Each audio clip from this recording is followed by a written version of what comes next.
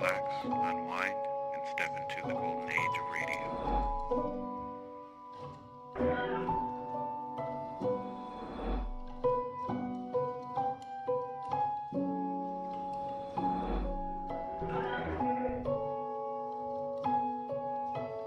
You're now listening to Golden Radio Hour.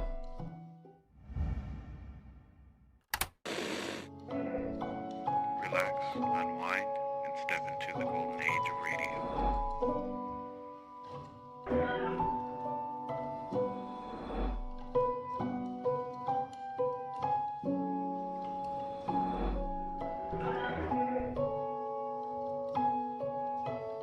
You're now listening to Golden Radio Hour.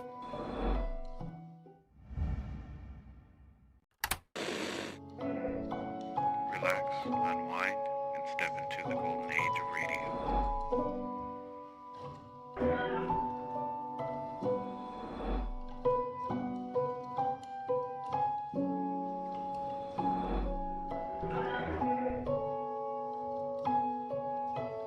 You're now listening to Golden Radio Hour.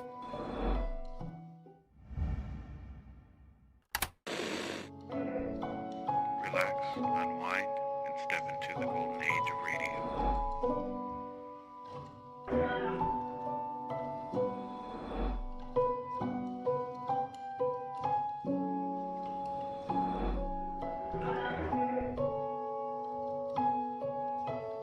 You're now listening to Golden Radio Hour.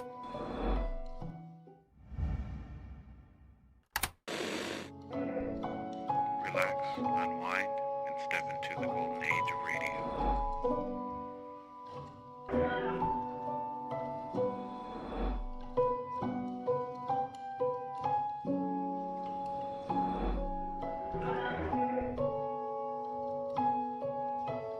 You're now listening to Golden Radio Hour.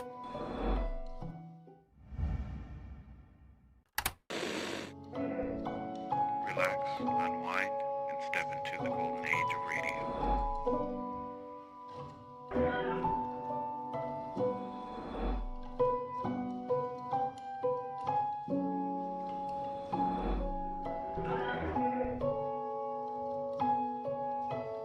You're now listening to Golden Radio Hour.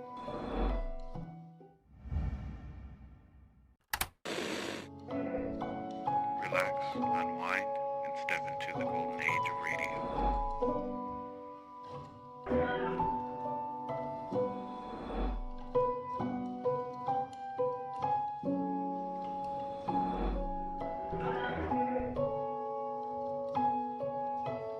You're now listening to Golden Radio Hour.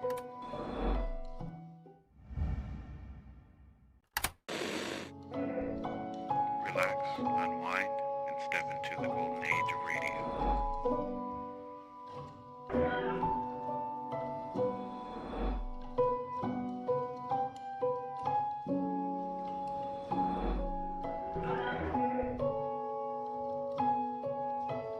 You're now listening to Golden Radio Hour.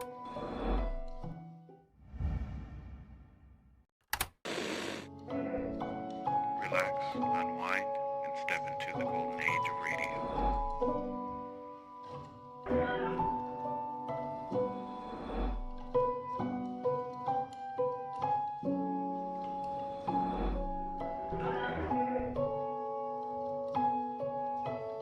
You're now listening to Golden Radio Hour.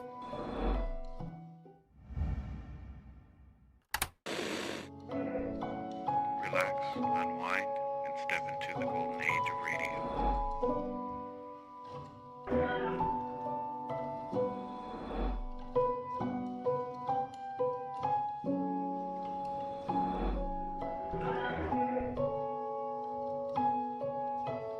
You're now listening to Golden Radio Hour.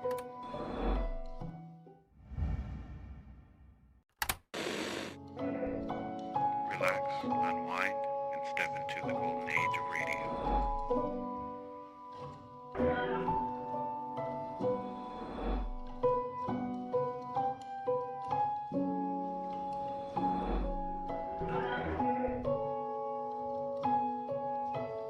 You're now listening to Golden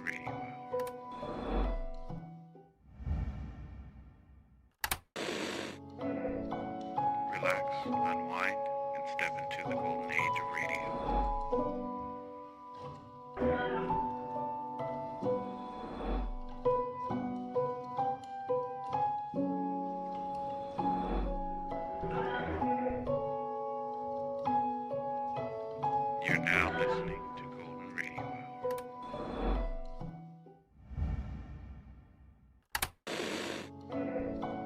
Relax, unwind, and step into the golden age of radio.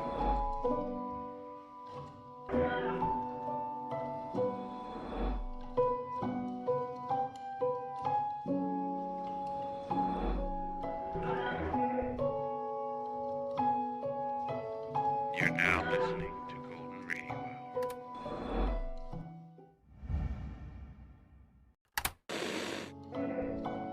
Relax, unwind, and step into the golden age of radio.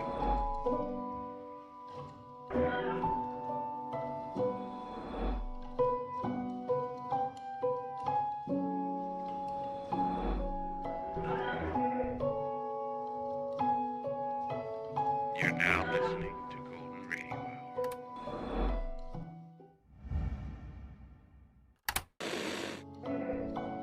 Relax, unwind, and step into the golden age of radio.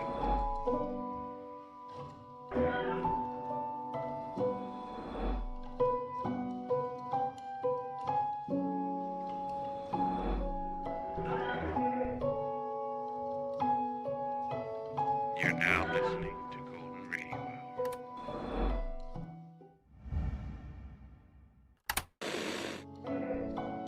Relax, unwind, and step into the golden age of radio.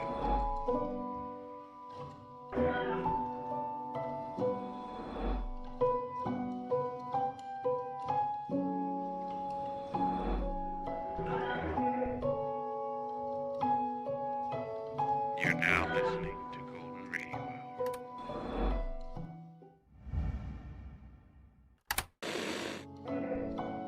Relax, unwind, and step into the golden age of radio.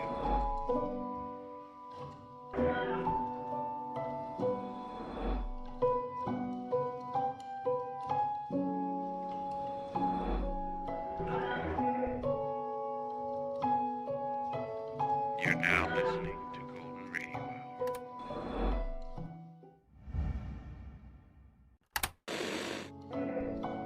Relax, unwind, and step into the golden age of radio.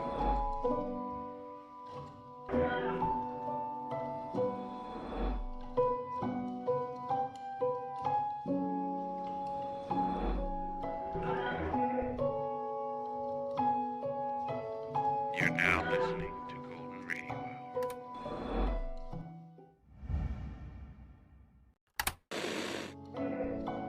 Relax, unwind, and step into the golden age of radio.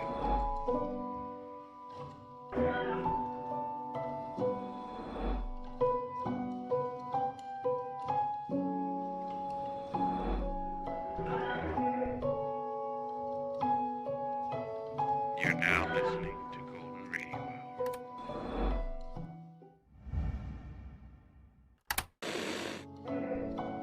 Relax, unwind, and step into the golden age of radio.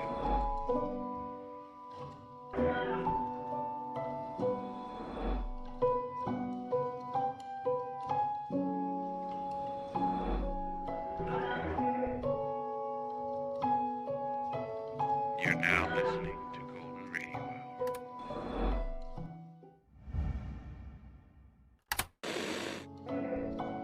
Relax, unwind, and step into the golden age of radio.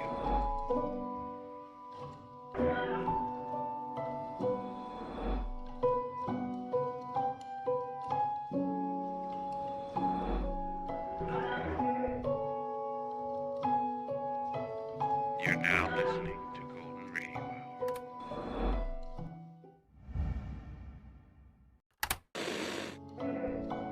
Relax, unwind, and step into the golden age of radio.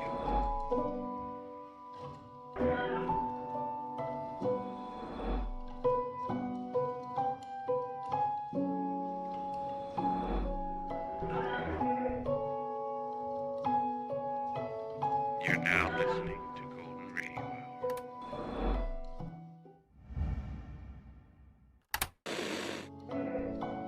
Relax, unwind, and step into the golden age of radio.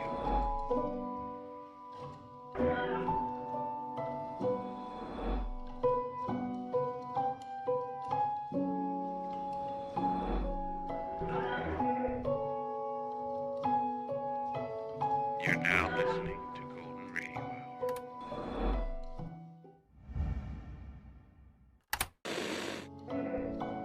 Relax, unwind, and step into the golden age of radio.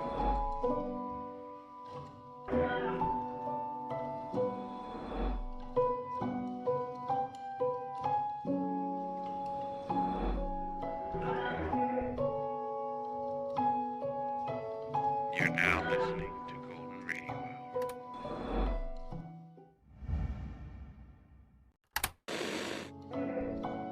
Relax, unwind, and step into the golden age of radio.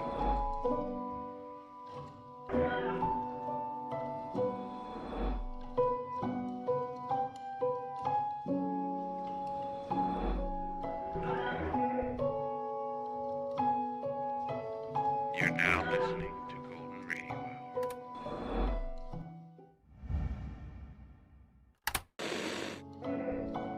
Relax, unwind, and step into the golden age of radio.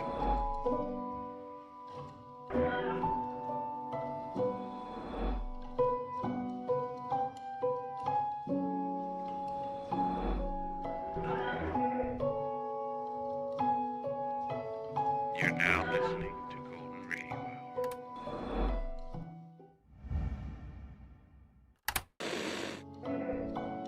Relax, unwind, and step into the golden age of radio.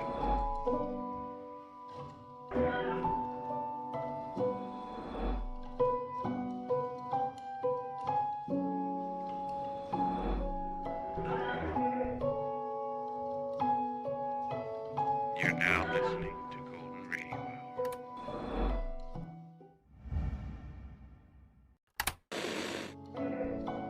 Relax, unwind, and step into the golden age of radio.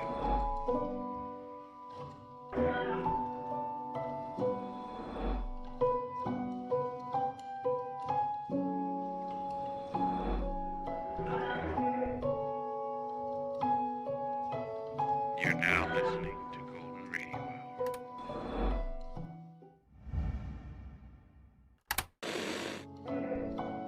Relax, unwind, and step into the golden age of radio.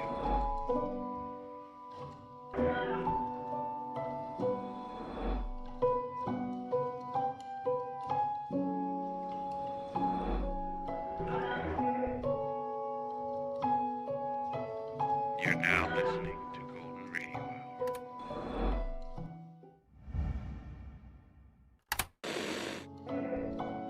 Relax, unwind, and step into the golden age of radio.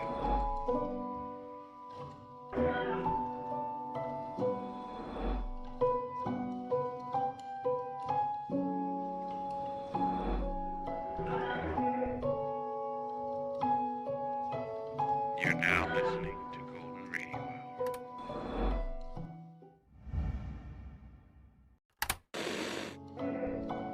Relax, unwind, and step into the golden age of radio.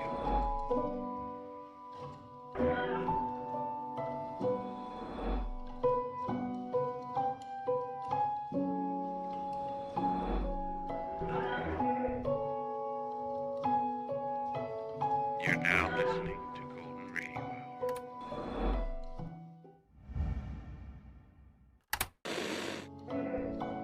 Relax, unwind, and step into the golden age of radio.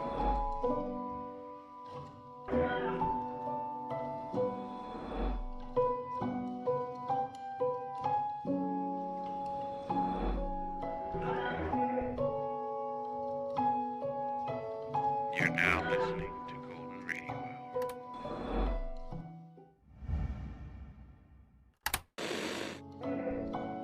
Relax, unwind, and step into the golden age of radio.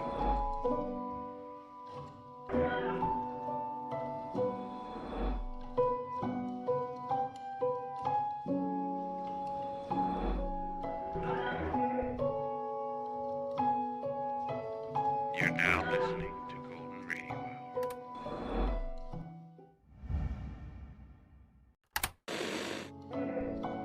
Relax, unwind, and step into the golden age of radio.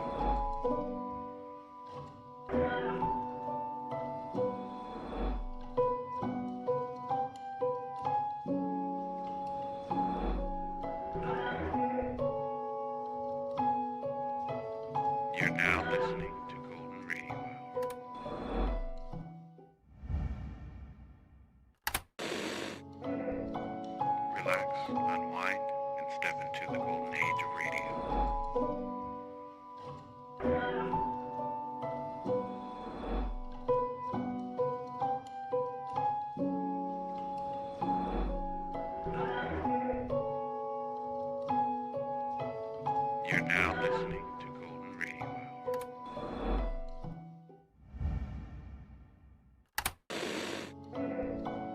Relax, unwind, and step into the golden age of radio.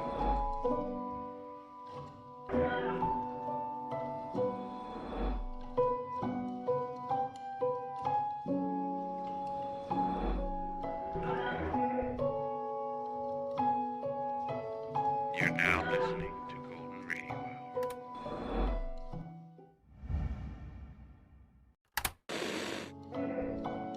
Relax, unwind, and step into the golden age of radio.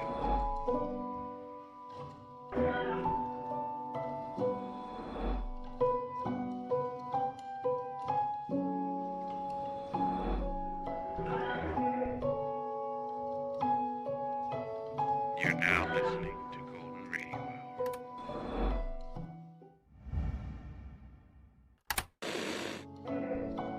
Relax, unwind, and step into the golden age of radio.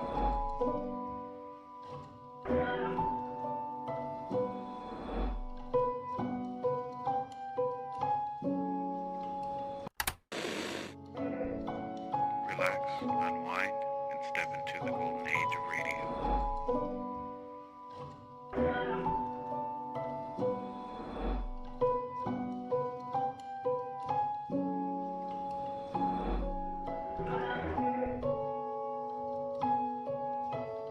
You're now listening to Golden Radio Hour.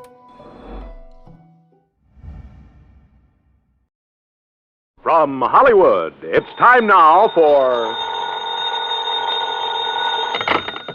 Johnny Dollar. John, this is Harry Branson of Philadelphia Mutual Liability and Casualty Company. Well, hi, Harry. What is it this time? Fraud, murder, arson? No, none of them. Then what kind of a case has you in a dither this morning? As a matter of fact, John, there is no case. Oh, now don't tell me you're spending company money on just a social call. Why, Harry. Of course not. John, I wish you to take a motor trip with one of our very important clients. Well, now, that depends. Perhaps you've heard of her, Betty Charlene Winters. No, but she sounds interesting. She is. She's one of the most charming people. Very wealthy, too. John, you'll love her. Oh, tell me more. I want you to accompany her to her summer place on Lake Wawayanda in northern New Jersey. Sounds better all the time. On expense account, of course, plus a fee of $1,000 for the week or any fraction thereof. How can I lose? Harry, I'll grab the first train.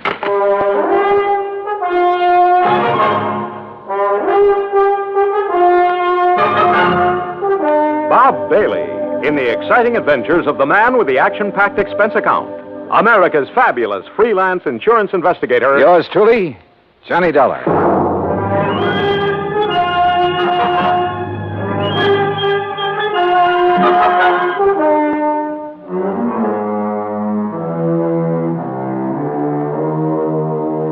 Expense account submitted by Special Investigator Johnny Dollar to the Philadelphia Mutual Liability and Casualty Company, Philadelphia, Pennsylvania. Following is an account of expenses incurred during my investigation of the Wayward widow matter. Expense account item 1, 2150, fare and incidentals, Hartford to Philadelphia. At his office on Walnut Street, Harry Branson looked as though he'd been just sitting there waiting for me ever since his phone call. I'll get straight to the point, John. Well, good. You don't mind if I sit down first, though, do you? Oh, no, of course not. Ah. As I told you on the telephone, Mrs. Winters is one of our Mrs.? You didn't tell me that. Her husband died just a short time ago. Oh. And you, the old friend of the family, have been consoling the lovely widow, eh? John. Yeah, when you pick 'em, you really pick 'em, Harry. Hey, do you remember that little brunette you went for in the last case I handled with you? John, that has nothing whatsoever to do with the matter at hand. Yeah, okay, maybe not. Oh, but you sly dog. I'm betting right now you wish you could make this trip to the lake instead of me. Of course I do. The beautiful forests and mountains up there at this time of the year. Oh, sure. Just for the scenery. All right, now tell me all. Well, the Winters were very wealthy. Betty Charlene Winters still is. Thanks, among other things, to the $500,000 she received on her late husband's double indemnity policy. $500,000? You make this sound more attractive every minute. John, you don't suppose the gorgeous babe helped him have an accident in order to collect that? John, you are being absurd. Am I? Tell me this. Was he older than she? Yes, he was. Aha. And 2 and 2 make 4. And you are making no sense at all. Hey, you have got a case on her, haven't you? Will you please stop this nonsense and listen to me? Now, as I started to say, their lovely home is out between Ardmore and Bryn Mawr. All right, go on. Their home, which Mr. Winters inherited from his father and his grandfather before him, is a veritable art gallery. I see. But she is going to dispose of most of it to the better-known museums and galleries. She plans to sell the family mansion, too, just as soon as the estate is settled. Doesn't go for the old stuff, huh? You're quite right. Her taste is more for the modern. That's the way I like 'em. I beg your pardon? Nothing. Go on, Harry. Yes. Some of the things, however, she is taking up to the summer home on Lake Wawayanda. Oh, well, now, wait a minute, Harry. Am I taking Betty Charlene up there? Mrs. Winters, John, please. Okay, I'll stay out of your territory for the time being. But am I being hired to take her up to the lake or just some of this junk you've been talking about? Both. Ah. You see, there's one thing in particular, some statue or other, that she wants help with. Statue, huh? So you and she and the statue will make the trip. Now, that's the kind of chaperone I like. When do we start?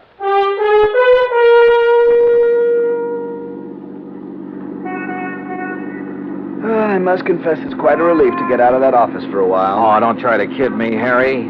The only reason you wouldn't let me find my own way out to this winter babe's home. Babe! Honestly, John, you sometimes carry this levity much too far. By the way, how long ago did her husband die? About, 4 months ago. Oh, brother, you don't even wait for the ashes to get cold, do you? John, I tell you that... What did he die of? Well, it was an accident. Yeah? In the car during a little trip that they were making south of here. He'd taken over the wheel from the chauffeur. They struck the abutment of a bridge over a tidal creek leading out to Delaware Bay. Oh?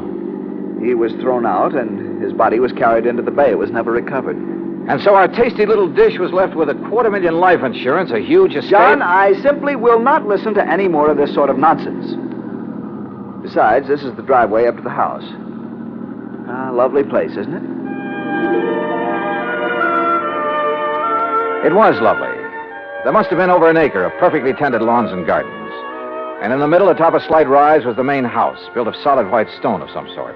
Old, too, but in beautiful condition. This was wealth, all right, and plenty of it. Harry's year-old car looked almost tawdry in this setting. We stopped, went up the broad front steps and across a wide porch and rang the doorbell. Yes?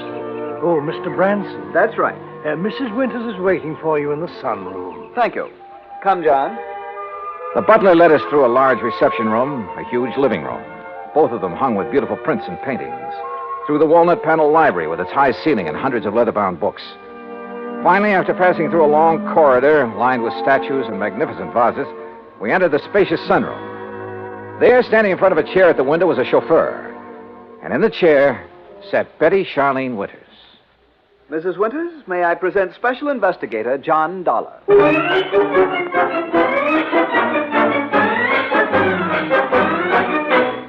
Well, she was a cute little thing, that I will say. But instead of a young, blonde, and beautiful, well, let's face it, she was 70 if she was a day. All my dreams of a high old time during a week at a mountain lake suddenly vanished into thin air. How nice of you to come, Mr. Dollar. Investigator, did you say, Mr. Branson? Yes. I see. Well, don't just stand there. Sit down and be comfortable, both of you. Thank you. Yeah. Is something wrong, Mr. Dollar? No, not at all. Oh, Haskins here's my chauffeur and general handyman. Hi, Haskins. Mr. Dollar? I've just asked him to get the statue ready for our little trip. You may go now, Haskins. Oh, thank you, madame. No, wait, please. I wonder if I might see this thing we're taking up to the lake, Mrs. Winters. Well, of course, it's right there in the corner behind you, Mr. Dollar. The cherub. Cherub, huh? Oh, This? Isn't it beautiful? Well, it was a cherub, all right, about 4 feet high with a couple of doves fluttering around its feet. At least that's what I gathered from the garish paint on it. Believe me, it looked like something a third grader had slapped together as a joke on his modeling class. Now, I'm no artist, but so help me, I could have done better myself with a handful of mud and with my eyes closed. An old family piece, Mr. Dollar. Antique. I started to say what I was thinking, but then Haskins lifted the atrocity off its pedestal and left with it. Haskins has made a special box for it. He'll place it in the car so we can leave with it tomorrow. You are ready to leave on such short notice, aren't you, Mr. Dollar?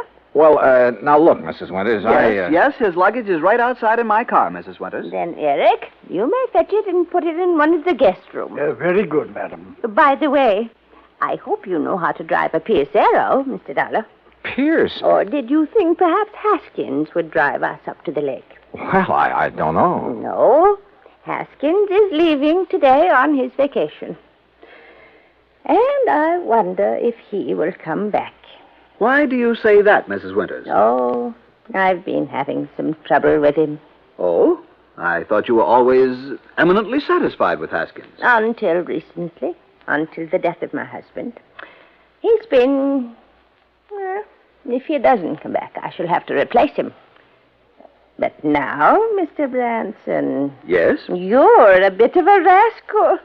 You didn't tell me you were bringing a detective to go along with me. Investigator, Mrs. Winters. Insurance investigator. Since the company wouldn't permit me to issue any special insurance on that thing... But I'd thought you were going to bring me just some strong bodyguard. I have known John for many years, Mrs. Winters, and I assure you... Oh, now, don't apologize. I think this is fine. I just hadn't expected so much. Such a nice, good-looking young... But now come, Mr. Dollar, and I'll show you the rest of the house. We spent the next hour or so on a tour of the place, and Mrs. Winters pointed out the various works of art destined for specific museums and galleries all over the country after she moved out, after the estate was settled. Then Eric caught up with us and announced that Haskins had created the statue and placed it in the car. You know, I was curious about that car, so we went out to the garage and inspected it. It was a Pierce Arrow, all right. Vintage of 1928, complete with headlights on top of the fenders and as bright and shiny as the day it was made. When I tried the starter, it purred like a contented kitten. With a bass voice, that is. Along about 5 o'clock, Mrs. Winters, with a sparkle in her eye, announced it was cocktail time. Harry, being a teetotaler, decided to leave, but not before I buttonholed him for a quick conference. What doesn't make sense, John? Oh, that silly statue, Harry. All the fuss over that piece of junk. After all, John, with all the big policy she carries with us on the legitimate artwork, well, we just can't afford to displease her. But if it had any real value... Perhaps it does to her. How can it? Unless she has a lot of jewelry hidden away in the base of it or something. What, John? Cocktails, she said, and I'm sure ready for them. Go on back to Philly, Harry, and wait for my final report. Well, I must admit that Betty Charlene Winters turned out to be a charming hostess, a very interesting conversationalist. Even long after dinner, over brandy and cigarettes, we chattered away like a couple of magpies. I didn't question her about the statue because I wanted to find out more about it on my own hook. Finally, about midnight, we decided to retire, had a nightcap, and went to our respective rooms. But instead of going to bed, I sat around and read for a few minutes, turned off the light, waited a few minutes more. Then, quietly, I slipped out of my room. That was a mistake, for as I reached the end of the long hall to the stairway, a door behind me suddenly opened. Huh? Who's there? I said, who's... Oh!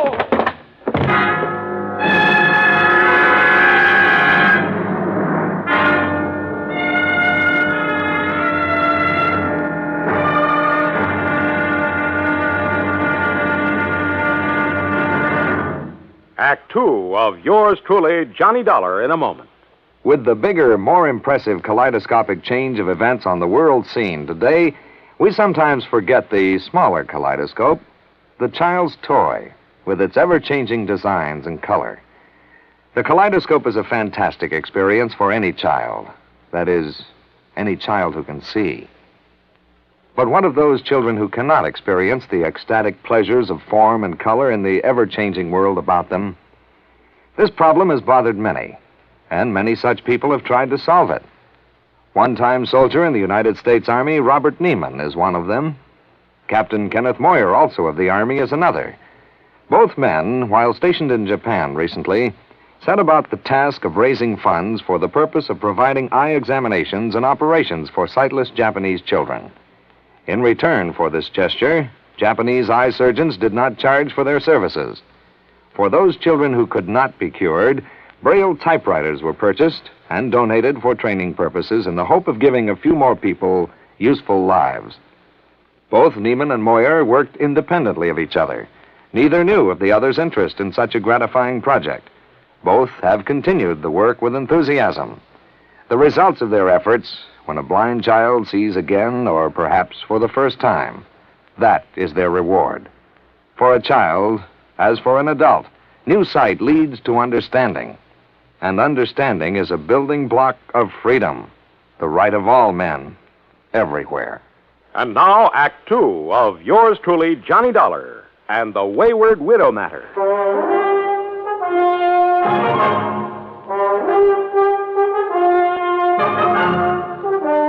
When I came to, it was morning, and I found myself in my pajamas lying comfortably in my bed in the guest room. But there was nothing comfortable about the lump on the back of my head. Whoever had slugged me out there in the hall had meant business. I got up painfully, went down the hall, and made a quick check of the room from which the attacker had surprised me. It was just another guest room. I showered, dressed, and went downstairs, where I found Mrs. Winters at the breakfast table. She was very much distressed over what had happened and suggested we go out and look in the trunk of the car immediately.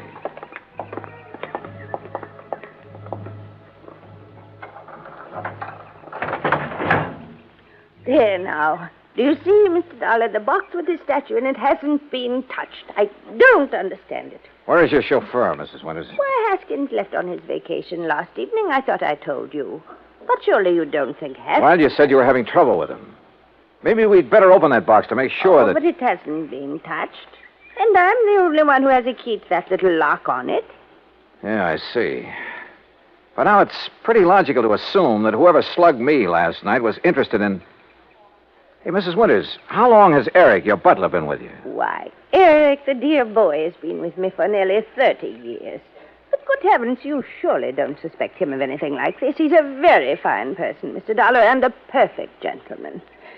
Oh, certainly more of a gentleman than my late husband ever was, in spite of his money. Oh? I must confess that although his death was a terrible shock, life has been a great deal easier for me since he passed away. Just how do you mean that, Mrs. Winters? No, well, why talk about it? Something that... Oh, why not talk about it? I married Charles for his money, Mr. Dollar. I'd never got any further than the front line of the chorus until he came along. Would you believe that I was a chorus girl? Well, as a matter... And the wealth and the luxury that he could give me was very attractive, was very satisfying for a long, long time. But for the past 10 or 15 years, maybe more, he insisted that we just stay penned up in this musty old museum he called a home. And what happened?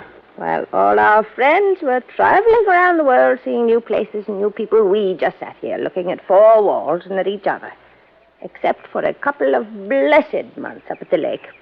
You'll love the place up there, Mr. Dollar. It's new and fresh and modern. I had it built over his protests. Young people came to see us, and it was such a relief from a...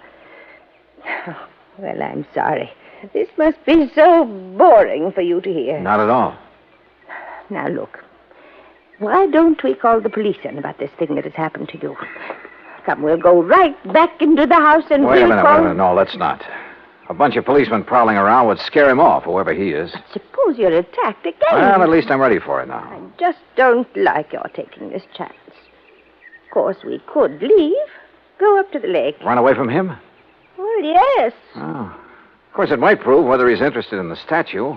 If he follows us, I mean. Oh, dear. Why don't you let me call the police? Only if you think they ought to be around here to protect the house while we're gone. No, that isn't necessary. We have a very efficient burglar alarm system. Well, it doesn't look as though it was working very well last night, does it?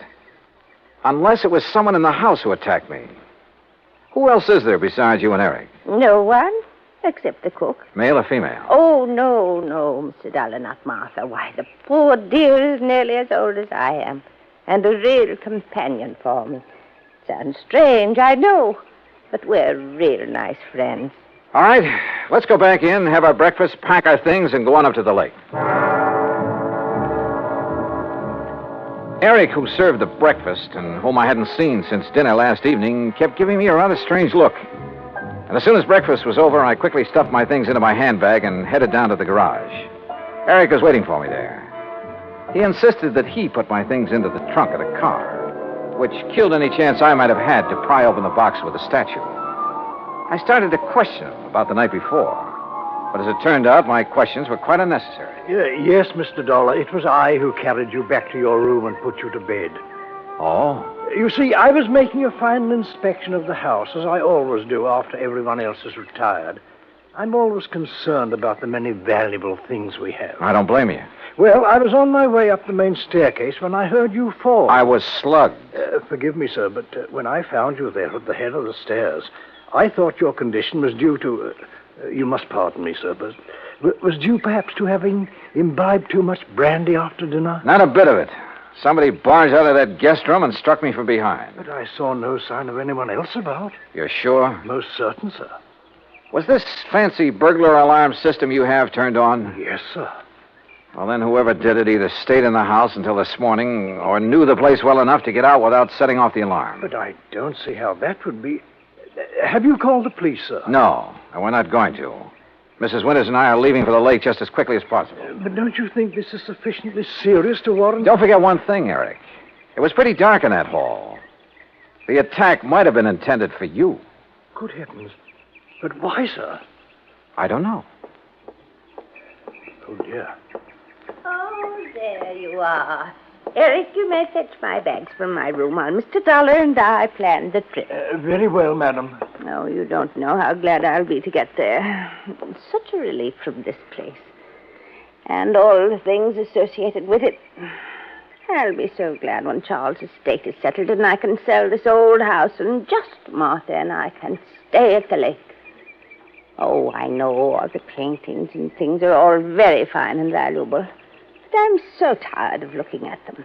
Well, then why do you take this so-called, I beg your pardon, this statue up to the lake? Well, this is different. Oh, yeah, I'll grant you it is a bit different from the other things that...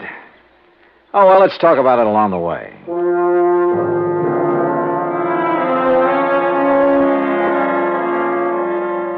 But we didn't. Simply because I didn't bring up the subject again. Why not? Because a couple of pretty wild ideas had begun to peck away at the back of my brain. Ideas just crazy enough to have some basis in fact. The 1928 Pierce Arrow ran like a dream in spite of its advanced age. And Mrs. Winters, in spite of her advanced age, kept the conversation going at a merry clip. There was a sparkling, almost buoyancy about her. And the hunch that had hit me began to grow. We crossed the Delaware River at New Hope on Route 202, and in Lambertville, we stopped at the sign of the Flying Red Horse to gas up the car. That's item 2470. While the attendant was busy with that and checking the tires and battery and so forth, I made some excuse or other and stepped around to the telephone booth at the back. Harry Branson here. Harry, I want you to drive out to the Winters home at Bryn Mawr again. Oh, what for? Just do it, right away. Then call me up at the lake. Well, whatever you say, John, but I wish you'd tell me... Gotta go now. Goodbye. The rest of the trip through the pretty North Jersey countryside was uneventful. And finally, north and east of the little town of Andover, we came to Lake Wawayanda. We drove along a private road to the far end of it, and there, perched on a little cliff above a deep basin, was a real smart, modern brick and glass home. That's right. Straight up the little hill and park in front of the garage. Little hill? I just hope we can make it. Right here. I hope the brakes will hold, or this thing could roll right on back into the lake. Oh, and the lake is so deep right there. Nearly 100 feet. An old mine or something before the water came up. Oh, this is a pretty dangerous driveway. Here now, let me help you. Thank you. One of the first things I'm going to do is have this driveway built up and leveled off and a big stone wall built around it. Yeah, you'd better. Careful now. This is pretty steep. Oh, listen. Yeah? Telephone is ringing inside the house. Oh, well, let me have the key and I'll go in and answer it for you. I'll answer it. You can unpack the car while I do. I suspected the call was from me, but didn't want to say as much. So I opened the car trunk, proceeded to take out the luggage and the big, clumsy box for the statue. The box was heavy, very heavy, and I wondered how Haskins, the chauffeur, had been able to pick up and carry the statue so easily back in Bryn Mawr.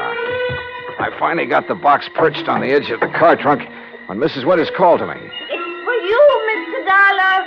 It's Mr. Branson. Oh, okay, I'll take it. Leaving the box there on his precarious perch, I went on up to the house.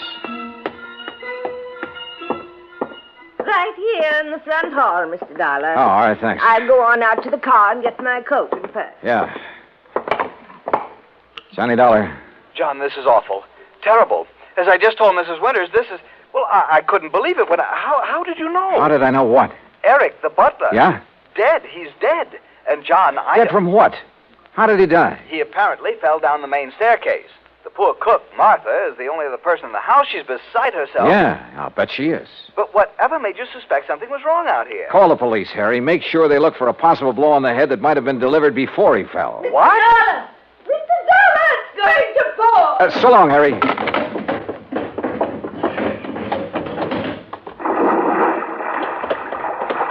Oh, dear. Oh, Mr. Dollar, oh, dear.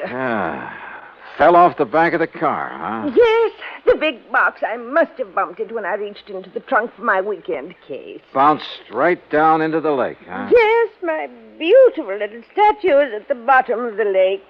Oh, well, don't worry, Mrs. Winters. We'll get it back. I'll have a diver come up here. No. It's all right. We'll leave it there. Huh? No, you were right. It'd only be another memory of the musty old house in Brenoir. It really has no place here where everything is so fresh and new and clean. We'll get it back. But it really had no actual value. You were right, Mr. Dollar. It's better to just... Yes, we'll leave it there. Sorry, Mrs. Winters, but that's where you're wrong. Why, Mr. Dollar... We'll get it back, all right. And whatever's in it. Oh, dear. I suppose I might have known. Expense account item 3, $290 even for the diver who came over from New York and retrieved the box from the deep hole in the lake. 2 boxes, as a matter of fact.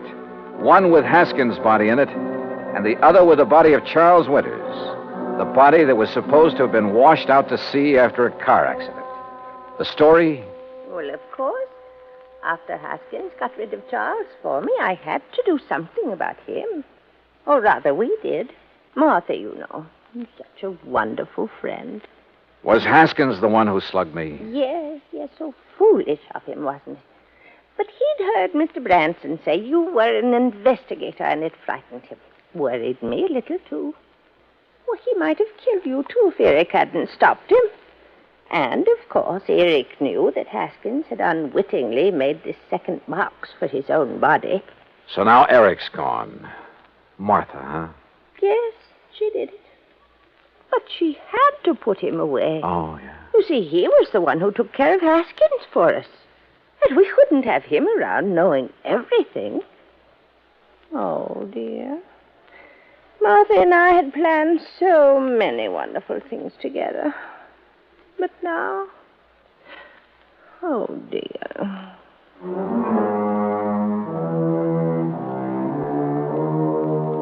Expense account total, including incidentals and transportation back to Hartford, $365.50. Remarks? Well, I'd rather not say how I feel about a case like this, Harry. A whole crime wave by a couple of apparently sweet old ladies.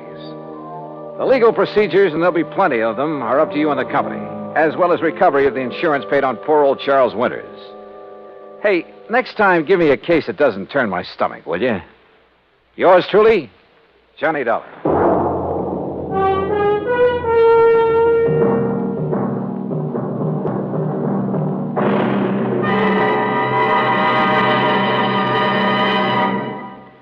Now, here's our star to tell you about next week's story. Next week, a taste of the Old West and a taste of lead from a .38 Colt.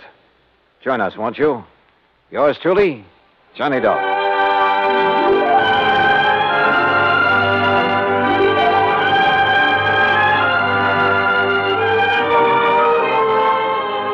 Yours truly, Johnny Dollar, starring Bob Bailey, originates in Hollywood. It is produced and directed by Jack Johnstone, who also wrote tonight's story. Heard in our cast were Virginia Gregg, Harry Bartell, Eric Snowden, and Frank Gerstner. Be sure to join us next week, same time and station, for another exciting story of Yours truly, Johnny Dollar.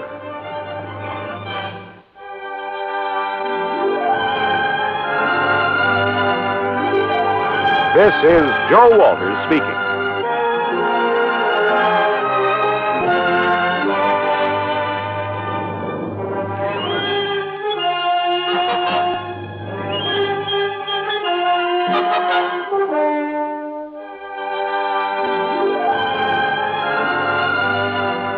This is the United States Armed Forces Radio and Television Service.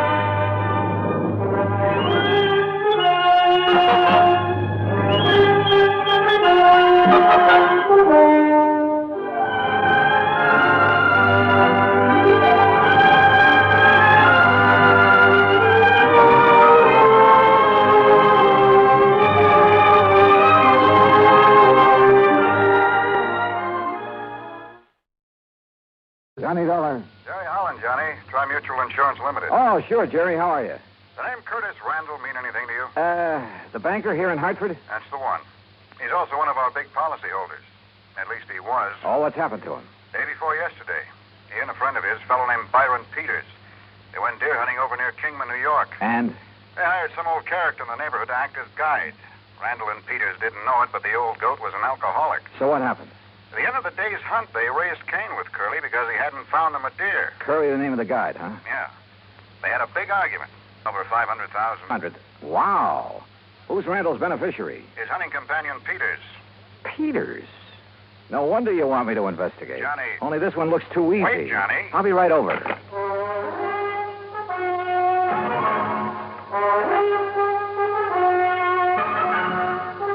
Bob Bailey in the exciting adventures of the man with the action-packed expense account. America's fabulous freelance insurance investigator. Yours truly, Johnny Dollar.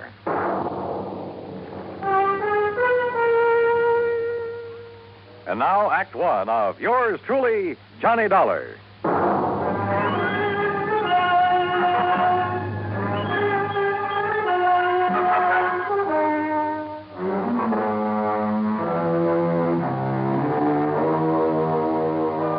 Expense account submitted by Special Investigator Johnny Dollar to the Tri-Mutual Insurance Company Limited, Hartford, Connecticut.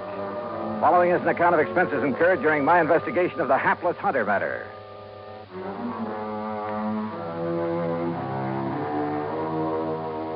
Expense account item 1, 95 cents for a taxi across town to Tri-Mutual in the office of Jerry Holland.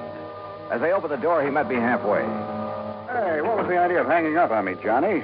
Then when I tried to call you back, you'd left. Well, sure. I figured if this thing only happened a day or so ago, the faster I could get working on it, the better. Well, I'll go along with you on that, but Where's now... this man Peters? In the hospital. Because if anybody should be suspect, he should. After all, as a beneficiary... What did you say? I tried to tell you on the phone, only you hung up. Byron Peters is in the hospital. Where? Over in Kingman, New York. Why? Because he was shot up, too, by that drunken guide when he tried to prevent him from killing Randall. Oh. Then Curly killed himself. Yeah. You know, if you'd stop going off half-cocked, you might get somewhere on this case. If it really is a case. Sorry, I guess I jumped to a conclusion You sure before. did. Well, $500,000 is still a lot of money. Sure it is. If you need it. And Byron Peters doesn't? Well, according to the local police chief who called me, it was in Byron Peters' brand new Eldorado that they drove over to Kingman. It was Peters who arranged for the guide service. It was he who supplied the guns and equipment. Yeah, okay, Jerry. I'll take your word for it. What hospital is he in over there? Angel of Mercy. It's the only one. Any other information I ought to have? None that I can give you. As I told you, this is just routine because of the money involved, company policy. Of course, for your report, you might try to find out if this old Curly Summers, the guide, had any reason to have it in for Randall. Randall knew him before, huh? Huh? I thought you said Peters arranged for the guy. Well, I guess I did. But now, Let Johnny... me have Peters' home address, will you? And Randall's. Well, sure, why not? And I hope you don't think... Did you know Randall well? Yes. Was he a drinking man? One martini before dinner, that's all. There you are. Why? How about Peters? Oh, I don't know. What difference would it make? Oh, just wondered. Don't kid me, Johnny. You've got something up your sleeve. Why, Come Jerry. on now, what is it? You know something about these people that I don't? Not a thing, so help me. But $500,000 is a lot of money. And I tell you that if you suspect Byron Peters, you're crazy. Did I say I still suspect But the him? way you've been talking. Did I? Well, no. Well, I do. Sure, with so little to go on, I had no reason at all to suspect Peters. Except for a hunch. But hunches have paid off for me more than once.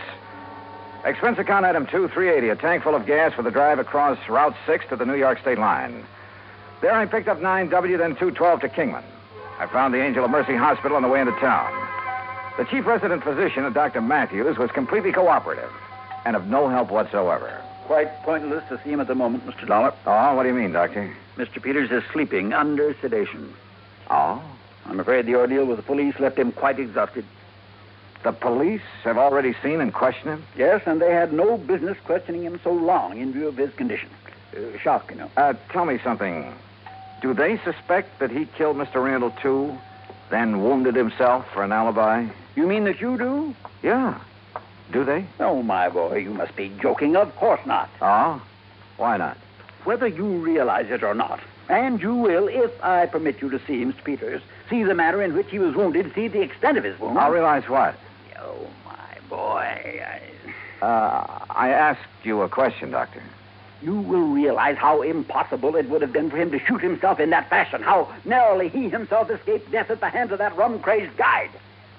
You're sure, Doctor? Of course I'm sure, and so are the police. Well, where does that leave me? If I may say so, with egg on your face. Act 2 of yours truly, Johnny Dollar, in a moment. And now, Act 2 of yours truly, Johnny Dollar, and the Hapless Hunter Matter. A hunting guide had run amok near the little town of Kingman, New York, and, according to report, was responsible for the death by shooting of wealthy banker Curtis Randall for the wounding of Randall's companion, Byron Peters. But Peters is beneficiary of Randall's $500,000 insurance policy. So, naturally, the old bug of suspicion began to gnaw away at the back of my brain. Until, that is, I saw Peters, his wounds, the x-rays, and finally talked with Captain McManus at the local police headquarters. Well, sure, we talked to Peters, Mr. Dollar, but only to find out exactly what happened when old Curly went off his rocker and started spraying lead with his hunting rifle, then shot himself. Then my suspicion that Peters might have done the shooting. Well, didn't you see how Mr. Peters was hit by that 30-30? Now, look. He saw Curly pull the rifle on Mr. Randall and shoot him down. Yeah. Yeah, so he lunged at Curly like this. Curly whirled around, pulled the trigger. Yeah. Well, the x-rays I saw. Sure. Well, then you know. When Peters lunged at him, the bullet creased his head from the top, went right through the muscles in the back of his left shoulder, and landed in the floor. So it's pretty obvious that Peters couldn't have shot himself. Well, it's impossible. He would have had to have arms 5 or 6 feet long to shoot himself in the top of the head at that angle. Hey, when did you first learn about this whole thing, Captain? When Mr. Peters came to, he phoned me from up at Curly's cabin where it happened. I went up there right away. And? Curly and Randall were dead.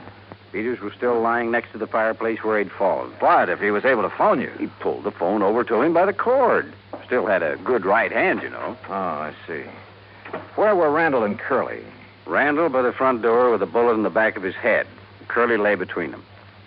Just how much do you know about this Curly character? Well, that's the part I don't understand. Why he did it. I heard he was an alcoholic. Sure, he was a town drunk in a harmless sort of a way, except when he'd go off on a rampage and get into a fight or two, but never during hunting season. Uh-huh. Well, what did he do? Odd jobs of any kind, most anything. People had always refused to pay him until the job was done. To make sure he'd stay sober, huh? Well, at least reasonably sober. And just as soon as he got paid, he'd buy a lot of cheap whiskey and hole up in his cabin. That's where the murder occurred. Except during hunting season. Then he'd never touch it. He was a good guide, Mr. Dollar. He made a lot of money from the people who came up from New York City and Hartford and such. That's the part I don't understand, his hitting the bottle during the season. Well, did he ever have any trouble with his clients before? Oh, he'd bellyache about them being so rich when he was so poor, that sort of thing. But he'd have to get awfully drunk to...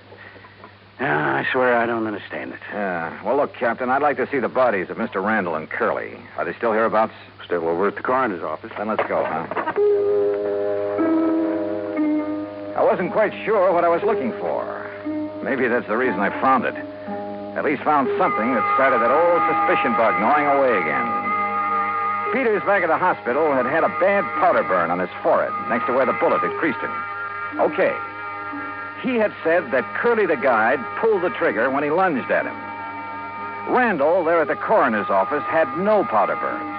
Okay. It was apparent that he had been shot from across the room. But Curly, who was supposed to have shot himself upward through the jaw, also showed no sign of powder burn. Sure, the bullet hole indicated he could have shot himself by holding the gun at arm's length. A 30-30's fairly short. But no powder burn. I said nothing of this to Chief McManus. Well, it pretty much bears out what Peters told me and I told you, doesn't it? Curly shot Randall, then Peters, then himself. Captain, suppose, just for the sake of argument, that Randall did the shooting. First, that is. Well, now, Mr. Dollar. Say, wait, speaking of argument, Peters said that Randall and Curly had a pretty big one. Because Curly didn't find him any dare. That's when he started to get drunk and abusive. But as for Mr. Randall... On the other hand, suppose that Peters started the whole thing. Oh, now, look, that doesn't make any sense. Then try to kill himself? Well, isn't that what you're saying Curly did? Well, sure, but that's different. No good old bum realized he'd gone too far. There was no other way out for him. But a man like Peters, with money, everything he wants... Where's this cabin of Curly's? Quite a way. 10, 12 miles. How do I get there? Straight down Paris Street to the mobile gas station. You know where that is? Yeah, I saw it on my way in. Okay, you turn left there. You go 6 miles, then take the first right-hand road right up the side of Deer Mountain until you get there. Okay. Oh, here's the key to it. Oh, good, thanks, Chief. I'll see you later. You want me to go along with you? No. According to you, this hunch of mine is all wrong. I'm sure of it. Okay, then. I'd better wing it alone. From the outside, Curly's cabin was a shack, nothing more. And there were enough cheap whiskey bottles scattered around the yard to sink a battleship. Inside, however, it was pretty comfortably fixed up. And back under the kitchen sink, I found a case of Prince Francis Scotch, nearly full. Had Curly suddenly changed his taste for the better? Or had somebody decided to bait him with it? By the dark stains on the floor, I could see where both Randall and Curly had fallen. Where Peters had gone down, there was also the rifle slug embedded in the floor. And then I noticed the angle at which that slug had ended, as though it had been fired from the ceiling, certainly from higher than any normal man could reach. And Curly was only 5 foot 2 or 3. Then I saw something else, a heavy cord hanging down from one of the rafters above where Peters had lain. It was frayed at the end as though forcibly broken. Now, suppose someone had hung a loaded rifle there by the trigger so the slightest pull would set it off, had stood under it holding the muzzle carefully next to his head to one side, just close enough to...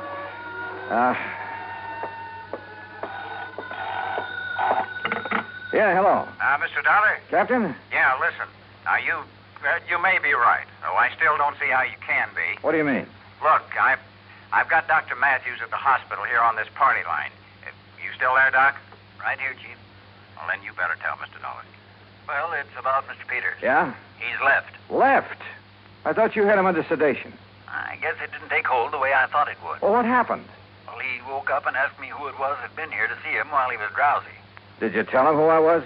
Yes, then he seemed to drop off again, so I left him. A few minutes later, I heard his big fancy car pulling away. Doctor. I went back to his room and he was gone. Doctor. Listen, Dollar. Yeah, Chief. I don't know what it means any more than you do. But if I was you, I would get away from that isolated cabin. You see what I mean? Dollar?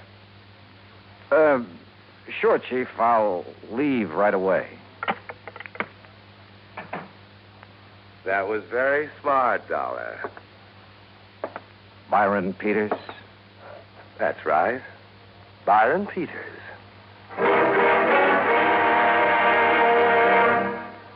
Act 3 of yours truly, Johnny Dollar, in a moment. And now, Act 3 of yours truly, Johnny Dollar, and the Hapless Hunter Matter.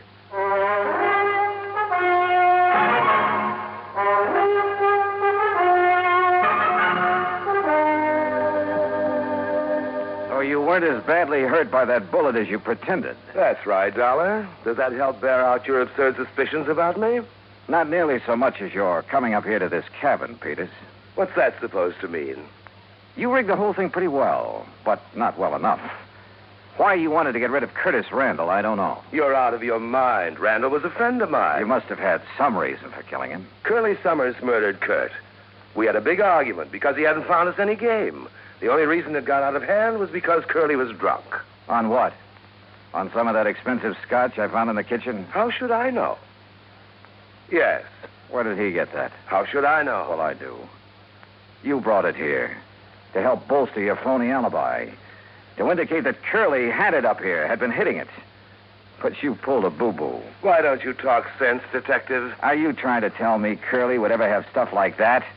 Look at the old bottles scattered around outside. Cheap rot gut, that's all. What's more, he never touched a drop during hunting season. That's about as thin evidence as you could possibly dig up, Dollar, and you know it. Peters, why did you come up here just now? Okay, I'll tell you that, too. Lying there in the hospital, nursing your sore shoulder, you didn't plan on that injury, did you? I told the police. Oh, yeah, sure, you told the police. Lying there, you suddenly remember the one thing that could show how you cleverly wounded yourself after you killed Randall and Curly. That piece of cord up on the rafter, where you hung Curly's gun up by the trigger. Dollar. You aimed it carefully along the side of your head, then yanked on it to set it off. Dangerous, but a great alibi. I told the police, the doctor. Curly pulled that trigger when I lunged at him, struggled with him. Little Curly held that gun high enough so the bullet would crease your head from above? I was bent over, lunging at him. Then enter the floor from up here where this cord is hanging? You're pretty smart, aren't you, Dollar? Curly was supposed to have committed suicide, huh? Yes, he must have, because I heard him shoot himself as I passed out. Oh, sure. The bullet entered his lower jaw, went up into his brain. That's right. That meant he had to hold that 30-30 at arm's length, so the muzzle right next to his jaw. That's right. Where it would have left powder burns. But, Peters, there were none. Because you shot him from across the room, the same as you did Randall. Yes. Yes, the same as I'll shoot you. If you can. My right hand is still good, Dollar, and so is the 38. You and your fool insurance company should have left things as they were. Chin up, Dollar. Tell me one thing. Sorry, I haven't got time. When I left the hospital, I made sure I was seen heading for New York, and a carefully set up alibi. You still won't get away with it, you know. Any more than you got away with killing Randall. I had until you came along, and I will when I've killed you. So if you have nothing more to say... One thing. Why did you kill Randall? You're trying to stall me. Why? All right. All right. Because I forced him to name me in his insurance. I was the only one who knew about some shady operations in his early business career. The old story, huh? That's right. Blackmail. That's why he's been paying me off, supporting me, until recently. So you threatened to expose him? No. What would that get me financially? Then tell me this. No. I've got to get out of here to New York. Just one thing more. I don't know why you're trying to stall me, but it's no use. So if you have any prayers, Dollar... Sure.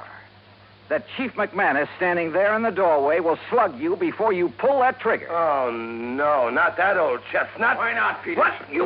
No, you...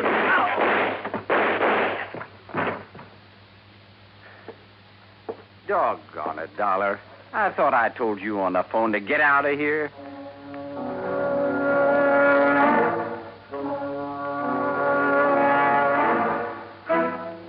Expense account total, including gas to get me back to Hartford, $13.13. Remarks? Why? Why don't they ever learn? Yours truly, Johnny Dollar.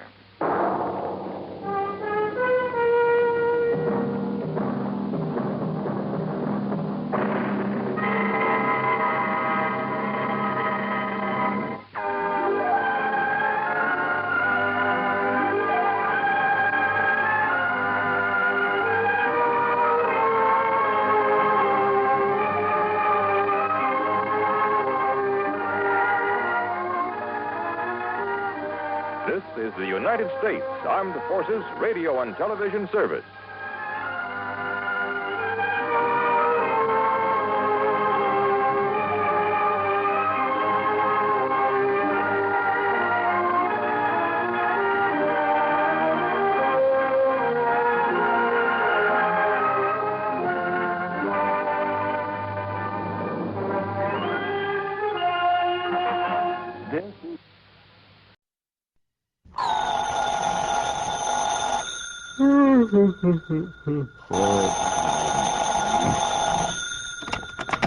Johnny Dollar. Johnny, listen. I've just looked up the plane schedule. Huh? Yes. Now listen. If you hop into your car and drive on out to Bradley Field, you can just make the plane to New York. New York? At this ungodly hour? Listen, will you? It'll get you there just in time to catch the morning 707 out here to the coast. Hold everything, will you? Get going, will you, Johnny, while this thing is still hot? Wait a minute, I tell you. Who are you? What's this all about? Oh, I'm sorry. This is Art Bascom, Western Life and Trust Insurance here in Los Angeles. Arthur, in the middle of the night. It's morning. And, Johnny, you've got to make that jet flight out of New York. Leaves here at 8:45. Why do I? Because this may be a case of murder. Yeah, what may be a case of murder? Johnny. Make some sense, will you? Hurry up or you'll miss that plane. Art, hello. Okay, here we go again.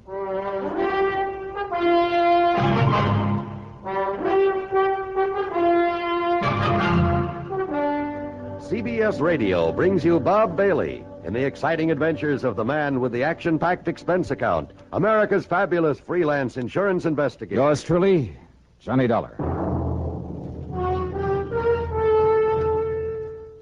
And now, Act One of yours truly, Johnny Dollar.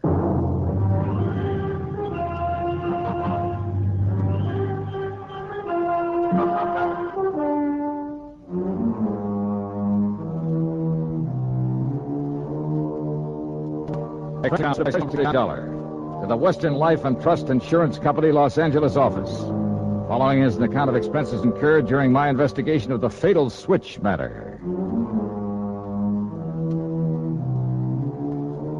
Expense account item 1, $8 for the flight to New York. Item 2, $176.25, the jet flight to Los Angeles. It was shortly after 11 a.m. Pacific time when Art Bascom met me at the L.A. International Airport. We took off in his car and headed south. Balboa, Johnny. It's about 50 miles down the coast. Very successful. Based on Freebairn's exclusive rights to the patent on a radio control device. Securing rights, that is. Uh-huh. Big government order, that sort of thing. Yeah, I see. All right, now tell me what's happened. Well, Freebairn's partner, so to speak, is the man who invented this device, who owns the patent. Young bachelor by the name of Edgar Porter. And? Johnny, it seems that Porter took the cruiser out for a trip yesterday morning. Yeah? Last evening, Mr. Freebairn thought he'd call him by radio. You know, just to find out where he was, make sure he was all right. Uh-huh. Couldn't raise him? No, he contacted him without any trouble. But then, in the middle of their conversation, suddenly... Well, Johnny, from what Porter said, his last words over the radio... Yeah? Well, it looks as though somebody killed him. Where's the cruiser now, Art? Somewhere out in the Pacific. The Coast Guard's trying to find it. Well, then he hadn't given Freebairn his position. No. I guess he didn't have time before whatever it was killed him. Uh-huh. Who else was on board the boat with this man, Porter? That's the first thing I asked Mr. Freebairn when he phoned me. Well? No one. Huh? Not even any other boats around. Porter and that cruiser were out there alone. Yet, judging by what he said, someone somehow managed to kill him. Who said? Porter himself. Well, how do you know what he said? Lester Freebairn told me. He and his wife were talking with Porter by radio when it happened. Oh, well, then you only have his word for what Porter may have said. Also, Johnny, Freebairn was making a tape recording of their conversation. Oh, I wonder why. I don't know.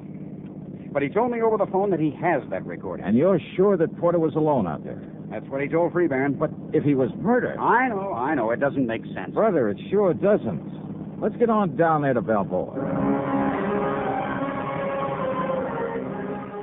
The Freebairn home on Newport Bay was small compared to some of those around it, but nice nevertheless. A speedboat was tied up at the dock, but there was no sign of the cruiser.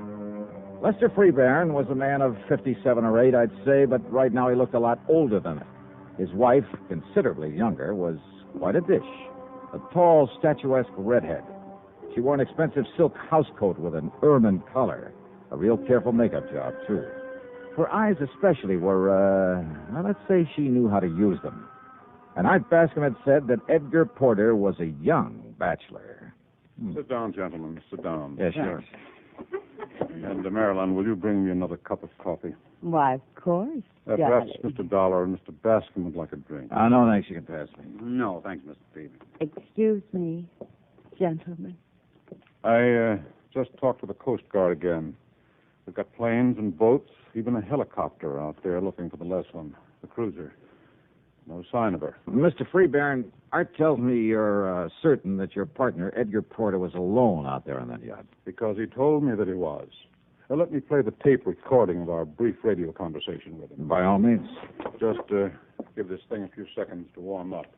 How'd you happen to record your conversation with him? I just made some modifications in this machine, and I thought I'd check it out. I'm so glad now I did. Oh. Now, that's a make I don't think I've ever seen before. Oh, I made it myself, Dollar. Like this receiver here, the transmitter. Make all these things myself. That's the reason I'm in the business I am. And it's a lot better than that old chemical plant he started out with. Here you are, darling. Thank you, my dear. Now, let's start the tape. You'll hear both our voices on it, Mr. Dollar. Listen. Lester, you would spoil my little trip by calling me up this way. Just wanted to see how you're doing, boy. Is everything okay? Okay, it's great. I'm having myself a ball out here. Hello, Edgar. Hi, Marilyn. What's your position, Ed? Oh, 50, 60 miles out. And believe me, it's great to be away from people and thing, Regine. You're all alone? Nobody within miles. Oh, you're sure of that? Why, of course I am. Not even a girlfriend along? Nah, you know better than that, Marilyn. Nope, there isn't even another boat in sight. Hey, it's kind of chilly out here. Edgar, put on the cabin heater, the gas heater. I put it on just a minute ago. Good. Only, Ed, be sure the ceiling vent is wide open. Oh, yes, Edgar. Be careful. Now, don't worry. I know this old tub just as... What? No. You wouldn't do it. Good heavens, man, you can't do this to... No. Edgar, hello. Johnny, that was a pistol shot. Yeah, that's all there was to the recording? That's all, Dollar. We kept trying to call him back, but got no answer. But he said he was certain he was all alone. Yes. Well, Dollar? Impossible, huh? Impossible. Except for one thing. Yes? The fact it happened.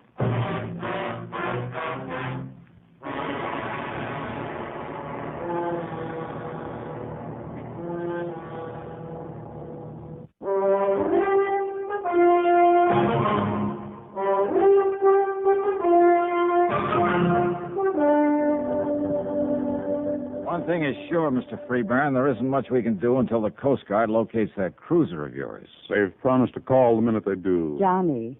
Yes, Mrs. Freebairn. Oh, it's Marilyn. If you don't mind. Oh, sure. No, I don't mind. Well? Edgar said he'd already put on the gas heater there in the cabin. Why, yes. And the cabin on the Leslin is rather small. Carbon monoxide would build up in a matter of minutes. Yeah, but he said he'd just turned it on. Nevertheless... He also said he knew that boat as well as you do, which means he knew have to be careful of that heater. Well, we all get careless now and then. Also his last words. Good heavens, man, you can't do this. Now, who's the man he was talking to? It doesn't make sense, Johnny, because he swore he was alone out there. Yeah, but was he? Oh, Edgar was so painfully honest, even about little things. If he said he was alone, he was. Or at least he believed that he was. Well, if somebody had come out of some hiding place to threaten him, wouldn't he have identified him by name, at least for your benefit? Hiding place? Well, don't forget, he knew that you were hearing every word he said. Yes, of course. But as for anyone hiding there on the boat, no, it's impossible. Edgar was too meticulous. He would have checked over every inch of that cruiser before setting out. Now, you're sure of that, huh? Oh, when we'd all planned to go out together, it used to drive us to near distraction, having to wait for Edgar to inspect every line, every locker, even the engine box, every nook and cranny. Could somebody have got aboard after he left the harbor? Without his knowing it? No, never. What about that shot, just as he was cut off? I wonder. You know about radio equipment, Mr. Freebairn? And I know what you're thinking, Dollar. Yes, it's quite possible that was simply some connection breaking when he fell against the transmitter. Or it may have been a shot. By whom? Suicide? Edgar? Oh, never, Johnny. You sound pretty sure of that. Oh, I agree with the Dollar. Edgar had too much to live for. His invention's about to make him millions, thanks to what I've been able to do with it. Well, then this radio control device will do all right by you, too, won't it? Of course. Now, just a minute. What do you mean to imply by that? Incidentally, Art. Yes, John. Just what's the insurance angle on this thing? Oh, I thought you understood. There's a partnership policy between Edgar and Mr. Freeburn. Survivor of the two becomes the beneficiary? Yes. For good heavens, do you think money would ever compensate for the loss of a man, a friend like Edgar? What's the face value? $225,000. Oh, No, dollar. Hey, tell me, if Edgar is dead, Mr. Freeburn, do all rights to this patent revert to you? Yes. After all, I'm the one who... Now, look here, young man. Yes, Johnny. Well, just take it easy now. Oh, and there's one thing I forgot to ask you. Well? How did you get to know Ed Porter? There's no secret about it. Merrill met him at some yacht club affair, persuaded him to bring the radio control to me. Oh, and there's another thing I forgot to ask. Yes, what's that? Who is your contact over at the Coast Guard? A man by the name of Adam Patrick. Huh? Pat? Why do you say it that way, Johnny? Well, he's an old friend of mine. Gave me a hand when I was out here on the Ellen Deer matter. Ellen Deer? Yeah, name of a big yacht that was being used for smuggling stuff up from Mexico, narcotics and stuff. Well, certainly you don't think our cruiser was being used for... I don't see the connection. All right, let me use your car. Of course, Johnny. Here are the keys. Good, thanks. Where are you going? Well, instead of waiting for Pat to call here, I think I'll run over and see him. I think you're right, Dollar. Why don't we all go on over there? We can get any news of the Leslin and Edgar firsthand. No, thanks. I'll go alone. May I ask why? Because I've suddenly got me a handful of ideas about this whole affair. Oh, Johnny? Like what? I never was very good at mathematics. Mathematics? If I can get there first, well, maybe I can add 2 and 2 together and somehow come up with 5. What? That is, if Edgar Porter was murdered.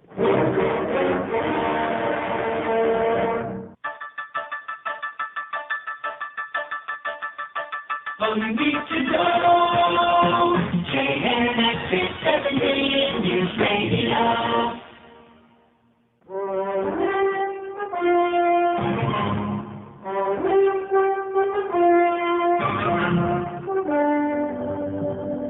I tore on over Coast Guard quarters. Found my old pal, Adam Patrick, was just about to take off in a cutter. Okay, boys, cast off and let's get underway. Aye, sir. No, wait. Johnny! Hold everything, will you? Here I come.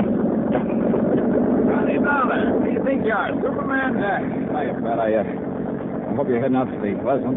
Why, yes. One of our cops spotted her a few miles out. Think you're working on this one, too? Yeah, kind of a thick one, isn't it? Sure it is. Now, a man completely alone out there could be murdered. And there couldn't possibly have been anyone with him. At least with old man Freeburn has been telling me the truth. Oh, I think he has, Pat. At least as far as he's gone. What do you mean by that? Well, does he know you've located the Leslin?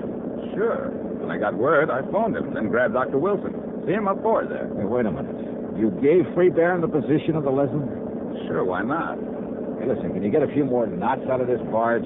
We're up on top right now. What do you mean, Johnny? How much do you know about Lester Freeburn and his wife? Oh, man, that's Maryland. Huh?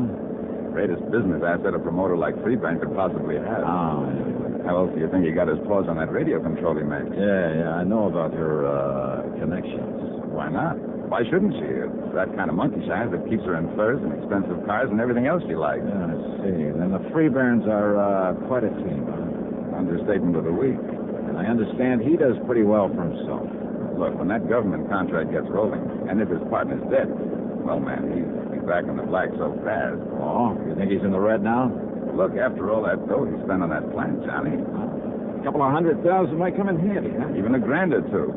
What are you getting at? Let's get on out to the Leslin, huh?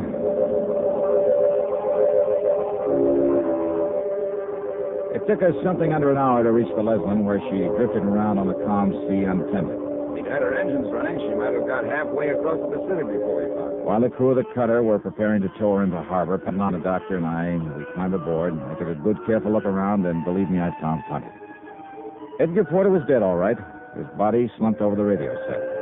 Carbon monoxide, the doctor said. At least that's what my preliminary examination shows, Mr. Dollar. But then, before we could get her underway, sure enough, Lester Freeburn rolled up in his speedboat. He came aboard, joined us in the cabin, took a look at the body of Edgar Porter, and then... Then it was carbon monoxide poisoning. And I told him by radio to be sure that this vent was open. Too late, Mr. Freeburn. What, Mr. Dollar? Well, that fast little boat of yours didn't get you here soon enough. That vent was wide open. Yeah, the first thing I looked at.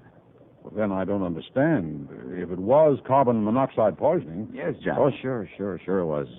But not from this gas heater. You mean maybe some leak in the exhaust system? Not even that would have done it, Pat. This cabin door was wide open when we came aboard. Well, even so... Alive, Edgar was pretty valuable to you, Mr. Freeburn. Of course. As my partner with his invention... And your wife, with an eye for the dollar sign, roped him in very nicely for you. I guess he really had a case on her. I utterly failed to see... But Edgar dead would be even better, you thought. Oh, now, look No here. more need to share the profits on his invention. Are you trying to say I thought of killing him? This radio transmitter and receiver, some of your work? Of course. But before getting into electronics, you were a chemist, weren't you? So you'd know even better than I do how carbon monoxide can be produced from a little crystal of some kind. I forgot the name of it. But when it gets thoroughly heated... Look here, Dollar. Edgar was alone on this boat. Now you look. The cord on his microphone is very short. So? He had to lean over the transmitter when he talked to you by radio. So what? That's one of the reasons you knew he fell against Spinetta when he keeled over. You mentioned it when you played back that tape for us. Well, I simply assumed... You knew he did. Even as you knew his head would be right over this grill work on top of the transmitter when he used the mic. Look through the grill, Pat. Yeah, Johnny. All right, that little coil on the back of the panel where nobody'd notice it. Yeah? A heating element that was turned on when the mic was turned on, see? There, you see, it's starting to glow, like a small coil on one of those electric heaters. And believe me, it had nothing to do with transmitting a signal. Dollar. Instead, it was used to heat up a crystal of that chemical I mentioned to produce a deadly concentrated dose of carbon monoxide. Johnny. Sure. Take a good look at that coil, and I'm sure you'll find traces of the chemical on it. Get the picture, Pat? Yeah, Johnny, I sure do. All he had to do was stay right there in his home and put in a call to Porter on the radio. That's right. To answer him, Porter turned on this transmitter, and he leaned over to use the mic. That meant he was right on top of the coil with the chemical on it. The coil that was heating up, producing the gas that killed him. Oh, that dirty, diabolical. Well, Mr. Freeburn.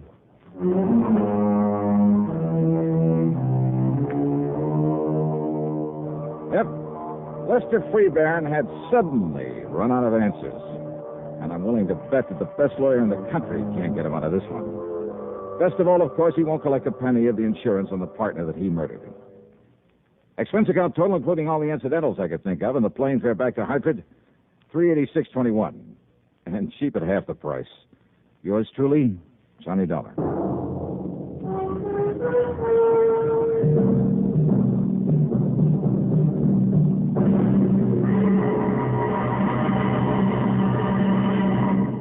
Now, here's our star to tell you about next week's program. Next week, well, one of the most clever, most ingenious crimes I've ever run into during my career as a special investigator. Motive and method are all too obvious. So are all the clues needed to solve the crime. Yet, a simple little device we're all familiar with is used to cover them up and apparently make them meaningless. Yeah, I'm talking about a device that we all use every day. There's probably one of them right there in that room with you, right beside you, waiting for you to pick it up and use it. Just be sure that you don't use it to cover up a murder. Instead, well, be sure to join us, won't you? Yours truly, Johnny Dollar.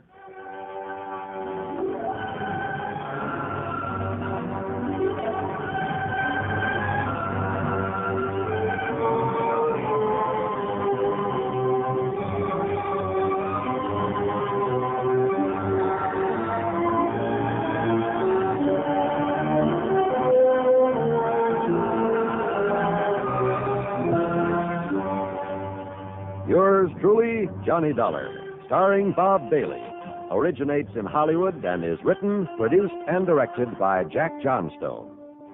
Heard in our cast were Virginia Gregg, Olin Soule, Sam Edwards, Will Wright, and Herschel Bernard. Be sure to join us next week, same time and station, for another exciting story of yours truly, Johnny Dollar.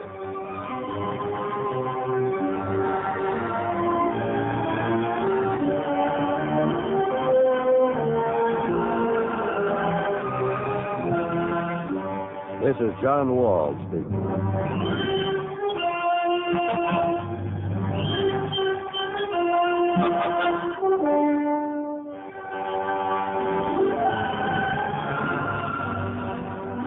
Johnny Dollar has come to you through the worldwide facilities of the United States Armed Forces Radio and Television Service.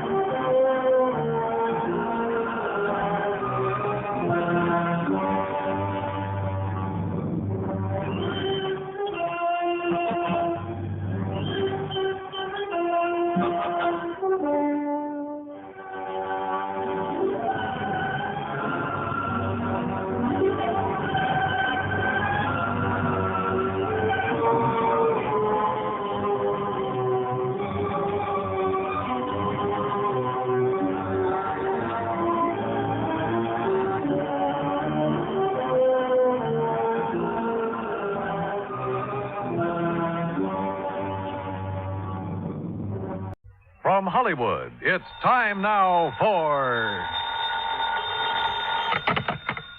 Johnny Dollar. Mr. Dollar, this is Henry Parker with Continental Assurance out in Reno. Well, how are things in Nevada, Mr. Parker? Terrible, sir, just terrible. Well, I'm sorry to hear that. What seems to be... Excuse me, Mr. Dollar. Yeah? There's someone here who would like to speak with you. Oh, who? Give me there.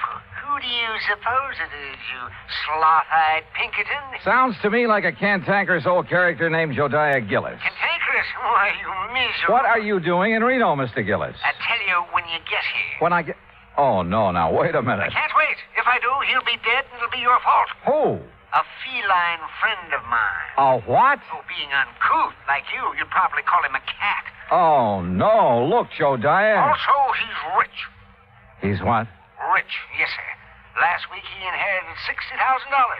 This week somebody's making sure he won't live long enough to spend it.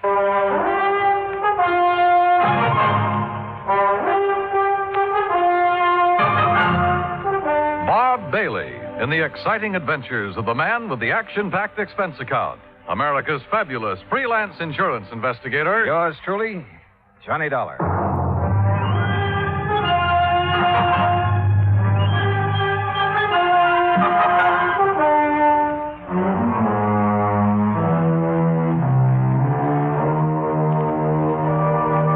Expense account submitted by Special Investigator Johnny Dollar to the Continental Assurance Company, Reno, Nevada.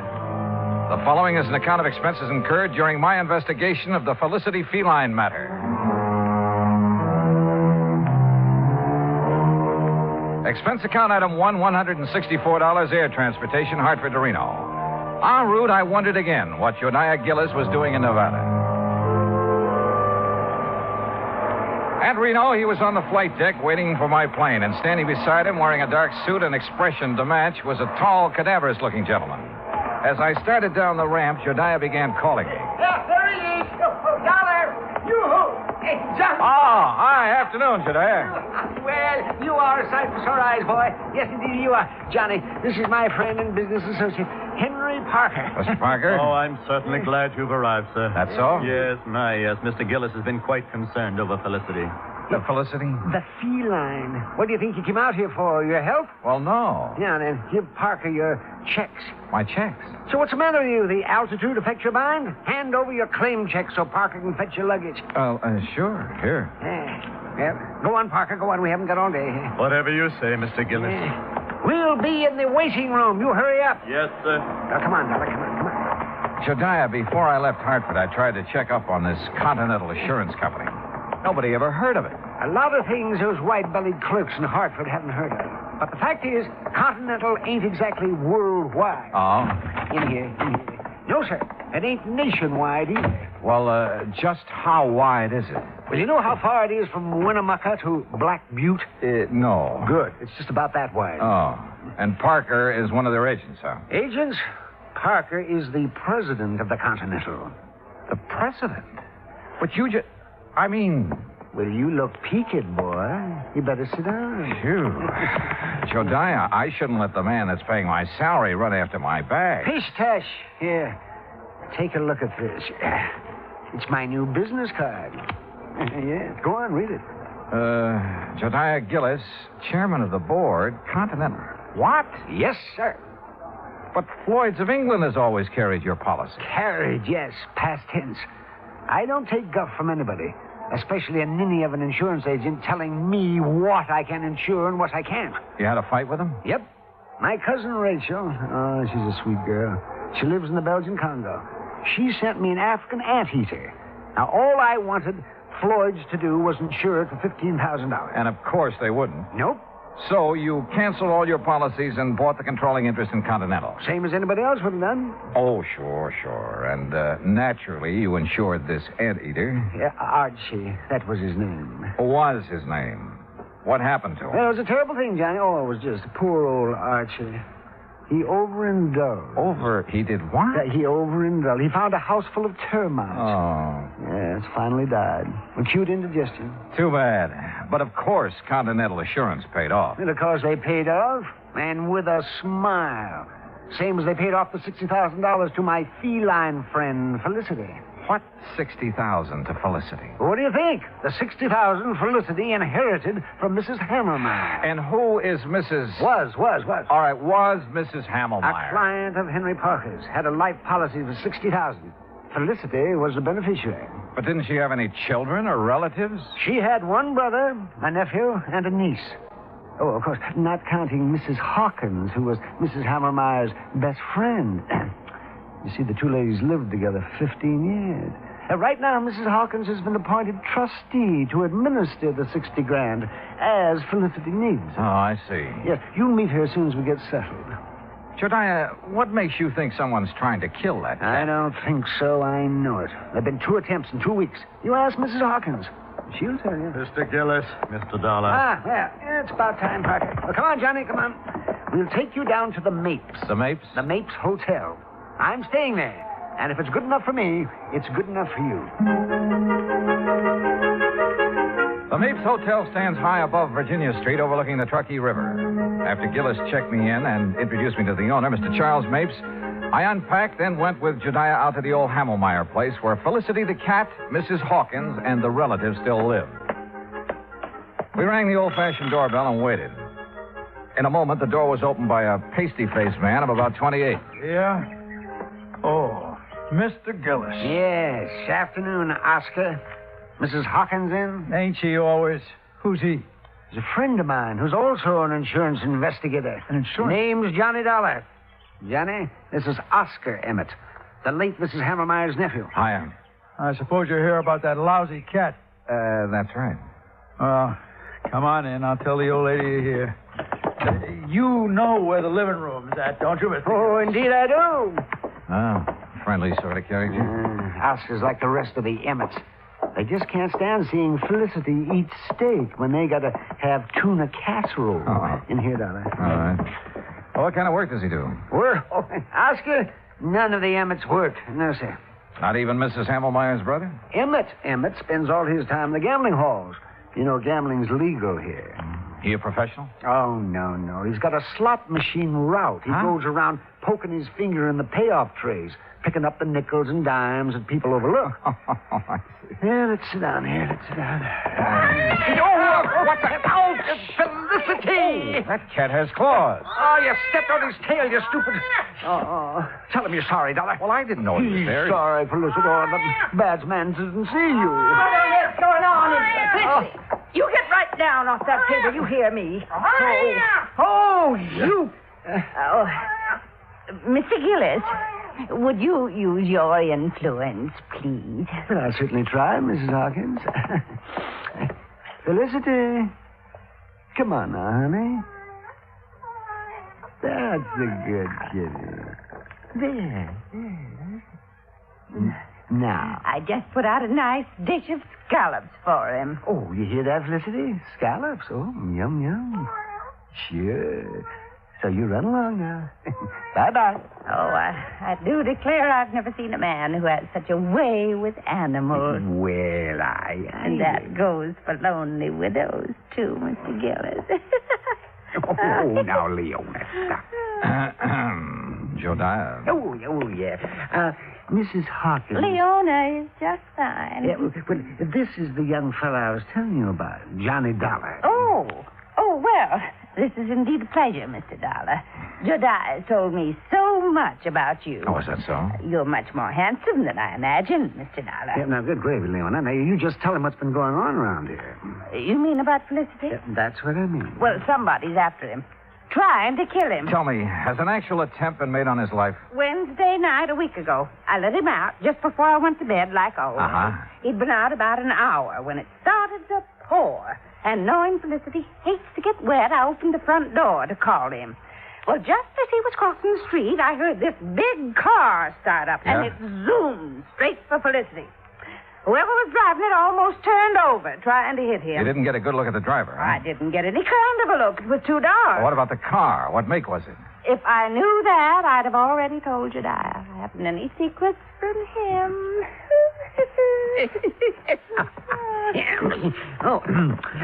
Tell him about last Thursday, Leona. Felicity was poisoned.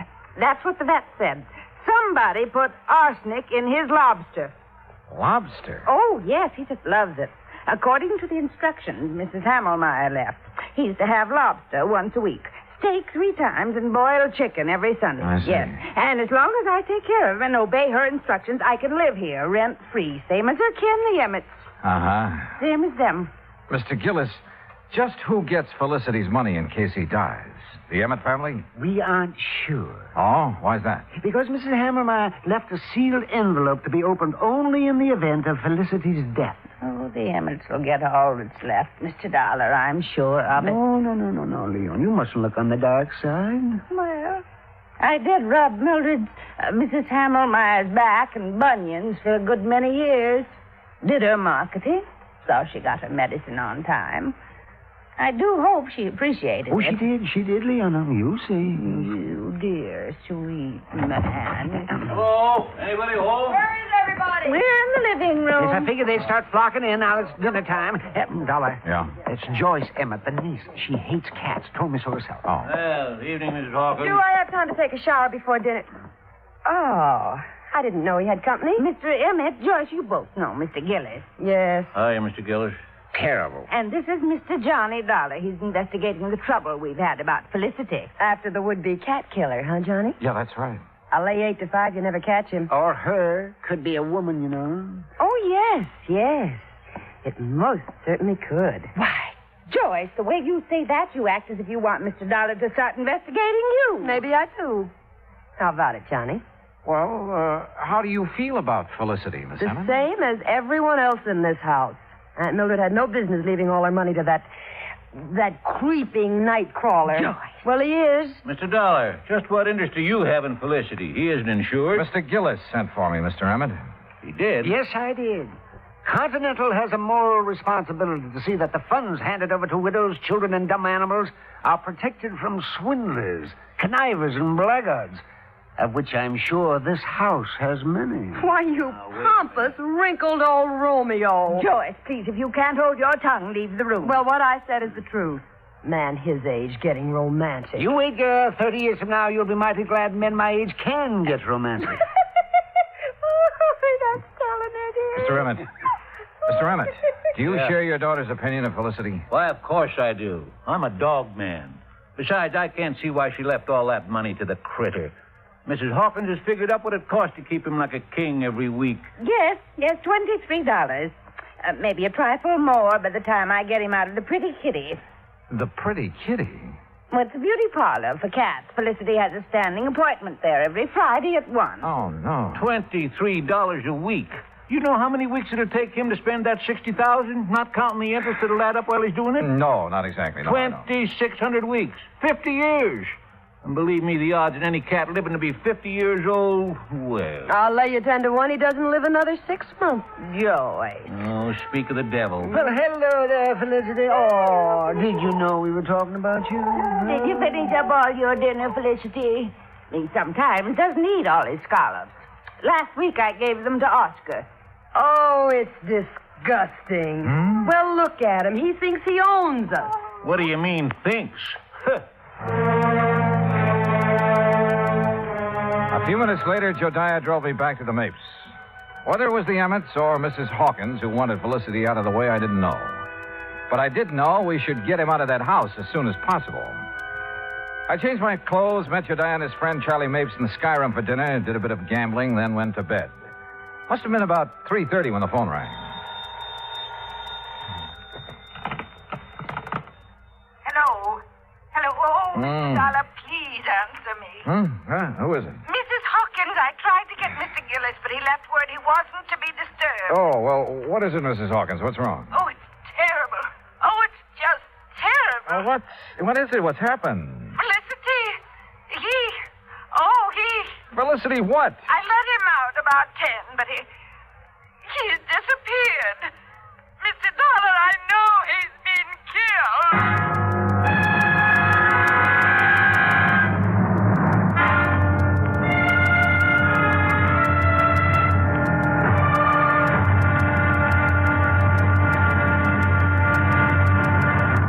Act Two of yours truly, Johnny Dollar, in a moment.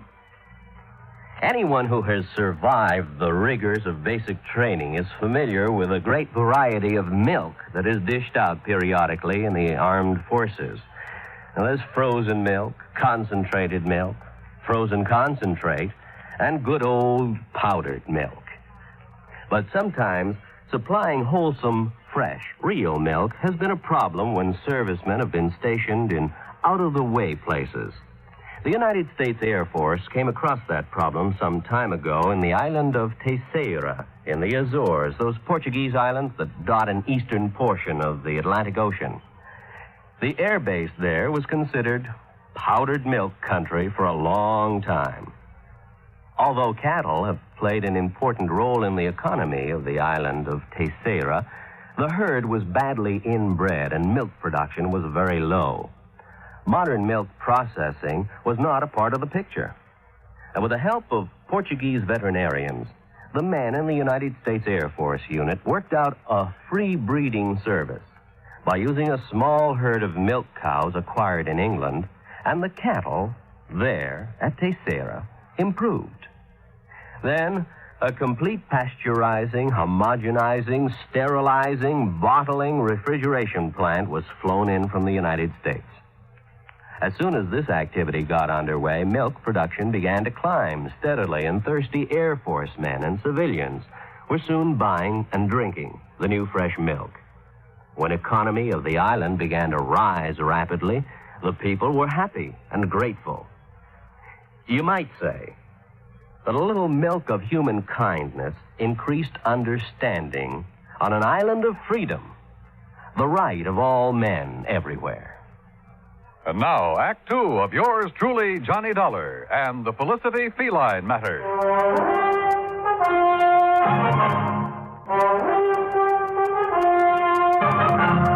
A few minutes later, Jodiah Gillis and I were at the old Hammelmeyer home.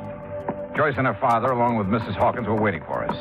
Oscar Emmett was nowhere to be found. He's the one, Johnny. Yes, sir, that shifty critter, that Oscar. He stole Felicity and is going to do him in. Ah, that poor Felicity. Oh, for heaven's sake, Mr. Gillis, pull yourself together. Oscar could be downtown having a run of luck, Mr. Dollar. Well, if he's gambling this time of night, he shouldn't be too hard to find. Mrs. Hawkins. Yes. When did you first realize Felicity was missing?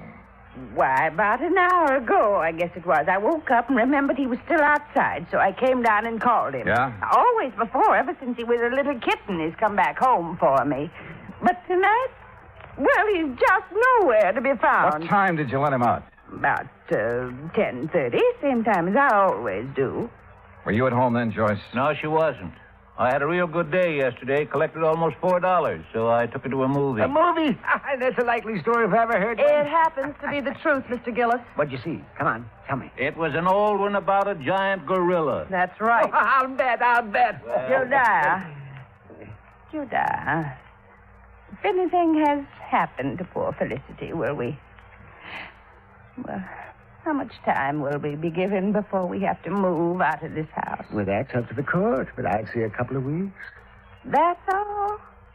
Oh, my. Well, it's all they deserve. My. All except you, my dear. Well, Johnny, you've been unusually quiet. What do you think? I think we'll take in the late spots, Jodiah. See how our luck's running. We started at the Mapes and went down Virginia Street, stopping in at every gambling casino, hoping we'd find Oscar Emmett. Finally, we found him at one of the roulette wheels in Harold's Club. And in front of him was a large stack of chips. Take your bets, ladies and gentlemen. There's a couple of seats around here, gents. No, thanks. We'll just watch our friend. And a very lucky friend he is, too. Put these on 32 and these on... Good morning, Oscar. What? Well, what are you two doing here? We've been looking for you. That's so? What for? You know what for, you catnapper? What'd you do with Felicity? That cat. You know any other Felicity? You no good loafer? All bets are down. No, wait a minute. I wanted these chips on 13 black. Sorry, all bets are down. What? Now see what you two made me do. If that 13 hits, Well, what do you want to see me about? We told you. Felicity. You know where he is? How would I know? Where have you been since 10:30 this evening? All around town. How long have you been here? Long enough. Look out now. 13, odd, and black. Oh, why, you see what you two clowns cost me? Taking my mind off what I'm doing. Now get out of my way. I'm cashing in. You're not doing nothing till you answer our questions, Mr. Oscar Emmett. You hear me? Oh, yeah. Oh. Hey, just a minute, Oscar. Hold back. Jediah, are you all right? Yes, I guess a fine bodyguard you'd make. Mr. Gillis, I'm sorry. I didn't really mean to hit you. Well, you sure did. Yes, sir. But here, let me help you up. Are you sure you're all right, Jediah? Yes, if I could just sit here a minute, I'll be fine. Okay, folks, it's all over. Let's get back to our business. Want to come over here a second, Dollar? If you say so. That crazy old fool. I didn't really mean to hit him so hard, but well, you know how it is sometimes. That was the best run of luck I had this year. Well, don't worry about Jediah. He sometimes forgets he's not as young as he used to be. You can say that again. Boy, the way he's been letting that Mrs. Hawkins make a fool of him. How do you mean? Oh, you know. Telling him how much she's in love with him, how nice it'll be after they're married, you know. You heard her say this? Sure. You see, my room's on the first floor just off the parlor. And I can't help but hear what's going on. Uh-huh. Well, what makes you think Mrs. Hawkins isn't sincere? Because she's been given the same line to Mr. Emmett. Oh. Only she really loves him. Oh, yes, sir. Sometimes he argues with her, and she breaks out crying. Now, that's something no woman like her could fake. Yeah. Maybe you're right. I didn't tell Jediah what I'd learned from Oscar. At least not then. The wind had already been taken out of his sails. So I took him back to the Mapes. I made sure he was going to be all right. Then I returned to the old Hamelmeyer house. Joyce, Mr. Emmett, and Mrs. Hawkins were out in the yard hunting for Felicity. Hi, Johnny. Well, how is so? We've got some coffee inside if you're interested. Coffee? Sure. But have you found any sign of Felicity? Not yet. Poor Miss Hawkins, she's about to go out of her mind. Uh-huh. Did you find Oscar last night? Yeah. He's been having a session downtown at a roulette table. That's what I thought. Johnny? What will happen if we don't find Felicity? I mean, if he's just run away, we won't be able to prove he's dead. And the money... Well, what will happen? Do you know? Well, I imagine there'll be a waiting period, and then the court will declare Felicity dead, and the money will go wherever Mrs. Hamelmeyer has willed it. Mm-hmm. Oh, I sure wish I knew what's in the envelope Mr. Gillis has locked in his office. Mrs. Hawkins! Joyce! Mr. Dollar! What is it, Dad? In here, quick! Johnny, he's found something in the garage. Come on. The garage was about 25 yards from where we'd been standing. We made it nothing flat. Inside, toward the back and on the ground, was a small hatchet. And near the hatchet was some blood and cat fur. Oh, Johnny. Oh, no. Poor Felicity.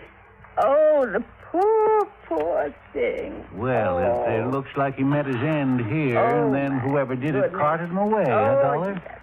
Looks that way. Johnny, take me out of here. Yeah, sure, Joyce. My goodness. so ashamed. And you know I hated that cat. I really wanted him dead, but not like this. Not... Oh, hey, come on now. I know it's silly of me, isn't it? No, I don't think it is. Oh, Mr. Dollar, Yes, ma'am.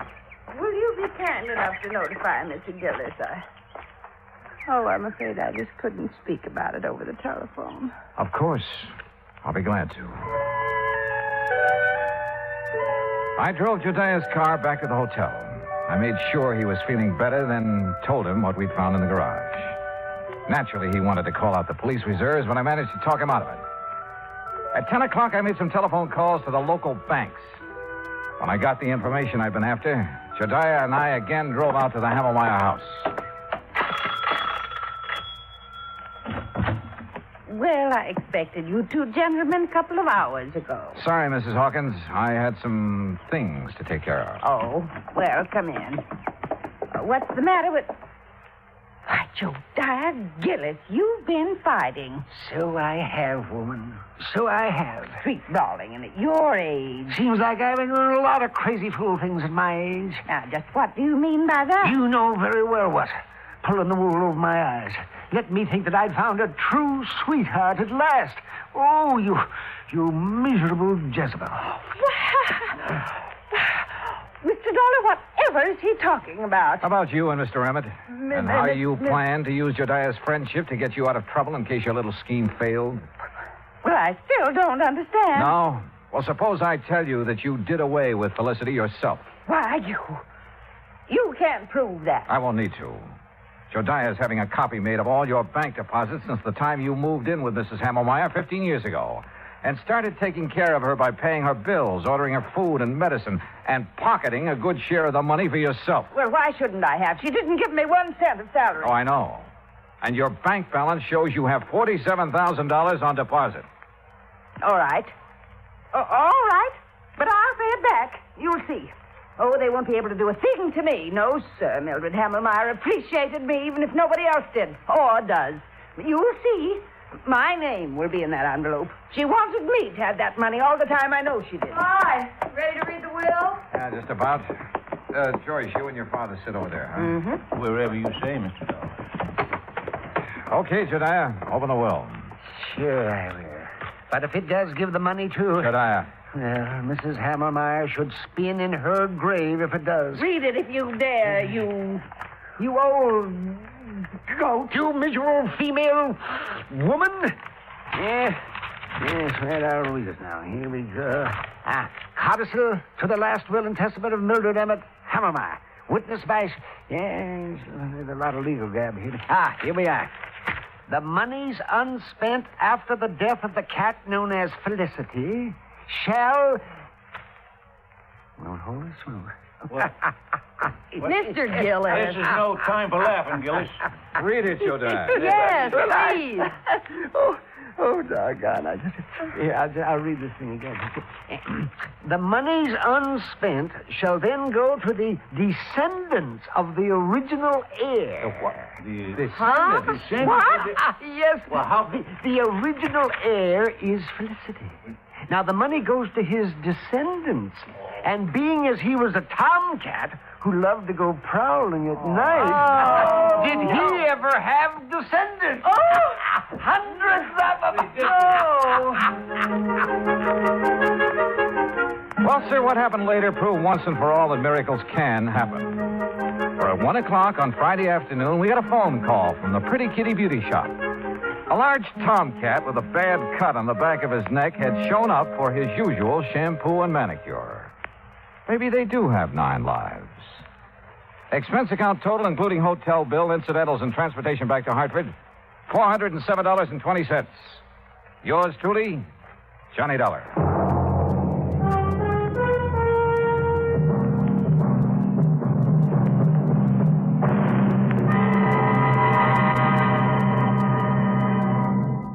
Now, here is our star to tell you about next week's story. Next week, an actor who talked nothing but Shakespeare and who talked himself into his grave. Join us, won't you? Yours truly, Johnny Dollar.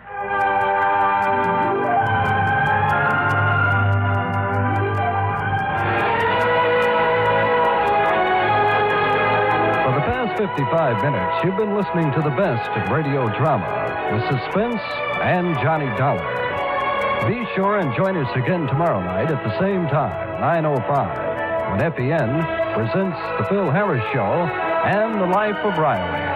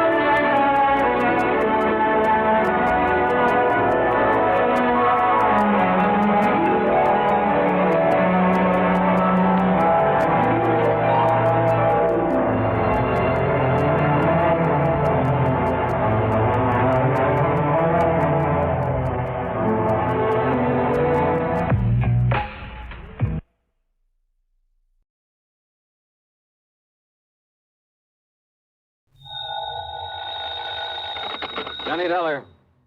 Yeah? What? I said, yeah. Oh, what's that supposed to mean, and who are you? Oh, Johnny, this is Pat McCracken at Universal Adjustment Bureau. Well, hi, Pat, but what's with the crazy dialogue? Oh, that word, that yeah, was most of the conversation I got from some crazy character who just called in. I'm afraid I don't dig you. Oh, he called about 5 minutes ago. Said he'd been trying to reach you, but he got no answer. I was out picking up a morning paper. Who was he, Pat? He wouldn't say. He just gave his phone number. Wait a minute. There's only one man in the world talks like that. Yeah? Yeah. Was the call from San Francisco? No. Oh. Los Angeles. Well, then maybe I was, Well, because the man I was thinking of...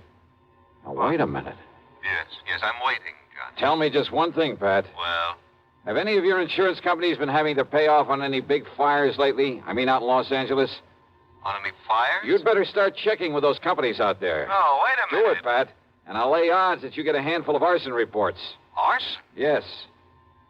Johnny, just because some silly guy calls up and all he says is, yeah. Hey, let me have that phone number he gave you. Oh, Johnny. Come on, Pat. What is it? Hollywood 8, 3142. Okay, now you go ahead and check with your West Coast insurance company. And get ready to pay my expense account to Los Angeles. Are you kidding? Are you trying to tell me that the way some jerk says yeah means arson on the West Coast? Now, don't be silly. You, want to bet? Oh, Johnny. Pat, I'll call you back.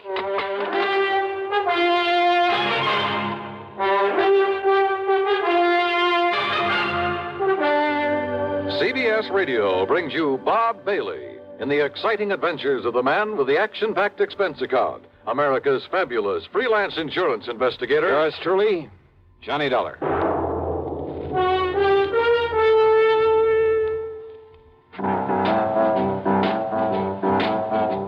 Talk about best-selling records. Here's a familiar tune about America's best-selling filter cigarette, Winston.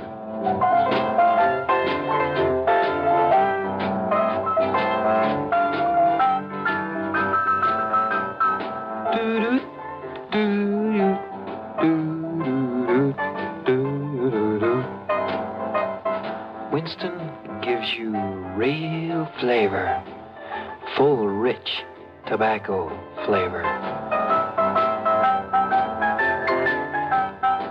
And you know, that's because only Winston has filter blend up front. Choice, flavorful tobaccos, specially selected and specially processed for filter smoking. No wonder Winston tastes good, like a cigarette should. Smoke Winston. And now, Act One of yours truly, Johnny Dollar.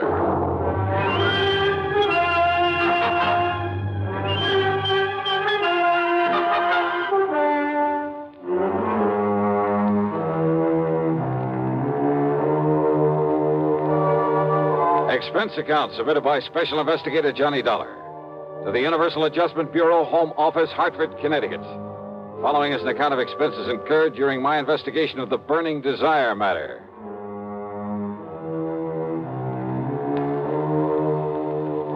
Yes, I told Pat McCracken there was only one person I knew whose conversation might consist mostly of that one word. So, expense account item 1, $250 for a phone call to Hollywood 8, 3142.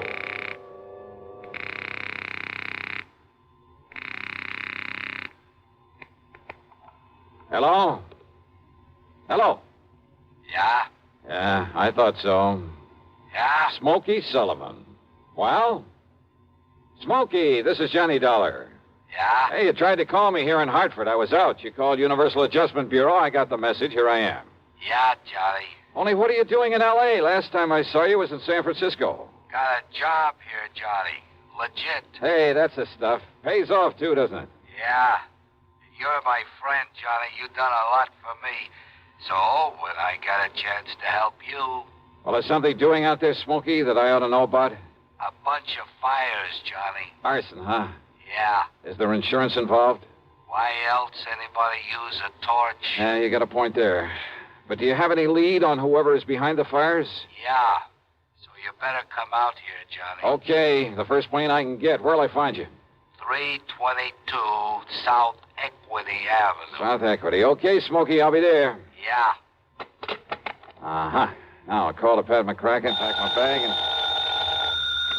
Johnny Dollar. Oh, Johnny, thank goodness. Pat? Yes. I was just about to pack up and Now, call don't you ever get off that phone of yours? I was talking to the guy who Listen to me. Johnny, you were right.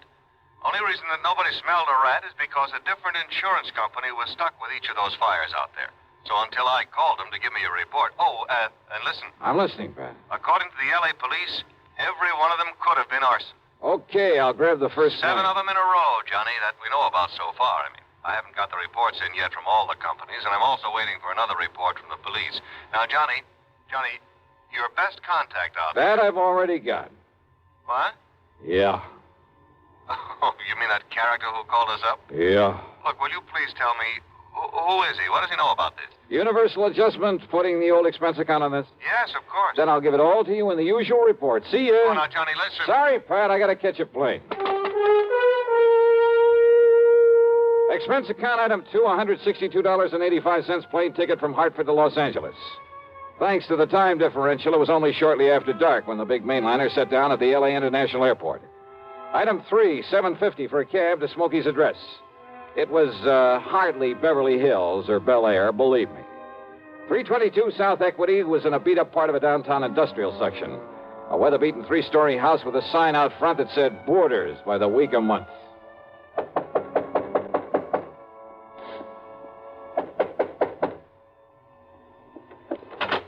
Yeah, who are you? Well, my name is... Just what's a fancy dresser like you want around a place like this, huh? Well... I'm looking for a man by the name of Smokey Sullivan. I understand he lives here. That's right. Are you the man he said he was expecting? That's right. My name is Johnny Dollar. Well, he didn't tell me what the name was, but if you're sure he was expecting... I'm sure. Now, where is his room? Now, I don't know. Where is his room, please? Well, it's up on the second floor. It's just to the right after you get up the stairs. Okay, But now, thank look, you very much. Well, now, maybe you'd better... It's all right. I'll find it. Thanks a lot. No, what I mean is, I thought you'd already come. I mean, what I mean is...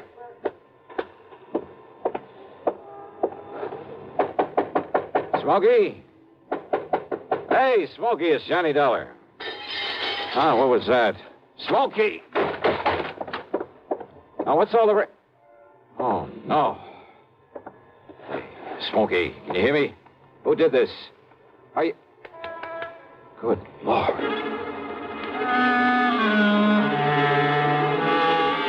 Smokey had really had it. Whoever had beaten him up probably would have killed him if I hadn't come along and scared him away. I looked out of the broken window, but of course was too late to see who'd done this. Meantime, the landlady appeared, and I had to get me some towels and a basin of cold water. Here you are, Mr. Oh, good. Thanks a lot. Somebody sure laid into him, I'll say that. You ask me, it's a wonder if he stays alive. He'll be all right. He'd better be. You're lucky you come along to see him, is all I got to say. Yeah, you better get me a couple more towels and maybe another basin of water. No, wait. What? You won't need him, mister. I got a much better idea. If I can find it. Hey, Smokey. Give me a minute to find that bottle. Well, here it is. Yes, sir. This here'll fix him up. Smokey, can you hear me? Fix him up quicker than a wink. It's Johnny Dollar. Here now, mister. You just pour a slug of this down his gullet and see if it don't bring him to. Huh? Oh, yeah, good idea. Let me have that. Oh, sure. It's real genuine California cognac, it is. And soak up another towel for me, will you, please? I sure will, mister. All right, here now, Smokey, here. See if you can get down some of this. Easy now, huh? That's it. Attaboy. Really? Yeah. A little more of this. Here. You know, before you come up here, mister, I tried to tell you. Easy now, Smokey. Yeah, I tried to tell you. I thought that other man that come up here to see him was the one he was expecting. Here, now, here's your fresh towel. Thanks. Did you say other man? That's right. Come in just before you did. You know him, who he was? The chimp. What? What, Smokey? The chimp, Johnny. That's who it was. The chimp? Yeah. Strong arm for Mickey Fortina. Who's Mickey Fortina? He's the one that... Oh, now, look, Smokey, maybe you'd better wait until you feel better. You and I should get a doctor. No. Now, listen, Johnny. Yeah? Unless you stop him, there's going to be a lot more fires around here. Fires? That's what he said. Just don't worry about it, Mrs. Miss Fletcher. Bertha Fletcher. That's my name. Johnny, listen. Oh, okay, Mrs. Fletcher. You go along. I'll take care of him. Oh, well, now, I don't know. You sure I hadn't better get a doctor? No. I'll take him to a hotel. When his condition, I'll look after him. Now, you go downstairs and give me a cab. Well, I don't know. Here's a 10 spot for your trouble and this bottle of brandy. Oh, well, thanks. You're a gent. Go ahead, please. Oh, yes, sir. Anything you say. Johnny. Yeah? You gotta listen to me. Yeah, go ahead. You had come up the stairs, scared him off. The chimp might have killed me. Well, he won't get to you again. I'm going to take you out of this place. Somebody must have tipped off Mickey Fortina. Must have known I'd put in that call to you. So listen, Johnny. Later, Smokey, after I get you out of here.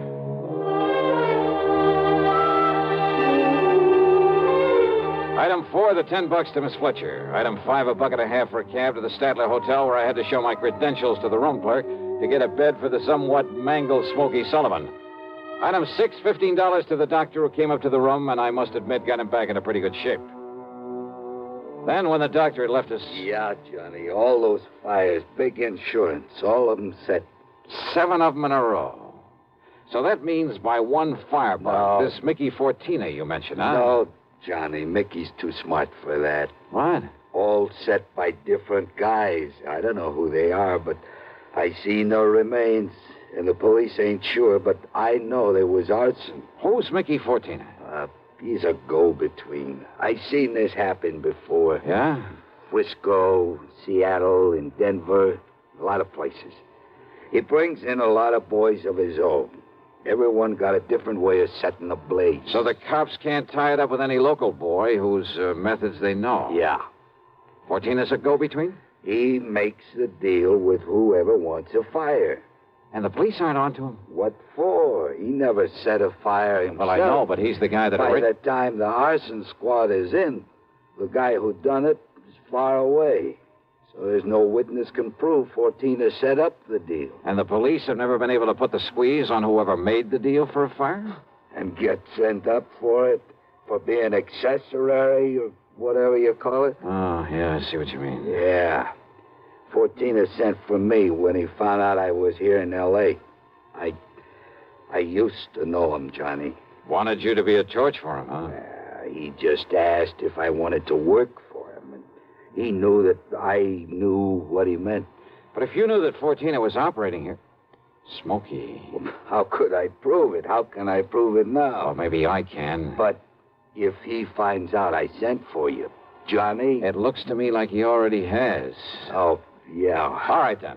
If somebody who wants a fire can get to Mickey Fortina, there must be some way I can. At his office. His what? At his office every night. 1025 South Spring. He has an office for a racket like this? Why, you'd never know it. You'll see. Yeah, I think I'd better see. Hey, Smokey, you... Who's that? You got a gun, Johnny? Right here and ready. Open up in there. This is the police. Police, huh?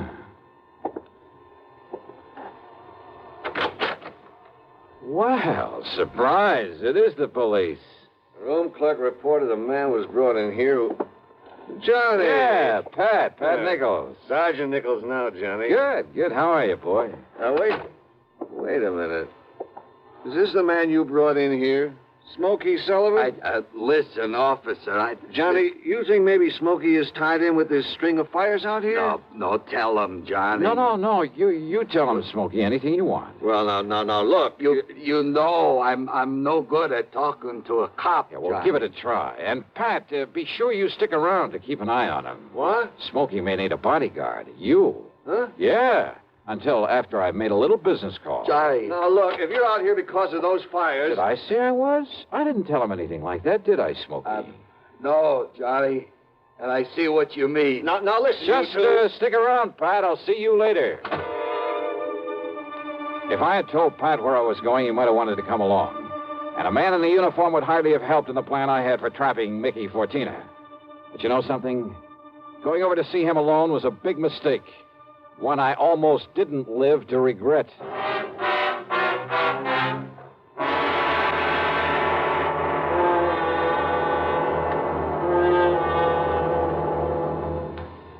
We'll bring you Act Two of yours truly, Johnny Dollar, in exactly 1 minute.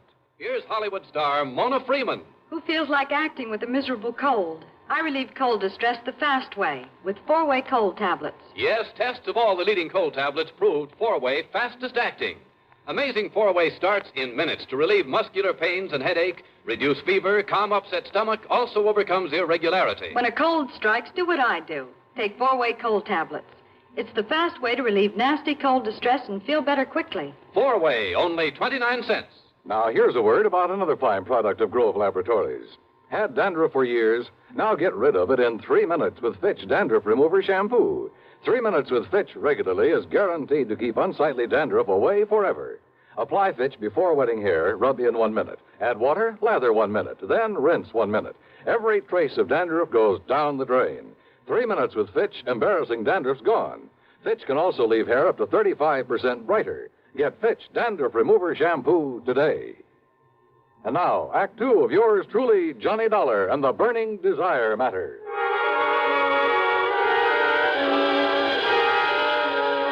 My plan for trapping Mickey Fortina was a very simple one. I'd make like a property owner who was anxious to collect some fire insurance, who was willing to pay in advance to make sure my property went up in flames. Easy, or so I thought. Item 7, 85 cents per cab to the office building at 1025 South Spring. The only lights on were in Suite B on the second floor. According to the directory in the lobby, that was the office of the Fortina Friendly Loan Company. Loan office, huh? Yes, sir. Can I help you? Yeah, I'd like to see Mr. Fortina. You got an appointment? No, but I'd like to make a little deal with him. Well, can I have your name, mister? It's Morris, Theodore Morris. Just a minute, huh? Excuse me. Yeah, sure. Man says his name is Morris, wants to see you, Mick. Oh? Hey, listen, has the chimp come back yet? No. And he said he was going to send Husky over there. Husky? Why? Well, Chimp said he was afraid if he showed up at that hotel... Careful what you say. Close the door. Sure. The chimp. And somebody was going over to the hotel. That can mean only for one thing, to get Smokey Sullivan. I carefully edged over closer to the door of Mickey's office, hoping I could hear more. It was too thick. And it suddenly dawned on me. If they knew I was the one who put Smokey in that hotel, they probably also knew why I'd come here. There was only one way to make sure. I'd have to go through, or at least try to go through with a bluff I'd planned. Oh, sorry to keep you waiting, Mr. Morris, is it? Yeah, that's right, Mr. Fortina. Ted Morris. Oh, Mary, when he gets here, send him in. Sure, Mick. Come in, please. Sit down. Yeah, surely. Thanks a lot. All right, I'll get right to the point, Mr. Fortina. Oh, by all means do, Mr. Morris. Well, I own a big shoe store over on North La Brea. Yes? Well, business has been pretty bad lately. I've been losing a lot of money. Too much stock on hand, big inventory, and how it is. Well, if it's good merchandise, I see no reason why we can't arrange a loan for you. Yeah, a loan? Of course. What else? Well, listen, I carry a lot of insurance on not only the stock, but the building, too. Oh? How much, Mr. Morris? Well, it adds up to over $185,000. I see. It's very commendable. But why do you tell me about this insurance? Well, I said I'd get to the point. Now, listen. If that place was to burn up some night, the whole works, I'd collect a lot of money on it, all the insurance. And, of course, be in a position to repay whatever loan I advanced to you. All right. Stop beating around the bush, 14. I want that place burned out. Can you fix it? Mr. Morris, if you want a loan, possibly even a sizable... Well, you know what I want. Come on. How about it? As I said, possibly we can advance it to you. Now, look, I didn't come up here to... However, as evidence of your good faith, your, shall we say, good intentions, are you prepared to make a down payment on such a loan, say, $10,000 cash in advance? What are you talking about? Set the fire, burn the place up so I can collect the insurance, and I'll give you $15,000. Now, just a minute. Who said anything about setting a fire? I did. Well? Who sent you here?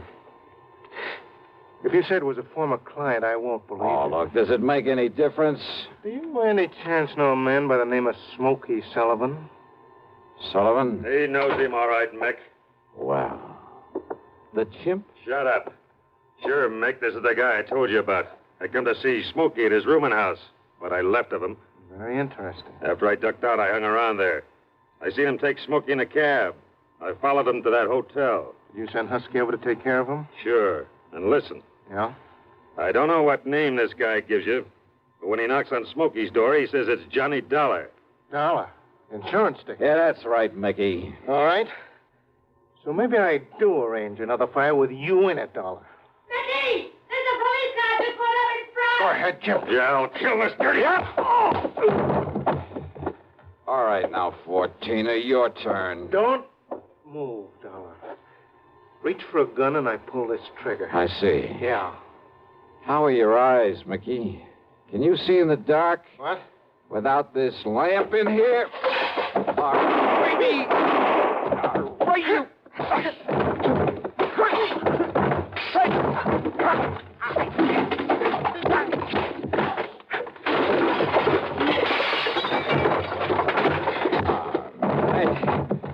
Yeah. Wow. I guess Smokey was right at that, Johnny. Hi, Pat. You seem to think you wouldn't need any help around here. You all right, Johnny? Yeah. When that strong arm, that husky Castellini, came up to the hotel room after him, well... I had to tell him, Johnny. I had to tell him what it was all about. That's okay, Smokey. It's okay. So we threw Husky in the clink and came over here. Well, I got an admission out of him, Pat, but unless you can get these goons of his to talk, I don't know what you're going to hold them on. After what just happened in here, Johnny, we'll hold him and his goons just as long as we need to. And unless they want to take the whole rap for him, I think they'll talk. Yeah, they talked all right. And as a result, the police in a couple of nearby states should have no trouble at all in picking up some of the other of Fortina's boys, his hired torches. Funny, isn't it? These stupid jerks just never seem to learn. Expense account total, including hotel bill, plane ticket back to Hartford, and the sizable bit of folding money for Smokey Sullivan, $874.20. Yours truly, Johnny Dollar.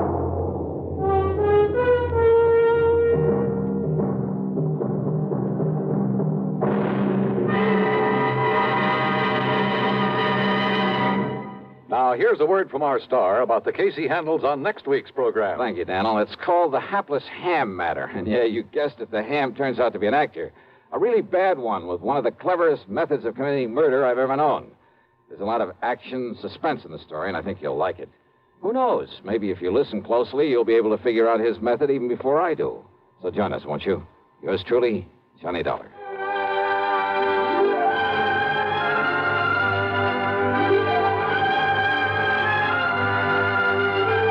Yours truly, Johnny Dollar, starring Bob Bailey, originates in Hollywood and is written, produced, and directed by Jack Johnstone. Heard in our cast were Virginia Gregg, Gene Tatum, Lawrence Dobkin, Vic Perrin, Paul Duboff, Don Diamond, and Frank Gerstle. Be sure to join us next week, same time and station, for another exciting story of yours truly, Johnny Dollar.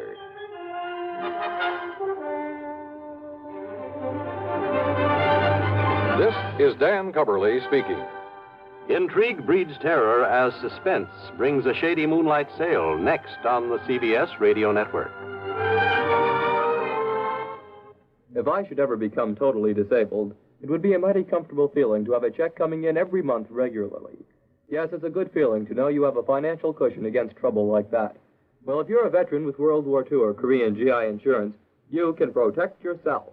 You do it by adding a disability income rider to your present policy. The cost of the extra premium is just a few cents a day. For example, a 40-year-old veteran with a $10,000 term policy would pay only $1.60 a month for the added protection. If you sign up for the disability income provision, it works this way. After you have been totally disabled for 6 consecutive months, VA will pay you every month as long as this condition persists. $10 for each $1,000 of your GI insurance policy. That adds up to $100 a month if you hold a $10,000 policy. Full details about total disability income at any VA office. Radio 59 WROW, first on the dial in Albany, Schenectady, and Troy. From Hollywood, it's time now for... Johnny Dollar. Johnny, this is Byron Kay at Intercoastal Maritime and Life in Boston. Hello, boy. Remember Hurricane Audrey? Back in the latter part of June, sure. Must have hit your company pretty hard. Yes. But if anybody ever needed help, it was those people down in Louisiana and neighboring states. Yeah. So we've paid up the claims just as fast as they've come in. Except for one. Oh, what's that? One we received only a couple of days ago. Okay, bye. Give me the dope and I'll head for Louisiana on the first plane. Wrong direction, Johnny. Huh? Texas? No. Oklahoma? Arkansas? Buffalo, New York. What? And I think you'd better run over here and let me give you some facts. Yeah, I think I'd better.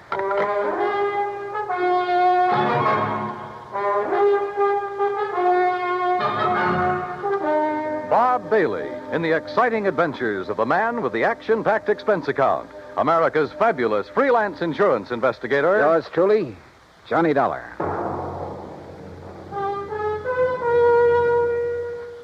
And now, Act One of yours truly, Johnny Dollar.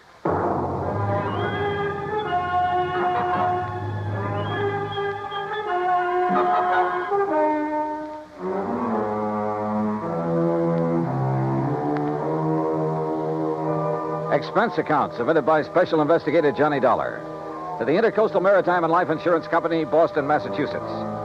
Following is an account of expenses incurred during my investigation of the Charmona Matter.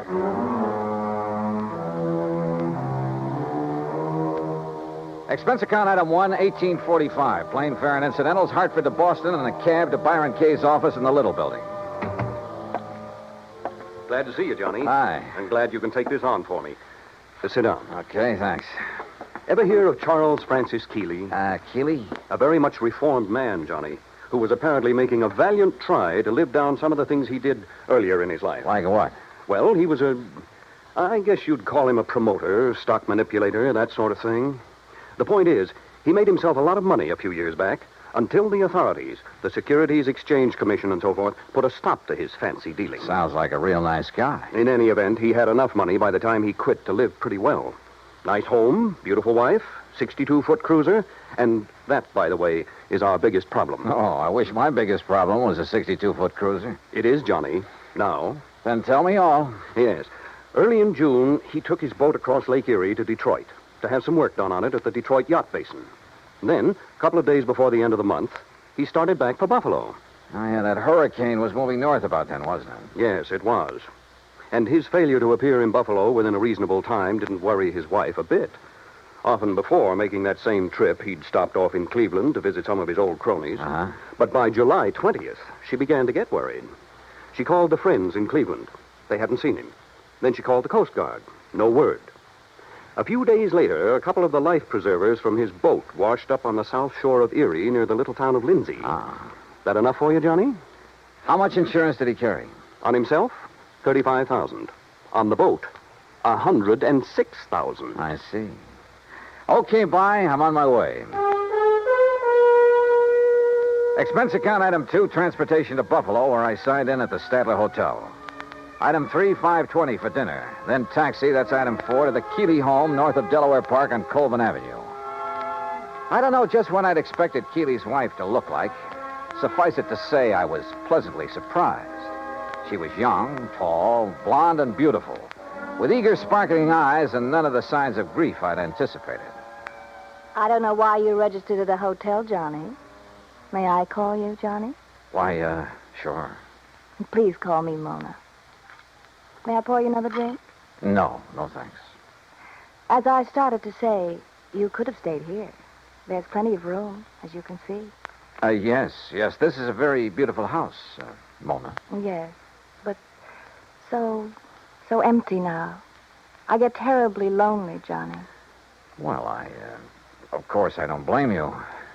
But now suppose we talk, if you don't mind, about the Johnny, thing if you have to be around for a few days, why don't you move out of that hotel and...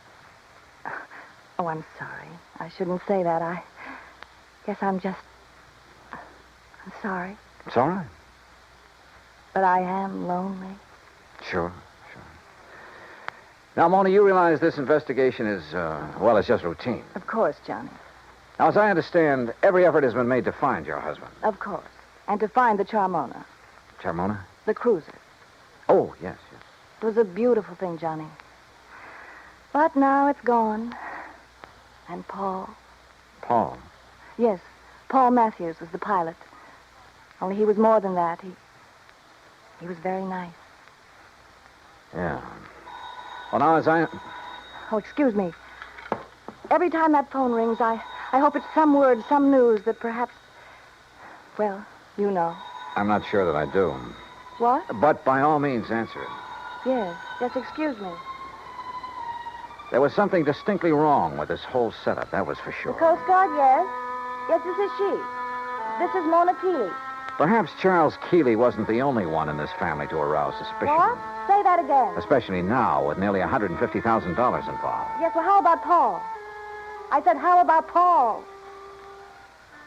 Then, when she finally finished with the phone call, came a couple of other surprises. Thank you. Johnny, he's all right. Huh?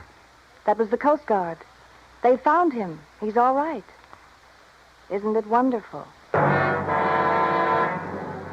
That was the real surprise. Not what she said. Isn't it wonderful? Nor even the way she said it. But something deep back in her eyes that gave her away, that told me beyond the shadow of a doubt that she was lying through her teeth.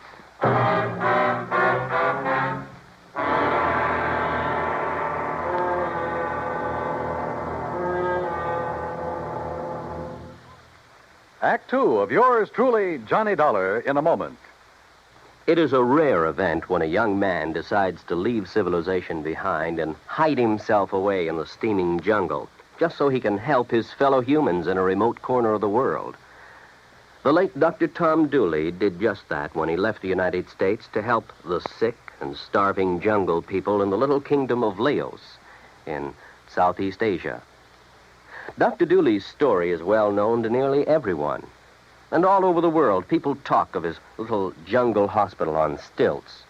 That's where he treated the dread diseases of the jungle and trained native medical technicians so that they might help their own people. Dr. Dooley wrote and lectured to many people so that the work of his medical assistance program, Medico, might go on. It was not easy for someone so young and so talented to give up the bright lights of the city and plant himself down in an unknown jungle just for the purpose of helping unfortunate people he didn't even know. But through Medico, Dr. Tom Dooley wanted to help people. He wanted to help people to help themselves. Today, the work of Medico is going forward in a number of countries besides Laos.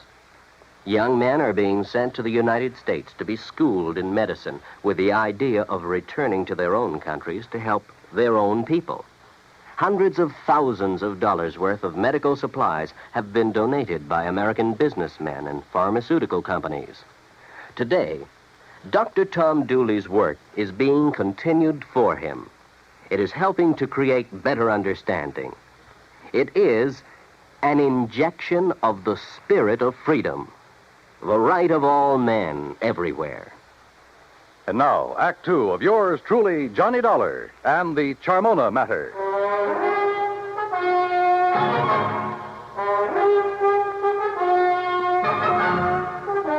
The news that her husband was still alive came as quite a surprise to Mona Keeley. Isn't it wonderful, she said. But I didn't believe that she meant it. On the south shore of the lake, Johnny, near the little town of Lindsay, west of Cleveland. He was picked up on the beach by a farmer who's been caring for him ever since. Isn't it kind of funny that you haven't heard from him before? That hurricane was a couple of months ago. Well, he was out of his mind from the shock of what happened to him. Did the Coast Guard say anything about the yacht?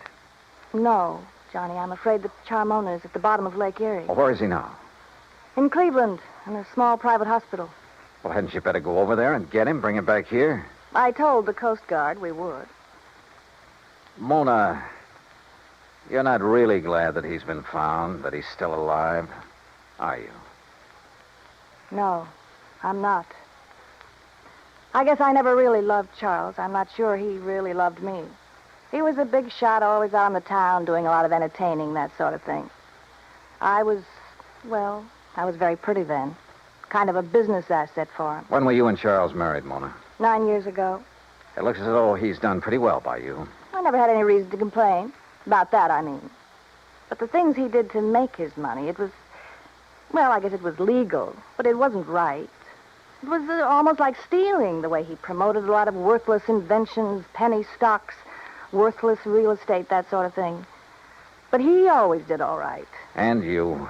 Well, who worries about conscience when things are going well? A lot of people, Mona. But then they made him stop the things he was doing. And Charles became very strange. He took up religion like a fanatic. Oh? Kept giving his money away to a lot of crazy charities, money I could have used. And he got moody. He'd go off alone for weeks at a time, pay no attention to me. That's what I meant when I said I was lonely, Johnny. Not just since the accident that lost the boat and Paul. Paul again, huh? Don't you understand? These crazy things have been going on for over a year now. That's why I'm not jumping with joy that Charles is alive. Do you blame me?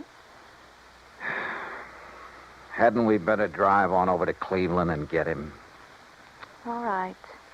I'll run upstairs and change my clothes. Excuse me, I'll be ready in a minute. Maybe I should have felt a bit more sympathetic, but I didn't. Maybe Charles Keeley did marry her simply because he could afford to keep a smart, pretty ornament around at his beck and call. Yeah, but the chances were she'd married him solely for the things his money could buy her. She took a long time changing her clothes, which didn't surprise me, so I poured myself a drink. I glanced over some of the magazines on the coffee table. I got up and stared out of the window for want of something better to do. Wandered about the room. Wandered into the oak-paneled den. I looked over the shelves of fine books, the gun collection, and the cabinet in the corner. And almost idly, I reached out toward the leather-topped desk to shove back a slip of paper that stuck out of one of the drawers. Until I saw what it was. It was an unpaid bill, several months old, from an exclusive New York shop for some very expensive gowns. And inside, the drawer was packed with unpaid bills, thousands of dollars worth of them, and statements bearing a polite, firm warning to pay up or else. No wonder Keeley's sweet, charming wife had hoped she'd never hear from him again. Gone, he was worth $35,000 to her, and the yacht $106,000. Perhaps somehow Mona Keeley had even had a hand in the wrecking of that yacht. I wondered. And I decided I didn't care much for people like this. But my meditations were suddenly interrupted by a sound from the doorway. And there she stood. A pretty little pearl-handled .25 caliber Colt in a dainty gloved hand. I'm ready, Johnny. Are you? So I see. Ready for what, Mona? I guess that depends, doesn't it?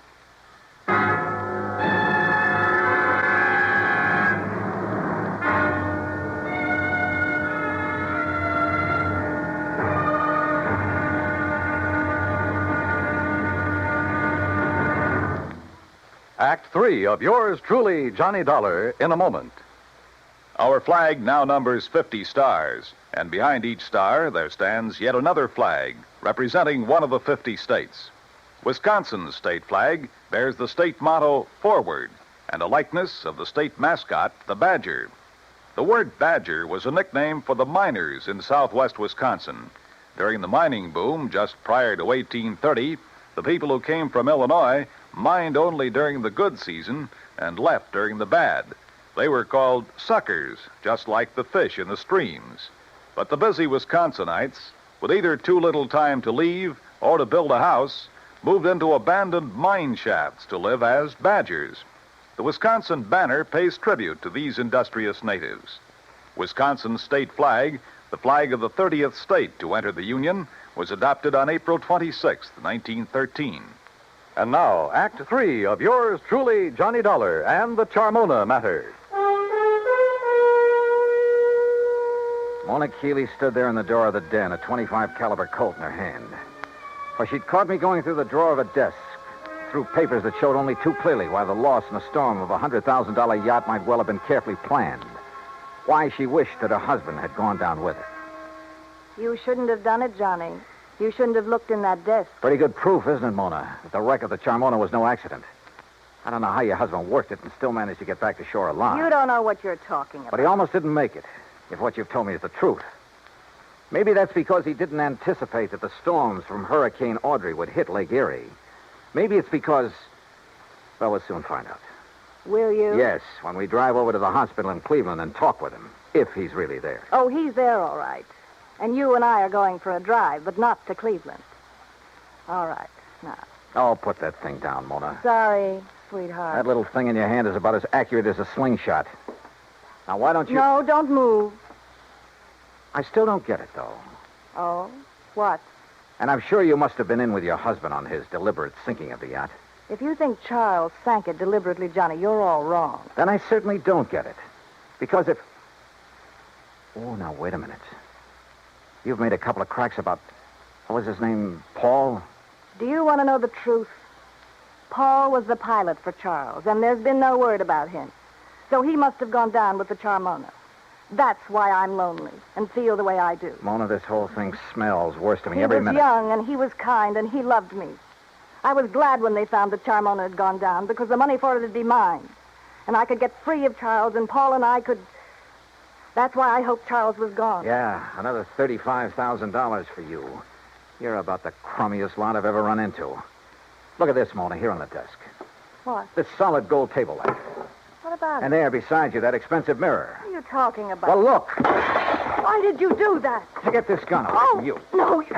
Oh, you... A lot of good this would have done you with the safety on.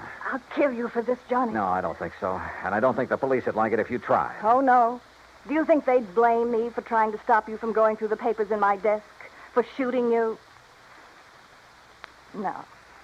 Wait. I didn't mean that. I couldn't have shot you, Johnny. Johnny? Before we go, is there anything you'd like to tell me? Go? Where? Is there anything you'd like to tell me about why Charles really sank the Charmona? No. And I don't think you'll ever know how and why the Charmona went down. Want to bet? No, stay right there. Now I've got the gun, remember? Hello? What?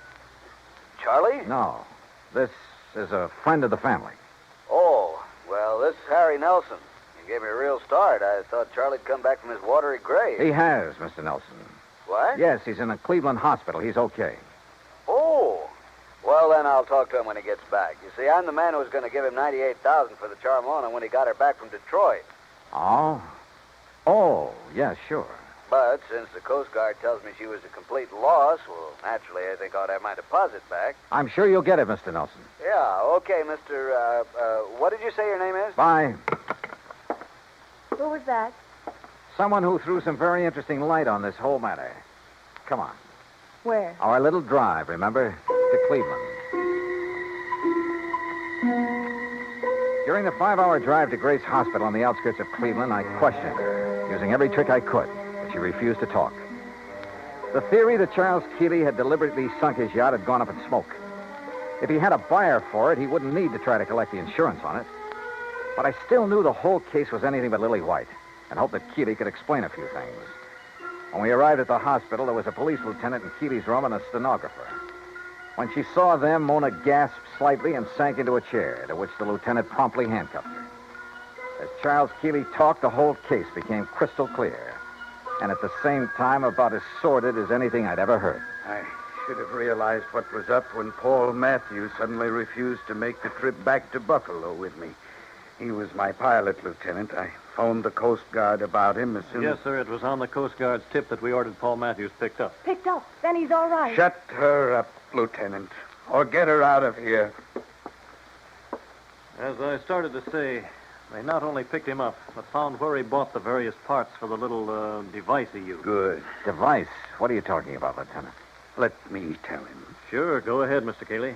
Then this stenographer will have it all down on the record. I should have known what was up when Paul suddenly decided not to go back with me just before sailing time. You see, I've suspected for some months that he and my wife behind my back... Charles. Shut up, you rotten little...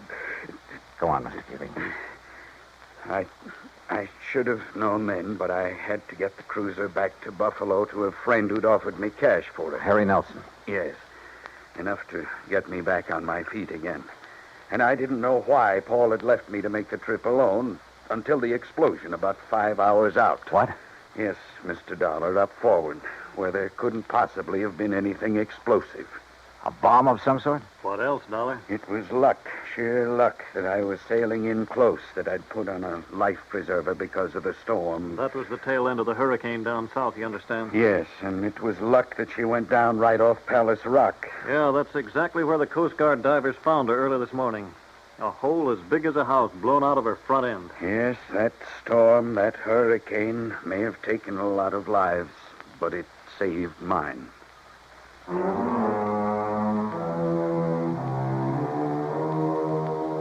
All I can say is I'm glad there are courts to take care of situations like this. I myself would hate to have to dirty my hands any further. Yeah, it probably does take all kinds to make a world. But believe me, the world would be a lot better off without some of those kinds. The claim on the yacht, sure, it'll have to be paid.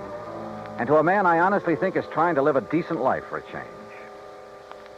Expense account total, including incidentals, and the trip back to Hartford, $103.80. Yours truly, Johnny Dollar.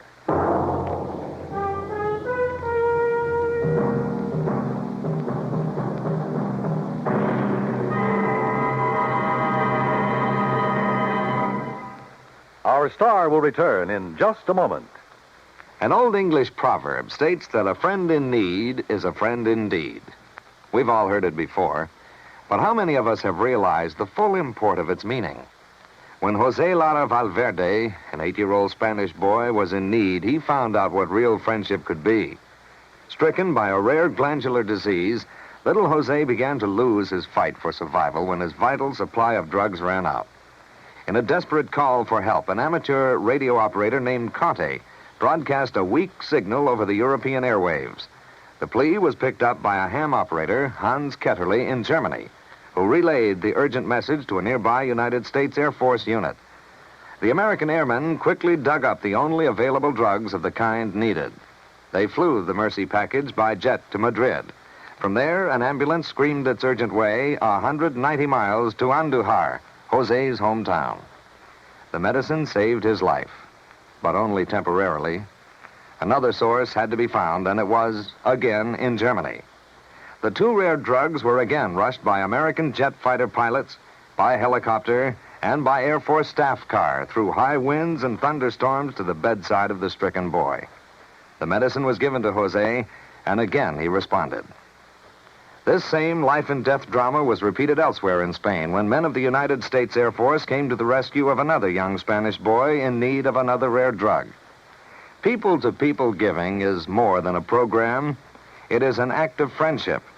It is a fight for freedom, the right of all men, everywhere.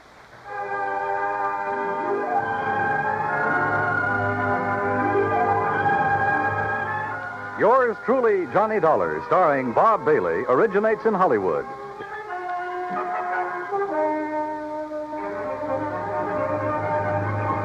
This is Dan Cumberly speaking.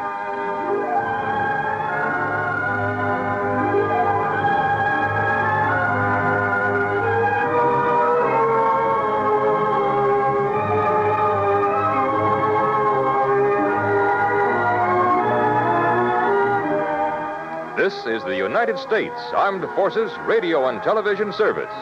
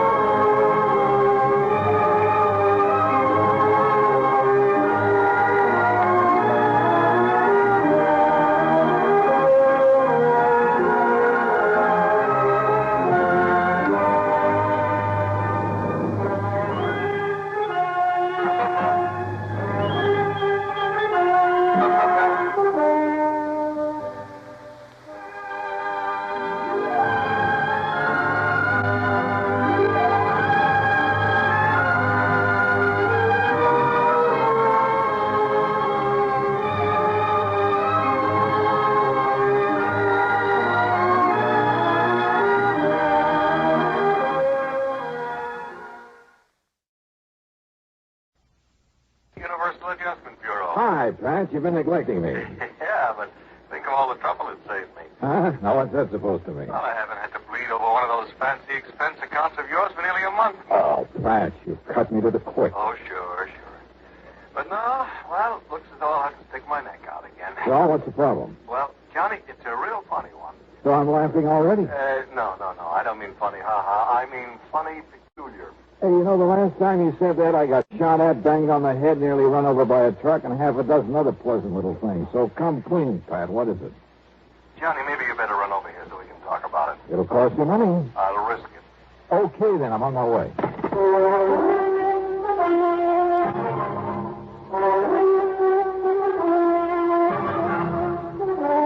Bob Bailey, in the exciting adventures of a man with the action-packed expense account. America's fabulous freelance insurance investigator. Yours truly, Johnny Dollar.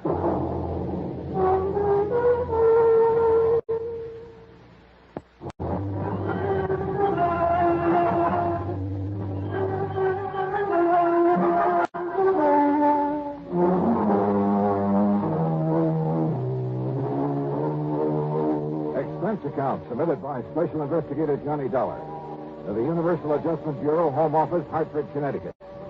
Following is an account of expenses incurred during my investigation of the Wayward Sculptor matter.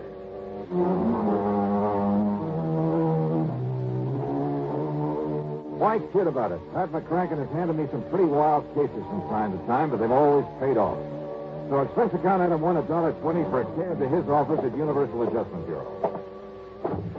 Well, all right, sit down, Johnny. Make yourself comfortable. Yeah. Hiya, Pat. Cigarette? Oh, thanks. Here you are. Oh. Thank you. Well, Johnny, you know that one of our big problems is discouraging and prosecuting insurance fraud. Not only against us, but against the companies we serve. Well, I should hope so. Now, what I've called you about is something that's been going on for a long, long time. Okay. What kind of fraud is it this time? We never know. Huh? Look here. Yeah?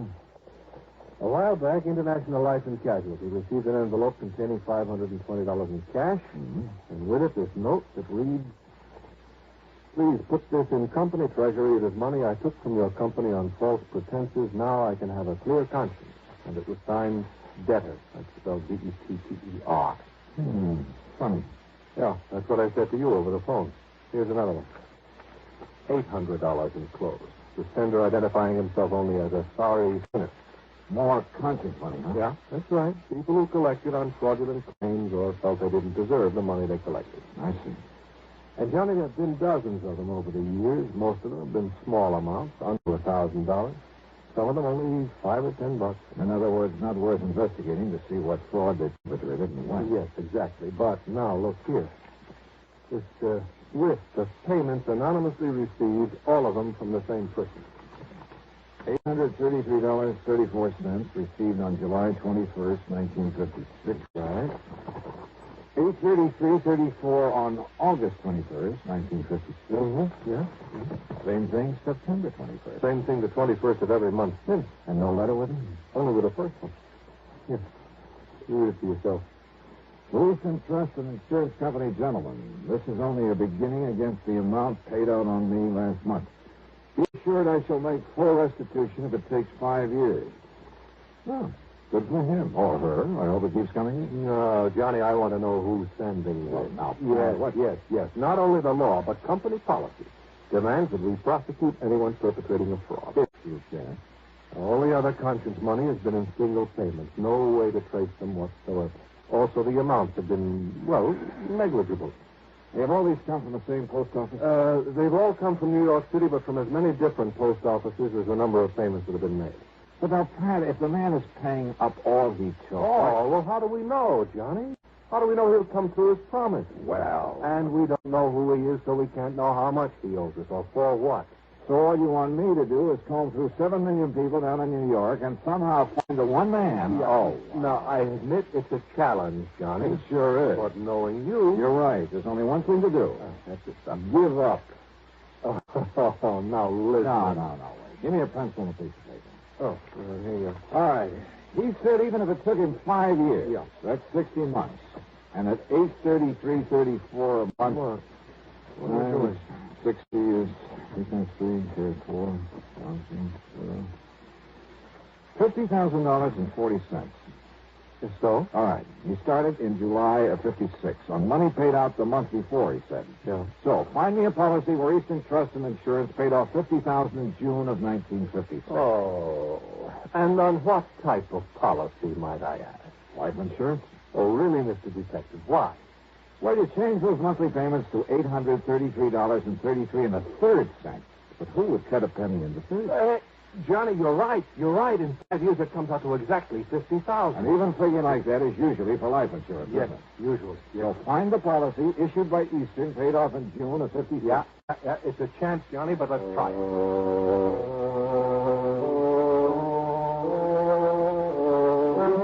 And then suddenly it all began to look too easy. In June 1956, the total number of $50,000 benefits paid came out to just exactly one.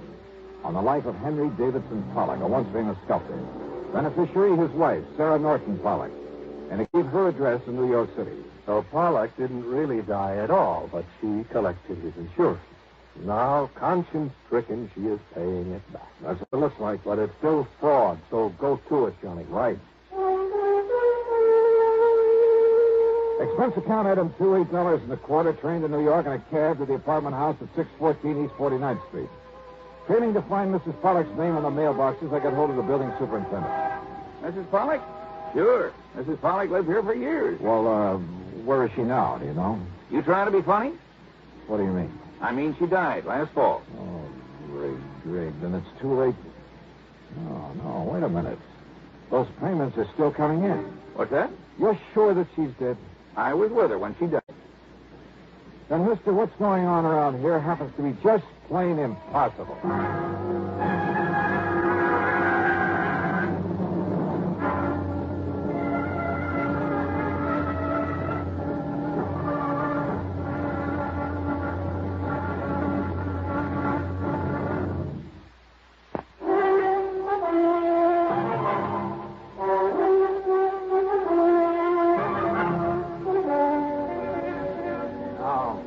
Wait a minute. Are we talking about the same person, the same Mrs. Pollock? Mrs. Henry Davidson Pollock. That's it. The widow of the sculptor. That's the one, all right. And he lived here in this apartment, too. That is, before he died. That was back in 56. Left all his money, all his insurance to his wife, though goodness knows why. How did he die? In that big plane crash out over the desert. Don't you remember? Not a single survivor. What kind of a man was he?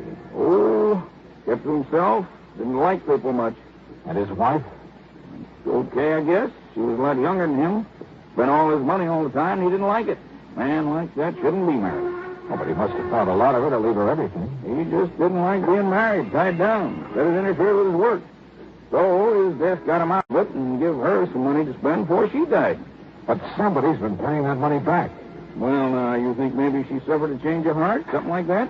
You think she realized she never deserved what he left her? Is that what you're thinking? Well, sure, that might have been a possibility. Except for one thing. The money's still coming in. Oh? Hey, is there anybody to whom she might have turned over that insurance? Her give anything to anybody else? Not her, mister. And you're absolutely sure that she's dead? I carried her in off the street after the car hit her. If you don't believe me, ask a doctor. Dr. Jules Maitland over on Park Avenue. Ask the police. Yeah, maybe I will.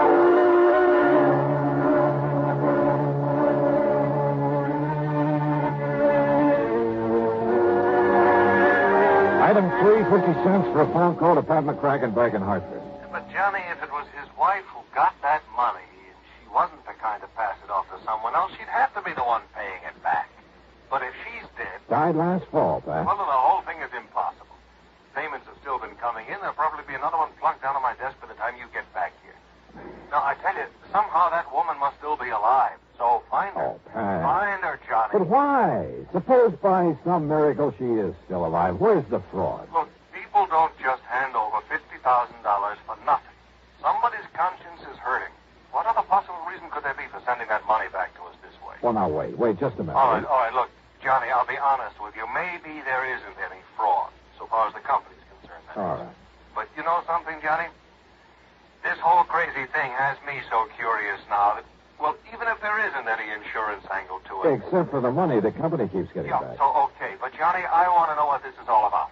And if necessary, I'll pay your expense account myself.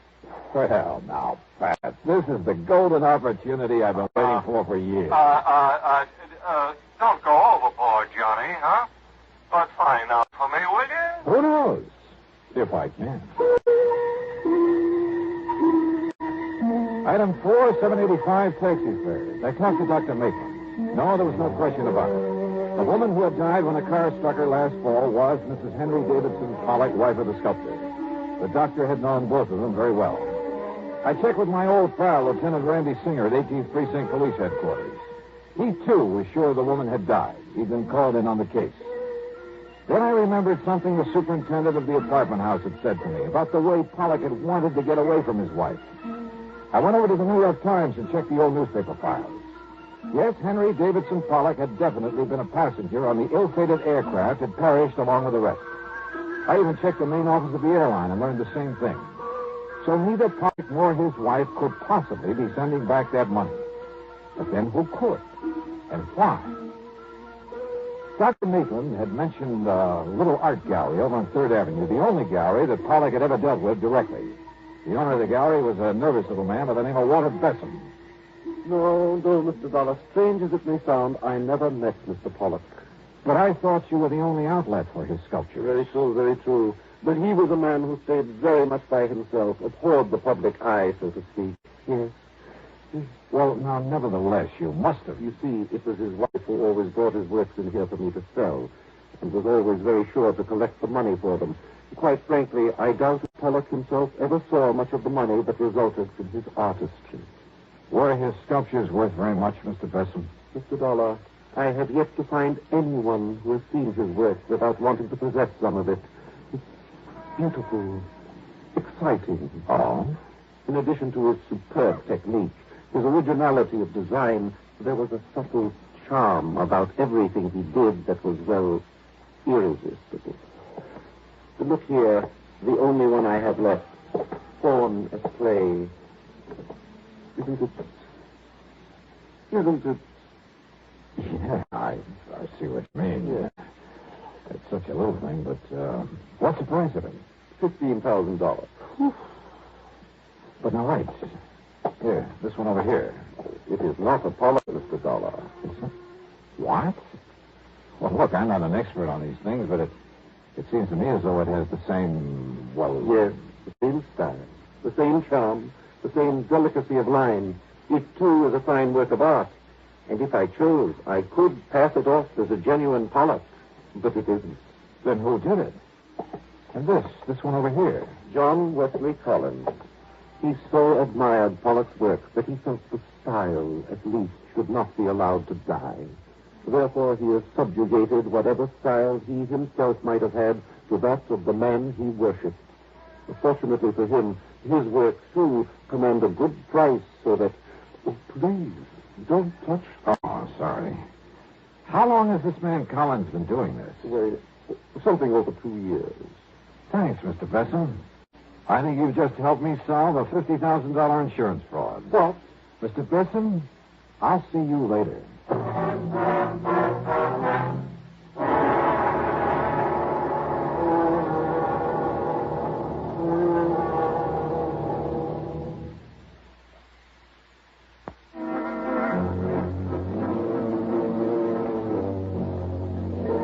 walked out the front door of the little art gallery on 3rd Avenue. Over my shoulder, as I closed the door, I could see the owner, Walter Bessem, make a dash for the little office inside and grab a telephone. I sneaked back in, stepped over behind a rack of picture frames and canvases and listened.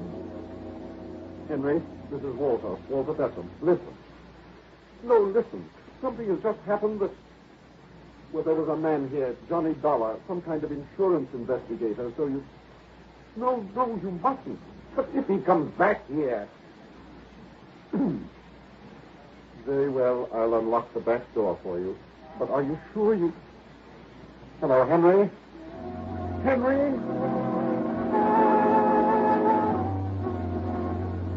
While Bessem went to the back door, I quietly slipped out the front.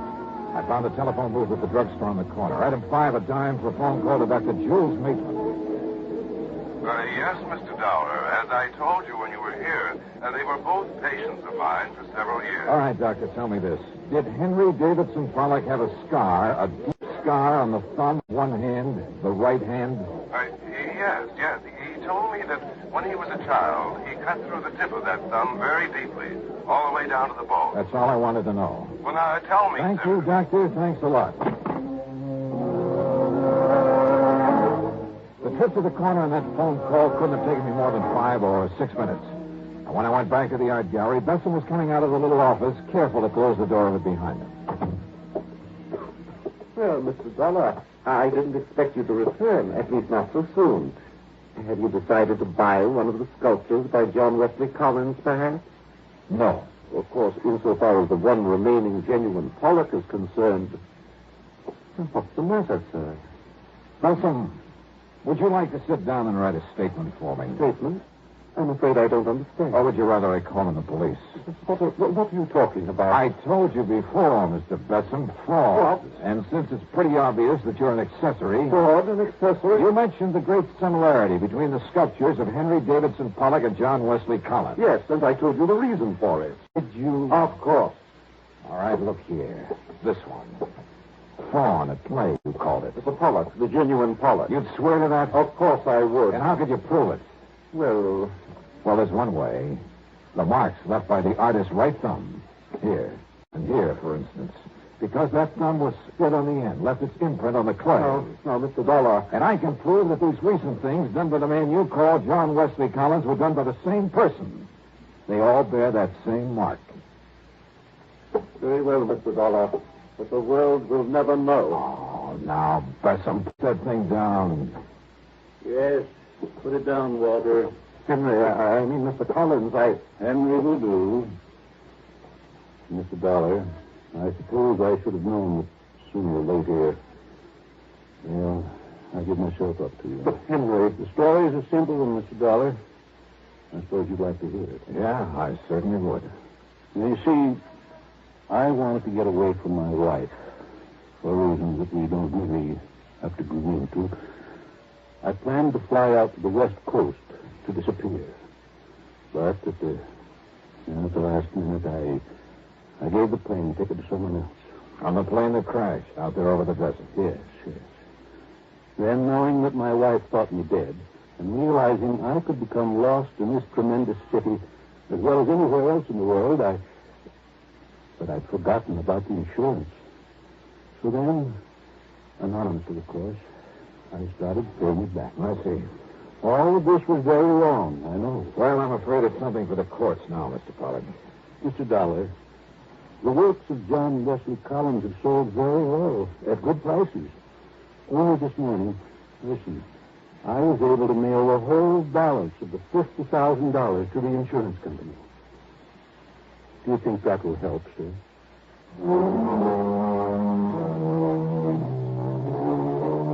So, Pat, there you have it. And you can take whatever action you may think is necessary. Pollock is waiting for the company or the courts or whoever.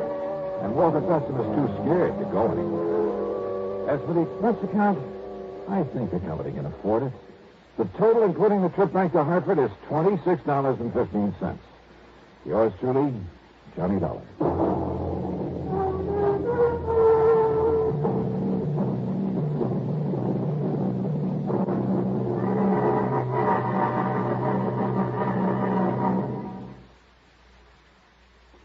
Now, here is our star to tell you about next week's story. Next week, one of my oldest and wildest friends in one of my rarest and wildest adventures. Join us, won't you? Yours truly, Johnny Dollar.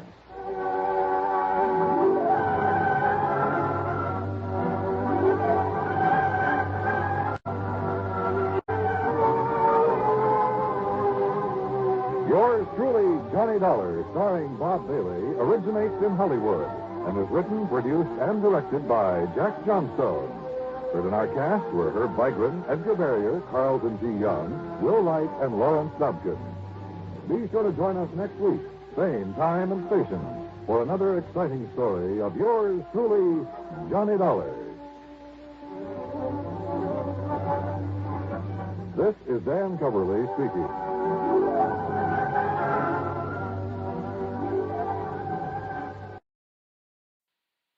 From Hollywood, it's time now for... Johnny Dollar. Johnny, this is Lee Harkins, Continental Insurance and Trust Company. Lee, my old fishing pal. You still holding down the Ohio branch of the company there in Columbus? Yes, John, I am. But now look here. Well, brother, I never will forget the great fishing you and I had over on Darby Creek a couple of years back. Look, John. And along about this time every year, the urge really gets to me. Hey, have the streams cleared up yet from the spring rains? No, quite the contrary. As a matter of fact... How about Little Raccoon Creek down near Jackson? Boy, remember those big channel cats and the bass? Johnny, will you listen to me? Huh? Oh, sure, I'm all ears. The big river has gone on a rampage again. Spring floods. You mean the Ohio? Yes, and every other river of any size. The rains are still coming down. I see. Whole towns are being washed away by the floodwaters. Death and destruction all over. Oh, I'm sorry, Lee. I didn't mean to sound so... Well, you know, mention fishing and I lose my head. Look, Johnny, I need you out here. Can you come right away? Well, sure. You see, any fishing we do may be for the bodies of people.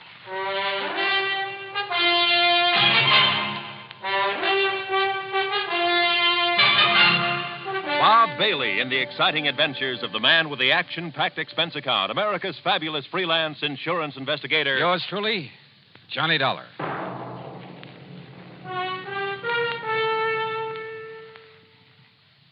And now, Act One of yours truly, Johnny Dollar.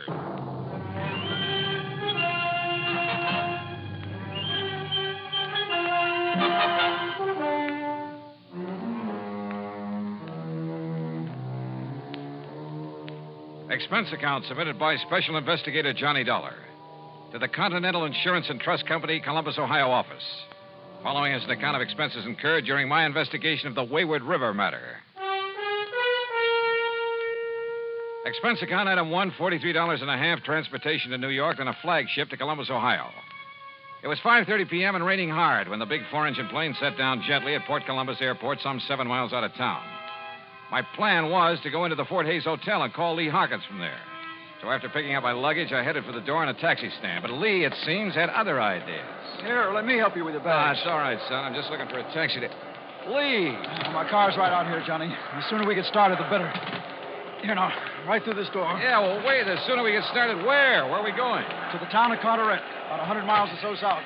Now, come on, if you want to get soaked. Oh, hey! Come on! Whatever you say. Come on now, hop in. Oh, brother. Phew. Why didn't you tell me to bring a raincoat? Why don't you read the papers? Been raining like this for long? Off and on for 3 or 4 weeks. We may have a mean ride ahead of us. Well, what's it all about, Lee?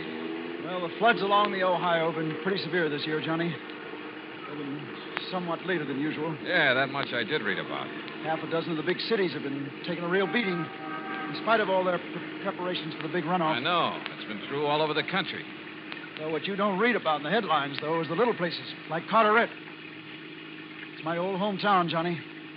I've sold a lot of policies there, particularly to the local shopkeepers, you know, on their stocks and merchandise. So there's been a lot of flood damage, and your company's having to pay up a lot of claims. No, not yet. So far, the town's been lucky. Most of the recent bad storms have been across the state line, up in Pennsylvania or over in West Virginia. Same was true last year and the year before. So?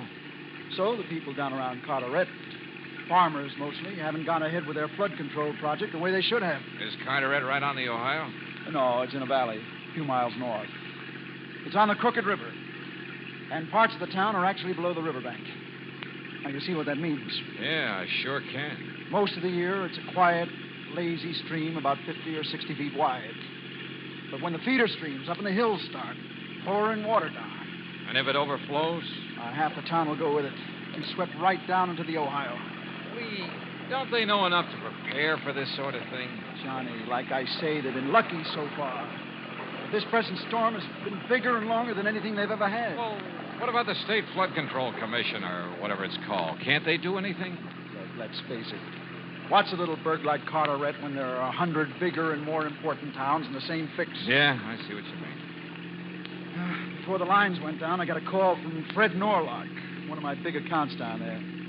Big hardware firm. Unless the river goes down, he's going to lose the whole place. That means over a $100,000 insurance claim. But what can I possibly do, Lee? I don't know, Johnny. I just don't know.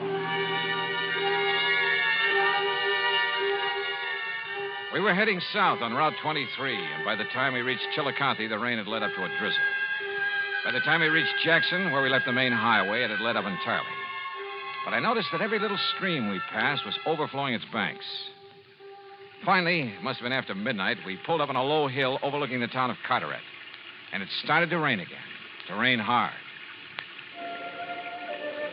Below us, the crooked river was a terrible, terrifying thing to watch. Power lines were out, but maybe hundreds of kerosene and gasoline lanterns, flashlights, and lights from cars showed only too plainly the perils of the brown, rushing, raging torrent that threatened the town. Men stripped to the waist, the banker and the ditch digger side by side, the farmer and the merchant, toiled frantically to reinforce the levee with bags of sand, stone, cement, anything they could find, while the river lapped hungrily at their feet, trying to undermine the embankment as quickly as it was built up. Back of them were others, filling the sandbags, bulldozing additional strength to the levee, hauling truckloads of sand and rock and gravel, digging, shoveling, filling, anything they could do. I'd never seen a more dedicated group of people, men, women, children, all working in a common cause, not just for themselves, but for the survival of their neighbors, their town. And the ugly river was like a thing alive, clawing at them, seeking to destroy them. Huge, floating masses of debris flew by at express train speed, whirling now and then to strike out at the embankment, fighting to break it down. Thousands of tons of wreckage, parts of houses, chicken coops, trees, and brush, anything that would float. I stood there appalled and almost overwhelmed by a feeling of utter helplessness. Can't they see? If they were up here on this hill, they could see that they're losing ground, Johnny. The river's rising faster than they can build up the levee. Yeah, Lee, yeah, it looks that way. What's the matter with you guys? Can't you see they need help down there? Anybody doesn't help, I'll be shot. Oh, he's right, Johnny. We ought to go down there and help for whatever it's worth. Wait. That one section where they're all working. It's right above the cut into Perry Street. If the levee goes there, it'll sweep the whole section down the valley into the Ohio River. But look, Lee. Look, back there, behind us.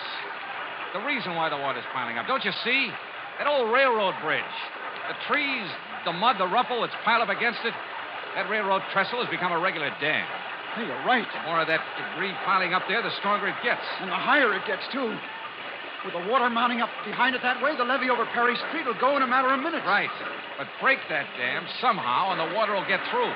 Down the crooked river into the Ohio. Yeah. Break that dam, and it'll save the town. Yes. Oh, but how, Johnny? How? Yeah, how?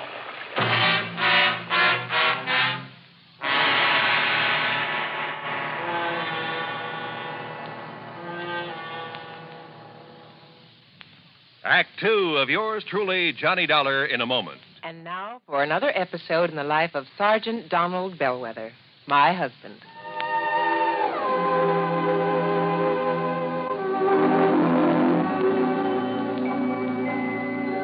Reba, when are you going to serve dinner? Oh, in a few minutes, dear. Okay, I'll see you later. Wait a minute, Donald. I want you to hear my speech. You mean the safety speech for the PTA meeting? Mm-hmm. Oh, come on. Do I have to? You want dinner? You blackmailer. Okay, where do you want me to sit? On the sofa? No, in the dining room. No. I've got to practice projecting my voice. Projecting your voice. Are you kidding? Anyway, how's this? Oh, that's fine. Okay, now, after the president introduces me, I'll say, Madam Chairlady, parents, visitors. According to the National Safety Council, last year in the United States, 4,450 youngsters under 15 years were killed in traffic accidents. How many? Oh, please, Donald, don't interrupt. 4,450. Oh, that's an awful lot. Yes, dear, it is. Well, then I go on to say, ladies and gentlemen, how can we help prevent traffic accidents from killing and maiming our youngsters? We must remember that children will act like children. Therefore, when we drive by schools, playgrounds, and the neighborhoods where children are playing, we must act like mature adults and be on the sharp lookout for that sudden ball bouncing across the street with a little child running after. Hey, that's very good, honey. As soon as children are old enough to understand, it is up to us, the parents, to instill in their minds the dangers of playing near traffic. Children must be taught to obey all safety rules and safety patrols, to board and alight from the school bus without horseplay. And, above all, we adults should obey all safety rules, because children mimic their parents. honey, you act and talk just like a professional speaker. Well, thanks. You know, you're really good. I'm proud of you. Oh, that's my Donald. That's my doll.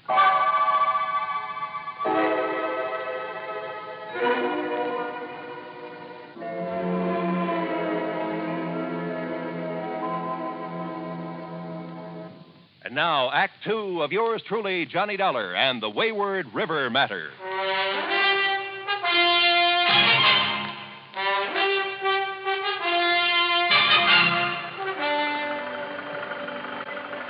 From our vantage point on the hill above the little town of Carteret, we could see why the Crooked River was rising so fast, threatening to engulf the town. You're right, Johnny. The debris against the old railroad trestle has made a dam. And somehow we've got to break that dam. But how? Lee. Yeah? Any stores down there, any of them carry dynamite? Yeah, down there on Perry Street. Norlock Supply Company. Then come on. Norlock's one of my biggest clients. If the levee breaks, his place will take the brunt of the flood. There, you see down there? He has men putting sandbags around it. They won't mean a thing if the levee goes. Why doesn't he send those men back on up to the river's edge where they can do some good? Johnny, he's the only man in town looking after his personal property. The only one selfish enough to... Say, listen, he's also the man who's always opposed doing something about this river. Save your breath, Lee. We've got to get down there and get some dynamite. The groups we passed, still vainly trying to chink up holes in the levee, all but spat on us as we passed. Because we weren't working with them, trying to save their town from the raging Crooked River, or so they thought. Finally, we slogged our way to the Norlock Supply Company on Berry Street. More sand. Faster! Fill those bags and get them around my place. The levee goes, it'll all come down here. More sandbags, more! You're crazy, Mr. Norlock. You're wasting your time. What? Mr. Harkins. Why, if that levee goes, nothing will save this place of yours. He's right, Norlock. Get your men on up to the levee where they'll do some good. Sure, but then you'll pay the insurance of my place is swept away. It won't be if we save the town. We need dynamite. Who are you? Oh, this is Johnny Dollar. Insurance investigator? What are you doing here? Look, there's no time to stand around and talk. We need dynamite, a lot of it. What for? For the wreckage from up the river. It's jammed against the old railroad trestle south of town. And it's made a regular dam. That's what's backing up the water. I know, I've seen. You gonna blow that up? That's right. Now, where's the dynamite? Anybody go out on that trestle with the pressure of the river against it, he's crazy. Any part of that goes, he'll go with it, he'll be killed. He's right, mister. Be suicide to go up there. Come on, let's have the dynamite. And you men, get up above where you can help. Now, you wait Load that truck with all the bags you can, but get up there fast. If it's but my place here, what about my soldiers? Norlock, where's that dynamite? I won't give it to you. Oh, listen, Mr. Norlock. I refuse. It'd be suicide for you to go out on that railroad trestle. But if we don't, the whole town will go. And I tell you, Mr. Dollar, are you threatening to shoot me? Put that away. Oh, Johnny, wait. Let me handle this, Lee. You're crazy, Dollar. Put that gun away. All right, Norlock, it's up to you. What do you mean? Unless you give us the dynamite, I'll blast the lock off this place of yours and get it myself. Well? All right. All right. In here. But I tell you, you're mad. Oh, was Norlock mad? A victim of the panic that all too often seizes a man when the going gets tough. But he did give us the dynamite. Then, with two of his workmen, Lee Harkins and I trudged through the mud and the night loaded with cases of dynamite back to the old railroad trestle. And when we got there, I wondered if maybe Norlock wasn't right after all. If it wouldn't be suicide to go out on it. The pileup of debris against it was huge. In back of it, the deadly brown water swirled and eddied, throwing telegraph poles, railroad ties, huge trees pounding against it, battering at the old framework of the trestle. If only they'd strike hard enough to break it down, break the dam. Perhaps they would. By that time, the town of Carteret would be lost. Yes, somebody had to do this job, and it looked like I'd elected myself.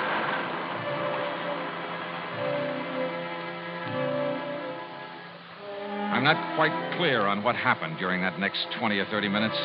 They seemed like 30 years of nightmare. But I edged my way out on that rickety framework, a fused case of dynamite under my arm. It was dark, and I had to feel my way along over planks and boards and trees that the force of the water had thrown up on the trestle. The wires leading back to the plunger that would set off the charge would catch and drag. But I knew I had to reach the first long span to make the explosive do its work. And all the while, the old bridge creaked and groaned and shook from the impact of the wreckage being thrown against it by the angry water. But then, finally, the job was done, and I felt my way back to the bank. Hurry, Johnny! Hurry! Yeah, I'm coming. Everything ready here. Don't you see? The levee above. It's starting to go. Back over the town, there's a gap. The water's rushing now. Okay, Lee, the plunger. Here, sir. All ready. All right, then lie down. Quick, get down. Here she goes.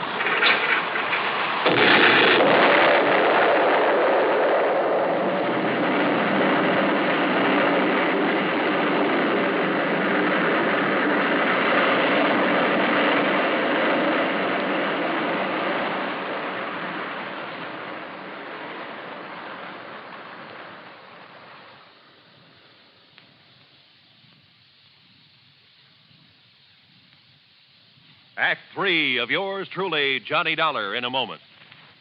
Do you know who said, "My political ideal is democracy. Everyone should be respected as an individual, but no one idolized." I am convinced that degeneracy follows every autocratic system of violence, for violence inevitably attracts moral inferiors.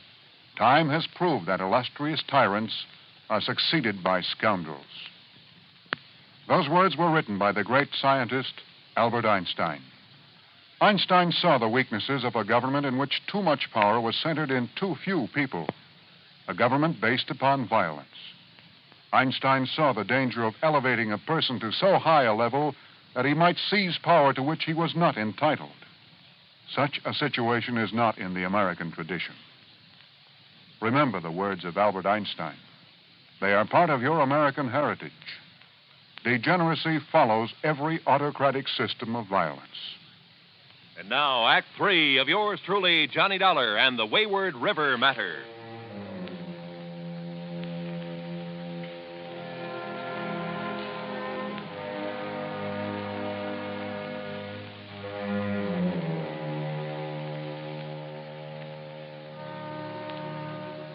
The charge of dynamite on the old railroad bridge had broken the dam that the angry river had thrown up against it. Had released the little town from the threat of being washed down the valley into the Ohio River.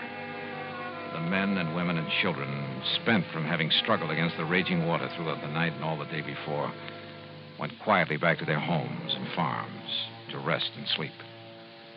And nature, defeated, gave up. The rain stopped and the skies cleared.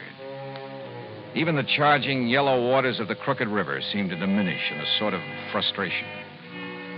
What damage had been done to the town could wait now until the people were rested, refreshed. As Lee Harkins and I plodded wearily over to the village inn, I noticed that the streets were deserted. Yeah, even as the long gray fingers of dawn reached up into the sky, the town, exhausted, slept. Unmindful of the rooster in someone's backyard who sought to rouse it. Nor did we rouse the innkeeper, but picked a couple of rooms and settled down to rest our weary bones. But I couldn't sleep. Somewhere in the back of my brain, a little worry began to form, to peck away at me. In all of Carteret the night before, there'd been one man and one man only who'd ignored the common good to look after his own selfish interests. I went into Lee's room and awakened him. Oh, no, Johnny, later. Come on. I'm so dead I can hardly go back to sleep. Will you? No, come on. Just a couple of questions, Lee. Listen to me. Oh, why don't you let me sleep? Over 100,000 insurance, you said. Yeah, 100 and... Oh, I don't know. Well, if you ask me, that's too much for a business of any kind in a town this size. Much too much. So maybe I gave him a break on his valuation. Yeah. You know, to help sign up some of the other merchants. But 100,000 of insurance money would give him enough to live on the rest of his life.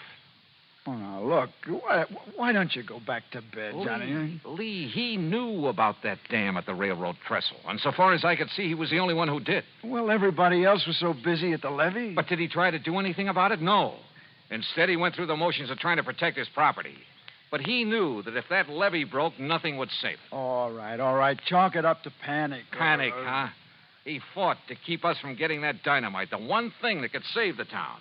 He kept those workmen away from where they might have done some good, at the levee. He alone wanted that levee to break. But good heavens, Johnny, well, you're right. You must be. Yeah, I'm right.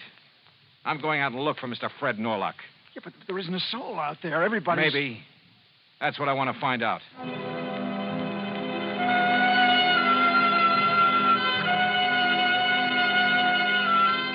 I found Fred Norlock, alone, up on the inner bank, the riverside of the levee, where anyone down below couldn't see him. And he was working with a shovel, a crowbar. Beside him was a pile of dynamite. I'd given him that idea. All right, Norlock, lay down that shovel. Go it. The river didn't do it the way you planned last night, did it? Maybe not. Because of you, but you're not going to stop me now. Oh, now put that thing down. I'll kill you, Dollar, if you come any closer. And nobody will know because there's nobody around. I'll throw your body in the river. Nobody will ever know. Sure. Set up a small charge, enough to breach the levee. That's right. It's all ready, and you can't stop it. And the river will crash through, destroy that failing business of yours down there. Yes. And take with it the homes in the valley, the livestock, maybe even the people. Keep your hand away from that pocket. So it's you or me, huh? And if I go, the town goes too. Yes. But if I can outdraw you... This pistol is aimed at your chest. Now you walk straight ahead to the edge of the river. Walk!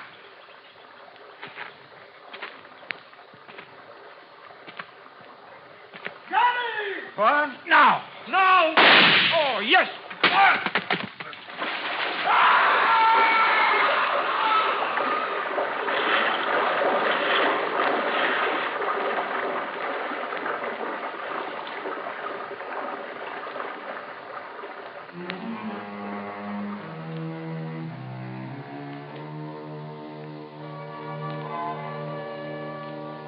Norlock's body was never recovered. He'd lived alone. He died alone. A crooked man in the crooked river. Nor was he mourned in the little town he'd tried to destroy.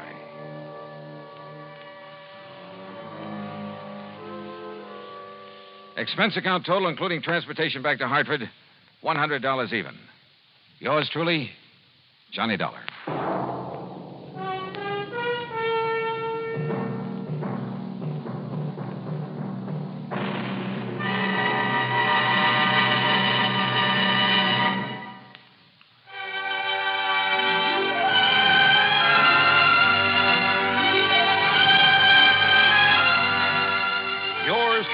Johnny Dollar, starring Bob Bailey, originates in Hollywood and is produced and directed by Jack Johnstone, who also wrote today's story. Heard in our cast were Chet Stratton, Frank Gerstle, Bob Bruce, and Parley Bear. Special sound patterns by Tom Hanley and Bill James. Be sure to join us next week, same time and station, for another exciting story of yours truly, Johnny Dollar. This is Roy Rowan speaking.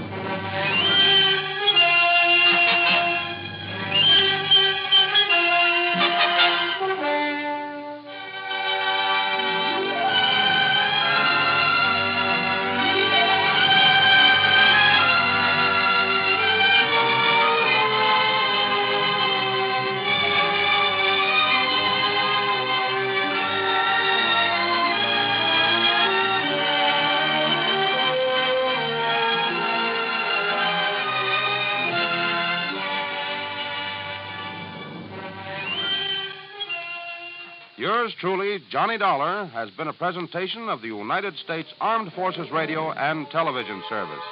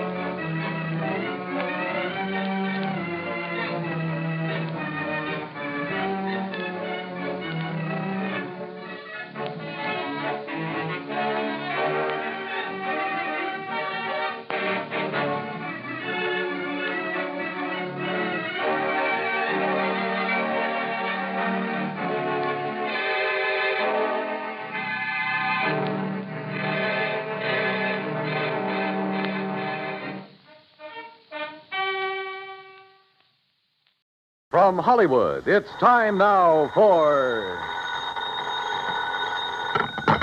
Johnny Dollar. I have your call to Hartford, Connecticut, Mr. Dollar. One moment, please. Thanks, operator. Hello? Pat McCracken. Hi, Pat. Johnny Dollar. Oh, good. Still out on the West Coast, Johnny? Practically. Did you clear up that Kincaid matter? Mailed you the final report 2 days ago. Oh, good. Now sit tight because I think I'll have another case for you out there. Yeah?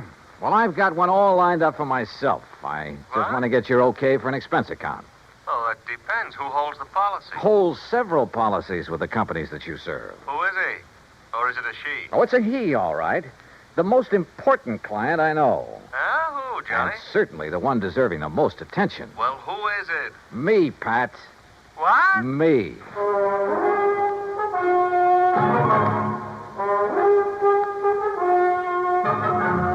Bob Bailey in the exciting adventures of the man with the action-packed expense account. America's fabulous freelance insurance investigator. Yours truly, Johnny Dollar.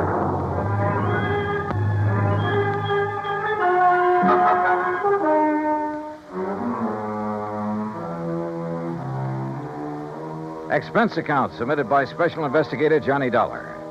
To the Universal Adjustment Bureau, Hartford, Connecticut. Attention, Mr. Pat McCracken. Following is an account of expenses incurred during my investigation of and participation in the Yours Truly matter. Item 1, $34. Transportation and all the incidentals I could think of. Los Angeles to Las Vegas, Nevada. I needed a couple of days of relaxation after that Kincaid affair. Item 2, $31.40 for my room at the Flamingo Hotel, plus 2 fancy meals and a couple of drinks to go with them. Item 3, 85 cents phone call to my old pal Buster Favor down at Lake Mojave Resort on the Colorado River. Sure glad to hear your voice again, Johnny. Coming down here for some fishing? Buster, how did you guess? Big lunk of bass are practically jumping into the boat. How big? 3 to 6 pounds. Ah, I did that well on the Flamingo boat yesterday on Lake Mead. Then I'll arrange for some bigger ones that stand by and wait for you. Want me to drive over and pick you up? No, I like to be independent, so I'll rent a car here. Well, in that case, wait for me. Huh? I've got to have 3 or 4 days' work done on my car at a garage there in Vegas. So? So I'll drive on up, leave my car, and you and I can come back here together in yours. And when you've had your fill of fishing... Okay, Buster, it's a deal. See you when you get here.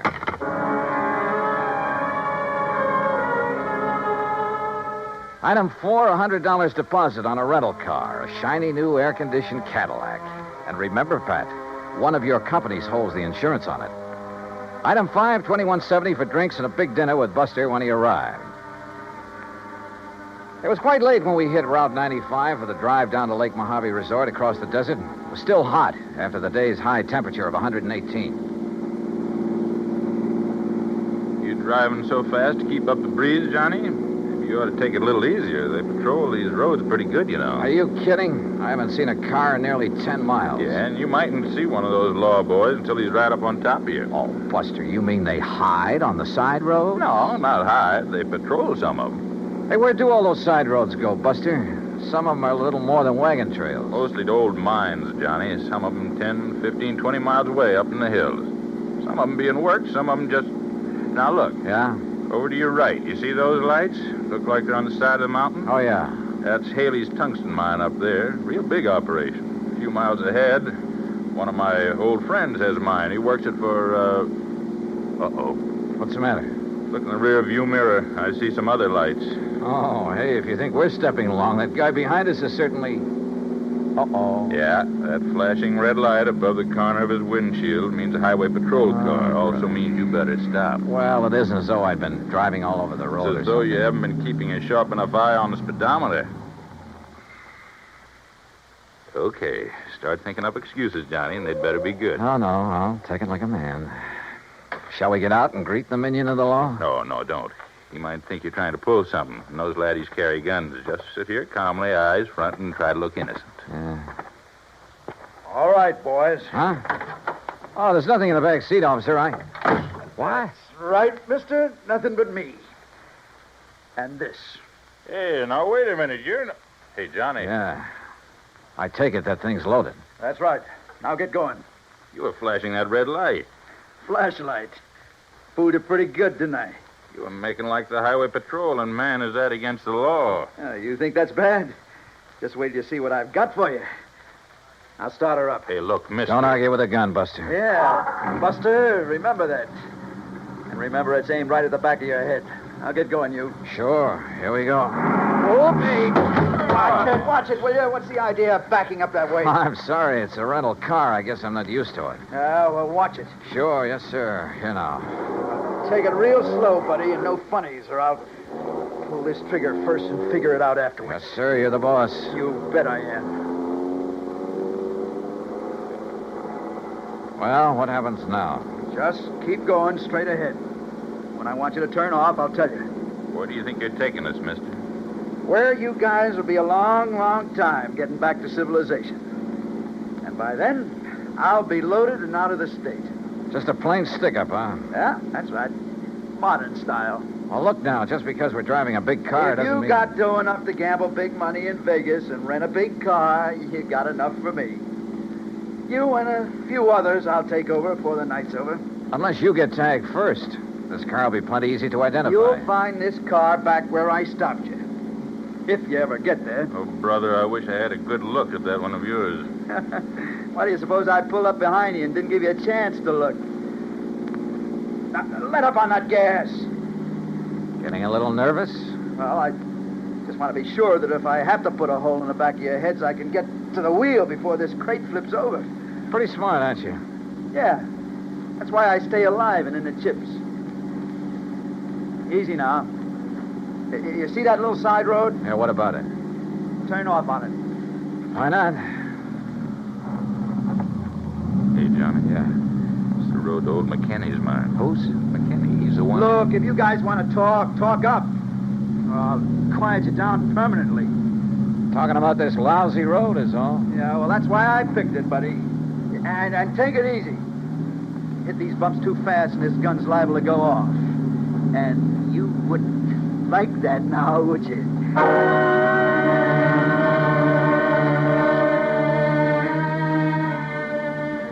We continued up the rough, curving road on the side of the mountain. 10, 15 miles, I guess. And I could see nothing but the road itself and the shadow of the mountain ahead of us. Turn up that air conditioning, buddy. It's a hot night. Yeah, sure. Listen, we go much further on this road, we'll scrape off the drip pan. You know this road? Well, it keeps getting worse and worse is all. This car's built pretty low, you know. Hey, take it easy, I said. How can I? Do you hear that? We don't stop pretty soon, we'll all get stranded out here. Yeah, maybe you got something there. Okay, buddy, that wide spot. You turn us around and stop. And take it easy. Okay. Now what? Just leave the engine running and both of you get out the right-hand door. Yeah, sure. Now, look. Shut up. From now on, I'm not going to waste any time. Come on, get out. You're not going to leave us out here, I hope.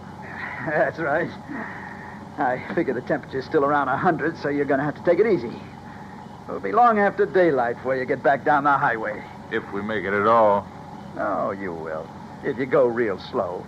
And if I don't have to use this on you. Now turn around, both of you. Hands up in the air. Now, look, mister, with no water out here in this heat, it'll be murder. It'll be murder if you try anything cute. What? Wait. Nearly $100. You don't know this desert heat. Shut up. Now you. Okay. Here, lower that left hand just a little. And be careful. Say, I like that watch. And that ring. Yeah. Say, you must have done all right at the gambling tables. Well, easy come, easy go. That's right. But, well. This card fall out of your wallet? Yeah. Johnny Dollar, insurance investigator. Oh, boy, that's a laugh. A private dick. Just as big a sucker as anybody else. Yeah, I'm laughing. All right, now, boys. Walk. 10 steps, straight forward. Together. Come on, Buster. No, sir. Now, look, you, if you think that you're going to... Wait a minute, Buster, don't. Oh, no, you don't. Why, you dirty rat. Yeah.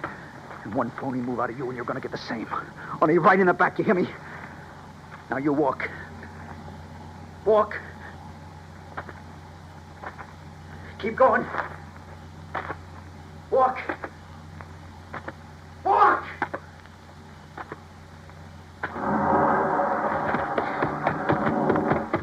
Buster! Buster! Why, that dirty, murdering...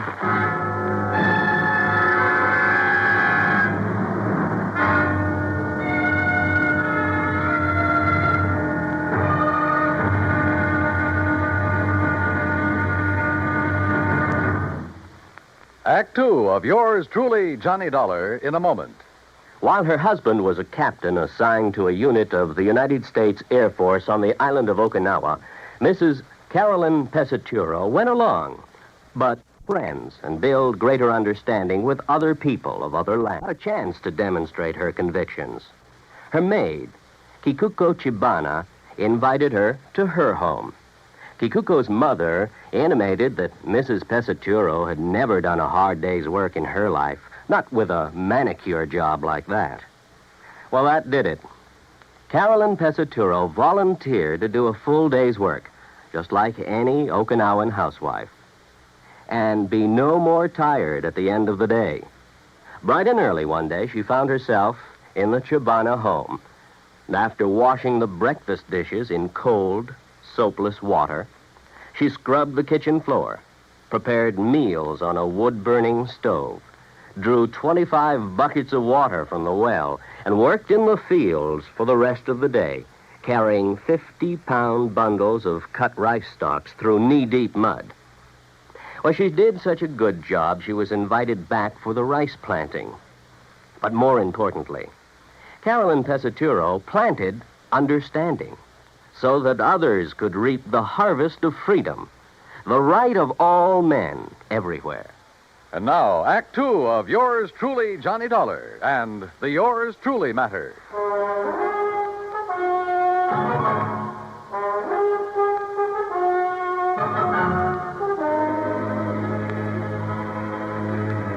He'd overtaken Buster Favor and me on Highway 95 out in the middle of the Mojave Desert.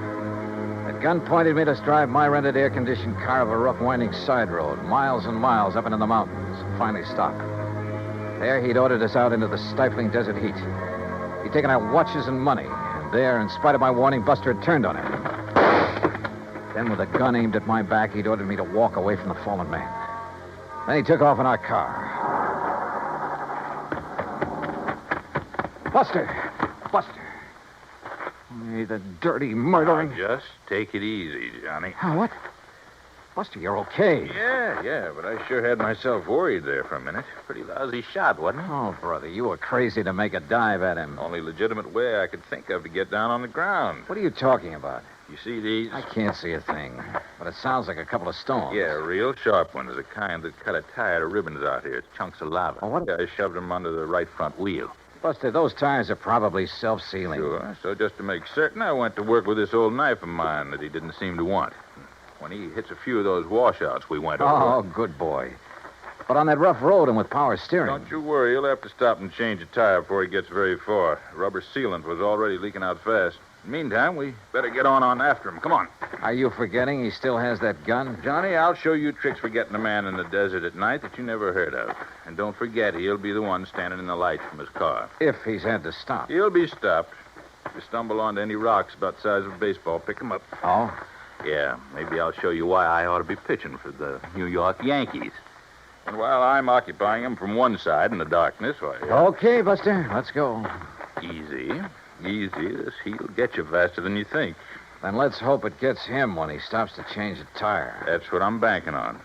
If he does. Don't you worry, Johnny. He will. Slowly, carefully, we trudged on down the side of the mountain, conserving our strength. I was glad that Buster knew the ways of the desert. A couple of times we left the winding trail to make shortcuts around big mounds and rocks, around old mine workings. And then we saw them. Car lights, Johnny. You see? Yeah, but they're moving down there, winding back and forth. He hasn't had to stop yet. No, I guess it... Hey, wait a minute. Those lights are coming up the trail. Yeah, why would he be coming back here? I don't know. Come on, toward that little hill on the side. When he comes around it, we'll let him have a handful of rocks through the windshield. Yeah, right. Pick up stones, anything you can get your hands on. Right. Hey, look, there's a good spot on that mound. Huh? He won't see us, but we'll see him when he pulls around. We'll be practically on top of him. Here we are. Okay, good. And don't forget, our eyes are used to the darkness. His won't be. We'll just aim for his windshield, Johnny, with all we got. But don't forget, he still has that gun. Once we stop him, we'll have the advantage. With a cracked-up windshield, he won't be able to drive, and as long as it stays nice and dark... You listen. Yeah, I am listening. That's no Cadillac. That sure isn't. You think maybe he's nailed somebody else down on the highway and is bringing him up here? He hasn't had time to get halfway down there yet. Well, then who is? Buster, I'm going to jump down and hail him. But if it is him... I have to take that chance. Johnny, wait! That's deep. Hey, stop! Hey, you, stop, will you, please? Now, what the howling tarnation are you doing out here? What's the matter? You get lost or something? Hey, listen, mister. Did you pass a big sedan on the way up this road? Now, wait a minute, young fella. Just who are you? Mac. Hey, Mac. Mac McKinney. Huh? Who's that? That's Buster, can't you see? Buster Faber? That's right. Well, hey, you gone crazy or something? Wandering around out here this time of night? Look, never mind that. I asked you about a car. Did you pass him? Pass him? I helped him out. Just below that last hill What do there. you mean? Well, he had a flat tire, so I helped him put on his spare. You what? City dude, having a lot of trouble with the heat, so I give him a hand. Oh, no. And him, he give me a 10-spot for my trouble. Doggone it, Mac. That guy stole our car and money from us and left us up on the mountain. No kidding. Who's kidding? Well, well, then, maybe I done right at that. What do you mean? Yeah, I've been worrying about it ever since I left him down there. What are you talking about, Mac? Well, I got an instinct. Yeah? The same kind of instinct about everything that I got about finding Mac. a gold mine. Buster, don't you tell the government, but I have took over 40,000 worth of ore out of my mine up there since the turn of the year. Yeah, well, go on with whatever it is you were getting at. Yeah, come on. Yeah, well, instinct. Now, you take my gate down at the end of the road. Oh, Mac. That wasn't closed when you come up here, was it? No, come to think of it, I wondered about that. But now, Mac... Usually, when I go into Vegas, like tonight, I close it. But you know something? Tonight, I clean forgot. All right, Mac, get to the point, will you please? Well, the point being that I did lock up the gate when I come off the highway just now. Oh? And I clean forgot to tell that fella I locked it after I fixed his tire. Wait a minute, Mac, wait a minute. You mean he can't get back on the highway? He sure can't. And he can't break down that gate? Not without wrecking his car. All right, then. That's what I was worrying about on the way up the hill. All right, now listen. Should I go back on down and let him out or not? Will you listen, Mac, But please? then I remembered that bulge in his coat pocket, like a gun. It was a gun, all right. Yes, sir. And my instinct Mac, told please, me... I don't care what your instinct... me I'd better get back to the mine and telephone the county police on account of maybe he'd been prowling around Telephone. my mine. Look, Mac, you got a phone at the mine? Son, I got everything up there. Electric... How far is it? On this road? About 3 miles. All right, then listen. But Listen. walking across that ridge, not more than a half mile. Good. Can you make it on foot? I ain't been wandering around these hills the past 41 years for nothing. Then, brother, go to it. Huh? Buster and I will take the Jeep. Well, now, you go up son. to the mine and call the police. Tell them to set up roadblocks, whatever they want to do. And stop a 1956 Chevy. It's gray and white, license CGJ158. You got that? Sure. CGJ158, a gray and white... Now, Look, Mac, I'll wait. pay you for the use of this Jeep. Anything you like. $50, $100. Oh, yeah? He's not kidding, Mac. Huh? You sure? You know him, Buster? His word's as good as mine, better, and he's kind of a lawman. Oh, well, now, why did you So tell get me... on up there to that mine. Yeah, Fast as please. you can. Will Tell you? the police what happened to us. Give them that description, 1956 Chevy CGJ158. That's the car the crook is using. Got it. And you then go to it. Right, Buster. Come on, One Buster. more way. Yeah. Right? And you better let me drive. Okay, if you want. Okay. Now, hold on to your seat, and I'll show you how one of these things can really take these roads. What do you mean? You've only hit the road every 20 feet so far. Hold on, Johnny. You ain't seen nothing. Buster wasn't kidding. And Mac's old Jeep would have put a mountain goat to shame. To this day, it's a wonder to me how he ever held the thing together. To say nothing of how we managed to stay aboard. You think 90 miles an hour on the open road is a thrill? You should try 20 per on that old wagon trail. Hey, wait a minute. Wait, nothing. We got to catch up on that guy. No, what I mean is, how'd you ever know the make and license of his car? There wasn't enough light when he stopped us to see a thing. Why do you suppose I put the car into reverse when we started? Huh? Doing that turned on the backup lights. Backup lights? Sure. Gave me a good look at his car in the rearview mirror. Johnny, you're all right. Oh! Hey, how much more of this is there? We ought to get to the gate any minute. The gate?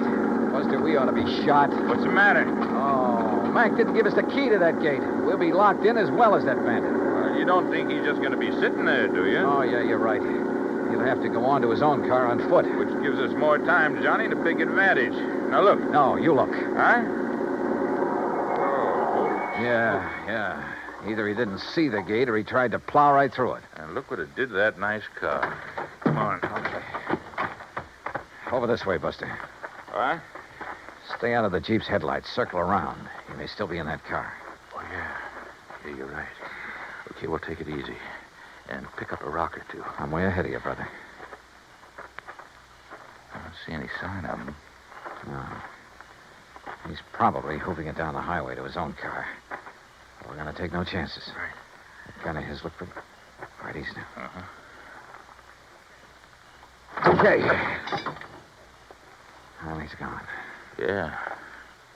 Oh, brother, what he's done to this car. Somebody's going to pay a pretty penny. The insurance company. But come on.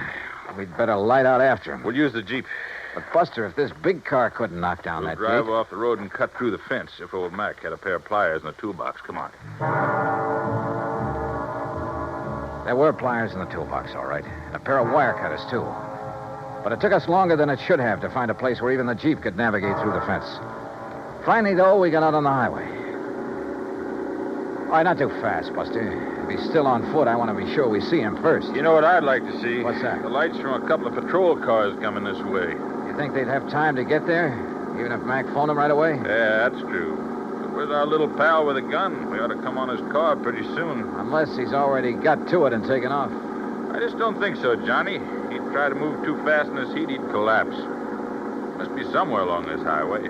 Hide, maybe. Under one of those storm bridges along there. No, I think he's too smart for that. With a racket like his, he has to keep moving. Maybe he's bummed a ride back to his car. Is on his merry way again. So we'll soon find out. The place he stopped is right ahead, on the curve behind that hill, just beyond that next bridge. All right, then take it easy, will you? Yeah. Maybe we ought to stop the other side of this bridge. Say, along about here. Buster, there was something underneath that bridge. Looked like a car. Your eyes are deceiving you now. Let's stop right here. Let's keep going. What? Now what?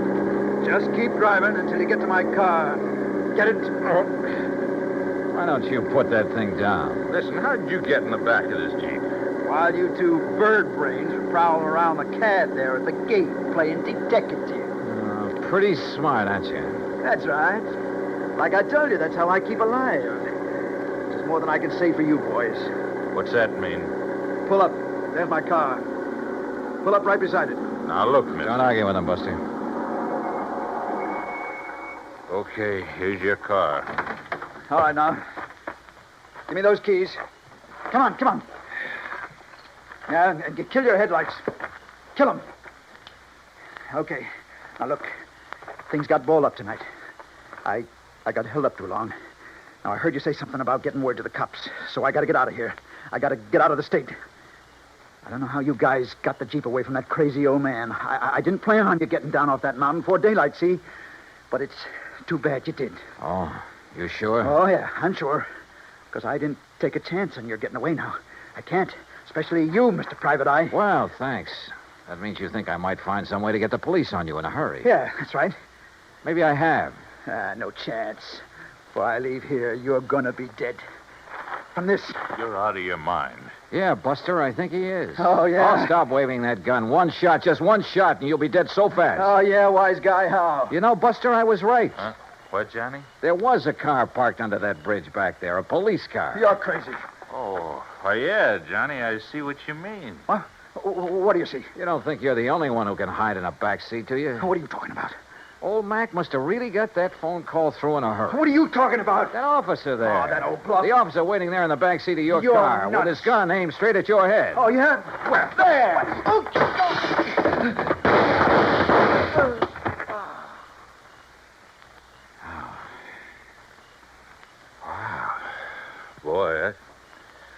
lot of nerve, Johnny, and throwing that rock in his windshield when he turned was just enough.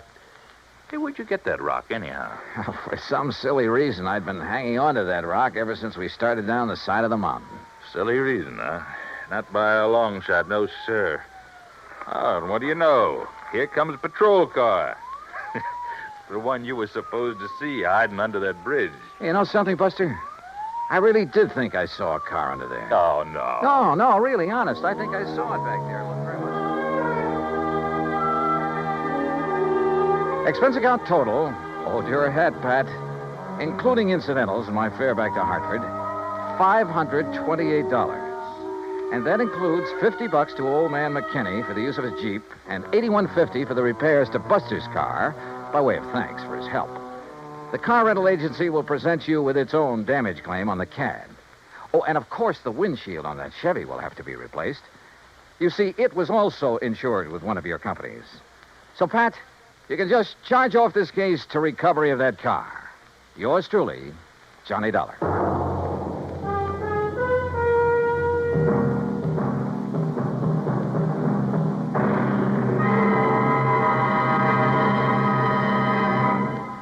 Now, here is our star to tell you about next week's story. Next week, a small round piece of metal, a coin. Face value, 50 cents. Insured value, $20,000. Join us, won't you? Yours truly, Johnny Dollar.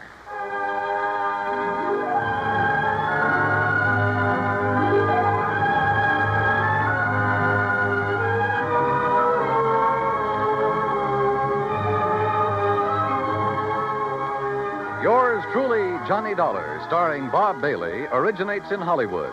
It is produced and directed by Jack Johnstone, who also wrote tonight's story. Heard in our cast were Virginia Gregg, Lawrence Dobkin, Barney Phillips, Chet Stratton, and Junius Matthews.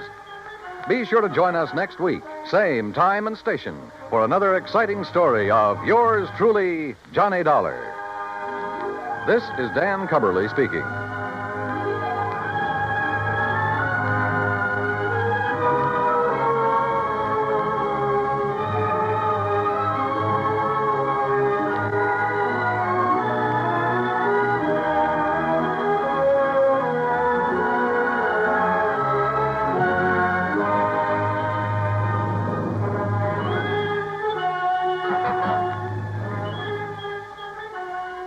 This is the United States Armed Forces Radio and Television Service.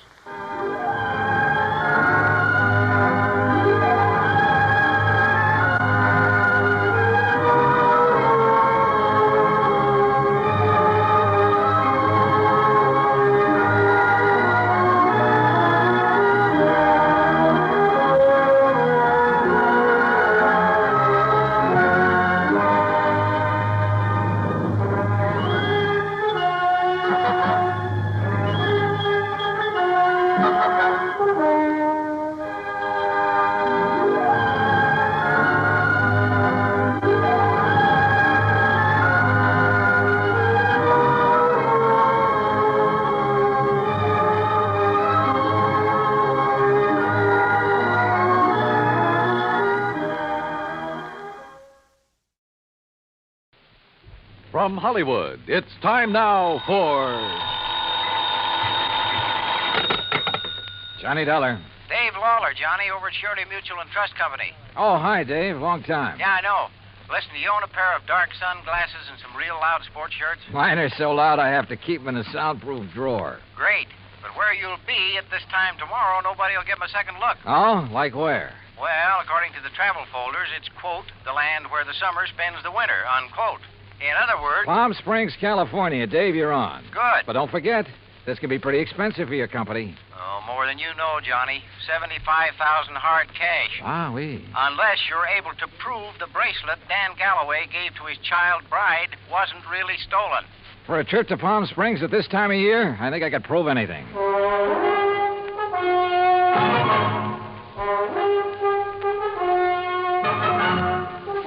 Bob Bailey in the exciting adventures of the man with the action-packed expense account. America's fabulous freelance insurance investigator. Yours truly, Johnny Dollar.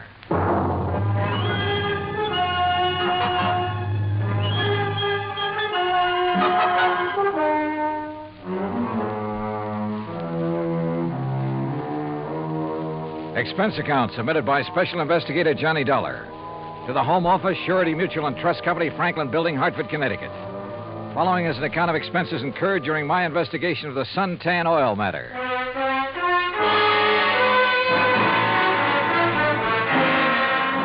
Expense account item 1, $197.40. Airline fare and incidentals, Hartford to Palm Springs, California. I registered at La Casa de Paz on South Palm Canyon Drive, changed into casual clothes, and sauntered over to police headquarters. Detective Sergeant Lacey was about to leave for lunch, so I went along with him. Yeah, Dollar. You'd be surprised at how much stuff is lost in this town during the course of just one season. The report we got says it was stolen, Sergeant. Oh, sure. But I doubt it. A $75,000 bracelet, just 5 days old? That'd be a little careless of the lady, wouldn't it? Well, if you were married to one of the biggest wildcatters in the oil business, maybe you could afford to be careless. What about Dan Galloway? Didn't you say he was drilling somewhere around here? About 80 miles south, in the middle of the desert, down by Salton Sea. Salton Sea. Oh, that's really a big inland lake that lies way down below sea level, isn't it? Want to bring me a check, Dottie? 245 feet below sea level, Dollar. There's oil there? Dan Galloway figures it this way. One of the most successful new fields that's been worked in years is deep under the Gulf of Mexico off the coast of Louisiana. There are a lot of salt domes down there, and underneath them are big pools of oil, millions of barrels. So, why not under the Salton Sea, which is all salt deposits? Who knows? Maybe he has something. Anybody else drilling down there? Just Galloway. Who else needs it? I mean, any more than he does. Well, does he? All yours, Dottie. How would I know if Galloway needs it? But there has been talk around. You know. But if he's hard up, how could he afford that fancy bracelet last week? Yeah, or the snazzy Italian sports car the week before that. I don't know either, Dollar. What about his wife? Oh, that Roberta. What a doll. And in 3D, if you know what I mean. How an old coot like him could ever latch onto a pretty little chick like her? Ruff. I take it Roberta's somewhat younger than her husband. Oh, not more than 35, 40 years. Oh, I see. How long have they been married? 2, maybe 3 years. Down in Dallas, I think it was. She's a Texas girl. Well, is it working out? I mean, are they happy? There's talk about that, too. What kind of talk? Oh, it's really just small-town gossip for the most part. Ever hear of Sonny Wyman? Wyman? No. Well, Sonny's around Roberta's age. One of those kids who came up from nothing, but all the time knew exactly where he was going. You know, made a point of meeting the right people, shaking the right hands.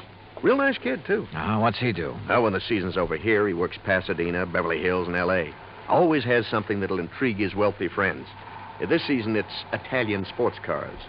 Cosmo Romas, I think they are. And he's the one who sold the Galloways theirs, huh? He sold Roberta hers. Any angle there in connection with the bracelet? There is. You let me know. Well, if there isn't, what have you been working up to? Well, actually, nothing. You see, I still believe it was lost.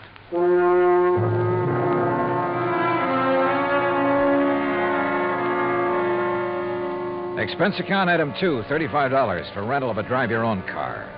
I found the Galloway place about 2 miles out north and east of town. As I parked in the broad U-shaped driveway, I noticed a low, shiny suntan color sports car standing in the shade of a date palm back by the garage. I started over to take a look at it, but the front door of the house opened, a Filipino boy appeared, took my name, and showed me into the living room.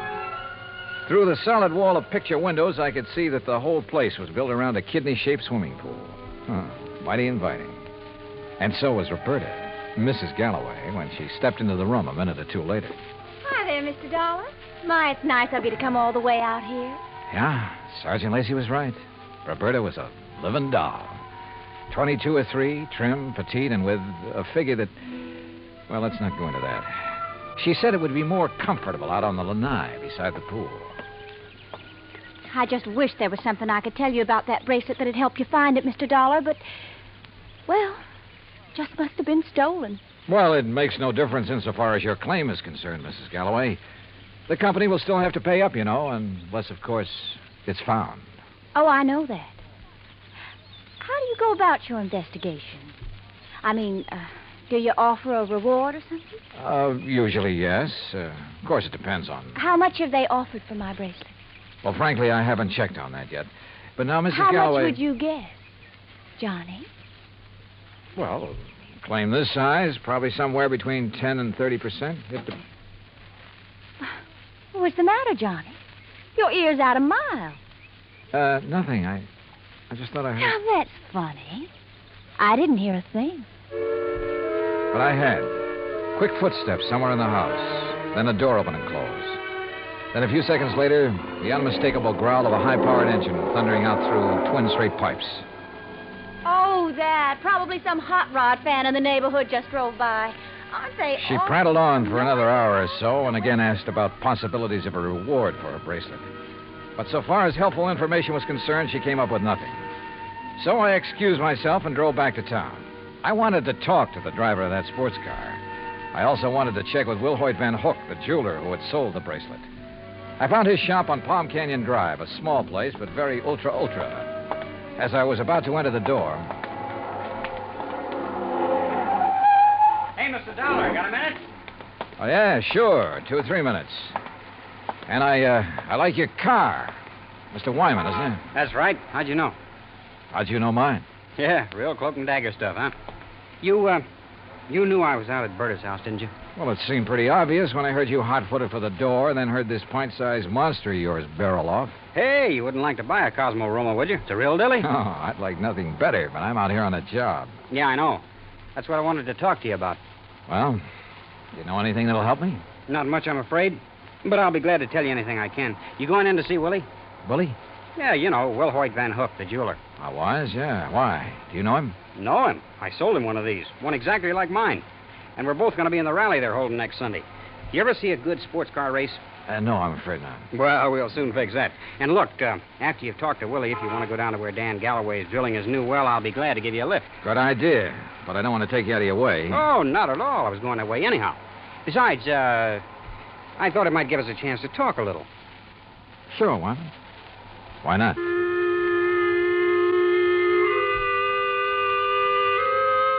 With a name like Wilhoit Van Hook, I expected... Well, I don't know what I expected. As it turned out, he was a smartly dressed chap of about 40, tall and slim, blonde hair and quick blue eyes, an alert mind. I told him why I was in Palm Springs, showed him my credentials, and he immediately offered full cooperation.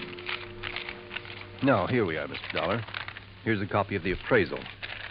A duplicate of the statement I sent Dan Galloway. And here's a sketch of the bracelet. Ah, very good. Diamonds here, emeralds, and the mounting is yellow gold.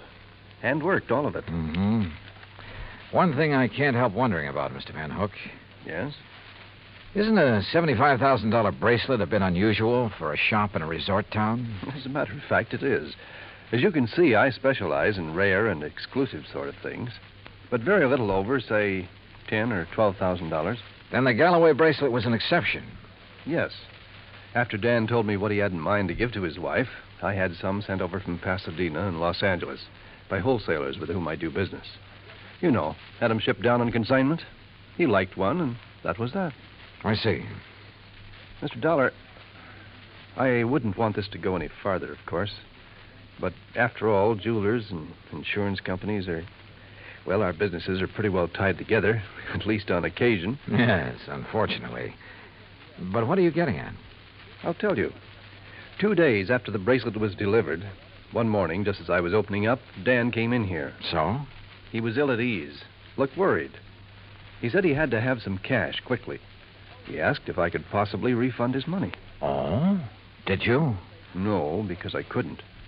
Things have been rather slow for me this season.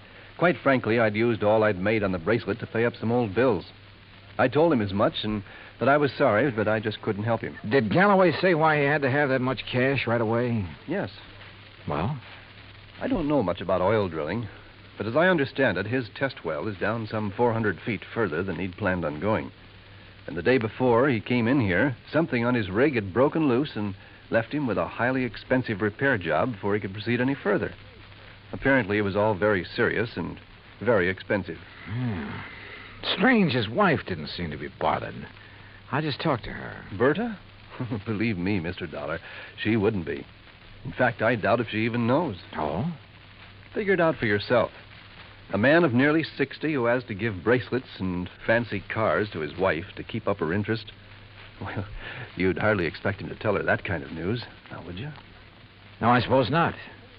Especially if he's worried about the competition. And if you ask me, he has competition. If only he could see it.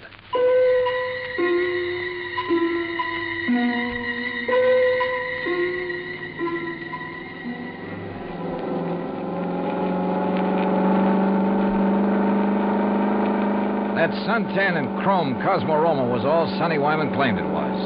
It purred like a kitten, performed beautifully. But I was more interested at the moment in what Sonny wanted to talk about. Johnny, I'm going to be perfectly blunt with you. I'll go along with that. Out at the house a while ago, I felt pretty foolish when you arrived, and Berta insisted I hide until she could get you out on the lanai. Did she have any particular reason? Well, you see, we know that... Well, there's some talk going around about Berta and me. Any truth in it, Sonny? A little, I guess. You saw it. Oh, yeah? I mean, there's nothing serious between us. It's just that, well, with Dan away so much of the time, we have fun together. Yeah, sure. Now, what about the bracelet? You mean who might have stolen it? That's the general idea. I don't know. I have no idea. That sound funny to you? Should it? Well, after all, Dan and Berta keeping their house open to everybody. People in to swim, play badminton, cocktails, barbecues. I guess half the population of Palm Springs has been there at one time or another. And even if it weren't an invited guest, why, it'd be simple for someone to just sneak in and walk off with it. Providing, of course, they knew where it was kept. Well, yeah, someone who was close enough to... Well, yeah, I heard Berta ask you about a reward for it.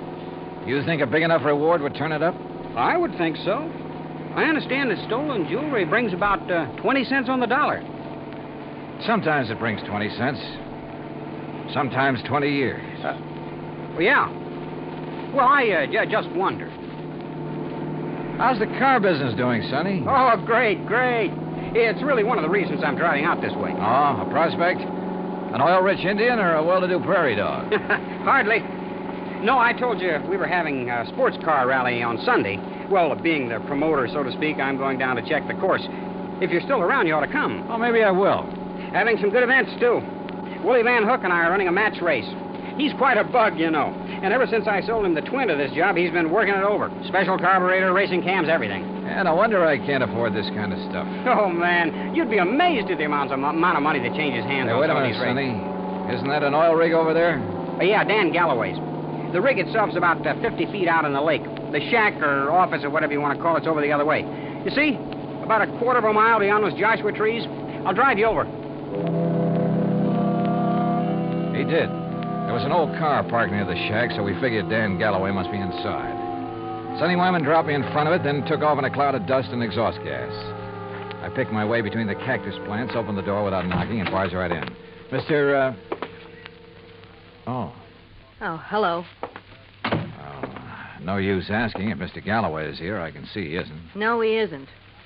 Is it all right if I wait? I'm Johnny Dollar. I'm Mrs. Galloway, Mr. Dollar. Huh? Hell, that is, I'm the first Mrs. Galloway. The former. The one who scrimped and saved while Dan was booming around every oil field all over the country trying to make his score. I'm the forgotten Mrs. Galloway. Oh, well, I'm sorry. Are you expecting him back soon? Who knows? Been waiting here 3 hours. But I'll wait 3 days if I have to. Promises, that's all, promises. What do you mean, Mrs. Galloway? After working to help him the way I did for all those years, and then to be tossed over for somebody else who never did a lick of work in her life. Oh, sure. Give me anything I want if I let him free. So what have I got? Promises. Well, I'm sorry. But getting all upset is going to help. Well, wouldn't you be upset if you had more than $18,000 in back alimony coming to you? And with them living like royalty? Oh, I see. Well, he's not going to keep on getting away with it. That's why I'm here. Well, now that gun in your handbag isn't the answer, I'm afraid. How'd you know? I've seen that kind of bulge in a handbag before. You really have ideas about using it on him? Well? Well, I don't know. There are times when I feel as though killing would be too good for him. Then there are other times when... I don't know. Well, here, better let me No, have it. leave me alone. Well, I'm not going to sit here and try to make sense with somebody as upset as you are who has a gun. Well, how would you feel? What would you do if you were me? How should I know? But killing him isn't the answer. Isn't it? Or sitting here shouting at me. Who are you anyway? What are you doing here? I came out here to see your husband, your ex-husband, on business. What kind of business? A friend drove me out here and figured Dan would drive me back. But since he isn't around, there's no point in my staying here. Or you either. Well, maybe you aren't You going have to a car, so you and I are driving back to Palm Springs. I'm not leaving here till I see Dan. Until I get some money from him. Or see him dead. Maybe he's at the well. All right. Maybe he is over there. Now, come on. Why I took this on, I didn't know. But I couldn't leave that slightly frantic woman sitting there, waiting, with murder in her heart. For all I knew, she'd murdered Dan already. Better inspect the gun later. The road down toward the oil rig was just a pair of ruts in the desert sand. Then, just as we cut in between some yucca plants and a wind-blown Joshua tree, I slammed on the brakes. There, in the middle of the trail, lay a man's body, crushed and twisted. Dan Galloway had been carefully, repeatedly, run over by a car.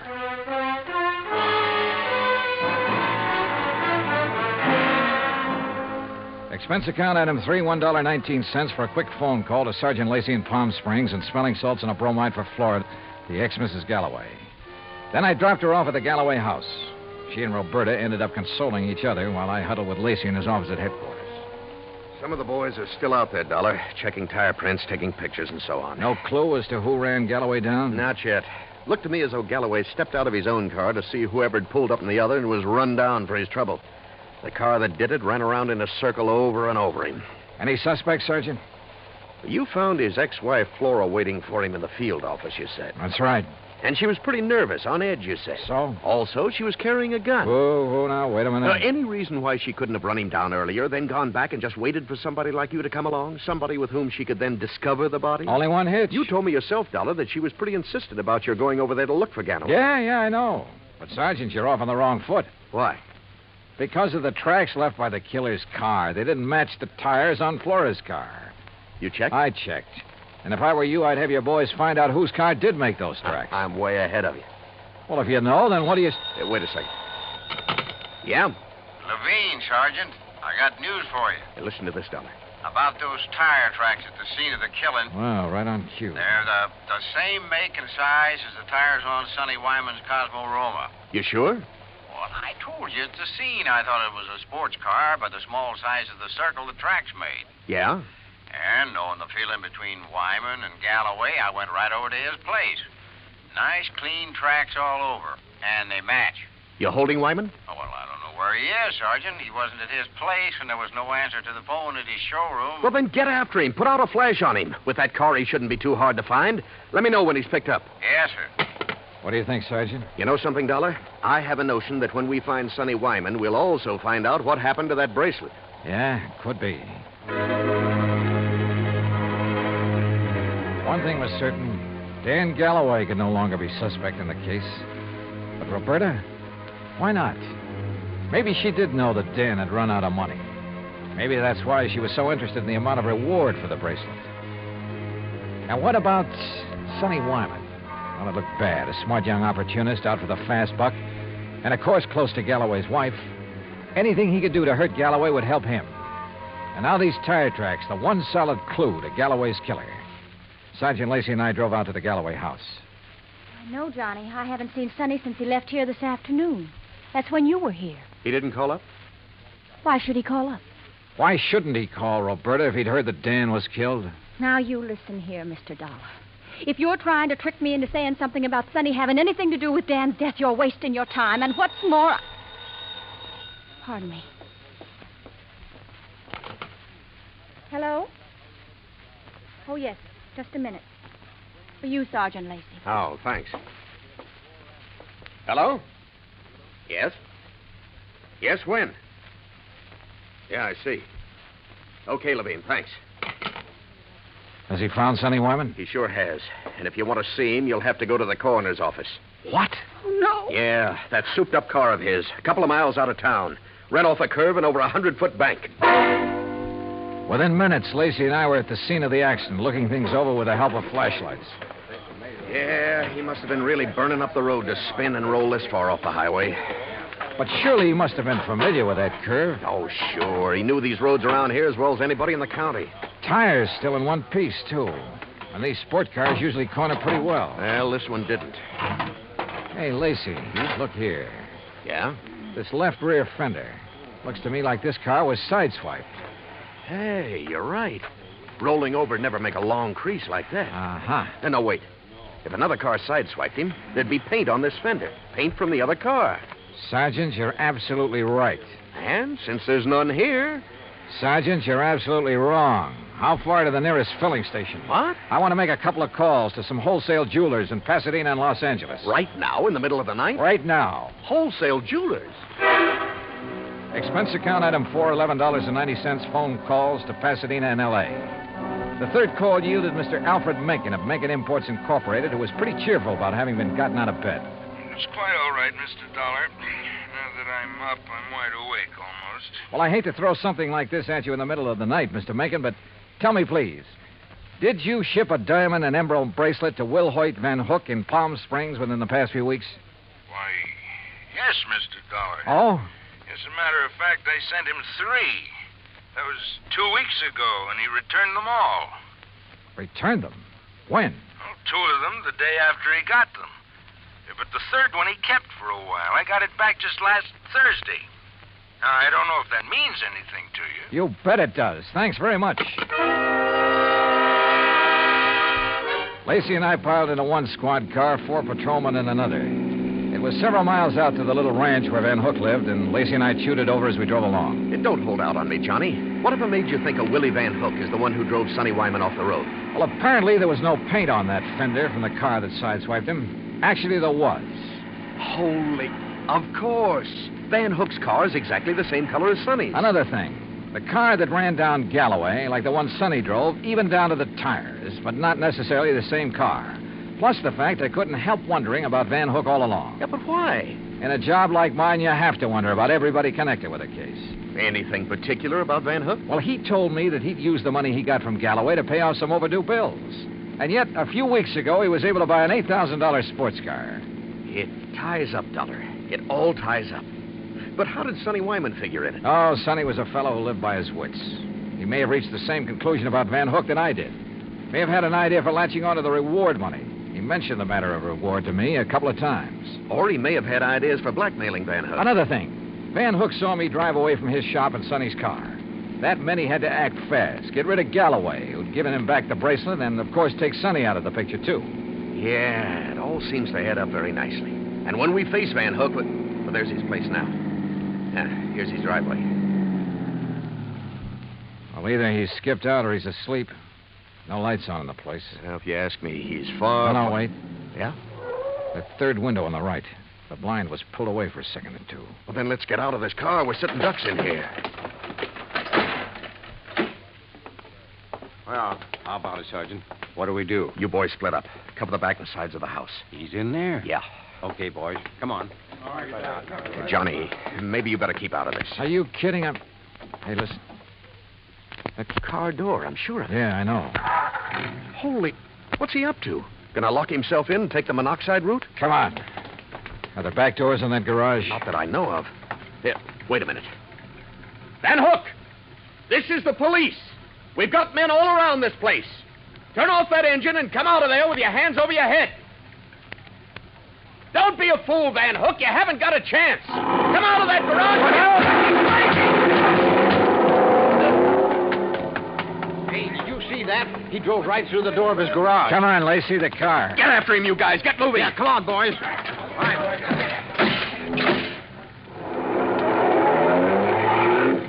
Crazy fool. He's getting into the sideswiping habit. See what he did to that other patrol car? Yeah, they're okay. They're off and tailing us. Come on, step on it, Lacey. This is one time we ought to have a Cosmo Roma. Well, maybe he can outrun us, but with 2 cars on his tail, he may get careless, take chances. If so... Yeah, hang on. Oh! Lacey, you could qualify for some of those road races yourself. That guy's out of his head. Main highway like this, full of trucks and trailers. Oh, don't worry about those guys. Those interstate truckers will give you a clear road after them. They're the best drivers in the country. Come on, hit your siren. You're right. Hey, you see, I told you those guys would give you the road. Holy... Look! The trailer in front of him. And the oncoming truck. Van Hook's trying to squeeze through. Pull up. Pull up, or we'll...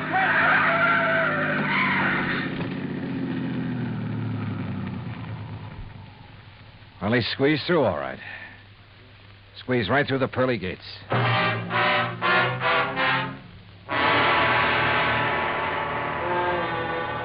Expense account item 5, $38.75, room, 2 meals, and valet service at the Casa de Paz. Item 6, $191.60, airfare and incidentals, Palm Springs, California, back to Hartford. Expense account total, $474.84. Remarks? Well, justice is done in pretty strange ways sometimes. Kind of makes you think. Maybe it pays to tread the straight and narrow, doesn't it? Yours truly, Johnny Dollar.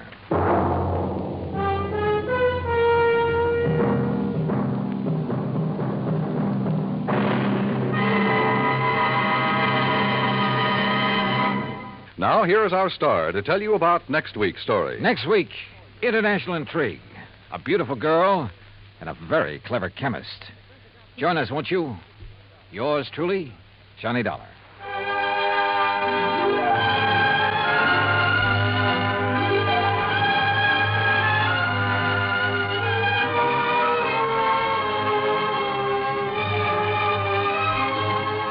Yours truly, Johnny Dollar, starring Bob Bailey, originates in Hollywood. It is written by Paul Franklin and is produced and directed by Jack Johnstone. Heard in our cast were Barbara Eiler, Paula Winslow, Forrest Lewis, Frank Nelson, Sam Edwards, Austin Green, and Shep Menken. Musical supervision is by Amerigo Marino. Be sure to join us next week, same time and station, for another exciting story of yours truly, Johnny Dollar.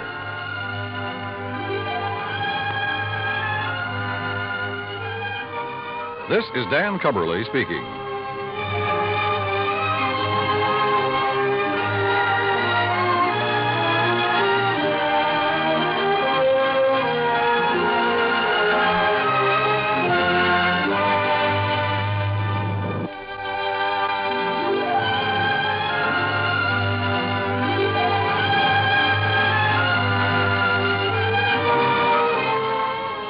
Johnny Dollar has come to you through the worldwide facilities of the United States Armed Forces Radio and Television Service.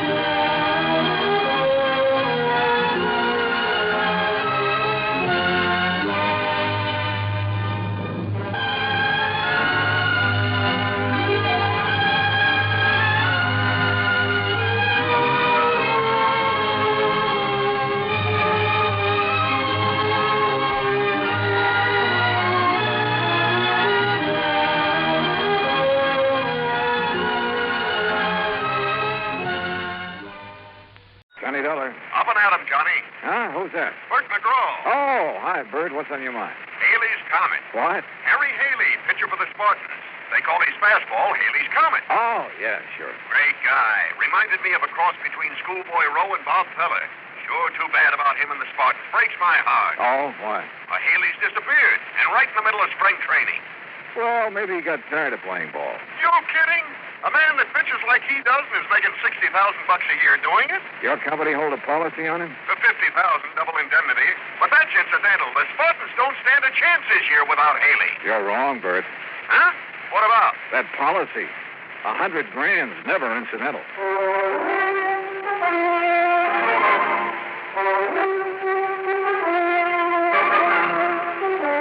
Bob Bailey in the exciting adventures of the man with the action-packed expense account. America's fabulous freelance insurance investigator. Yours truly, Johnny Dollar. And now, Act One of yours truly, Johnny Dollar.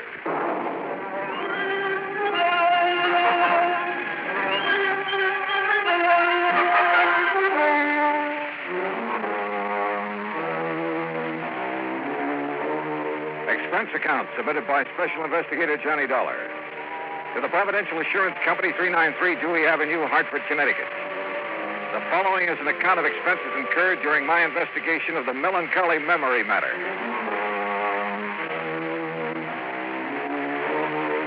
Expense account item 1, $1.20, taxi from my apartment to Bert McGraw's office. Bert's a large man with a voice to match. Before becoming an insurance agent, he played ball with the Bush Leagues and eventually spent a year with the Spartans. He'd never forgotten it. Come in, Johnny. Sit down, sit down. Thanks. Sure didn't take you long to get here. No reason why it should. But That's why I called you, boy. Always on the ball. Yes, sir, I said to myself, if anyone can get in there and pitch, it's Johnny Dollar. A man with a real batting average. And just what the job needs. Yeah, sure. So what's the catch? Find Haley, that's what. Find Haley, dead or alive. Only I sure hope it's alive. Dead, he wouldn't be much good to the Spartans. Or your company, who'd have to pay out at least $50,000, huh? Or have you forgotten about that? Oh, good gravy. No, I'm a company man first, last, and always. In fact, I'm the bird who sold Haley that policy. When was that? About 6 months ago. The day me and the boys at the Lions gave him a testimonial dinner. Who's the beneficiary? Well, the original beneficiary was Haley's sister. Her name's Mildred Womack. Lives in Omaha. Oh, did Haley change the beneficiary? Yeah. Who figures to collect now? His wife. Her name... Wife? Papers didn't say anything about him being married. I know. Well, it happened recently? Since he's been in Tucson for spring training with the rest of the team. Oh, well, maybe he's on his honeymoon. Not Haley. Why not? Because, like I said, the team's been in spring training. Last week, they started playing exhibition games. Haley wouldn't miss those for anything in the world. And according to Slats Lewis, he's the Spartan manager, Haley was going to stand up against the Redlegs last Wednesday. But nobody's seen him since Tuesday night. Almost a week. Yeah, sure is. But it's still no sign he isn't taking a little vacation. Oh, Johnny, come on. This man's an athlete. A precision machine built to pitch baseballs. Did you know he started playing when he was 8 years old? Loves the game, huh? Yes, sir. And he doesn't think of anything, ever, except playing it. Oh, I wouldn't say that. Hmm? He got married, didn't he? Oh. Oh, well, you know what I mean. Okay, Bert. Well, what do you got to go on? Well, maybe I got it right here. What's that? A telegram came in late yesterday. Here, read it. Feel sure my brother Harry Haley has been murdered. Please conduct thorough investigation before settling any claim on his estate. Signed, Mildred Womack. Where did you say she was? Well, she lives in Omaha, but that wire came from Tucson. You have her address out there? Yeah. I'd better have a talk with her. That's the way I'd play it. And, Johnny, Yeah? me and the Spartans, and, of course, the company are counting on you. You get a hit, okay? Coach, I'll do my best.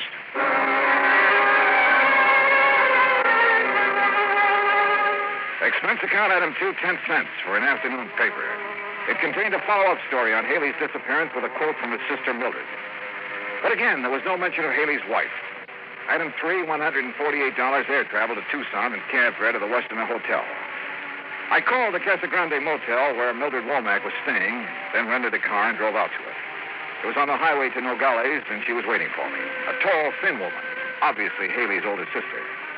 I followed her in and sat down on a stiff chair between the bed and the dresser. You ever see Harry play, Mr. Dollar? No, ma'am. I'm afraid that's something I've missed. Oh. Well, this is his picture in case you want to know what he looks like. I've seen pictures of him in the papers and newsreels, Mrs. Womack. Handsome man, ain't he? And famous. Too famous. All that publicity about his new contract, that's what started the trouble. How do you mean? If he'd never reached the big leagues, he'd be alive today. Do you really believe he's dead? Of course I do. Did you read my telegram? Well, yes, ma'am. But do you have any proof of his death? Have all I need. Would you mind telling me what it is? The record of my brother's doings before I came to Arizona. Oh? I didn't get out here until the day before he disappeared. I came because Harry wasn't writing to me like he was supposed to, so I hired me a detective to find out what he was doing with his time. You hired a detective to follow your brother? Ain't no law against it. No. Especially when I suspected something was wrong. See, I've had to watch out for Harry since our pa died 12 years ago. How old is your brother? 25. That's physically. But he's still a baby.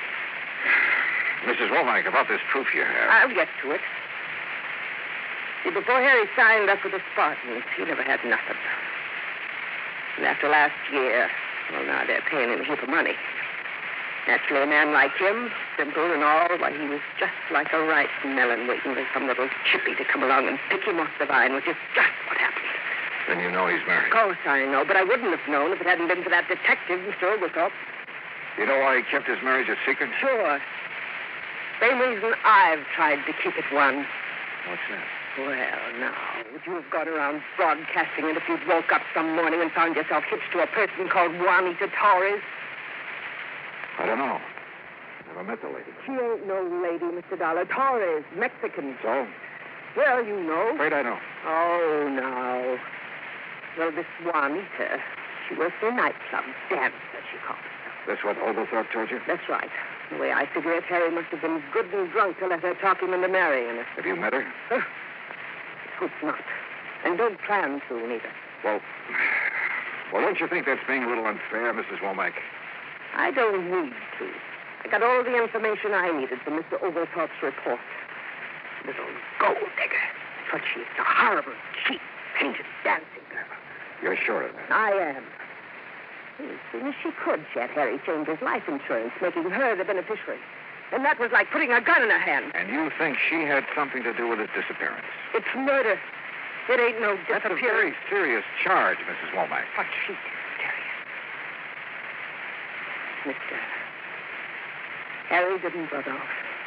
Leave me. He had no reason to. There just wasn't no reason for him to leave without telling anybody. You're sure of that? You'll find the reason. I'll change my mind. When I finally got away from Mildred Womack, I headed cross town to the Oglethorpe Detective Agency. Mr. Oglethorpe wasn't in, so I left word for him to call me, then stopped by Tucson's police headquarters. Lieutenant Snyder was in his office eating his lunch out of a paper bag. Dollar, come in. Pull up a chair. Thanks, Lieutenant. You like hard-boiled eggs? Sometimes. Me too, sometimes, but not every day like my wife thinks I do. You want it? No, thanks. Me either. Sergeant tells me you hear about that Haley case. Yeah, that's right. Well, that's not much, but you're welcome to anything we have on it. Well, what do you think's happened to him, Lieutenant? I don't know. When I'm around that sister of his, I'm convinced he's been murdered. When I start thinking about it logically. Yeah? Well, if he was murdered, where's his car, for instance? That missing, too? It sure is. Bright new red convertible. Well, if you've got the license, it shouldn't be too hard to find. Man like Haley shouldn't be either. Face as well known as his, you'd think somebody'd spot him. Dollar, we got an all-points bulletin out on both sides of the border, but so far, nothing. Just how far is the border from here, Lieutenant? About an hour's drive. Could be he's down there someplace. Yeah, but like his sister said, why would he leave his team, his friends, his sister, all of them, without even a goodbye?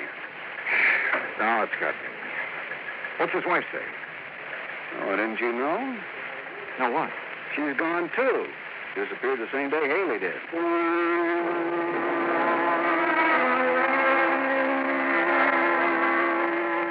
The Spartans were playing an exhibition game that afternoon, so after telling Lieutenant Snyder where I was staying and asking him to call me if anything broke, I drove out to the ballpark. You know, there's a saying in baseball, if anybody knows a pitcher, it's the man who catches for him. And the Spartan catcher was Crawfish Crawford. After the game, I sent word into him. A few minutes later, was standing in the steam-filled locker room. I figured one of you insurance men would be showing up. You knew about his policy, huh, Crawford? Crawfish will do. Yeah, every man on the team knew about it. We've been after him to get something like that. Start saving his money. Hand me that towel, will you? Yeah, sure. Thank you. Now, what was it you wanted for me to tell you? Anything you can about Haley's disappearance. Well, there ain't nothing much to tell. Well, did you see him at all the day he disappeared? Sure. He was my roommate. This was our second year together. A real nice boy. Picked up his clothes, showered every day, didn't snore. Are any of his clothes missing? No, nothing. He even left his razor and toothbrush behind him. What about his wife? Why? Oh, now don't tell me you didn't know he was married. Well? Wasn't much he didn't tell me. But when he'd tell me something he didn't want talked about, I always told him I wouldn't open my mouth to nobody. Don't figure on doing it now. But it's no secret. The afternoon papers are playing his marriage up big. Well, then I reckon it's all right. What sort of a girl was, or is she? I only saw her one time.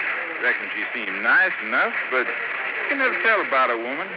Boy, I remember one time down Beaumont, Texas, there was this gal, and she looked so sweet, but what she done to me, ooh-wee. Yeah, well, let's get back to Haley. How is he doing this year? Well, he was off, way off. But being in love like he was, well, that can hurt any man's control. Are you sure being in love was the only thing bothering him? I don't know what else could have been. But as If I think of something, I'll let you know. Okay, Crawfish. I couldn't make up my mind about Crawfish. I didn't know if he'd held out on me or if he just didn't have any information that would help me find Haley. I drove back to my hotel, put the car in the parking lot, and then started across the lobby when somebody called to me. Hey, Dollar! Johnny Dollar! Oh, yeah? Oh, Lieutenant Snyder. Took a chance on your being here. I received a call from the Nogales police this afternoon. They find Haley? No. It looks like his sister's been right all along. How so? Mexican Highway Patrol found his car abandoned about 30 miles below Nogales. Well, that doesn't mean he's been killed. No, but there's something else that does. What? There was dried blood on the front seat.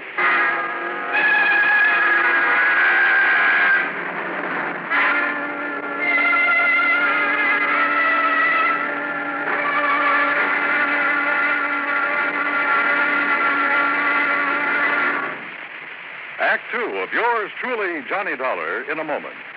Our flag now numbers 50 stars. And behind each star, there stands yet another flag representing one of the 50 states. Vermont's state flag, in its early form, imitated our national flag, uniquely bearing 17 stripes and 17 stars, with only the inscribed word Vermont to distinguish it.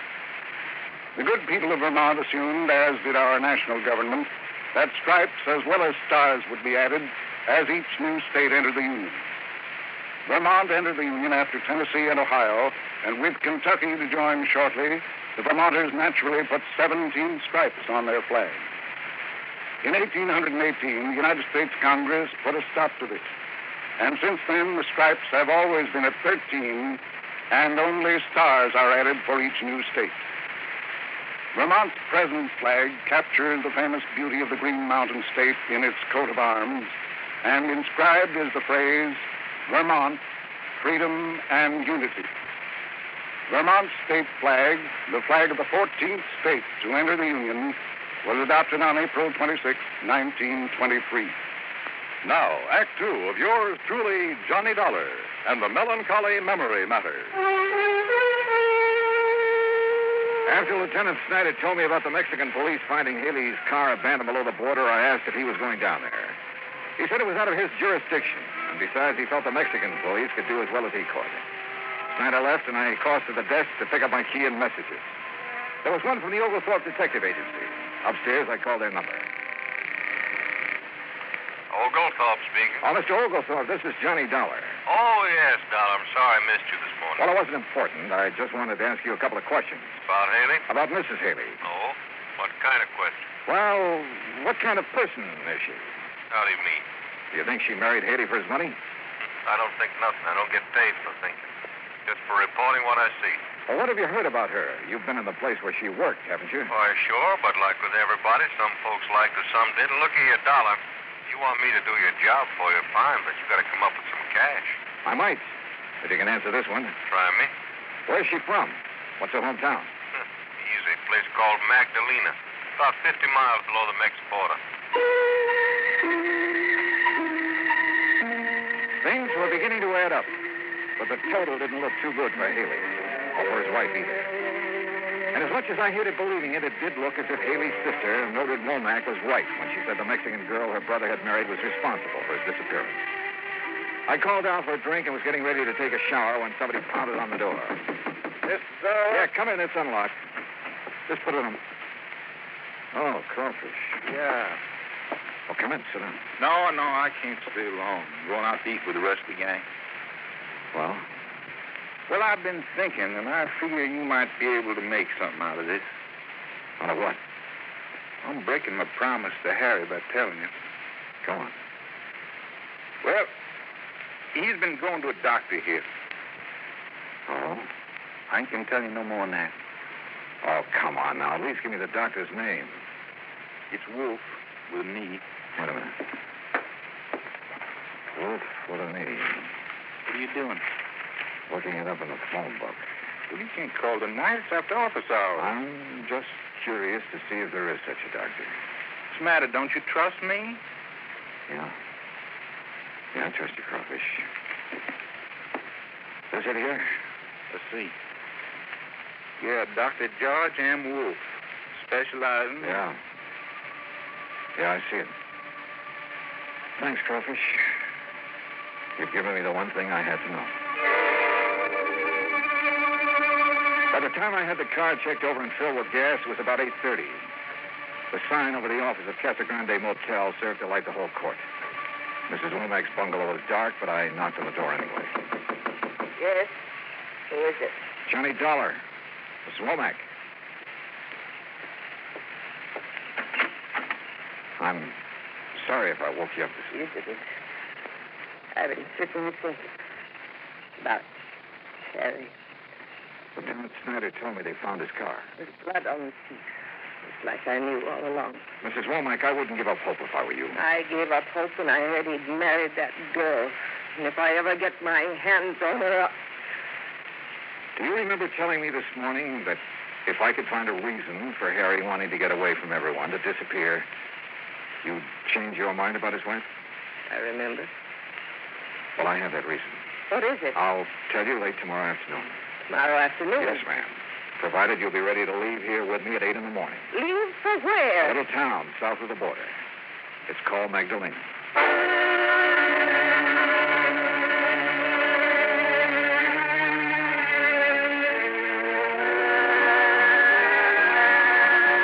It's 65 miles from Tucson to Nogales. We made it in an hour. But from there on, the road became progressively worse. It was early afternoon when we reached the outskirts of Magdalena. Oh, really, Mr. Dollar, I wish you'd tell me what we're doing down here. I'll tell you when I'm sure, Mrs. Womack. You mean this may be a wild goose chase? It may be, but I don't think so. Oh, really? Oh. You'd think they'd have sense enough to keep their chickens at home. You don't care much for the Mexican people, do you, Mrs. Womack? No, I don't. Why not? You know? I sure do. Because they're so poor and dirty. By our standards, I guess some of them are poor. But as for being dirty, have you ever seen American ditch diggers or farmers after a hard day's work? Well, what about their children? They're always filthy. Like those over there. Huh? Where? In that field. See them? Yeah. Yeah, I sure do. Mr. Dollar, what are you doing? Be right back. Mr. Dollar?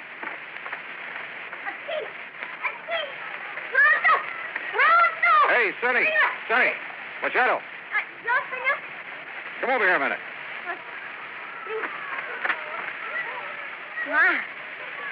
American. Yeah, that's right. You understand English? American? Poco. Good. Whoever taught you how to play baseball? We do not know too good, senor. Yeah, I see. You have 5 bases out there. Yesterday, for the first time, she came to explain to us. I am sure there's 5 bases. No? No. Oh, it does not matter, senor. We are grateful for what she gives to us for the, how do I say it? Home run! The bat. The bat. And the guante. The glove. Well, who is this lady? What's her name? Torres, senor. What? Senorita Juanita Torres. Do you know where she lives? Oh, see. In the home of her father. You want me to show the way? Yes, son. That'd be fine.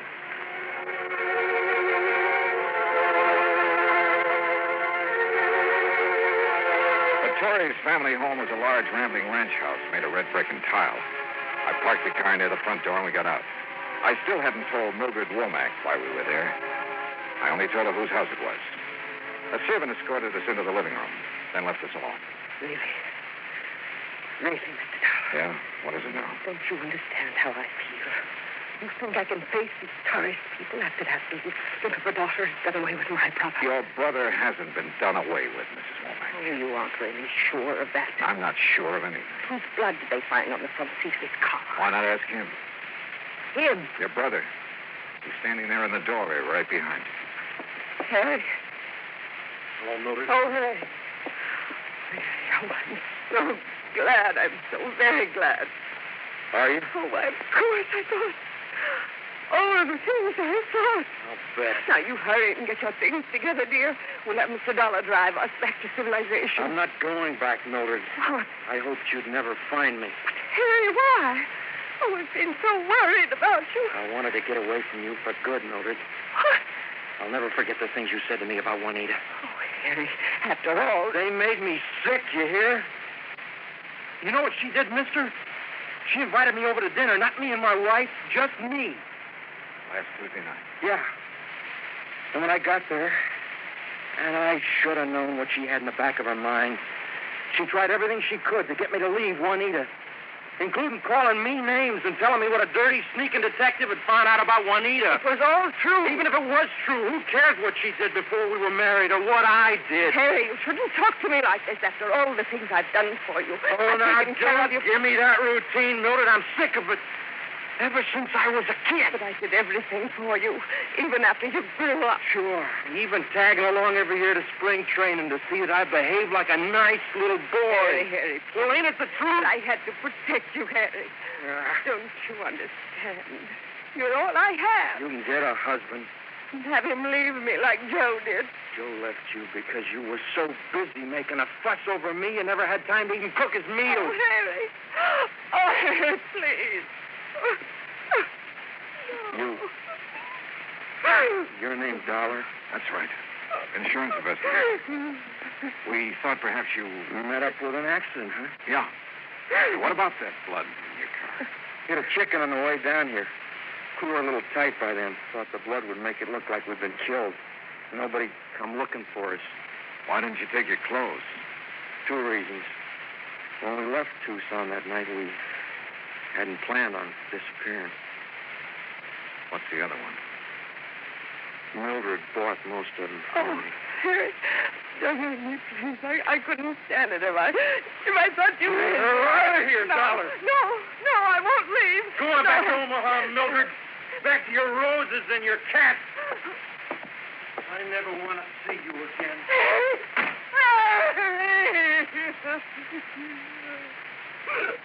Oh, Max, please. I guess we better. Mr. Dollar, have I been wrong all this time? Selfish.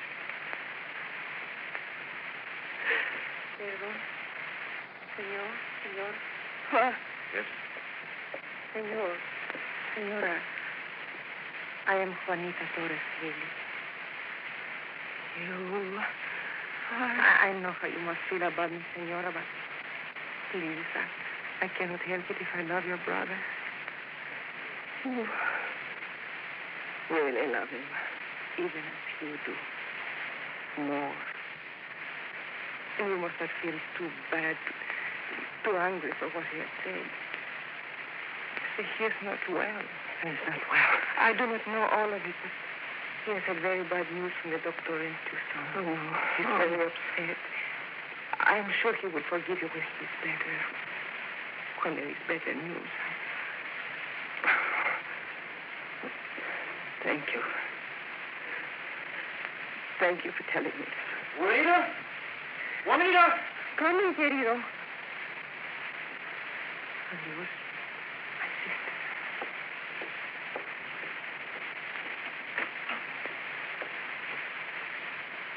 Well? She's a lovely girl, isn't she? Yeah. Hey, did you see her, senor? She's just left. Yeah, we saw her, thanks. 5 faces. You tell her that was them? No, that's something you'll have to do. Oh, see. I will. Adios.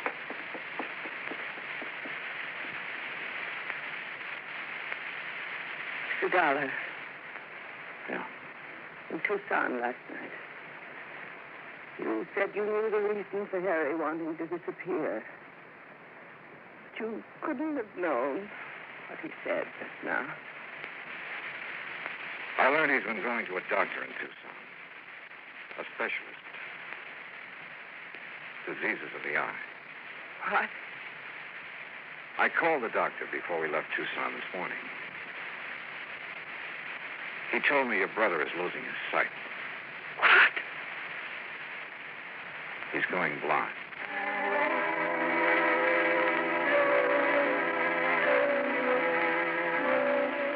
some people you just can't figure. Mildred Womack stayed on in Magdalena. Yeah, she rented a small adobe house and did what she could to help her less fortunate neighbors. Harry Haley never played ball again. But he retained enough of his sight to show the junior Magdalena Spartans the difference between 4 bases and 5. Expense account total, including car rental, hotel bill, incidentals, and transportation back to Hartford, $579.12. Yours truly, Johnny Dollar.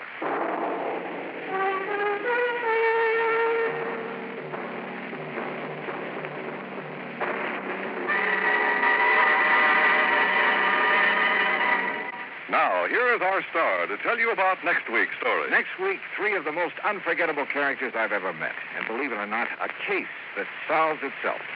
Join us, won't you? Yours truly, Johnny Dollar.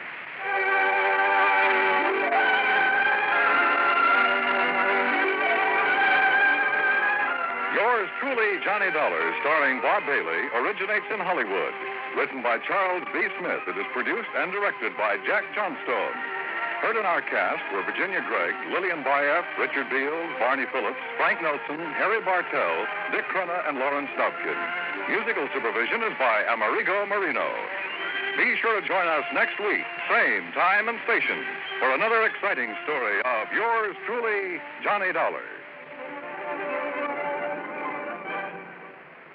This is Dan Cubberly speaking. From Hollywood, it's time now for Johnny Dollar. This is Bill Chadwick, Northwest Surety Company. Howdy, Bill. How are things in Seattle? Oh, not bad, Johnny, not bad. Tell me, have you ever fallen for the spell of the Yukon? What are you trying to do? Sell me some mining stock? No, but there's a mine I'd like to have you take a look at. Up in the Yukon? Well, actually, it's across the border in Alaska. It's a gold mine, a big one, sitting on top of a rich vein. And why don't you fly on out here and let me tell you about it? Why not? Shall I bring my own pick and shovel? No, Johnny. Huh? Just be sure you bring your gun.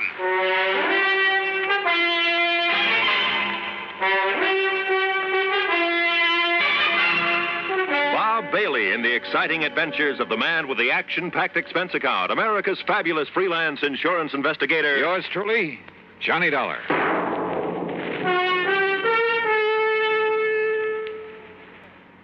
And now, Act One of yours truly, Johnny Dollar.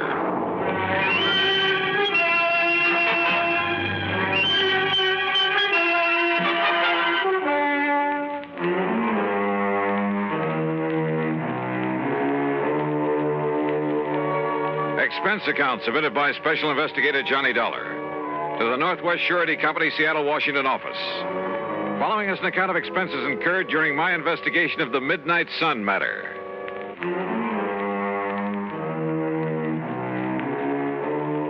Item 1, $164.35, transportation to New York, then a mainliner through Chicago to Seattle. The pilot gave us a beautiful view of Mount Rainier and Puget Sound before we sat down, and at 4 p.m. I was in Bill Chadwick's office at 2nd Avenue and Yesler Way. I'm glad to see you, Johnny. It's been a long time. Yeah, hiya, Bill. Yeah, here, sit down. Okay. Now, what was that crack over the phone about bringing along a gun? Well, the men who moil for gold are a pretty tough bunch, Johnny. And sometimes it even goes for the management of a big mining operation. Like what, for instance? Like Universal Consolidated Mining Corporation. Where's that? It's north and east of Fairbanks. Alaska? Huh? Yes, even north of Fort Yukon. That means above the Arctic Circle. And what's happened up there? The whole thing sits at the foot of a big glacier. Oh? No problem until recently. Now, through some freak of nature, that glacier is changing its course. No kidding. And from the look of things, maybe a couple of months, maybe a couple of years, or even 10 years. Anyhow, they seem to think that glacier is going to sweep down over the mines, the town, everything. I see. In which case, our company would have to pay for the whole loss. An all-coverage policy, huh? Yeah. And it's occurred to me, Johnny, suppose they've suddenly run out of that rich vein they found up there. You mean that somehow they deliberately caused that glacier to destroy the whole operation? It's a possibility, isn't it? Well, a pretty far-fetched one, if you ask me. Change the course of a glacier? A few sticks of dynamite carefully placed. Oh, come off it, Bill. Did you ever see a glacier? Well, why should one that's been following the same path for thousands of years suddenly decide to head for a few $1 million worth of well-insured property? Look, Go up there and take a look, will you? Okay, how do I get there? One of the company's planes is taking off from here tomorrow morning. They have their own airplanes? Oh, sure, a lot of them. Big two-engine speedcraft transports. How else do you think they'd get men and supplies up there? Anyway, you can go along with him. Okay? Okay, why not? Who knows? Maybe I'll strike it rich, come back loaded with nuggets.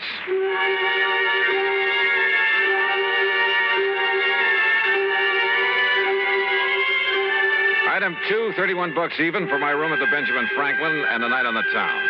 The following morning, well, I suppose I should have wondered why a big cargo plane should take off from a tiny airport far out of town with only the pilot and me on board. Yep, I should have wondered.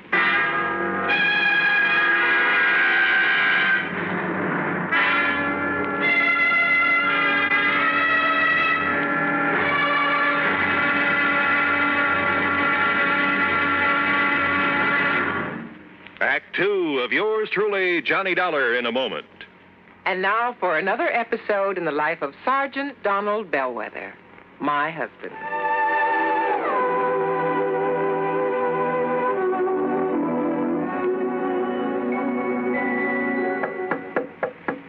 Good morning, Mrs. Bellwether. Would milady prefer to have her breakfast in bed this morning? Oh, what a perfect husband. Thank you, darling. Ah, here's the tray with the coffee, the toast, and the orange. Oh, fine. I forgot the orange juice. Hold the tray, honey. I'll be right back. Oh, darling, what happened? I stubbed my toe in the corner of the dresser. The National Safety Council was right. The what? Last night I read something in a National Safety Council pamphlet. Oh, Reba, how can you sit there talking about a pamphlet when I'm dying a slow, tortuous death? Oh, come over here, darling. I'm sorry. All right. Now, what's this about the National Safety Council? Did they predict I would stub my toe this morning? No, silly. It's just a coincidence. Only last night I read the statistics that prove that more home accidents occur in the bedroom of all places. Yeah? Not the bathroom or the kitchen or the home workshop. The bedroom. Okay, from now on, when I walk around the bedroom, I'm going to wear my combat boots instead of these open-toed huaraches. Well, that might help, dear. But what everyone should be most careful of is taking medicine in the dark. Okay, my living safety encyclopedia. I will now fetch your orange juice. Oh, you're sweet. And it's just too bad that you nice men are so prone to accidents in the home. And the reason is because you brave men usually tackle the hazardous jobs around the house. Hey, I'll remember those kind words as I slowly limp back to the kitchen. One thing in your favor, though, Sarge. Married men stand a better chance of avoiding fatal accidents in the home. Is that a fact? Mm-hmm. You know, in one state, 75% of the men involved in home mishaps were unmarried. Well, I'm sure glad I'm married. Because the accident odds are better? No, because I like my wife. Even when she first wakes up in the morning. That's my Donald. That's my doll.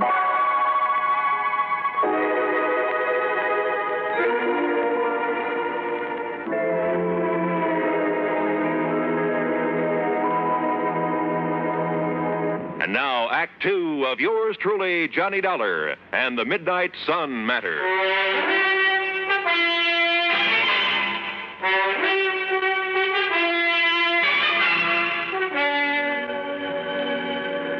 Within a few minutes after I met him at the airport far east of town the next morning, Cliff Murray had the big twin-engine Speedcraft airborne, and we were heading north to Alaska. And in case you're interested, Dollar, you're the co-pilot on this run. Oh, are you kidding? The only things I've steered around the sky since the war have been Piper Cubs, small jobs.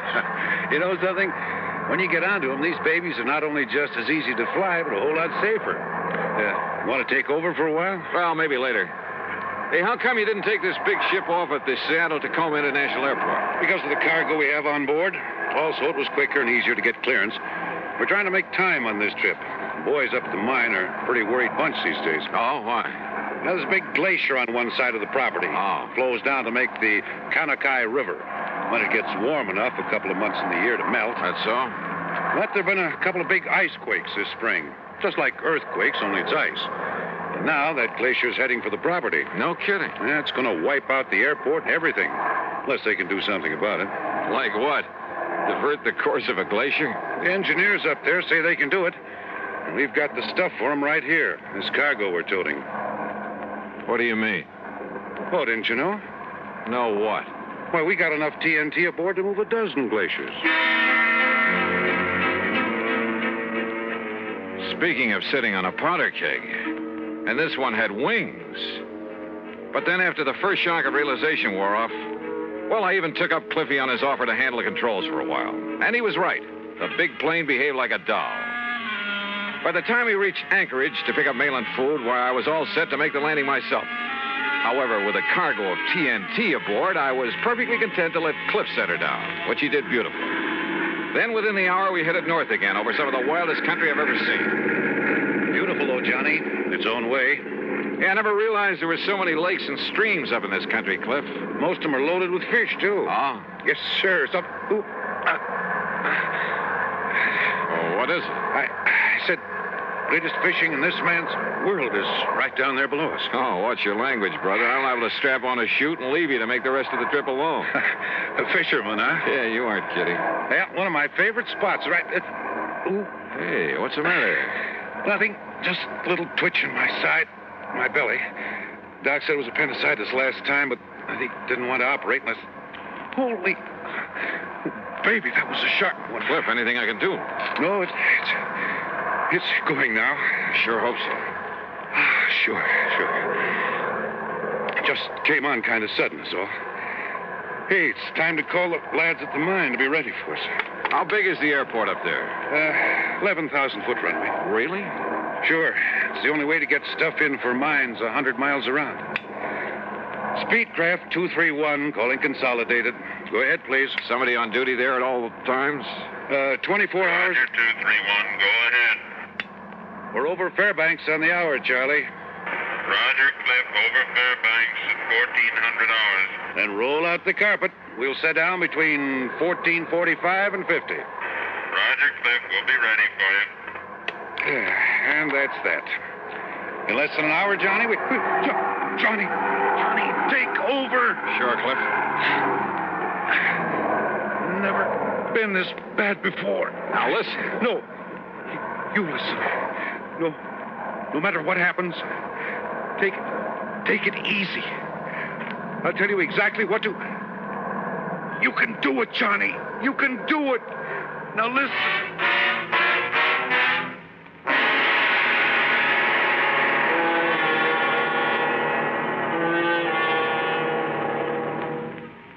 Act 3 of yours truly, Johnny Dollar, in a moment. With your permission, there's something I'd like to talk about for a minute. You know, too many times people try to escape from their responsibilities by having someone else take them over. There was Miles Standish, for example. He was much too busy to ask Priscilla to marry him, so he sent John Alden to pop the question for him. You know what happened. John ended up marrying the girl himself. Of course, if John had had a face like a flat tire instead of being the handsome guy he was, maybe Miles Standish would have married Priscilla instead. Well, actually, I don't know what got me started on this subject, and unless it was my thinking about people who represent somebody else. Take our State Department, for example. Being a representative is one of its biggest jobs. Through the Foreign Service, it helps the Justice and Treasury Departments handle immigration, narcotic, and quarantine problems. And the Secretaries of Agriculture and Commerce look to the Secretary of State to help keep their fingers on the pulse of foreign markets so they can keep the business firms and farmers of America informed on matters of import and exports. I guess the only connection between these facts and the courtship of Miles Standish is that, like John Alden, our State Department speaks for itself. And now, Act 3 of yours truly, Johnny Dollar, and the Midnite Sun Matter.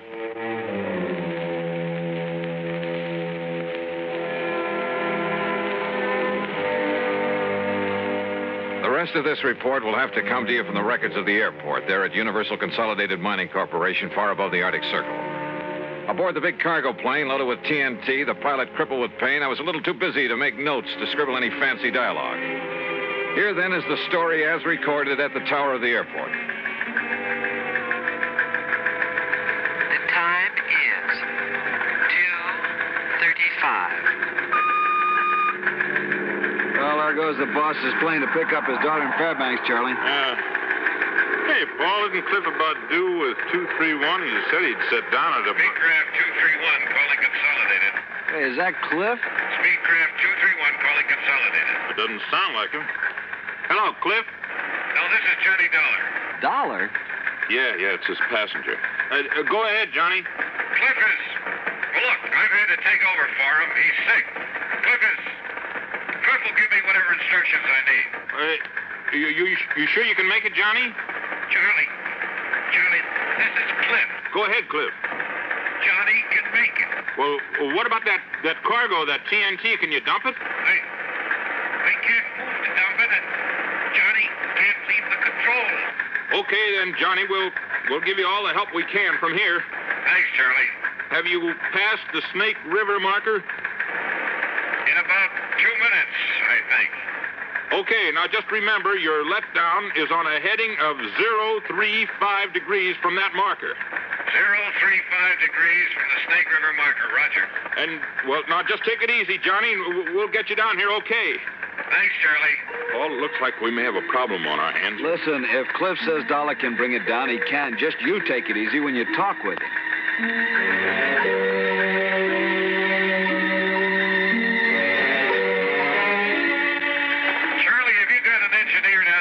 Yeah, sure, Johnny. Stand by. Take it, Paul. Johnny, this is Paul Foster. Go ahead. Paul, we're having some trouble getting our landing gear down. So I'm going to make some steep banks and try to get it down by centrifugal force. Yeah, good. You might get the ground crew to stand by, though. Because if we can't get the gear down that way, I guess we'll have to make a belly landing gear up. Okay, Johnny, I got that. How much fuel have you got on board? About 2,000 pounds. Johnny, this is Charlie again. Now listen. Easy. Oh, yeah. Johnny, I saw you make your pass. It appears the landing gear door is partially open, which may indicate it's jammed. Any suggestions?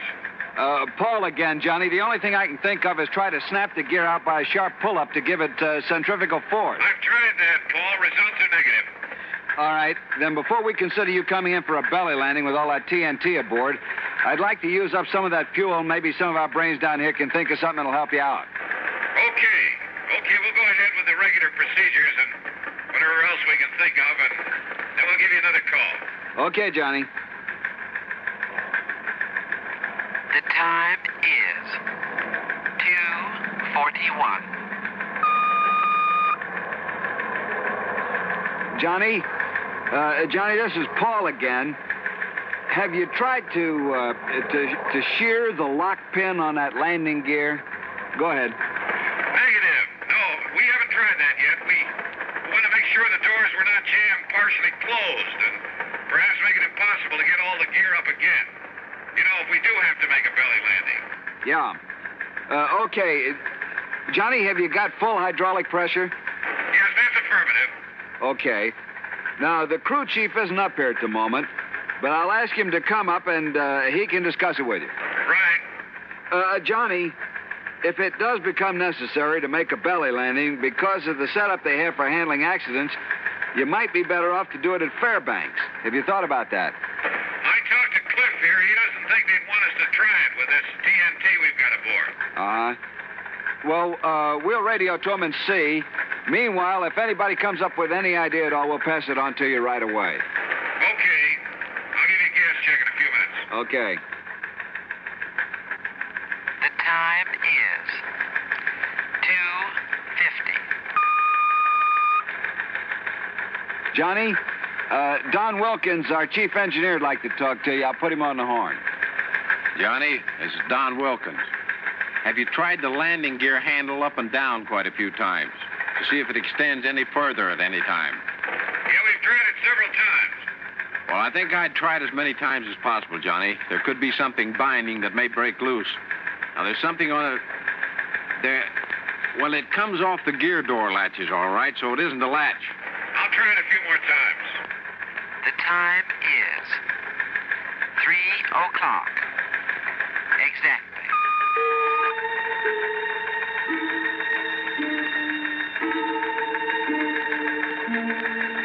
Johnny, this is Paul. How's your fuel situation stacking up now? Oh, we have about 950, about 960 pounds.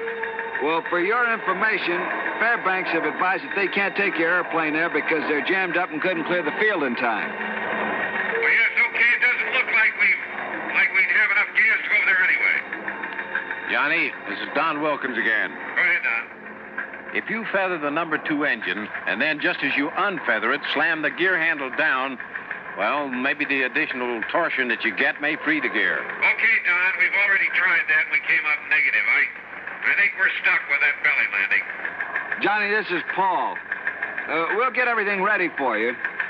Are you VFR in this vicinity? You know, under visual flight rules? Yes, affirmative. Johnny, there's one more thing we'd like to have you try, and that is completely unload your hydraulic system, and then try free-falling your landing gear. Did you get that? I did that twice, Don. No luck with it. But we'll try it again. All right, Johnny, fine. The time is 3:28. Johnny, we're going ahead with preparations for a belly landing down here. I see you buzzed the field a couple of times, so you know how much room you've got. You think it looks like much from up here? Now listen, we're going to foam the runway for you. You hear me? Put foam on it.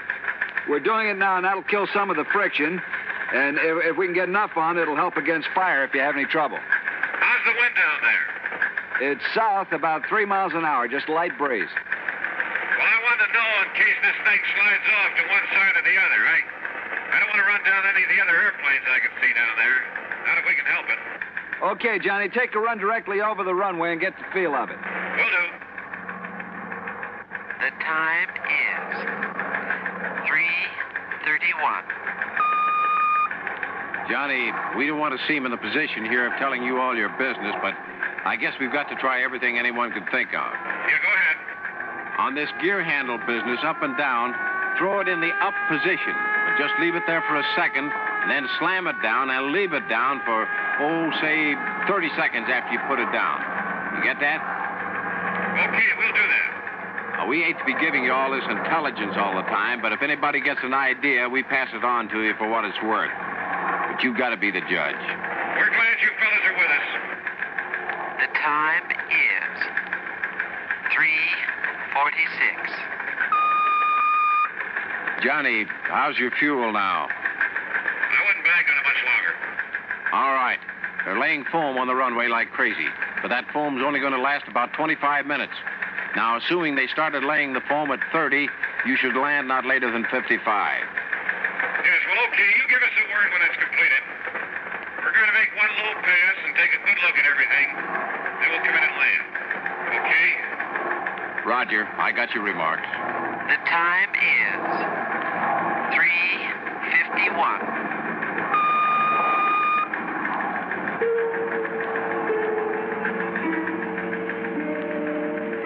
Hi, Johnny. I just wondered how you are and how things look to you. Okay. You got a doctor standing by to take care of Cliff?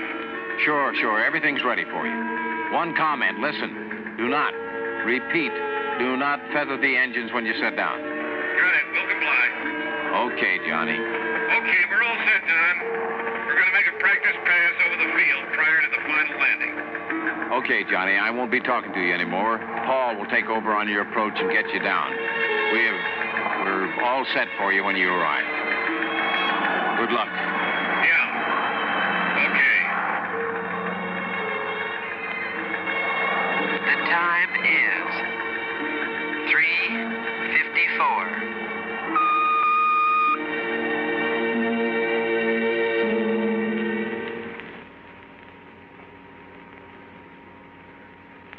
One minute, 48 seconds later, we made a wheels-up landing. Cliff, the company doctor tells me his appendectomy was a complete success.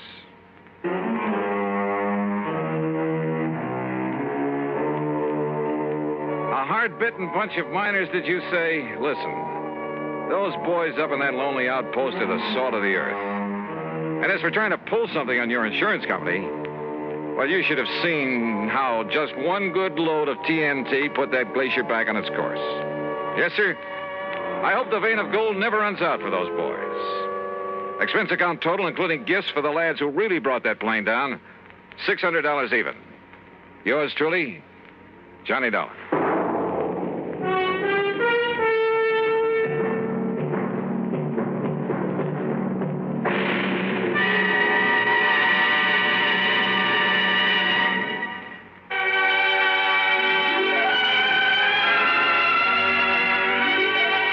Truly, Johnny Dollar, starring Bob Bailey, originates in Hollywood and is produced and directed by Jack Johnstone, who also wrote today's story.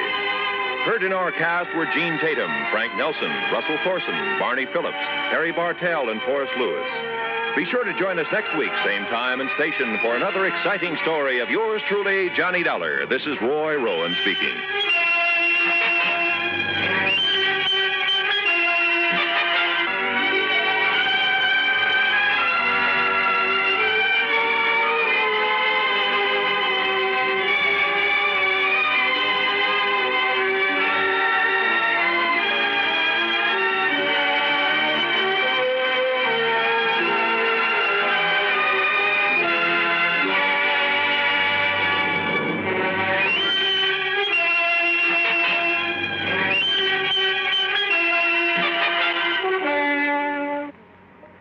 Johnny Dollar has come to you through the worldwide facilities of the United States Armed Forces Radio and Television Service.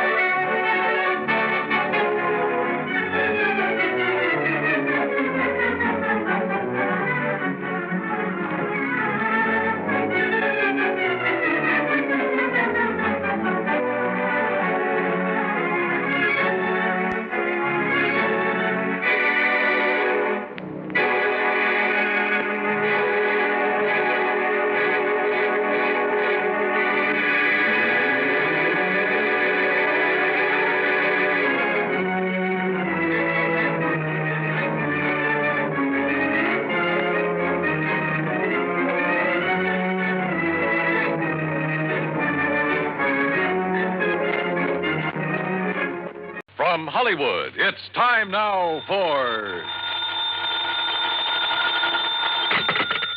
Johnny Dollar. This is Harry Branson, John. Hi, at Harry. the Philadelphia Mutual Liability and Casualty Insurance Company. I said hi. How are you?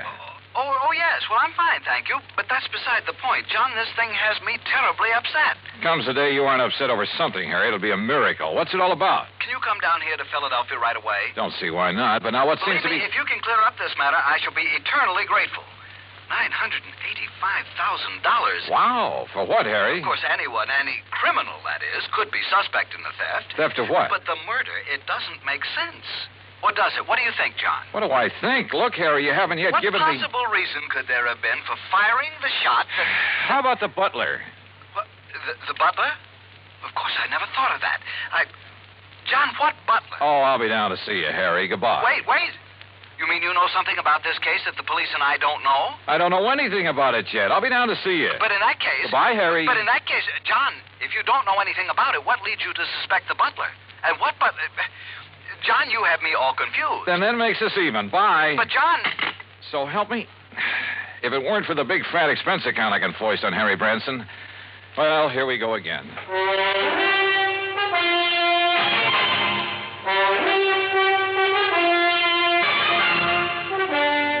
Bob Bailey in the exciting adventures of the man with the action-packed expense account, America's fabulous freelance insurance investigator. Yours truly, Johnny Dollar.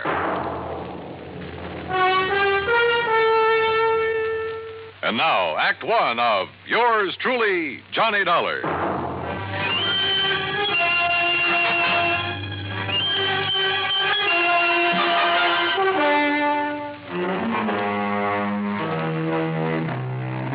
Expense account submitted by Special Investigator Johnny Dollar to the Philadelphia Mutual Liability and Casualty Insurance Company, Philadelphia, Pennsylvania. Following is an account of expenses incurred during my investigation of the Ingenuous jeweler matter.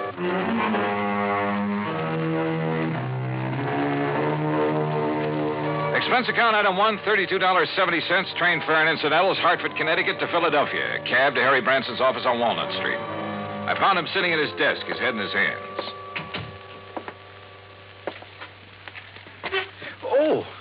Oh, John, I'm glad you've come. Yeah. Well, how's your good health, Harry? My health? wait, as a matter of fact, it's fine, although I did have a touch of laryngitis last week. I could hardly speak about it. John, why do you always try to take my mind away from matters at hand? I simply asked Particularly something as important as this. All right. As what? The Beaufort collection, of course. Beaufort? Oh, yeah. Seems to me I've heard about that. Jewelry? One of the most important small collections in the world. Why, when His Grace the Duke de Beaufort lost them to the Germans back during the First World War. Yeah, I'm sure. But now let's get to the point. They've been stolen. And we'd insured them for nearly $1 million. Stolen from where? The jeweler who owned them, J. Harold Whipsett. Oh, hey, I've heard of him, too. Isn't he the fellow who was tagged by the Customs Department a few years ago for trying to smuggle in a lot of stuff? Yes, the same one. But his reputation since that incident has been quite all right, completely unsullied. Oh, I must admit that I had some misgivings about issuing a policy to a man with his past record. But since he's in the clear again, and considering the premiums involved, and John, I had a long discussion with a psychiatrist about the man, about what would motivate him to... Look, Harry, before you go rattling off on another tack... Well, John, I resent that. Look, you said something about murder at the time of the theft? Oh, yes. So far, however, it's only attempted murder, you see? Of this man, Whipsett? His secretary, Miss Winkle. Winkle? Perry Winkle. Oh, now, wait. Is that some kind of a gag? It certainly is not. At first, when they arrived, the police thought she was dead. Well, where did all this happen? At the Whipsett office. It's on Chestnut Street. When did it happen? Just last night. Oh, dear, $985,000. And maybe a human life. Well, yes, of course. Now, tell me all you know about it, Harry. Well, the Beaufort collection contains several diamond and emerald brooches that date back to, let me see. Forget the dates. What I want to know is... No, the fact that all the stones were rather small and of conventional cut means that once they're remounted, no one could ever identify them. Well, what's that got to do with the date of the collection? Well, as I started to say... let's go over to the Whipsett's office. Oh, very well. Now, as I started to say, the date of the Duke de Beaufort's acquisition of these jewels... you say this Perry Winkle was badly hurt. How? She was shot by the robber. Now, as I started to say, the date at which the Duke de Beaufort... Tell me this. Was Whipsett himself shot or shot at? No, and I'm sure he'll tell you all about that when you see him at his office. He's certain to be in this morning. As I started to say, John... John, going down, gentlemen. Yeah, thanks. Come on, Harry. Step in, please. Harry! As I started to say, John... John? Whether I wanted or not, during the 9-block taxi ride up Chestnut Street, I got the whole history of the Duke de Beaufort's jewels, from the time of the French Revolution to the present. That cab, by the way, is item 2, $1 even. What I did want to know was more about J. Harold Whipsett. After all, a man who'd once attempted fraud against U.S. Customs. Anyhow, we finally reached his office in the Prosser Building. Present was Police Lieutenant Bart Stanley, with whom I'd worked a case 2 years ago. Glad to see you, Johnny. Yeah, same here, Bart. Well, what do you make of it? So far, blanco. Is Whipsett here? One of the boys took him down for some coffee. He needs it after what happened to him last night. The Beaufort jewels, huh? Yeah. Yes, I told Mr. Dollar all about them, Lieutenant. How the robber took nothing else, how the jewels themselves came into being, how back in the 80s... we've got work to do here. Well, after all... Now, look, Bart, this man Whipsett, his reputation in the past... I know exactly what you're going to say. I might have thought the same thing, Johnny, if I hadn't seen exactly what happened. Tell me what did happen. Lieutenant, you look very tired. Yes, Mr. Branson, I am. After all, having been up all night on this thing, suppose I bring Mr. Dollar up to date. Well, sure. Oh, no, you don't. I want to find out now, not next week. John. Go ahead, Bart. Well, Whipsett and his secretary, Perry Winkle... Isn't that a name? Yeah, sure is. Where is she, by the way? Jefferson Hospital. Anyhow, they were here very late last night working on the books. Came a knock on the door. Whipsit opened it. This man barged in with a gun and demanded the Beaufort collection. And? Well, Whipsit argued with him, finally gave in when the guy threatened to shoot him. But Miss Winkle made a dash for the door. The intruder let her have it, held the gun on Whipsit, tore out the telephone line, then locked him in and disappeared. And? That's it. Wait a minute. How could he lock Whipsit in his own office? This lock opens from the inside. With this, Johnny. What? This little rubber doorstop? That's right. But I don't see... I'll tell you how he did it, and why this little rubber wedge is absolute proof that Whipsit couldn't possibly have rigged this whole deal.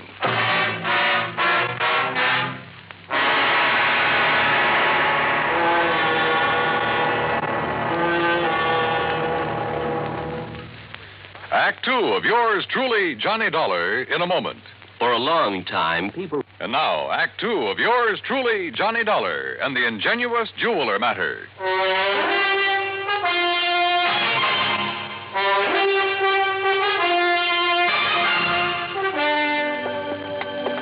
Look here, Johnny. This door. What about it, Bart? Well, this is a real old building. All the office doors open outward into the corridors. See? So? All right. After the robber made Mr. Whipsit hand over the jewelry, he shot the secretary, Miss Winkle. Then he yanked out the telephone, beat it, and slammed the door on Whipsit.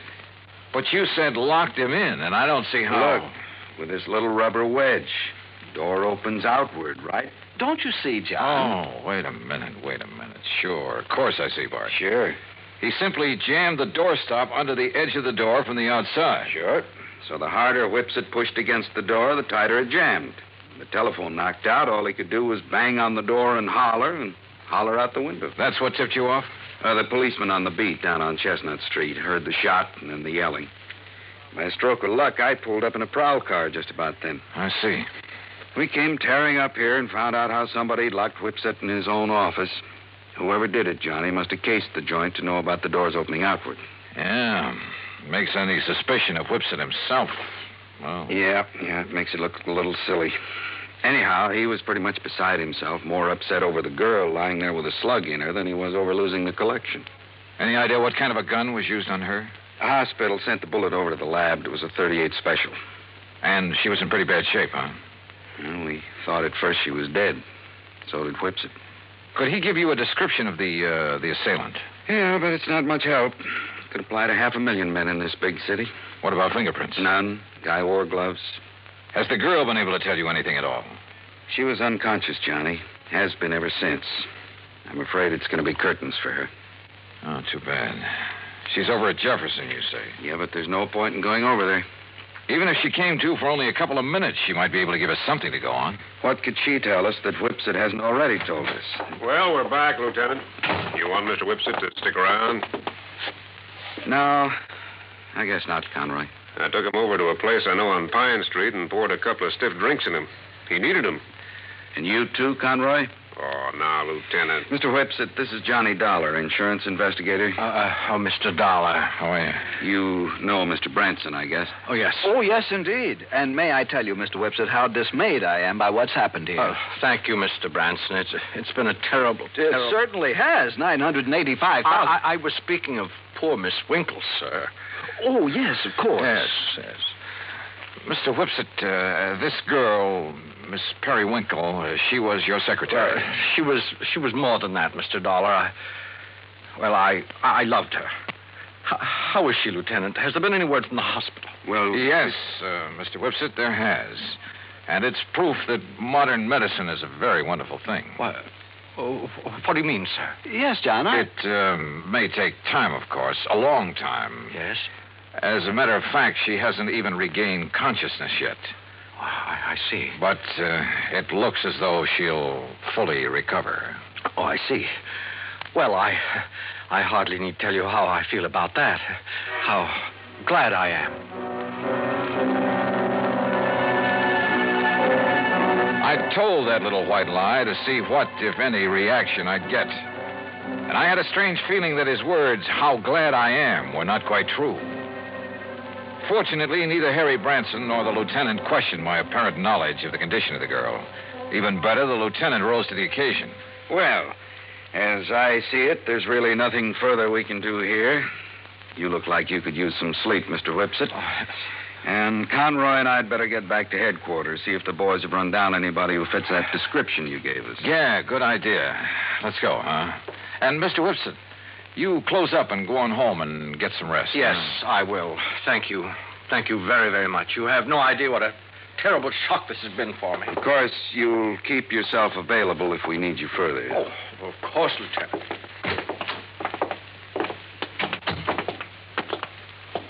Okay, Johnny.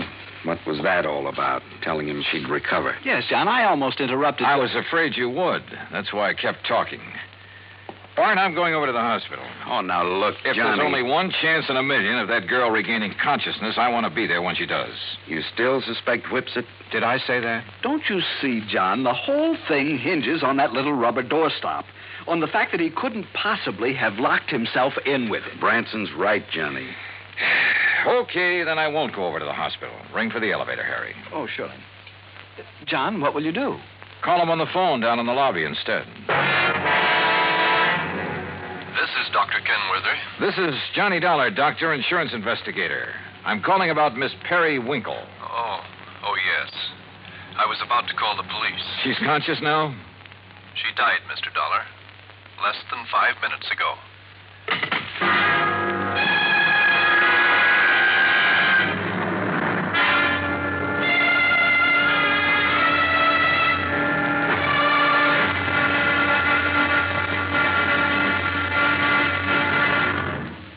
Act 3 of yours truly, Johnny Dollar, in a moment. Our flag, heaven. And now, Act 3 of yours truly, Johnny Dollar, and the Ingenuous Jeweler Matter.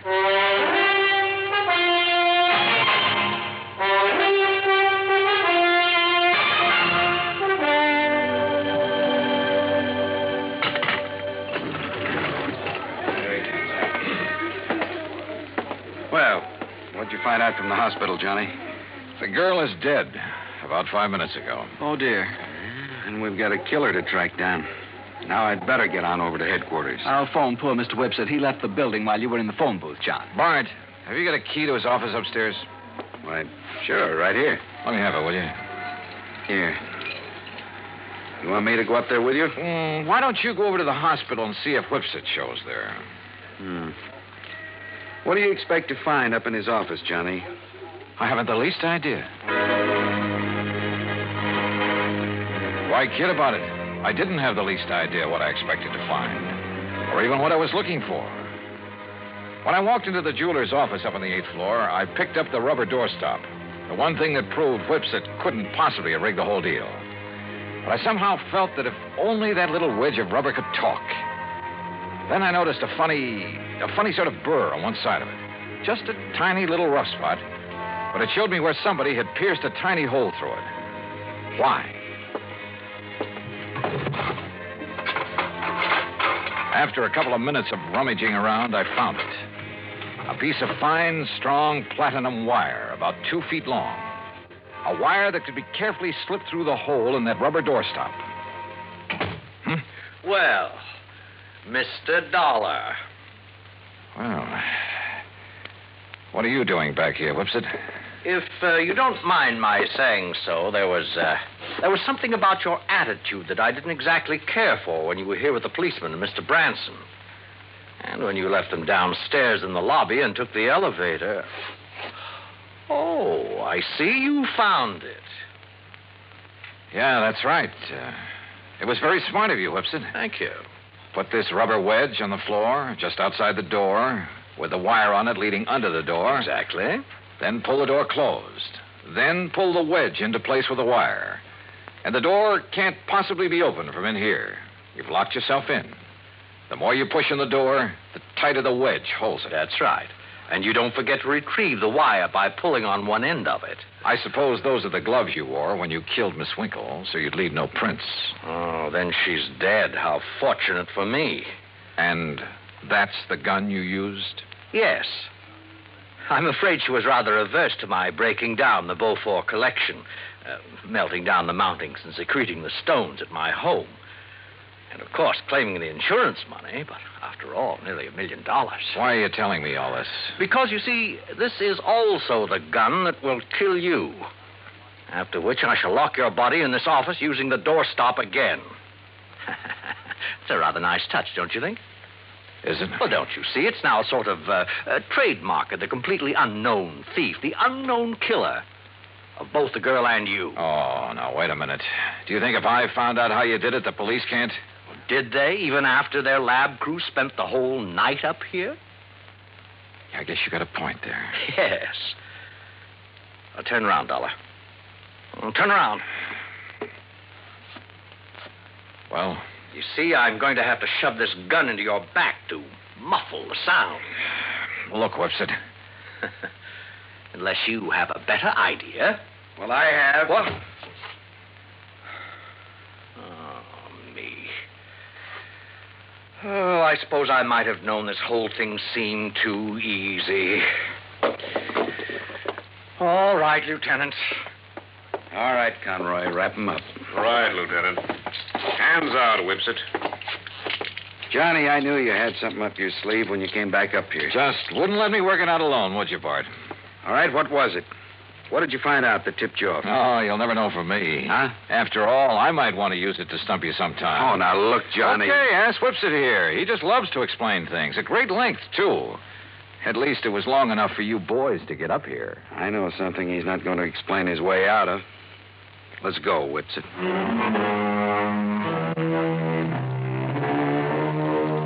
Harry, I think I'll have to figure out some way to pad my expense account even more than usual in cases like this. I mean, where a 38 slug nearly ends up in me. After all, fun is fun, a job's a job, but some of these laddies carry things too far. Come to think of it, I'll have to run down to New York again to appear against Whipsit. So, expense account total, including that and transportation back to Hartford and all the incidentals I could possibly think of, $181 even. Yours truly, Johnny Dollar.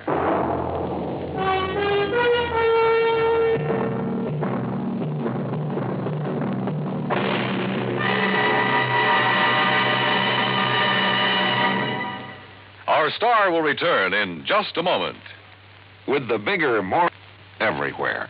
Now, here is our star to tell you about next week's story. Next week, an inventor with a device that can either save or wreck our country. Join us, won't you? Yours truly, Johnny Dollar.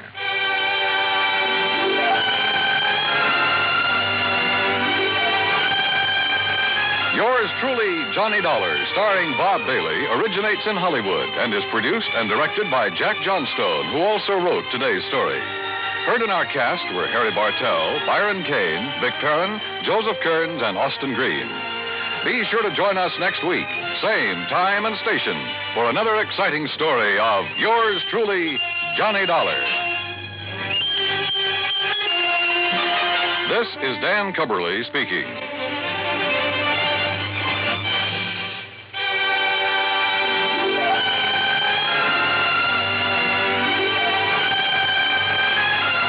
From Hollywood, it's time now for...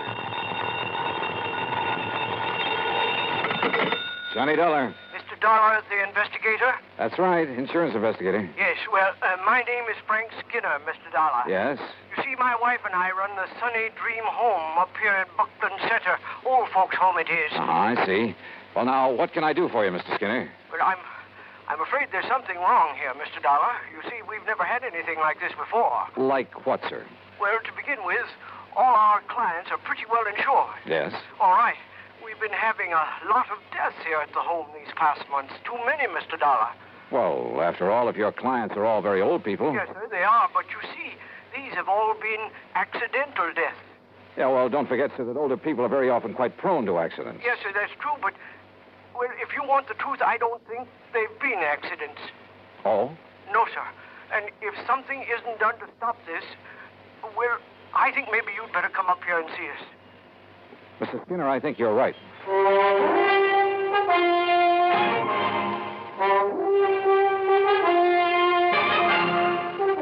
Bob Bailey in the exciting adventures of the man with the action-packed expense account, America's fabulous freelance insurance investigator. Yours truly, Johnny Dollar.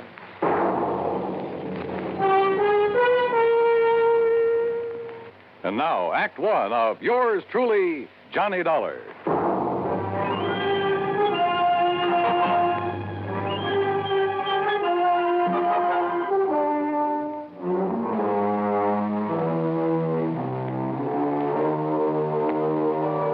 Expense account submitted by Special Investigator Johnny Dollar to the Universal Adjustment Bureau, Hartford, Connecticut. Following is an account of expenses incurred during my investigation of the Sunny Dream matter.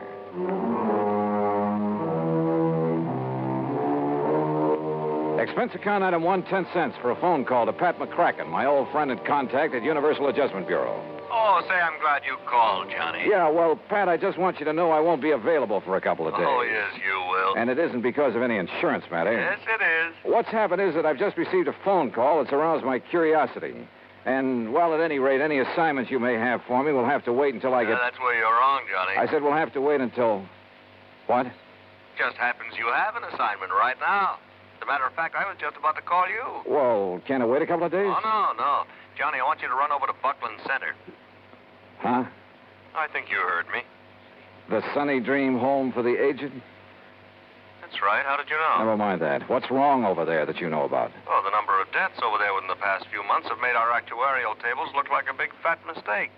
And the companies that have carried the insurance on them are getting a little worried. All separate companies, huh? Yeah, but they all cleared their policies through us, fortunately. Otherwise, we'd never have gotten wind of this. Anyway, I promised to send you over there. Any particular reason for thinking something's wrong, aside from the unusual number of deaths? Yes. What? The beneficiary of the policies that have had to be paid. Who? The Sunny Dream Home for the Aged.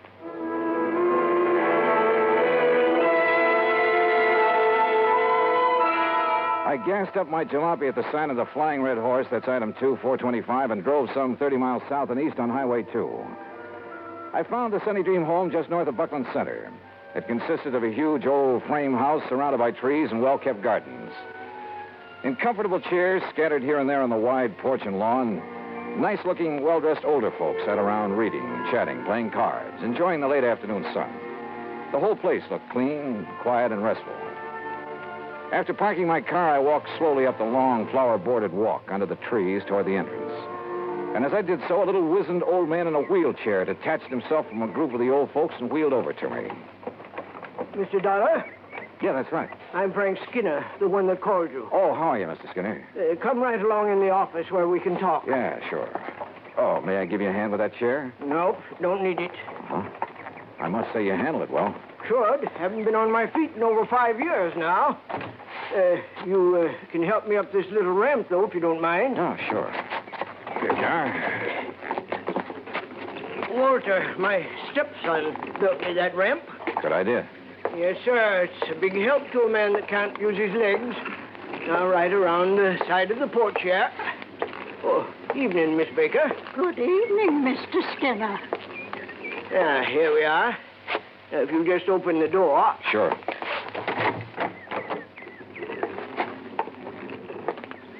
You just sit down there, and I'll get right to the point. Okay, fine. Now, you listen to me.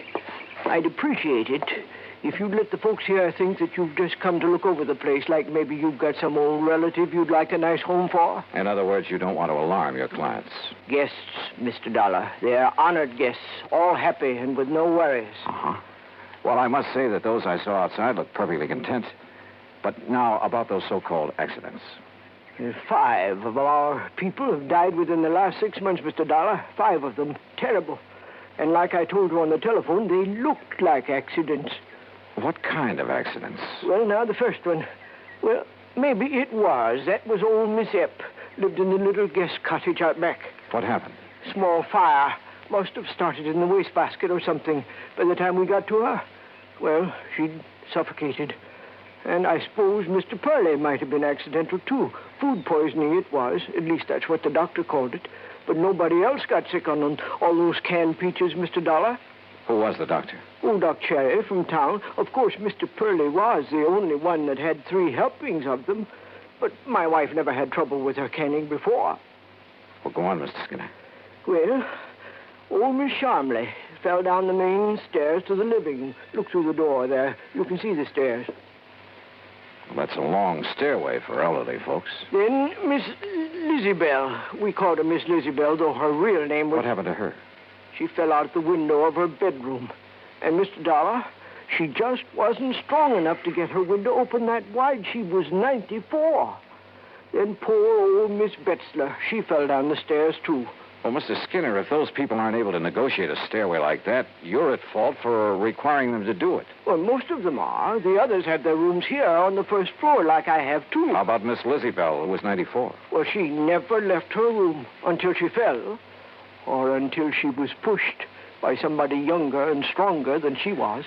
Well, unless you can prove something like that. I have to prove that those others were pushed down the stairs. Right so.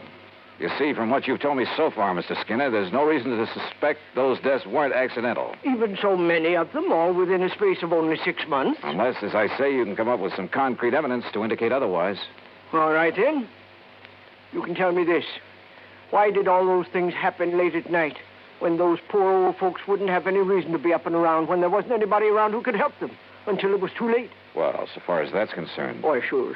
Folks have got to get up at night sometimes, one reason or another. But they all had their own private baths, and if they want anything from downstairs, like something to read or some hot milk, something like that, why, all they have to do is ring the push button in their room, and my wife gets it for them. We do that all the time. Where is your wife, by the way? Martha? Why, she's Right here, Frank.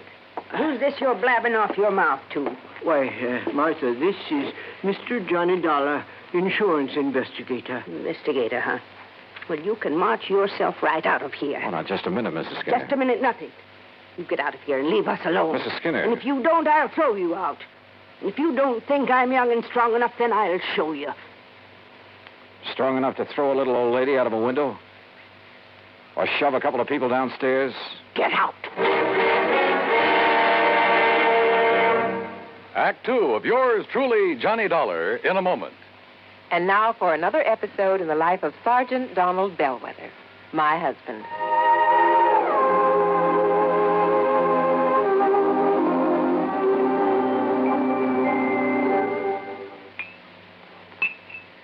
Oh, that's what I call a good dinner, Reba. Oh, that was delicious. Well, I'm glad to hear that, dear. More coffee? Yeah, just about a half a cup, please. All right. There you are. Thank you.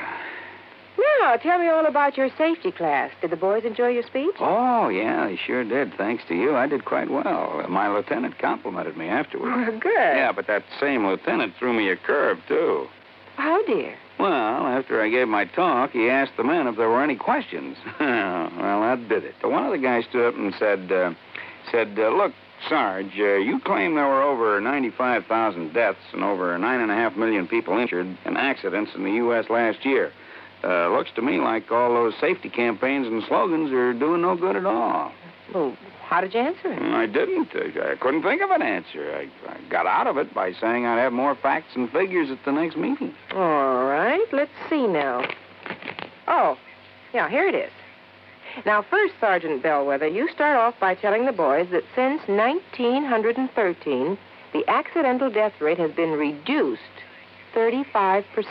Mm-hmm. Or, in other words, if there hadn't been campaigns and safety measures put into effect to reduce accidents, almost 1 million more people would have been killed in the last 46 years. Is that right? It certainly is. I'm reading it right out of the National Safety Council record book. Oh, and another thing. Accidents in the farming areas are much higher than in the city. Now, do you know why? Why?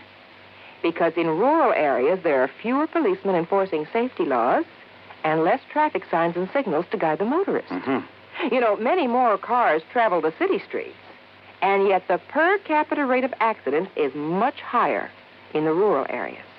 Of course, the reason is obvious. In the city, more safety measures are instituted and obeyed. Reba, you are wonderful. That's a good logical answer. I don't know what I'd do without it. Oh, that's my Donald. That's my doll.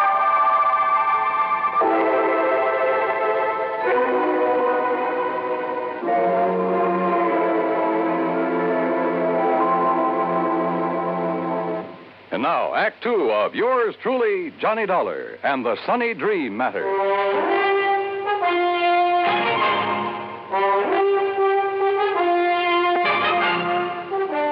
Skinner, co-owner and the real manager of the Sunny Dream Home for the Aged, was a big woman, tall, muscular, and a lot younger than her husband. I don't want your kind snooping around, Mr. Dollar, so get out of here and leave us alone. Your husband seems to think those deaths here in your home for the aged weren't so accidental, Mrs. Skinner. Oh, he does. Yes, that's what I told him, dear. If you'd keep that mouth of yours shut, Frank, we wouldn't have this sort of thing. Why don't you in that wheelchair get out of here? You sound as though you have something to hide, Mrs. Skinner. I have nothing to hide. Don't you see what your coming around here will do to our nice place? It'll give us a bad name, that's what it'll do. Folks come here on the recommendation of the folks that live here. And if your sort starts prowling around, it'll make our nice home for them sound like a murder factory, and I won't have it. Oh, now, just calm down a moment. Those poor old folks, Miss Lizzie Bell and Mr. Purley and the rest, were accidental, that's all. You got any reason to think they weren't? Well, I didn't have until a minute ago. What do you mean by that? If they weren't accidents, well, it certainly took somebody younger and stronger to push them down those stairs. You mean me? Well? No. No, Mr. Dollar, you're wrong. And if anybody started that talk about not being accidents, I guess I did. Yes, you did, Martha. Oh, I was so upset, those fine old people passing away. Why, they were like family to me. I guess I said a lot of things that didn't make sense.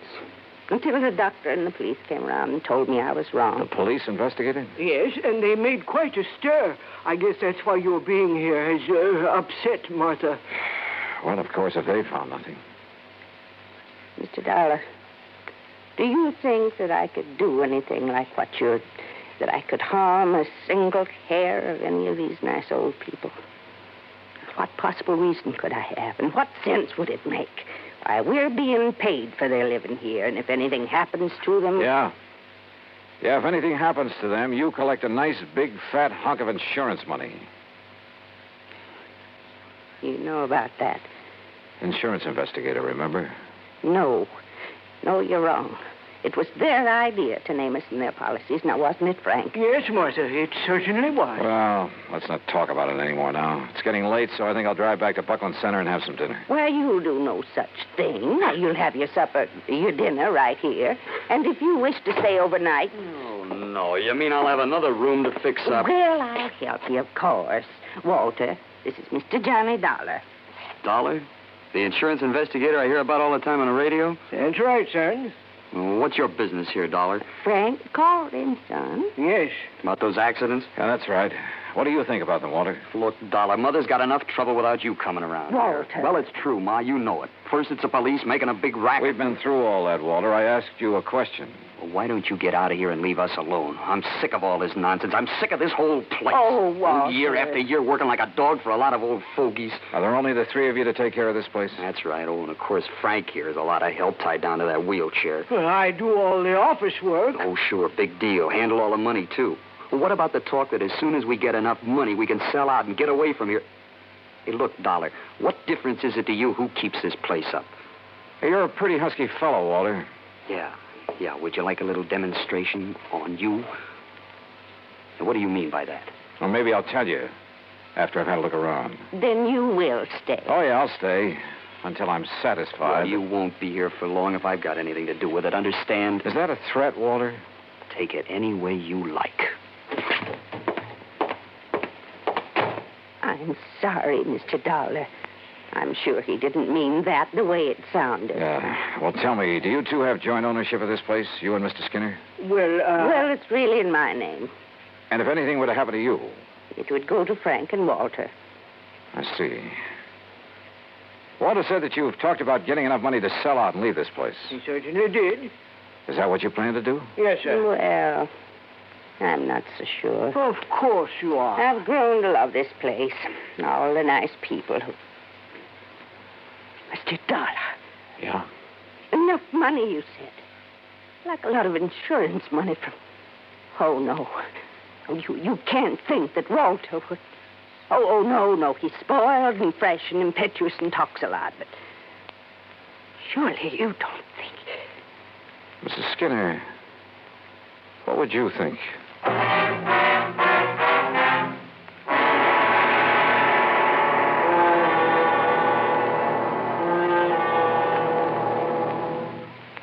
Act 3 of yours truly, Johnny Dollar, in a moment. Do you know who said, "Eternal vigilance is the price of liberty"? Those famous words were written by Thomas Jefferson. Jefferson knew that human nature tends to cause us to take for granted the freedoms for which others have fought valiantly. He knew that Americans had to be alert, or the essential freedoms of democracy would be taken away. That's why Jefferson gave his warning to the Americans of his era and to their descendants. He set the price for liberty as eternal vigilance. And Americans through the years have heeded Jefferson's warning. They have been alert to detect and resist the enemies of liberty. Remember the words of Thomas Jefferson. They are part of your American heritage. The price of liberty is eternal vigilance. And now, Act 3 of yours truly, Johnny Dollar, and the Sunny Dream Matter.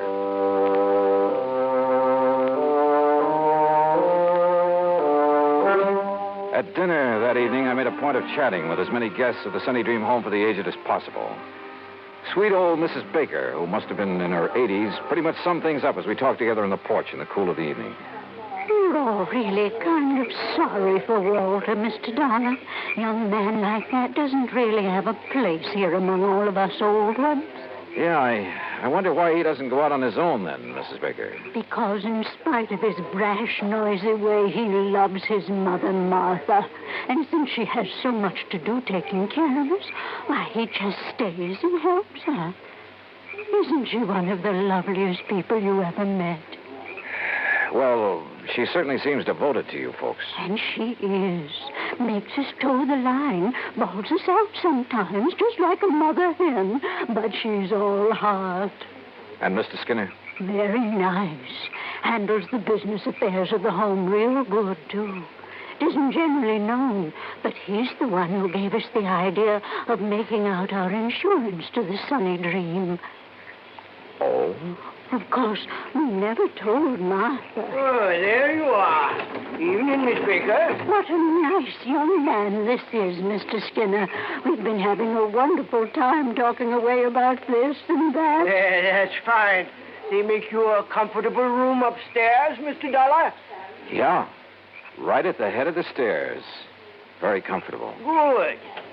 Well, don't let me interrupt. I'd like to talk to you a minute if Mrs. Baker will excuse us. Why, of course. Thank you.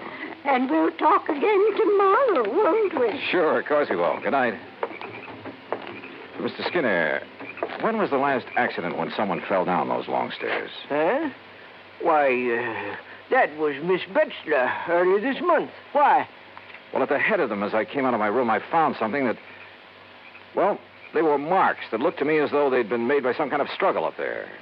Oh? And a tiny piece of cloth from a man's suit caught in a splinter on the newel post. Well, what are you going to do about it? Oh, just leave it there. Tomorrow I'll get somebody from the police laboratory over here to look at it. Uh-huh. Well, whoever suit that was must have a tear. Oh, no, not necessarily. It was really just a few threads that had been pulled out. But they might be the clue to a killer. I see. Well, good luck, Mr. Dollar. Yeah. Thanks. In my room, I waited until long after the big home was quiet and wondered if my hunch was going to pay off. Hunch? Sitting there on the porch talking with old Mrs. Baker, I'd suddenly remembered something Pat McCracken had told me in the very beginning. He had notified the home I was coming here to investigate. That meant he'd notified Frank Skinner. Could that have been why Skinner phoned me? To allay any suspicion the insurance companies might have? Yeah, I wondered. Finally, about midnight, I heard a noise at the head of the stairway. Quietly, I opened my door. And there at the top of the stairs, armed with a flashlight and standing solidly on his own 2 feet, was the man who said he was confined to a wheelchair. Well, Mr. Dollar. You won't find anything there, Mr. Skinner. Because there isn't anything. See? You lied to me. It got you up out of that phony wheelchair, didn't it? To see if you'd left some trace of your last murder, didn't it? Now listen, Dollar. Pretty rotten racket, Skinner. You and only you handle all the finances of this place. You persuaded the old folks to name you as beneficiary of their insurance policies. Then you proceeded to shove them down those stairs. Would you like to see how? Yes, Skinner. Then I'll show you. No, you don't.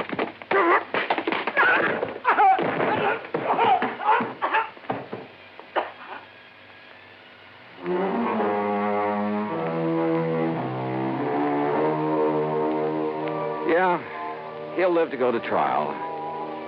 And whatever sentence they hand him will be much too short. The Sunny Dream home, well, I hope it'll be the quiet, peaceful place his wife wants it to be. Expense account total, including incidentals, $12 even. Yours truly, Johnny Dollar.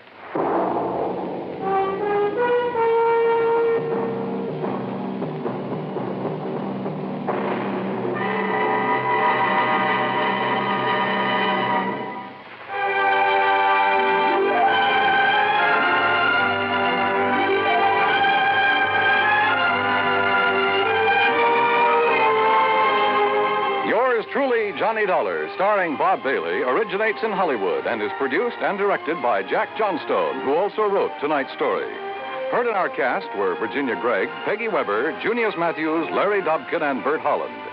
Be sure to join us next week, same time and station, for another exciting story of yours truly, Johnny Dollar. This is Dan Cubberly speaking.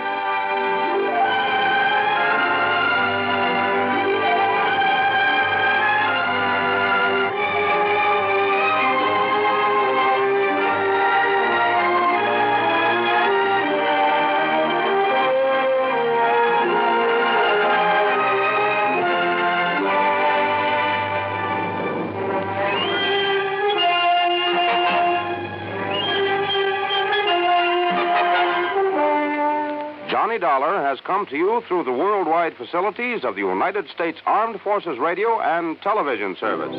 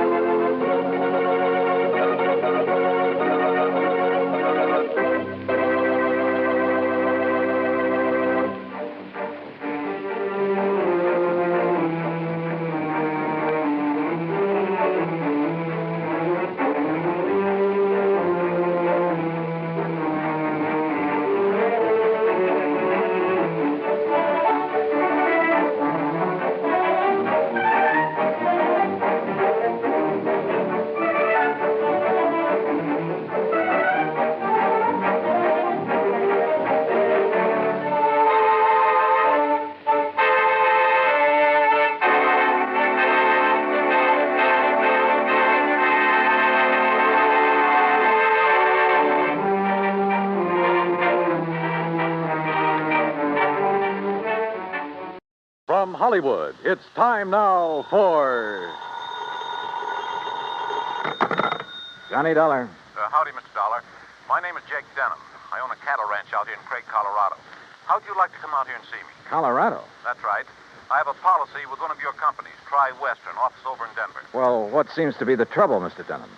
Trouble? Oh, nothing like that. Not at all. Then why have you called me? Well, you see, the brand I use in my beef cattle is a Lazy JD. Yeah, you said your name is Jake Denham. That's right. But JD is your initials, too. Oh, yeah. Yeah. And the lazy part fits me to a T. But now, why have you called me? Well, you see, I listen to your radio program every week. All those insurance cases you handle all over the country. Glad to hear it.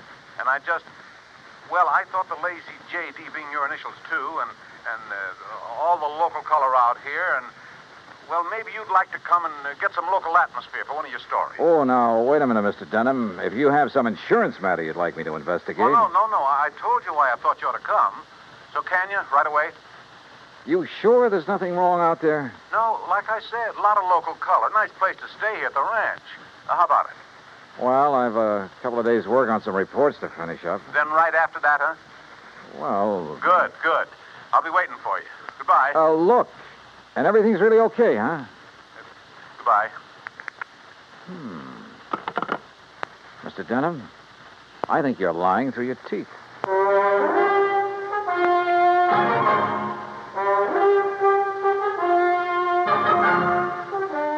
Bob Bailey in the exciting adventures of the man with the action-packed expense account, America's fabulous freelance insurance investigator. Yours truly, Johnny Dollar.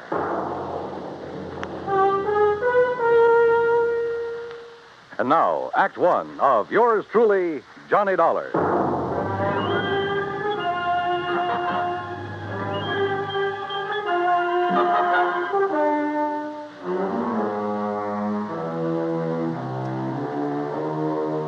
Expense account submitted by Special Investigator Johnny Dollar to the Tri-Western Life and Casualty Insurance Company, Home Office, Denver, Colorado.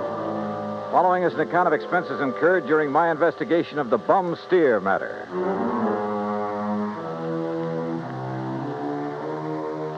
Expense account item 1, 370, long-distance call to Hal Versky, my contact at Tri-Western in Denver. Johnny, good to hear from you. You out in this neighborhood? Nope, still in Hartford. Hal, I want you to okay an expense account for me. Well, now that depends. Listen, do you know a client of yours by the name of Jake Denham? Yes. As I recall, he owns a big cattle ranch over near the little town of Craig. Uh-huh. Carries a straight life for something like 40, 50,000. Well, look, I got a phone call from him begging me to come out there and see him. Oh? Something wrong? He says not, but I don't believe him. Well, have you any reason to think something is wrong? Well, only the half-baked excuse he gave me for wanting to see me. Look, Hal, I realize this is just a hunch, but... Certainly sounds like it to me. But my hunches have saved your company a lot of dough on occasion. So how about it? Okay. Put it this way. If you run into something out there and clear it up, we'll pay the freight. If not, well, you just go ahead and have yourself a vacation at your own expense, okay? Oh, now, why don't you relax that iron grip on the purse strings for a change, huh? Why? What would you do? Okay. But I warn you, Hal, if this does turn into a case for your company, my expense account is going to knock you right off your feet. Oh, now, wait a minute. Bye-bye. Johnny! It took me nearly 4 days to clear up the reports I had to finish. I wish now it hadn't, that I'd left Hartford immediately. Expense account item 2, $133. Plane fare and all the incidentals I could think of, Hartford to Denver.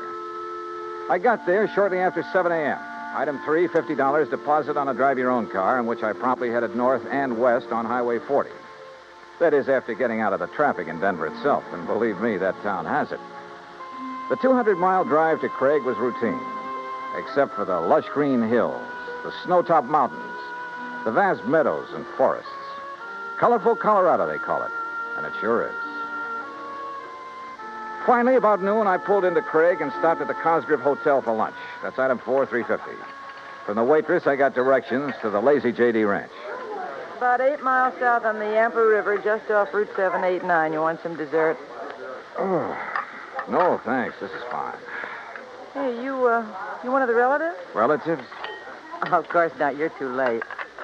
Too late for what? It was real beautiful, though. Half the town turned out for it, and most of the big ranchers. What are you talking about? Oh, my gosh, it's after 1:30. Look, I'm not supposed to be on duty now, and I got a date with my boyfriend. Hey, well, now... Excuse me, now, I wait a gotta go. second. Just pay the cashier in the lobby. Well, but look, Okay.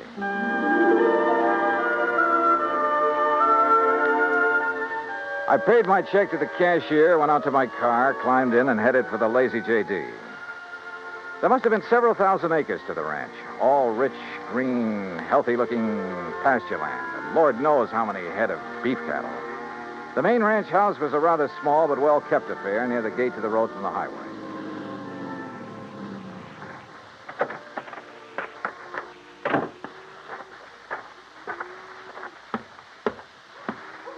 And then I saw it. A long piece of black crepe hanging on the doorframe.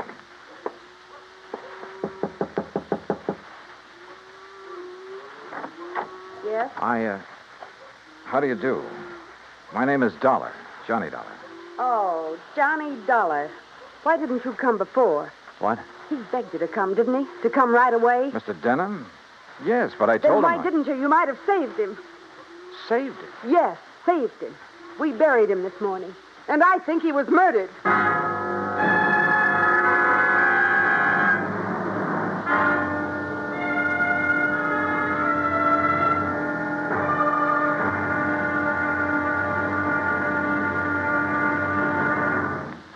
Act Two of yours truly, Johnny Dollar, in a moment. The American writer Christopher Morley once wrote, "When you sell a man a book, you don't sell him just 12 ounces of paper, ink, and glue. You sell him a whole new way of life, unquote. Now, that goes double when you give, not sell, a book. But the gift of 550 books to little children increases the legacy tenfold. Near the end of 1960, the employees of the Chase Manhattan Bank started a people-to-people program with such a gift to school children of a town in Tanganyika. That's on the southeast coast of Africa. To give you an idea how the books were received by the children, let me first quote from Francis Bacon. He's an English writer of a few centuries back. He said, "Some books are to be tasted, others to be swallowed, and some few to be chewed and digested." In the past, children in Tanganyika may have done a little tasting and chewing and a little swallowing and digesting. But there's one certain thing. They wound up devouring the books they received from the United States. And they did so much of it that they, the ones in high school anyway, were able to reach the level of English children their age and pass the exams at the same time. That takes a lot of book learning, as they say. Now, the gift of these books from the United States of America may have seemed a small thing to the senders, but the boys in Tanganyika who received them know that they've opened a whole new way of life. They've greatly increased understanding in the classroom of freedom, the right of all men everywhere. And now, Act Two of yours truly, Johnny Dollar and the Bum Steer Matter. The tall, beautiful girl standing in the doorway of the ranch house at the Lazy J.D. outside of Craig, Colorado, was dressed in black. The red about her eyes showed that she'd been crying. But there were no tears in them now. Jake Denham was my father, Mr. Dollar. I'm Virginia. And you think he was murdered? Why do you think he called and begged you to come out here? Any idea who might have done it? Yes, Big Mike Craven. Who's he? He owns the Sea Lucky Star and wants to own every other ranch around here, and he will unless somebody stops him. How did your father die? Anthrax. That's what they said it was. I thought that was a disease of cattle. People, too, if they get infected from the cattle. And that's what happened to your father? That's what they say, but there's no anthrax around here. Our ranch is clean. Look, let's go inside and sit down and talk about this. Sure, I'll talk about it. If only somebody will listen. In here, John. Oh, thanks. Are you, all alone? Now that Dad's gone, he and I ran the ranch. Now it's up to me. Sit down. Thank you. Virginia, were you trying to tell me out there that you think somebody tried to infect your herd with anthrax? What would you think? Who was your father's doctor? Dr. Regis Ross from in town. Who are you? Well, my name is Dollar, insurance investigator. Say, you fellows act pretty fast, don't you? Sometimes. Feeling all right now, honey? I guess so. I told the hands that you're in full charge now. They'll take their orders from you. Or from me. Or from... Sure. Sure, I guess that's best. Thank you, Pete. They might as well get used to it, because after we're married... Look, honey, why wait any longer? I know this is a bad time to talk about yes, it, but Pete. I also know, and you know, that this is no time for you to try to go it alone. But what about your medical school? I'll give it up. This is a lot more important than... Well, you're a lot more important. Oh, look, Jenny, you stalled me for a long, long time. I know, Pete, because I... Don't you see I can run this ranch alone? No. You need me, honey. And I'm here to help you. Do you know how Dad felt? Sure. That all I wanted was this ranch. The same as he felt about anybody else who ever came here. Just who are you, Pete? This is Pete Kermer, Johnny, my fiancé, I guess. That's right. Didn't I see a Kermer ranch on the way out here, a small one? That's right, my pa's. He's Carl Kermer. Well, what do you think caused the death of Virginia's dad? Just what everybody says, Mr. Dollar. Galloping anthrax from that Hereford. Then why did he send for Mr. Dollar to come? I'm afraid we'll never know, honey. Well, I do. It's because he knew something was going to happen to him. Where is that steer now? Buried. On orders from the vet and the state inspector. Mr. Dollar. Yeah? You said investigator. Hadn't you better talk to Dr. Ross? Yeah, I guess so. Want to let me have his address? Sure. I'll write it down for you. And, while you're at it, tell me where I can find the veterinarian. And that state inspector, too. Huh? Sure. Why not? When I left them, a few minutes later, Pete was still making a quiet, but I must say effective pitch for Virginia's hand. Expense account item 5, 10 cents for a phone call to the state inspector.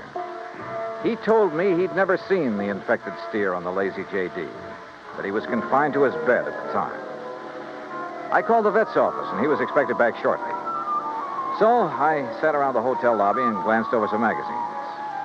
And then, in one of them, I found an article that made my eyes fairly pop out of my head. Item 6, I called the vet again. He was in. You caught me just in time, Mr. Dollar. I was about to drive over to the Sea Lucky Star Ranch for dinner. Mike Craven and I are old friends. That's so? Yes, ever since we roomed together at college. Oh, I see. I understand you're the man who spotted the anthrax out at the Lazy J.D. Yes, sir, that's right. Just that one Hereford. How it ever got to him, I'll never know. The rest of that herd's absolutely clean. Got poor old Jake Denham, too. You think he became infected from that steer? Well, how else could it be? Galloping anthrax. Just like that. Doctor, where is that steer buried? Do you know? Yes, I had it buried myself. It's some miles out in the far corner of the Lazy J.D. property. Then phone the Sea Lucky Star and call off your dinner date. You and I are going out to take a look at that carcass. Oh, no, just a minute, young Investigator, did you say you are? That's right. Uh-huh. I suppose you have some authority. What I don't have, I can get. Tell me, Doctor, is there some reason why you don't want me to see the carcass of that steer? No. Well, let's go. Along the way, we picked up two fellows who were handy with pick and shovel. It was almost dark now, so I bought a couple of powerful flashlights at one of the local hardware stores. That's item 7, 925. It took a couple of hours for the two men to dig down to the carcass of the steer, but they finally exposed one flank of the unfortunate animal. Yeah, so you sure planted this critter deep, Doc. There's part of him. Give us a few more minutes, and we'll handle it. No, wait. Huh? Mr. Dollar, come down here into the hole. Sure. Oh, what's the matter, Doc? The color of that carcass. I don't understand this. What are you talking about? Well, this doesn't make sense. The deterioration and putrefaction that always occurs, well, it simply isn't here. You mean it's possible it wasn't anthrax killed this steer?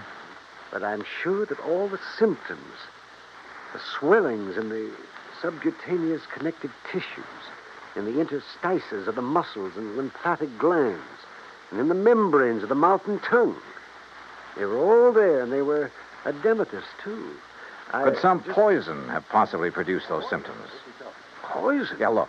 I read in a magazine this afternoon that strychnia often produces symptoms very much like those of tetanus, lockjaw. Yes, that's true. But a poison that would... Good heavens. Yeah? Why, I haven't heard of it since my college days. Quintanogen sulfide. But why? Good question. No, Dollar. Because it wouldn't explain the death of old Jake Denham. If it was anthrax. What? Or was he poisoned, too? Good heavens, you mean you think that he... Wait a minute. Doctor, the brand on the rump of this animal. Well, that's Denham's own brand, the Lazy J.D. Yeah, but it looks to me like it was put on over another brand. Yes. Yes, you're right. Any way of finding out what the original brand was? No. Yes, Mr. Dollar.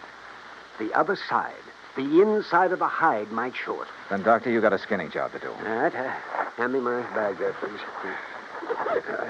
Okay, here you are. Go to it, Doc. Thank you. Oh. That poison, how much to infect a man? Well, even a small scratch on the skin could absorb enough to be fatal.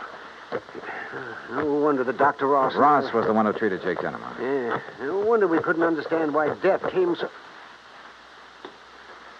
Well? No. Can you see what the original brand was? Yes. Yes, I can. I'm afraid so. Let me hold the light a little. Oh. I see. But I can't believe it, Mr. Dollar. Pretty clear, though, isn't it? Sea Lucky Star. Act 3 of yours truly, Johnny Dollar, in a moment. A couple of 1,000 years ago, the ancient sage Diogenes remarked that all things are in common among friends. Well, he didn't mean that only material goods were in common among friends, but that they shared their troubles as well. For a long time, the United States Armed Forces have been a friend in time of need, during fires, floods, and pestilence all over the world. Many peoples of the earth have come to believe in the friendship which the U.S. military personnel have spread for so many years, and the calls for help they answer in time of personal emergency, a response which has always been immediate. Not long ago, a Korean Buddhist nun was suffering from beriberi, an advanced form of acute malnutrition. But she was living in an isolated monastery deep in the Korean hills and valleys. Her sister nuns contacted the nearest Army Signal Corps relay station, and wheels began turning.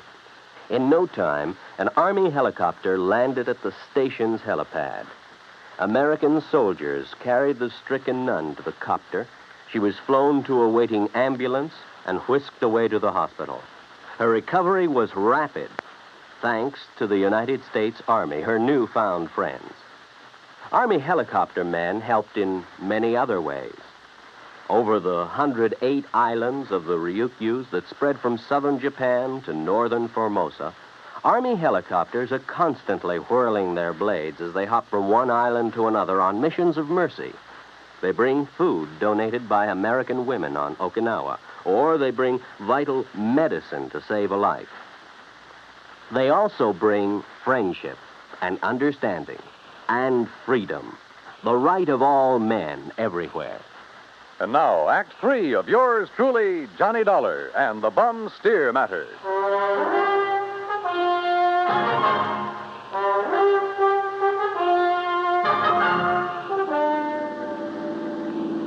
Looks pretty bad, doesn't it, Mr. Dollar? Yeah, Doc. It looks as though this Hereford steer was brought over from the Sea Lucky Star, was rebranded with a Lazy J.D., was given the poison to make it look like it died of anthrax. Yeah, but Mike Craven, who owns the Sea Lucky Star, I know him, Dollar. I've known him ever since our college days. Medical college? Oh, no, just during the preparatory years. But Big Mike couldn't have done a thing like this. Big Mike has wanted to get his hands on the Lazy J.D. for years, Well, hasn't of he? course, so have a lot of other big ranchers, but I'd stake my life on it. He'd never do it. Hey, wait. Yeah? You should have taken that left turn to get to the Sea Lucky Star. That's not where we're heading. Yeah. Well, then where? If I remember correctly, it's this road to the right, here. Well, you mean the K-Bar K? Got any better ideas? Well, I'll be... Here.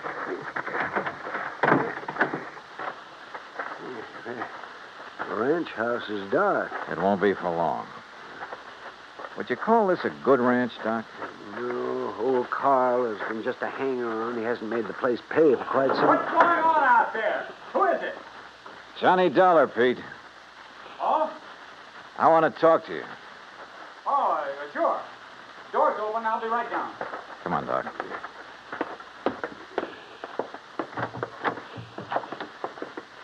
Let's see if I can find the light switch. This flashlight will do. And we're going on upstairs. Huh? Wait down there. I'll be right down. We'll be right up. Well, now, wait a minute, if you don't mind. Wow. Nice place you have up here. Look, I asked you to wait down. Dr. Cummings. I'm sorry, Peter, but this... How'd you make out with Virginia Denham, Pete? Convince her to marry you? That's none of your business, Mr. Dollar. Now, just what do you want? Pretty nice ranch to get your hands on, that Lazy J.D. I beg your pardon. Combination bedroom and study, huh? As Virginia told you, I've been going to college. Yeah, medical school. Nice set of books you have here. Of course, I'll have to give that up now. Well, you're going to have to give up a lot of things. What? Where did you get it, Pete? What was the name of that stuff, Doctor? Quintanogen sulfide. What do you know about... Well? I don't know what you're talking about. Then why the marker in this book on toxicology? Marker? That was a foolish thing to do, Pete. A dead giveaway. Yeah, I told you. I don't know what you're talking about. Yep, right here. Quintanogen sulfide. I never heard of it. You're lying, Pete. No. Giving it to that Hereford was probably a cinch. Listen, you... But how did you give it to Jake Denham? Dollar, that's something you'll never live to know. Oh, look, now wait a minute. Put the thing away. No. Now stand back. I said look out. You... Stop! Doc. I guess he'd forgotten all about you until you landed that chair on his head. Yes. Now, I suppose I'll have to patch him up a bit. Oh, absolutely. He'll have to look nice for the trial, won't he, Doc?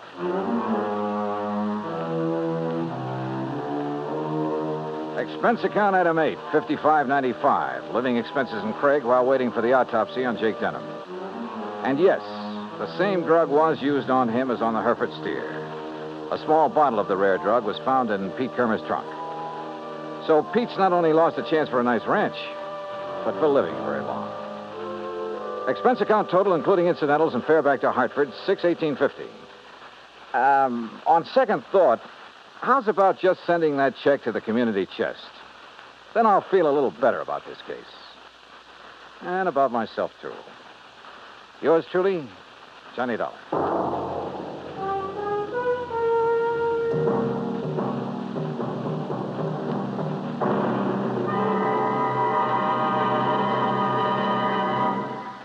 And now, here is our star to tell you about next week's story. Next week, an old ghost town out in Montana. But one of the ghosts carries a .38 Colt. Join us, won't you? Yours truly, Johnny Dollar.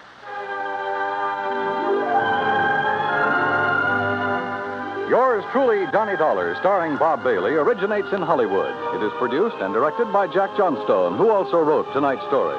Heard in our cast were Virginia Gregg, Gene Tatum, Will Wright, Jack Edwards, Howard McNear, Sam Edwards, and Forrest Lewis. Be sure to join us next week, same time and station, for another exciting story of yours truly, Johnny Dollar. Dan Cubberly speaking.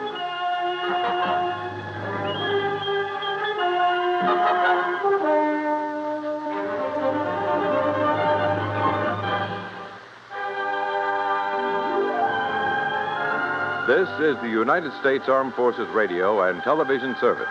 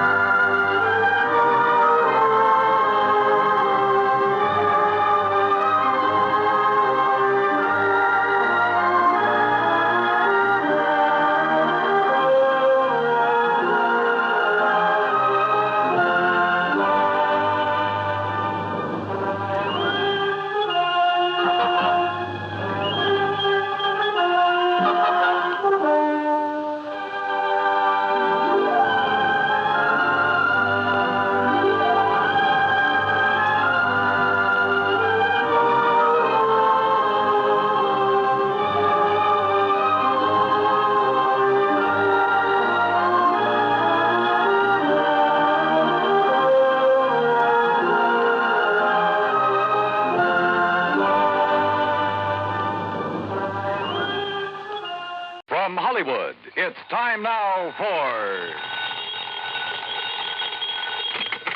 Johnny Dollar. Pat McCracken, Universal Adjustment Bureau, Johnny. Hi, Pat. What's new? At the moment, Edward J. Rollins III. Oh, what about him? One of our companies has a hefty policy on his life, and he sent word he wanted to change his beneficiary, then it disappeared. And you want me to go looking for him? That's the general idea. Oh, look, Pat, you could be wasting dough sending me. Chances are he'll pop up again by himself. Oh, yes, I know. Of course, it involves a little trip to the Caribbean, but if you're not interested... The Caribbean? I'll be right over.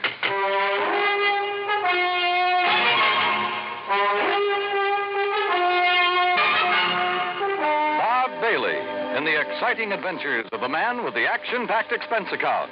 America's fabulous freelance insurance investigator. Yours truly, Johnny Dollar.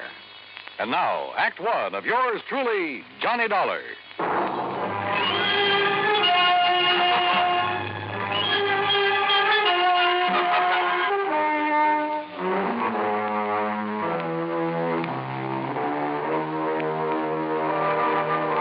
Expense account submitted by Special Investigator Johnny Dollar to the Universal Adjustment Bureau, Hartford, Connecticut.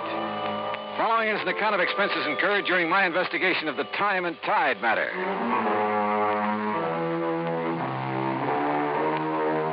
Expense account item 1, $1.20 cab fare from my apartment to the offices of Universal Adjustment Bureau and Pat McCracken. Now, the mention of the Caribbean did the trick. Sit down. Yeah, thanks. Now, what's the deal?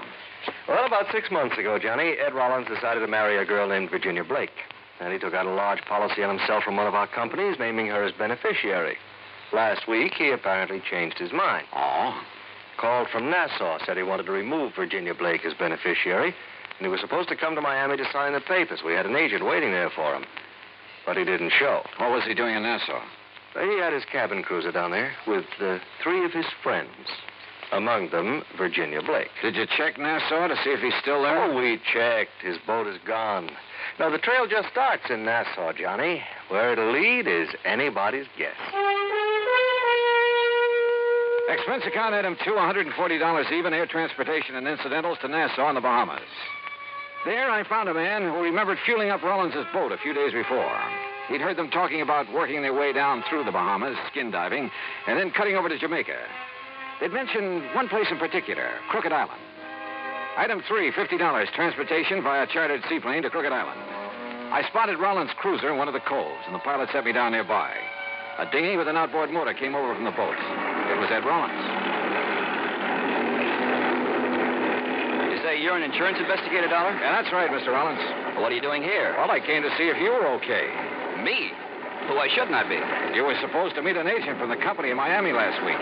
You didn't show up. Oh, well, I changed my mind. You mean you came all the way down here because I didn't show up in Miami? Well, when a man with a hefty policy in his life disappears, the insurance company starts worrying. Yes, so it seems. Hey, mind slowing down a bit? I'd like to talk to you before we get on board. Sure. Now, what's on your mind? As I understand it, you took out a policy about 6 months ago and named a Virginia Blake as beneficiary. Yes, that's right. We're going to be married. Then a week ago, you apparently changed your mind. Well, I decided to think it over some more. That's why I brought the boat down here. What's the trouble? Oh, it's just... Well, I might as well tell you. I began to suspect Virginia's been two-timing me. Oh? With whom? That I don't know. Have you asked her about it? No, not yet. Why not? Because I'm afraid she might tell me the truth. Maybe I don't really want to hear it. Ah, I see. Look, Mr. Dollar, we're going to do a little more skin diving here in the cove this afternoon, and then shove off for Jamaica around dark. Why not come along? You can catch a plane back to the States from there. Okay. Who all's on board your boat? Let's see. Virginia, you know about. Then there's Bill Winslow. Winslow? Yes, kind of a beachcomber at heart. I bring him along mainly to handle the boat. He's real good at it. Anybody else? Oh, Tony Atherton. A worthless sort of guy, but rather amusing company once in a while. Besides, he introduced me to Virginia, so I owe him something for that. I guess. Well, look, you mind introducing me as just an old friend of yours? Yes, that's just what I had in mind. Oh, say, there they are waiting for us on deck.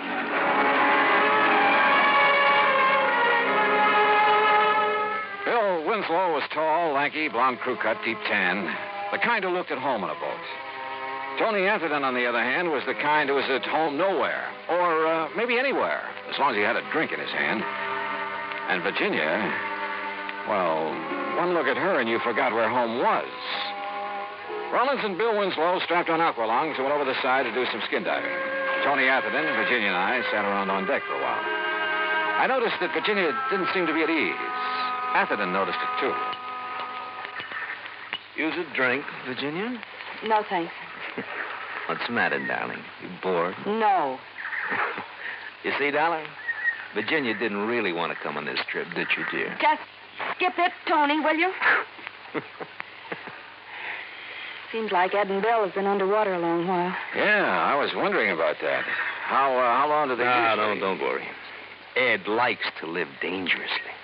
Besides, he's got Bill Winslow, all-American boy, to take care of. Will you lay off it, Tony? Hey, there they are. Hey, wait a minute. Looks like Rollins is in trouble. Get him on board! Here. Hey, quick. Get on. Watch his face, please. Easy. All right, the face plate. Get it off. You okay, Rollins? Yes. Yes, I guess so. What happened, Ed? Oh, something went wrong with his air supply. Yeah. Sprang a leak. Thanks, Bill. If it hadn't been for you... Oh, skip it. Just lucky I was close to you. Look at this rubber tubing. It's frayed through. Yeah, I guess I must have scraped it against some coral. Sure. Yeah. Yeah, that's probably it.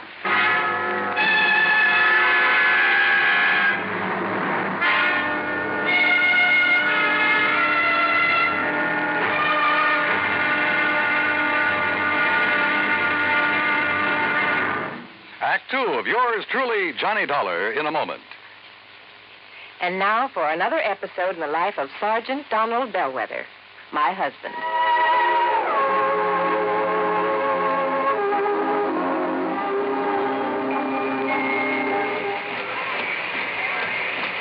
Hi, honey. Did you fix the windshield wipers? I sure did, Reba. How's that? Oh, you fixed them. Good for you, Donald. Thank you, my dear. Well, that's that. Now, if it rains, we're prepared for it, huh? I feel better now. Oh, me too. A driver has to see the danger if he expects to avoid it. That's right. And also keep the back and side windows clear in rain and snowy weather. That's right. Oh, how about the horn? The horn? The horn doesn't work, Sergeant. Aren't you going to fix it? No, I don't think so. Frankly, Reba, I hate horns. Whenever there's a traffic jam, the first thing some guys do is blow their horn. Which does absolutely no good. Of course not. All it does is jar everyone's nerves. No, I don't think I'll fix the horn. Oh, but now wait a minute, Don. Look, supposing we're driving along and suddenly we see a youngster on his bicycle headed right out into the street. Sounding that horn will warn him and possibly avoid a tragic accident. Yes, that's true, but... Or supposing we're driving on the highway, and just as we're about to pass a car, that car decides to pull out into our lane and pass the car ahead of him. He obviously doesn't see us, and he won't hear us shout. But one little beep on that horn, and he'll automatically scoot back and avoid a collision. Reba, you've convinced me. Even though it can be a nuisance, the automobile horn is a necessity. Then you'll repair it? Immediately. Oh, that's my Donald. That's my doll.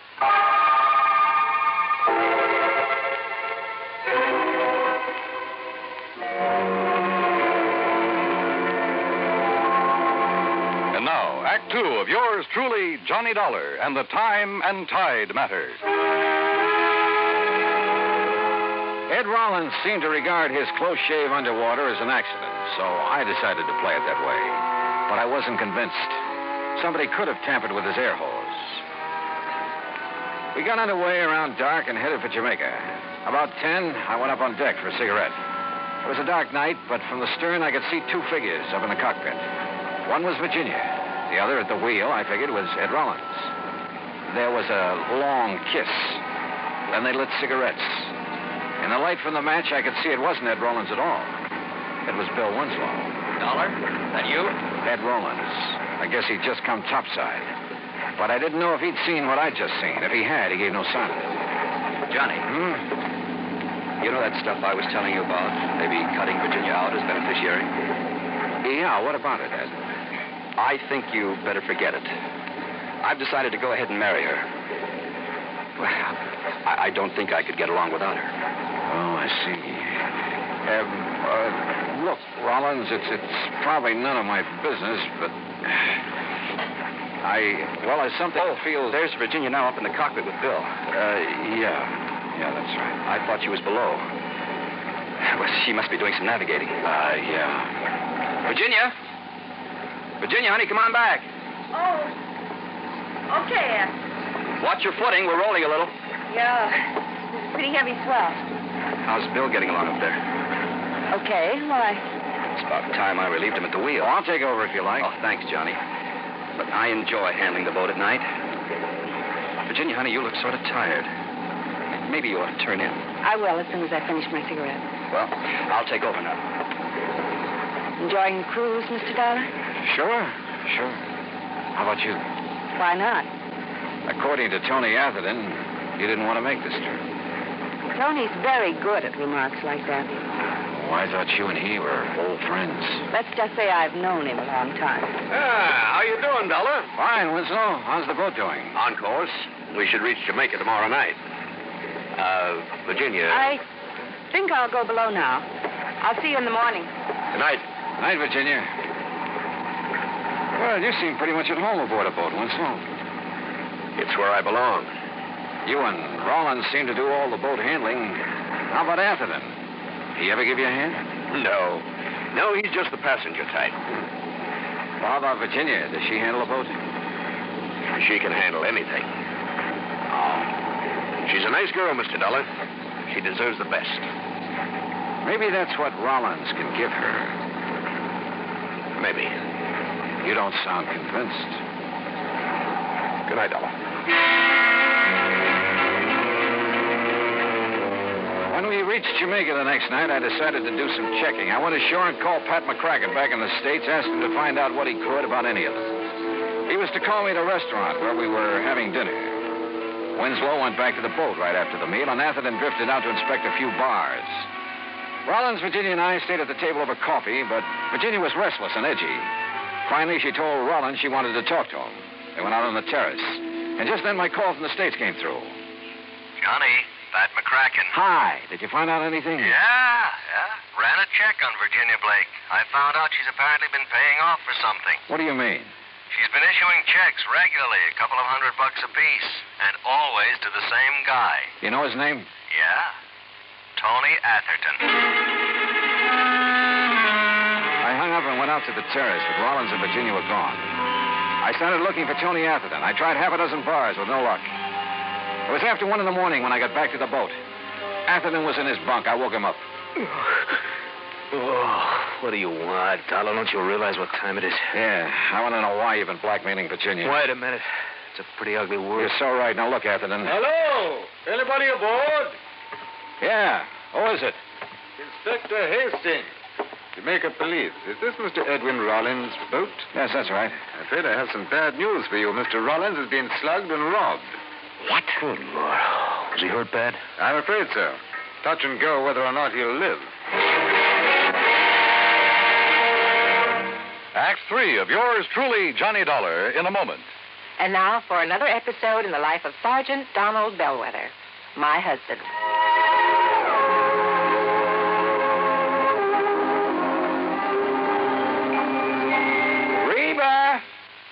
Reba! What is it, Donald? Confounded Reba, I can't find the fountain pen. I've looked all through this desk. Here it is, dear. Here it is. You must have used it as a marker when you were reading this book.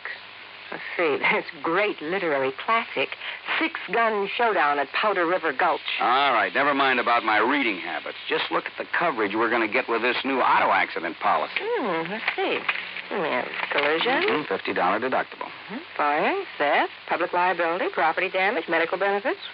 In other words, we have complete coverage. That's right. Of course, it's going to cost us money. I'm sending the company a check right now. Gee, it's too bad we don't live in Rhode Island.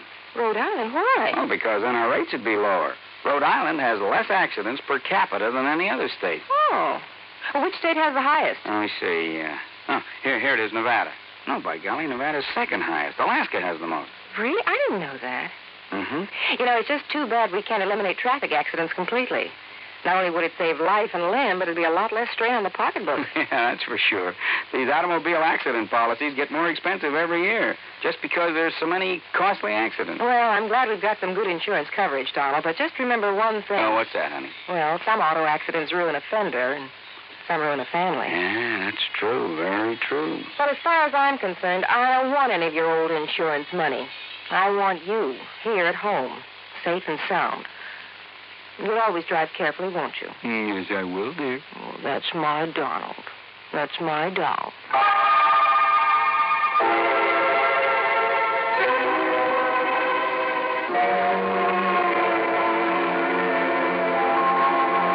And now, Act 3 of yours truly, Johnny Dollar, and the Time and Tide Matter.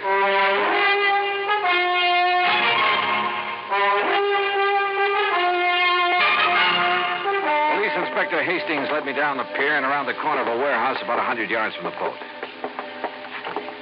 This is where one of my men discovered Rollins, Mr. Dollar. He'd been slugged, huh? With a length of pipe we found nearby. No fingerprints on it, though. Rollins is in the hospital in a coma. Apparently he hasn't more than a 50-50 chance. You said something about robbery, Inspector. His wallet and valuables are gone. I'm afraid we've had quite a bit of that sort of thing around the waterfront lately. Robbery, huh? Maybe. Maybe not. I poked around the pier for a while, but didn't turn up a thing. It was about 7 in the morning when I finally got back to the boat in Atherton's stateroom. I told Virginia what happened, Dollar. She went to the hospital immediately. Okay, I can talk to her later, Atherton. I still want to know why you've been blackmailing her. Oh, look, you got proof, Dollar. Virginia's been issuing checks to you pretty regularly. Look, what's wrong with that? She and I are old friends. I've had bad luck with some of my investments. She's been kind enough to help me out. Now, look, Dollar, if you're trying to tie me in with what happened to Rollins, you're just wasting time. Am I? Of course you are. If you stop this nonsense, I can probably help you. Oh? Look, take a look out this porthole. Come on. What do you see, huh? A stretch of pier? A warehouse? Exactly. Well, what about it? Well, just as I was turning in last night, I heard footsteps on the pier. I looked out the porthole. Somebody was walking along it. As he turned the corner, I could see who he was by the warehouse light. It was Ed Rollins. Oh? A moment later, somebody stepped out of the shadows and followed him around the corner. Dollar, that was Bill Winslow.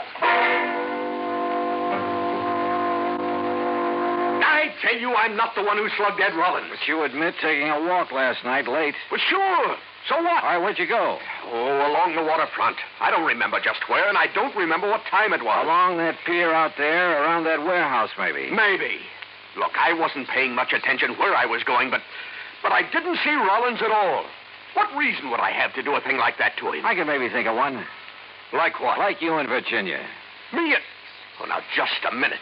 That has nothing to do with it. I think it has, Winslow. Get this straight, Dollar. I didn't slug Rollins. I kept hammering away at him, but I couldn't get anywhere. Finally, I left him and went up on deck. Virginia had just come back from the hospital. He's still unconscious, Johnny. They say they don't know whether he'll make it. Virginia, what happened last night? When I got through with my phone call at the restaurant, you and Rollins had left. Yes. We walked around town a while talking.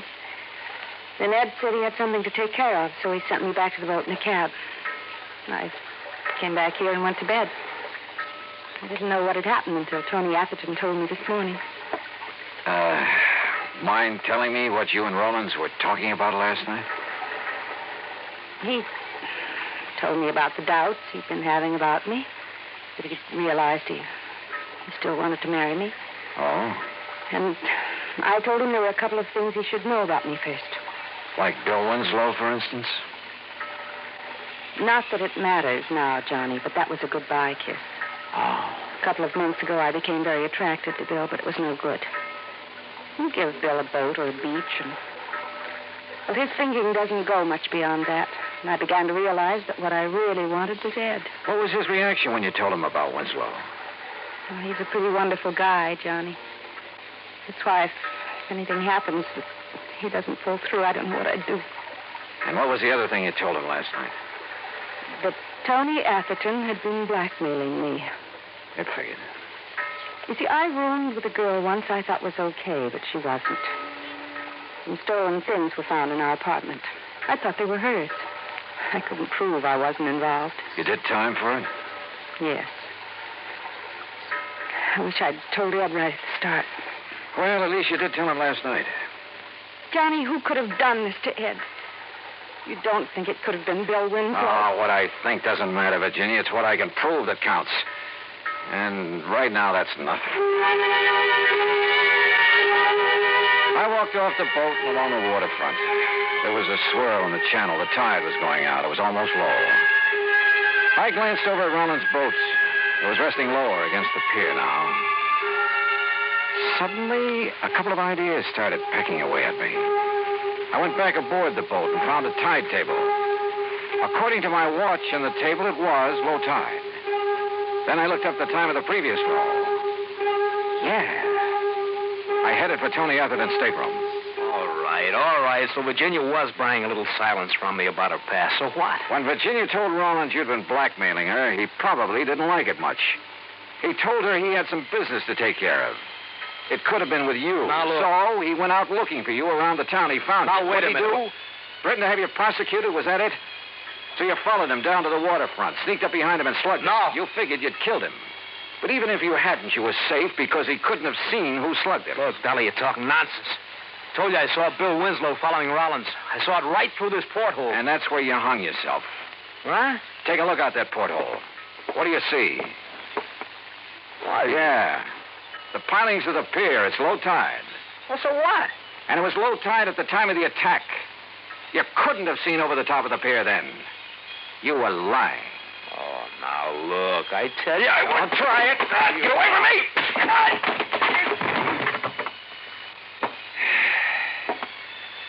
You know, it's funny, Atherton. Shakespeare was more right than he knew. There is a tide in the affairs of men, which sometimes leads to fortune. In your case, brother, you missed.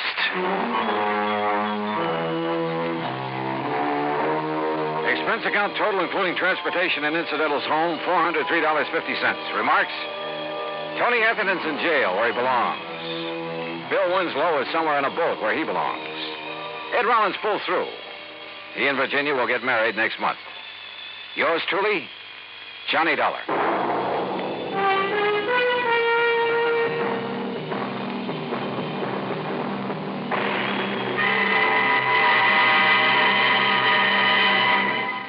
Now, here is our star to tell you about next week's story. Next week, the plot revolves around Ong's hat.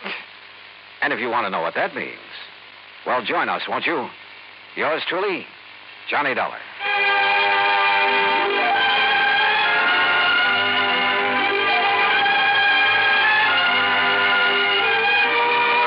Yours truly, Johnny Dollar, starring Bob Bailey, originates in Hollywood and is produced and directed by Jack Johnstone. Today's story was written by Robert Wright. Heard in our cast were Virginia Gregg, Larry Dobkin, Herb Ellis, Tony Barrett, Frank Nelson, and Ben Wright. Be sure to join us next week, same time and station, for another exciting story of yours truly, Johnny Dollar. This is Dan Cubberly speaking. Yours truly, Johnny Dollar, has been a presentation of the United States Armed Forces Radio and Television Service.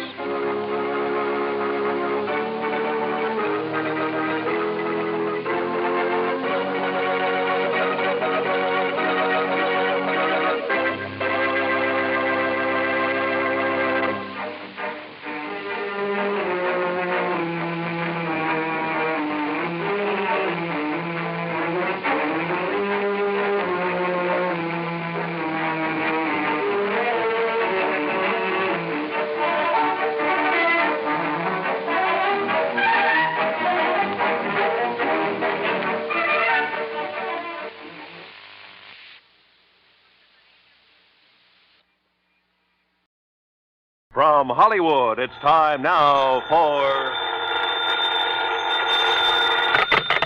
Johnny Dollar.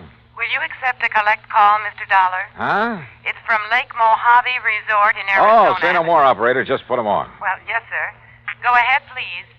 Hi, who is it this time? Buster Favor, Hemp? Yes, sir. Who claims to know Lake Mojave like the back of his hand and every good spot there is in it? And I do, Johnny. That's a fact. Then I repeat my question. How's the fishing? Just as fine as ever, if you know where the good holes are, that is. And you do. Yes, I do. So you think it's high time I fly on out there and wet a line, is that it? No, sir, that's not what I'm calling you about, Johnny. Well, what is it? I don't rightly think I ought to tell you over the phone, Johnny. But I think you better come here just about as quick as you can. But unless I know why. I'll tell you when you get here. Well, look, I usually do my traveling on expense account for an insurance company. And you can this time. Huh? What company? The one that insured him, the Greater Southwest Insurance. Insured who, Red? Johnny, I'll tell you all that when you get here. Now look. They tell me there's a plane leaves New York right at high noon. Listen, Red. That'll get you into Las Vegas about 9:45 tonight, okay? Okay, listen. Goodbye, Johnny. Red!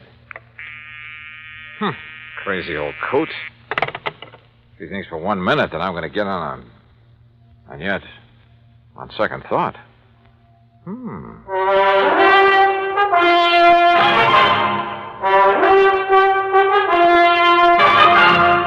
Bob Bailey in the exciting adventures of the man with the action-packed expense account, America's fabulous freelance insurance investigator. Yours truly, Johnny Dollar.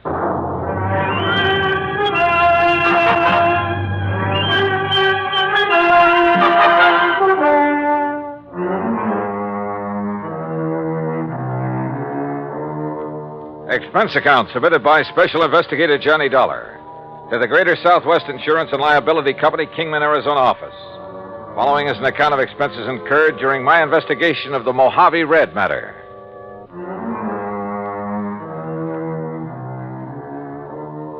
Expense account item 1420, phone call to the Kingman, Arizona office of Greater Southwest Insurance and Liability. On the theory it might be well to check with their agent, Jake Kessler, before going off half-cocked. Hi, Johnny. Haven't seen or heard from you since 2 years ago when you came out here to investigate the murder at the old Midas Touch mine. Yeah, I remember, Jake. Now listen. Yeah? Is everything going along okay these days? What? Well, I mean, no trouble with any of your clients, that sort of thing, huh? Why, not a bit, Johnny. Why do you ask? Just wondered. Well, if I did have, you know who I'd call. No problems at all, huh? I told you, not a...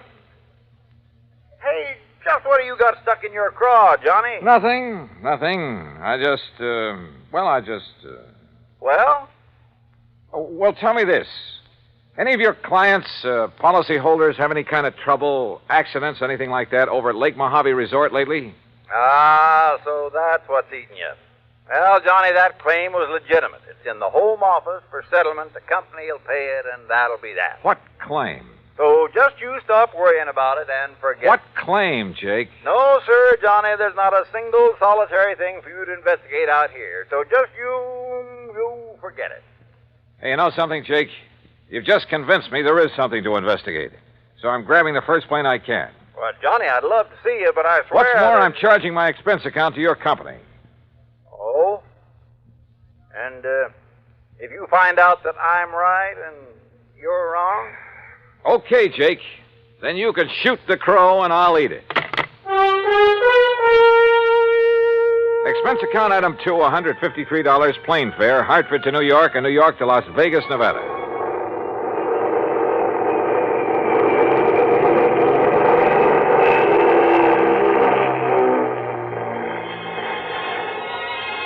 It was 9:45 on the dot as the big mainliner slowly circled down out of the clear starlit sky. Unless you've seen the millions of stars that twinkle brightly through the clean, dry air over the Mojave Desert, you've really missed something. And as we glided down toward the landing strip on the south edge of Las Vegas, the multicolored lights of the fabulous resort town made it sparkle like a vast field of jewels. Beautiful. Yeah, and expensive. That is, if you insist on trying your hand at the gaming tables and the casinos that line the main drag. Believe me, brother, I know. But that's neither here nor there. As I grabbed my luggage and started for the car rental office, a tall, angular man, well-tanned and dressed in blue jeans, high-heeled boots, and 10-gallon hat sauntered over to me. So you wouldn't take my word for it.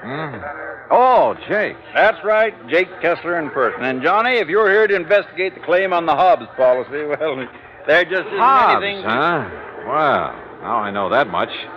And suppose you tell me who Hobbs is, or was. I'll tell you all about it, and when I have, you can hop on another plane and go right on back to Hartford. And all at your own expense. I still don't see whatever made you come out here, Johnny. Apparently the Hobbs matter, so start telling me. Well, come on, Jake, come on. All right, Johnny. All right, Elmer P. Hobbs, real estate in Los Angeles. Came over to the Lake Mojave Resort about 2 weeks ago, spent a few days fishing with his old pal, the guide they have there. You mean Red Barra? Yeah. Well, okay, go on. And on Tuesday, a week ago, he rented one of the boats and went out by himself. Apparently, he went up to a place called the Big Basin. Yeah, I know it well. The lake's 3 or 4 miles wide up there. Yeah, well, that afternoon, a big wind came up, regular screamer. All the other boats came back to the landing, and all but Mr. Hobbs. Oh? The next morning, when the wind died down, they found his body washed up on the shore on the Nevada side. That's all? That's all. You say a claim has been filed? That's right, by one of his 2 beneficiaries. Who? His business partner back in L.A., Mr. Stuart Manley. I've passed the claim, and the company will pay it. No investigation of any kind? Oh, of course there was, Johnny. The Kingman Police, the Sheriff's Office, and the County Coroner. Accidental death due to drowning. So that's it, Johnny. Now you just make your reservation back to Hartford at that window right over there, and you are paying the freight. Oh, not so fast, Jake. I'm sticking around. Well, now you can see for yourself there's no reason for you to be here, much less at company expense. Well, after all, now that I am here, it'd be kind of silly not to run down to the lake. Well, you mean just to do some fishing on your own time. You want to drive me down there? Johnny. Yeah? Johnny, do you know something about the Hobbs case that I don't? And the police and the sheriff. Jake, I don't know a thing about it. Okay, Johnny. How do you want me to fix that crow you're going to eat?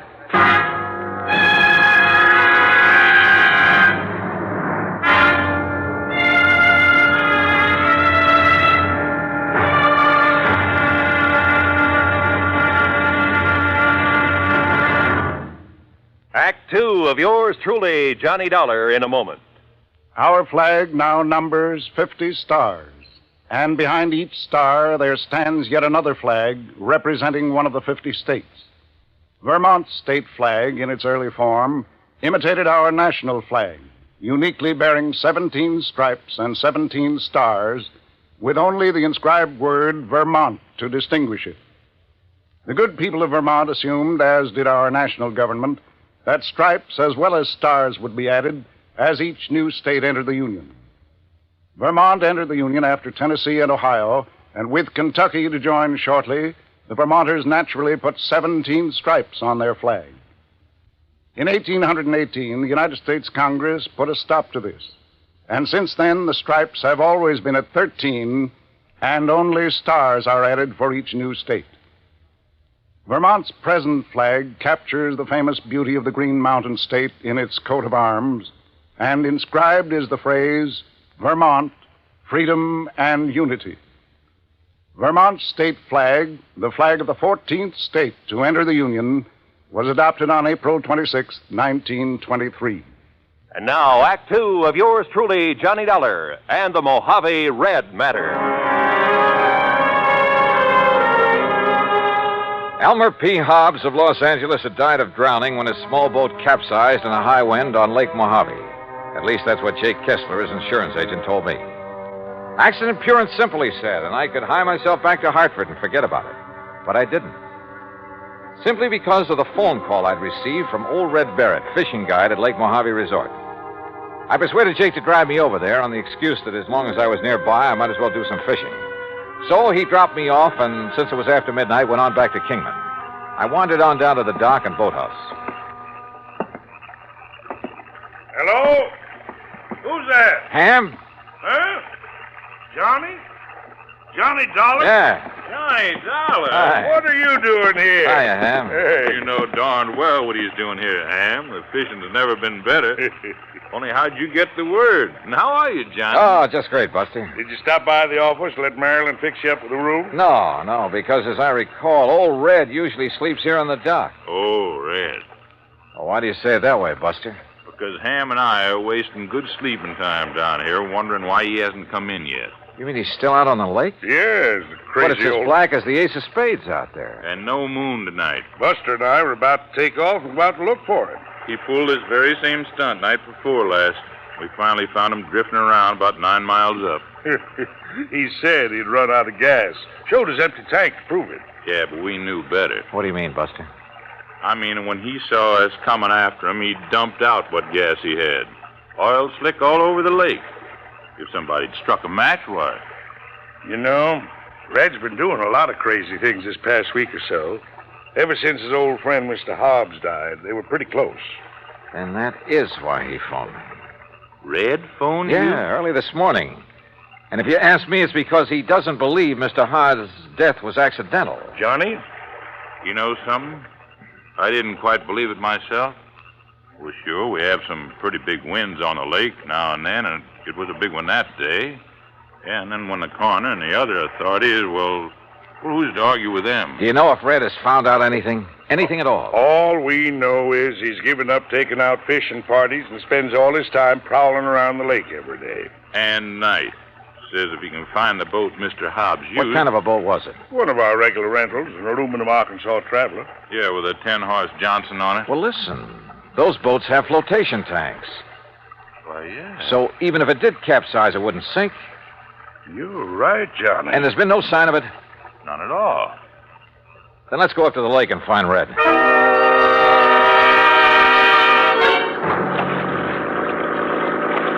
Except for the stars far overhead, the night was black as ink. And the 50-horse outboard skimmed us along at better than 30 miles an hour. Believe me, it was a strange feeling, almost like flying through space. How Buster found his way around the islands, rocky points, and reefs, I'll never know, but he did. Throw your flashlight over to the left, Ham. You ought to be about even with Sculptor Rock. Yep, there it is. And we're coming into the big basin. Would you please tell me how you ever expect to find Red in all this darkness? Oh, don't worry about him. He hears us coming. He'll signal by striking a match or something. Sure, Johnny, no matter how crazy you are, you never let somebody wander around in the dark looking for you out here. Red knows that because he's had to come out and hunt for too many people at night himself. Ham, look. Yeah? On the east shore. I'm swinging over there. Hey, you're right. There's a fire on the beach. Yeah, it must be Red. What's he doing out here? We'll soon find out. Hang on.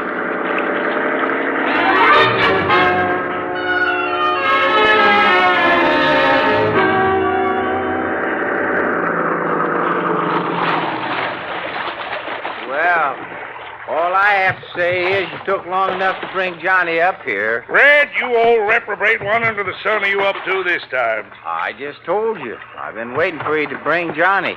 Now you can leave us and go on back to the dock. And I thank you very much.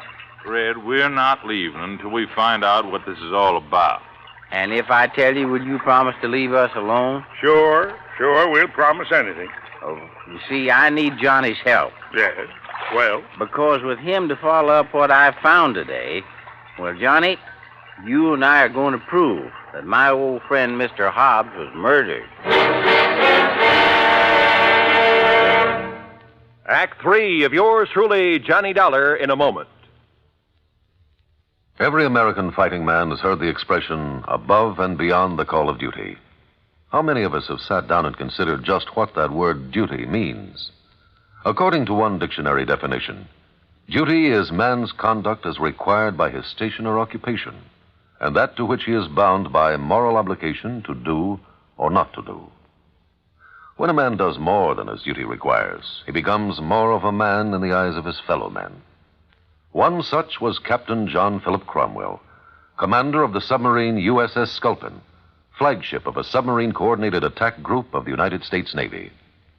Possessing secret intelligence information of our fleet movements, strategy, tactics, and attack plans, Captain Cromwell led his attack group in patrol of enemy waters around Truck Island in November 1943, just prior to the launching of our first large-scale offensive in the Pacific. Despite savage enemy opposition, he established a line of submarines around the enemy-held stronghold of Truk until his ship, the Sculptor, became so rocked and battered by depth bombs that he ordered it to the surface. He engaged the enemy with deck guns, giving his crew an opportunity to abandon the mortally stricken ship. Determined to sacrifice himself, rather than risk capture and the subsequent danger of revealing the secret plans to the enemy, Captain Cromwell remained aboard the Sculptor as she plunged to her death. He thereby preserved the security of the mission at the cost of his own life. Captain Cromwell earned the Medal of Honor for deep integrity and uncompromising devotion to the call of duty in the service of his country. But what he did defined the word duty better than any dictionary. And now, Act 3 of yours truly, Johnny Dollar and the Mojave Red Matter.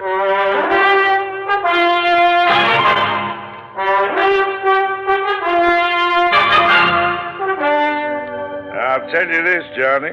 Red here's one of the wildest, most irresponsible old characters I know when he wants to be. But he's okay nonetheless, and if he thinks you and he can find proof that Mr. Hobbs was murdered, well, he must have a good reason for it. Well, Red? Oh, now, Ham, do you think a man like Elmer Hobbs, knowing the lake the way he did, would ever let the big wind catch him off guard up here in the basin? No, I don't, Red. I know that's the way Buster felt about it, too. Well, I said that to you myself, Red. But now, what's this proof you have of murder? Well, Ham and Buster, aren't you going on back now that I've told you why I wanted you to bring Johnny here? Was there any harm in our knowing what you found, Red? After all, we might be able to help you and Johnny. Yeah, I thought about that, but you see, I might just possibly be wrong about... Well, I might just be wrong, and I wouldn't want to be ashamed in front of a lot of people. By a lot, you mean 3. Well, that's 3 times as many as just Johnny here. Oh, well, now look, No, Red. Johnny, he means it, so Ham and I'll go on back to the dock. But I still don't see what difference it is. Johnny, when you get to know Red as well as we do, you'll stop trying to figure out the whys and wherefores of some of the things he does and what makes him tick. But you'll also learn that in the long run, no matter how unorthodox some of those things are, well, Oh, come on, Buster. Right. See you when you get back to the dock, Johnny. Oh, you got some food, Red? Now, you know I always keep something in my boat, Buster. Okay. Well, far be it from me, Red, but all I have to say is that whatever you think you found proof of, it sure better be something. Oh, it is, Johnny. At least I think it is. Now, you just scrunch yourself a place to sleep in the sand. It's pretty late. Huh? Well, it took you so long to get here, and we can't see anything in the dark anyway. Oh, now look, Red, for heaven's sake. Good night, Johnny. Sleep well. And that was the end of our conversation. And I began to wonder if Jake Kessler hadn't been right in the first place. If I hadn't come out here on a wild goose chase after all. But the more I wondered and thought about it, with nothing but the warm desert night about us, and the twinkling stars, the magic sound of fish jumping in the lake, the sleepier I got. So, I slept. The smell of bacon frying over the campfire awakened me, although the sun still hadn't shone over the mountains that border the eastern side of the lake. Douse your face in the lake, Johnny. Then grab yourself some of this bacon and eggs. I did as I was told. Then, squatting in the sand in front of the fire, stuffed away a hearty breakfast of bacon, eggs, and pancakes made from sourdough. And you know, there's something about a meal cooked over a campfire that, well, we had other things to do. So we climbed into Red's old aluminum boat and slowly drove up the lake, staying close to shore. Finally, we reached a small rocky cove. Right here is the spot, Johnny. This little cove. The spot for what, Red? You know, you still haven't told me. You see there? You see where somebody has climbed up the rocks? No, but I'll take your word for it. Well, he couldn't have climbed up off of the water, so he must have climbed out of a boat. So? And there's footprints leading away across the desert. And, Johnny, they aren't Elmer Hobbs' footprints, no, sir. So somebody climbed out of a boat here for one reason or another and took a walk into the desert. The man who killed Elmer Hobbs. What makes you think so? Look down over the side, in the water. Yeah, a boat sunk down there. That's the boat that Elmer had. Can you see it clear? Yes, very. Then you can see it wasn't damaged enough to sink it. Not that boat. You're right, Red. Particularly since it has flotation tanks. But it's down there. It's sunk. So you better strip to your shorts, Johnny. Yeah. I'll go down and take a look. Me? I already have. But I want you to look, Johnny. And remember, I knew everything that Elmer had in his boat when he left the dock. Remember that. Okay. And you're sure the footprints leading into the desert couldn't possibly have been made by Mr. Hobbs? That I'll swear to, Johnny, by all that's good and holy. All right. Now then. Now, slip in easy so you won't disturb the water too much. I took a deep breath, surface dived, and swam down to the sunken boat. And the water was clear, and I could see plainly. And I saw that Red was right. I bobbed back to the surface. Did you see him? The cut? Yeah, Red. Those flotation tanks were slashed open with an axe or a sharp, heavy tool of some kind. But Elmer had no axe on that boat. So it was somebody else, Johnny. Somebody who murdered him. Yeah. And then sank the boat. Red, I'm afraid you're right. Elmer Hobbs was murdered.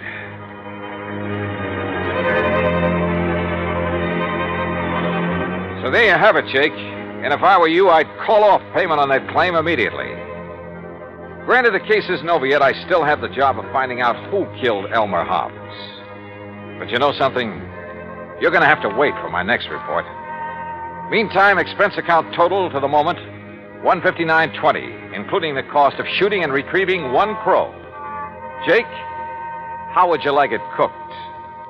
Until the next report, then, yours truly, Johnny Dollar.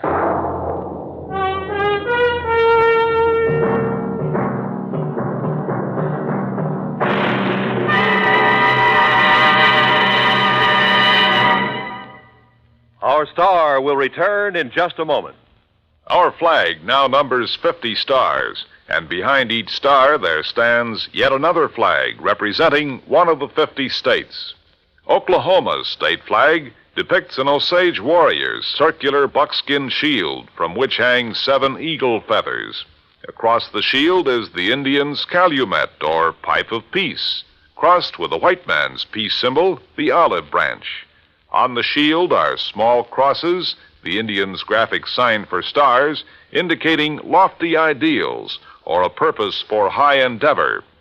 The background of the flag is a field of blue, the blue of the Oklahoma sky, signifying loyalty and devotion. The important symbols, however, are the calumet and the olive branch. These override the shield, the symbol of war, and bespeak a predominant love of peace by a united people. Oklahoma's state flag, the flag of the 46th state to enter the Union, was adopted on April 2nd, 1925. Now, here's our star to tell you about next week's story. Next week? Well, after all, the case isn't really closed. But it will be next week, believe me. Join us, won't you? Yours truly, Johnny Dollar.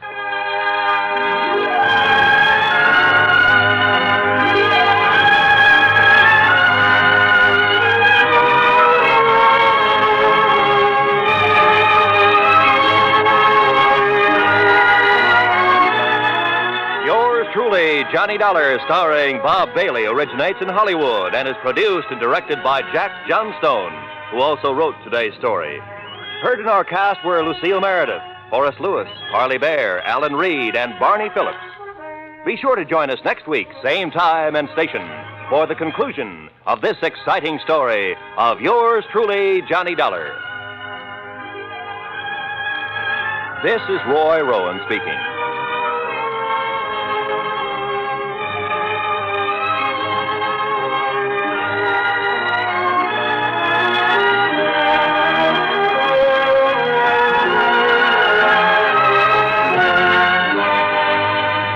This is the United States Armed Forces Radio and Television Service.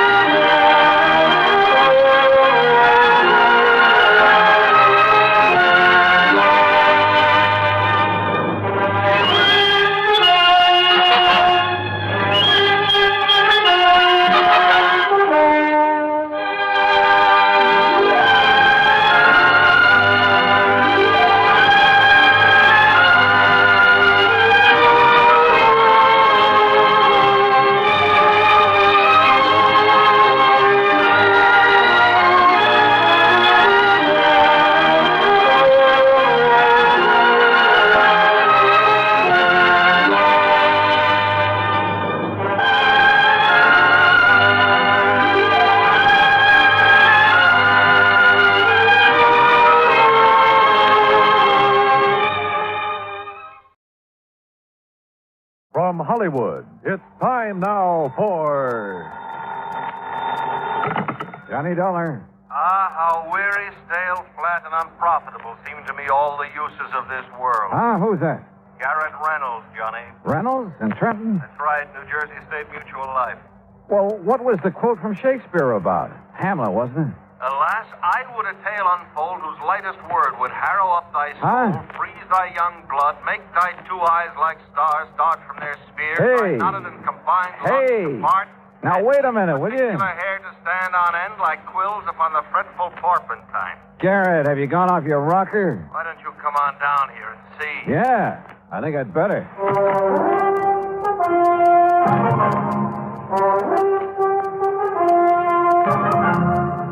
Bob Bailey in the exciting adventures of the man with the action-packed expense account.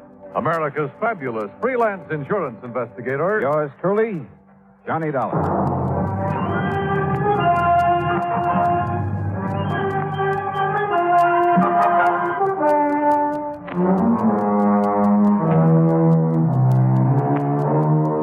Expense account submitted by Special Investigator Johnny Dollar to the New Jersey State Mutual Life Insurance Company, Trenton, New Jersey office.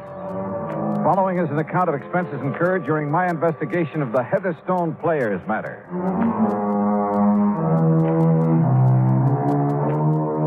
Expense account item 1, $9.80. Train fare, lunch, and incidentals on the trip from Hartford to Trenton, New Jersey.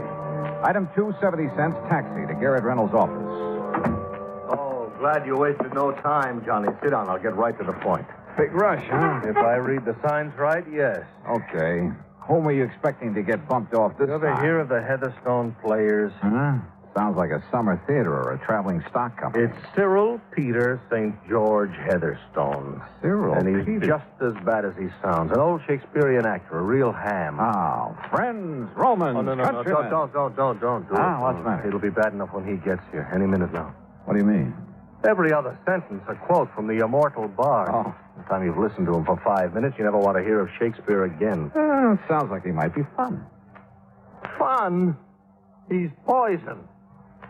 And if he gets knocked off, it'll cost the company $10,000. All right, come on, tell me all.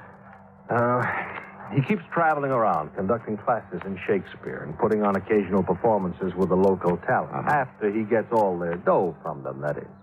Whenever he pulls out of a town, he leaves behind a lot of unpaid bills. No wonder he keeps traveling around. It's no joke. He also leaves behind a lot of enemies and a lot of broken hearts. He thinks he's Romeo himself or Casanova. Ah. Anyhow, he's back here in Trenton.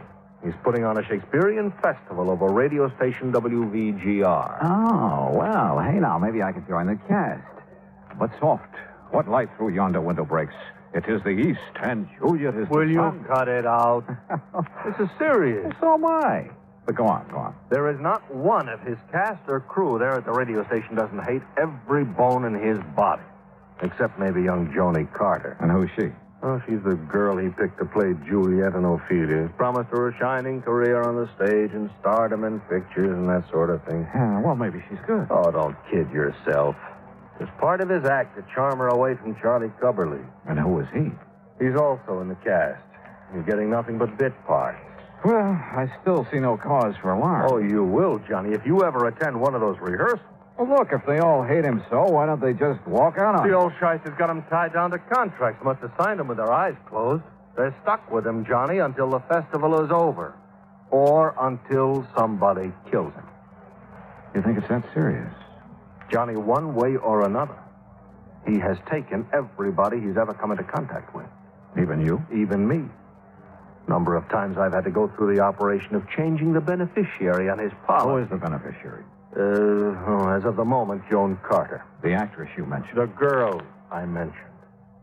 He uses the policy as a come-on to charm the poor, unsuspecting young... Oh, what has this day deserved? What has he done that it, in golden letters, should be set among the high tides of the calendar? What the Sam? King John, my boy, Act 3, Scene 1. Mayor, for your plebeian ear, I should have asked this churlish fellow next to you why for he sent for me this hour. Heatherstone, this is Johnny Dollar. Oh? And here's my hand. And mine, sir, with my heart in. Unquote. Good man, that's from the Tempest, Act 2. Oh, Not that I give you a charge. Look, Heatherstone, I've asked Dollar to act as your bodyguard until this play of yours is over and you can get out of town. Play festival, dear sir, in which the immortal Shakespeare's works, beneath my practiced hand, shall so enchant. Yeah, wait a minute, Heatherstone. Garrett, I'm not going to Johnny, serve I as any... said bodyguard. I've received 3 anonymous notes telling me in no uncertain terms that his life isn't worth a plugged nickel around that studio. Threats, huh? Well, just warning. What matter? To quote the bard, I bear a charmed life. Have you given those notes to the police? Yeah, but I haven't heard back from him. That's why I sent for you in such a hurry. How fitting that my end should come there, on stage, so to speak. What? Blow wind, come rack. At least I'll die with harness on me back. Which is to say, my friend, that I'll die with me boots on. Yeah, I got that. Has anybody threatened you in person, Heatherstone? Yeah. And what about that girl, Joan, and the way Charlie Cubberly... Ah, her beauty makes the vault a feasting presence full of light. Oh, listen, will you? I'm talking about Charlie, the boy she's thrown over for you and your phony promises. That boy's crazy enough with jealousy to try almost anything. Aye, he is mad. Right. That he is mad, 'tis true. 'Tis true, 'tis pity. And pity 'tis true. Heatherstone, he's mad enough to kill you. And so are some of the others. Yeah, I've heard you're pretty rough on your cast of actors, on your crew. But I must be cruel, only to be kind. Now, what's that supposed to They're mean? so ambitious, all of them, but so inadequate, so futilely do they attempt to gain the highest talent of this art, with which I am so rich endowed. All right. Look, please. Apparently, Garrett feels that your life is in danger. I'm sure of it. And as long as I've come all the way down here, I'll take his word for it.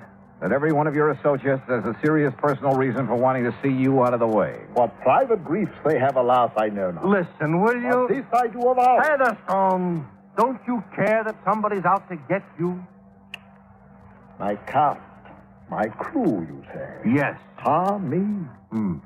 Stands not within the prospect of belief. Look, the fact remains... And yes, if 'twere true, then I must bear a countenance more in sorrow than in anger. In gratitude toward me, who've given them so much. Believe me, it is true. That's why I insist you have somebody to look out for you until you can get out of town. These words are razors to me, wound. That's why I sent for Dollar. This man, huh? Yes. Let me have men about me who are fat, we go again. sleek-headed men, and such a sleeper-night. Yon Dollar has a lean and hungry look. He thinks too much. Such men are dangerous. Will you shut up? And yet, suppose I am to die. Believe me, if it weren't for the $10,000 it cost the company, I sometimes think I'd like to take care of that little matter myself. And you would be found out. That's what you think. Then, Dollar, look upon his face. I quote, so full of artless jealousy is guilt, it spills itself in fearing to be spilt. All right. The fact remains that in spite of what Garrett says, you're determined to go ahead with this play, this festival of yours. I am. In spite of the threats on your life. Why not? All that live must die, passing through nature to eternity. Okay. When's your next rehearsal? Oh, this afternoon, but sir... Station WVGR, right? Aye, correct, but sir... And I'm going to be there. To interfere with me at work? No. To hide in a corner and see if all this fuss over you is justified. To see if the atmosphere down there is as thick as Garrett says it is. To either take on this case or not, depending on whether I think your life's really in danger. Oh, Johnny, his life has been in danger for years. Of course. You, admit it? Aye, that I do. So therefore, harm, if harm they could have done, would long ago have caught me in its grasp. Yeah, well, maybe you've just been lucky. Aye. In the past, I quote, treason has done his worst. Nor steel nor poison, malice domestic, foreign levy, nothing can touch me further. Oh, Lord. And with that thought, I bid thee now adieu. Yeah, well, goodbye. And yet, perhaps, for best we talk this out, I quote, to fear the worst, of yours the worst. Good day, gentlemen.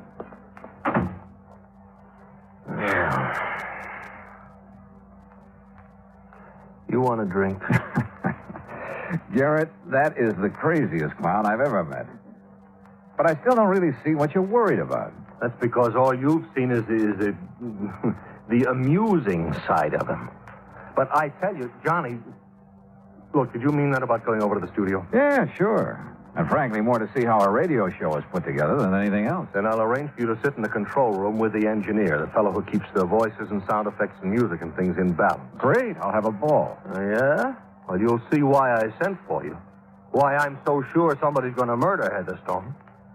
Hey, if I didn't know you so well, Garrett, I'd think you were planning to do it yourself and call me in as a cover-up. You know something, Johnny? Well? I'll call the studio, make arrangements for you.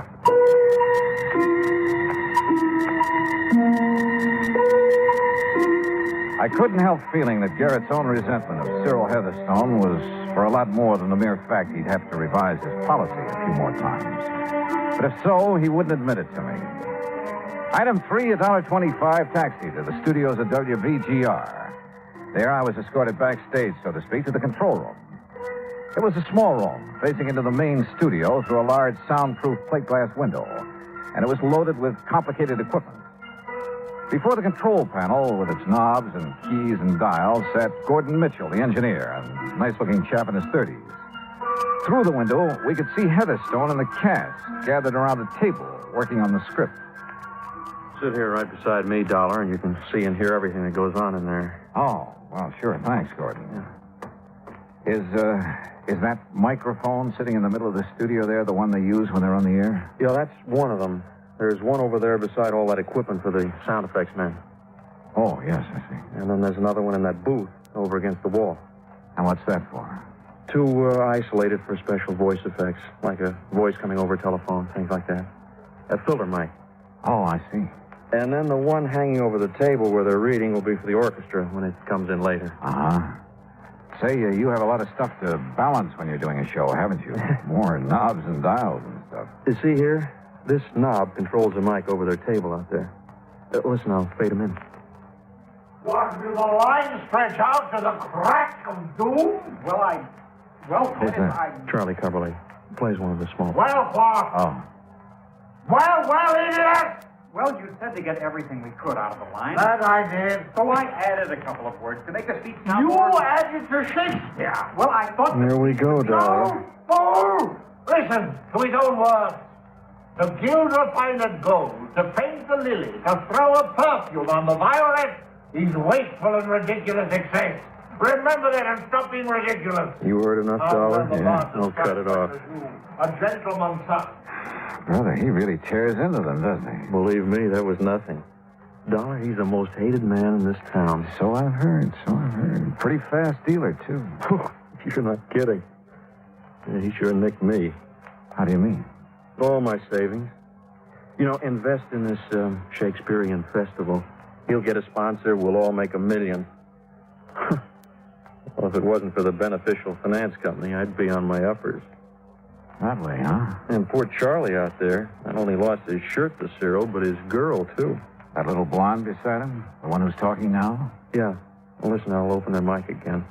That's right, my dear. Go ahead. There's rosemary. That's for remembering. Pray you, love, remember. What? And there's pansies. That's for thought. There's fennel for you, and here's some for me. We may call it herb bracelet Sunday. Wonderful. You make the role of Ophelia live.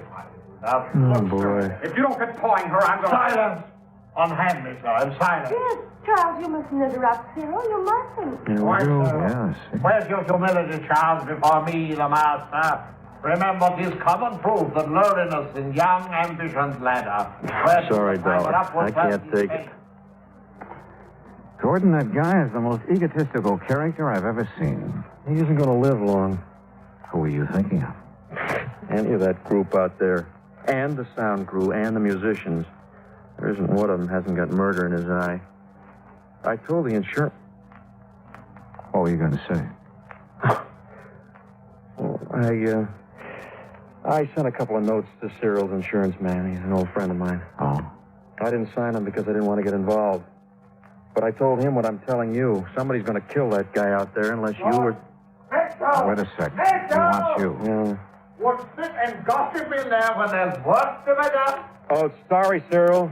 Mr. Heatherstone. Irresponsible lout. This is a rehearsal. That talkback's too loud. First it's too quiet, now it's too loud. Sounds as though you're shouting at me, and that I will not have. Okay, sorry. Believe me, you will be sorry ere this task is done. Believe me, I am sorry. I ever got mixed Now, up. I shall rehearse my lines as Hamlet's father's ghost, that you may learn how Shakespeare should be read. Is the filter mic in order, Mitchell? Yes, sir. Right in the isolation booth. Very well. Then hearken, all of you, to the great lines from the lips and heart of a great actor. Notice the hair-shaped toe. Really likes himself, doesn't he? Look at those kids. Look at their eyes. See what I meant a minute ago? There's murder in them. Who's that came in the door, the back door of the isolation booth? Oh, that's one of the sound effects men. He takes care of... Hi, boys and girls. How's the old... Silence! Whoops. Now, is this microphone on and working properly? Well, Mitchell? Yeah, it's on, but work a little closer to it, will you, and with a bit less voice? You tell me how to use a microphone? Now, quiet, all of you. Well, what's he waiting for? The mood, Dollar. The mood. Oh, come on, you old ghost. I am my father's spirit, doomed for a certain term to walk the night, and for the day confined to fasting fires, till the foul cry done. Foul cry. Don't tell me he's forgotten his line. Hence, horrible shadow. That's not the script. Thy drugs are quick. What is this? My dismal scene I needs must act alone. Past hope, past cure, Hey. past help. Wait a minute. I call upon the gods to What's What's happening? I don't know, Dollar. Oh, no, it's too late. He's dead. He's dead.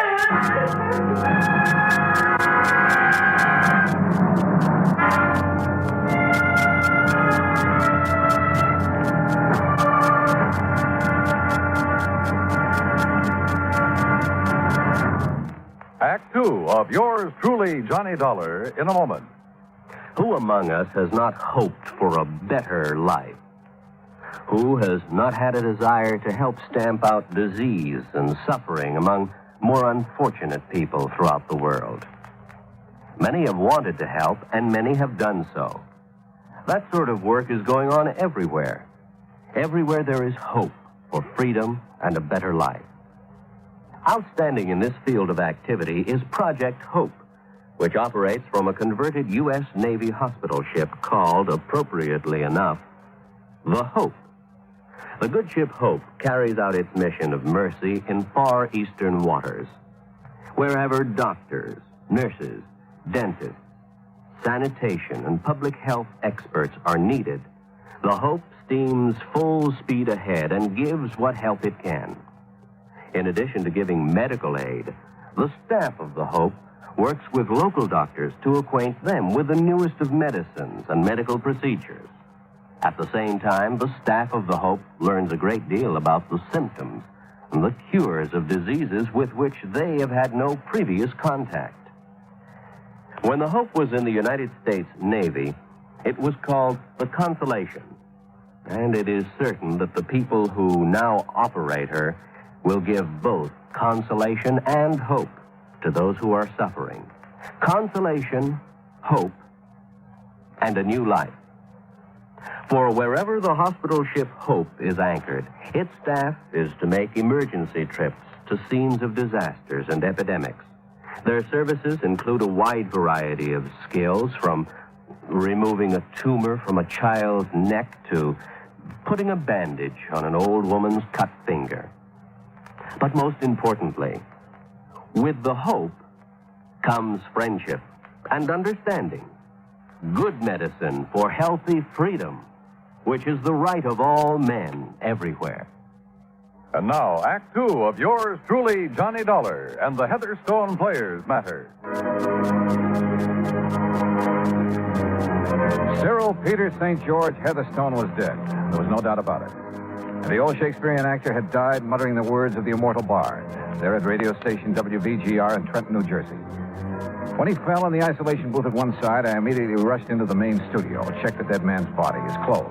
I searched every nook and cranny of the isolation booth and came up with nothing. He's dead. Cyril is dead. Terrible. It's terrible. Is it? Well, I'm glad he's dead. He's had it coming for a long, long time. Oh, stop it, Joan. Stop it. But he was going to make me an actress. A great actress. A star. Oh, don't kid yourself, Joni. He was taking you like he took the rest of us. And me, I'm glad to see him lying there. Who are you? Huh? Oh, Don Ringo, sound effects man. I just came in time to... Hey, wait a minute. Who are you? Johnny Dollar, insurance investigator. Investigator? That's right. Gordon. Yeah, Dollar?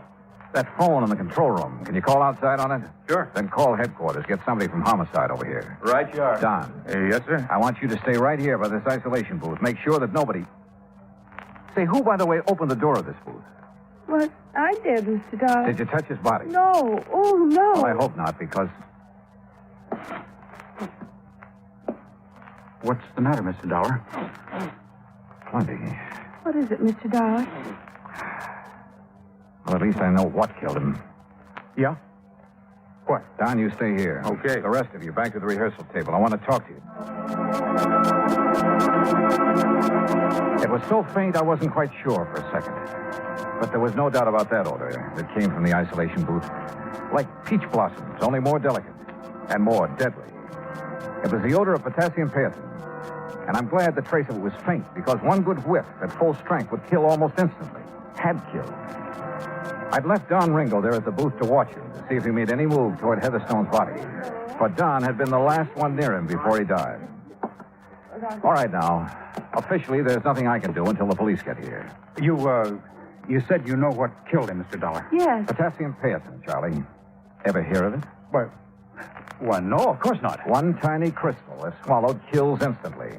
Or a single whiff of it when it's heated, vaporized. Same thing. You think maybe he committed suicide, Mr. Dollar? What do you think, Don? Well, what do you mean? Doesn't sound like Heatherstone to me, Dollar. Kill himself. All right, so he needed help from someone in this room. And, Don, you were the last one near him. Now, wait a minute. Okay. Charlie? Yes, sir? Can you think of anybody here who might have had a better motive for killing Heatherstone than you? No. No, I can't. Charlie. I wanted to see that phony, egotistical shyster dead more than anything else in the world. But I wouldn't have killed him. Well, I would, Charlie, gladly, and I make no bones about it. Police will be here any minute, Dollar. Good. How about your feelings in the matter, Don? Sure. I'm glad he's been knocked off. But don't accuse me of having... I'm not accusing anybody yet. But isn't it kind of funny? The only one who admits he would have killed Heatherstone is Gordon here. But he was in the control room with me, not only when it happened, but long before it happened. And potassium Pearton doesn't wait. The rest of you, though, were right here next to Heatherstone. Any one of you could have slipped the stuff to him before he walked into that isolation booth. Yeah? But how would we have made him take it? That's a good question. Did you find any of that potassium, whatever it is, in the booth? No, but I got a good whiff of it. Well, you said it had to be vaporized. For the Pearton gas to do its work, yes. Dollar, could a capsule of it have been tossed into the booth or maybe left in there for him to step on? Then where's the capsule? Gordon and I went over that booth with a fine-tooth comb. Joan. Yes, Mr. Dollar. Are you the only one who touched him before I came in from the control room? I didn't touch him. I told you. But you were the only one who went into the booth, weren't you? Yes. The only one who could have removed any evidence of the means used to get that vaporized Pearton in there. Mr. Dollar, Look here, Dollar. If you're saying that Joni had anything to do with... What's the matter with you? Didn't you know that she was in love with that... All right, Charlie, all right. Take it easy. I thought I loved him, Charles. Honey. I guess it took this to bring me to my senses. Joni, oh, Joni. All right, look. We've got a murder on our hands. And unless the police are able to come up with more than I have, well... But they weren't. The doctor who came along with Lieutenant Harper agreed with my conclusion that Heatherstone had died from a hefty whiff of Pearton gas. But neither of them could find any possible source of the gas, even after thorough inspection of the isolation booth, the studio, and every one of us in it. Nothing. Dead end. Finally, after some 4 hours of futile questioning. Well, it was murder, all right, Dollar. No question about it. Any suspects, Lieutenant? Any suspects? All of them, every one of them. Except maybe the guy who was in the control room with you. Lieutenant, that should make him number one in the list. You've been reading too many mystery stories. Oh, look, Lieutenant.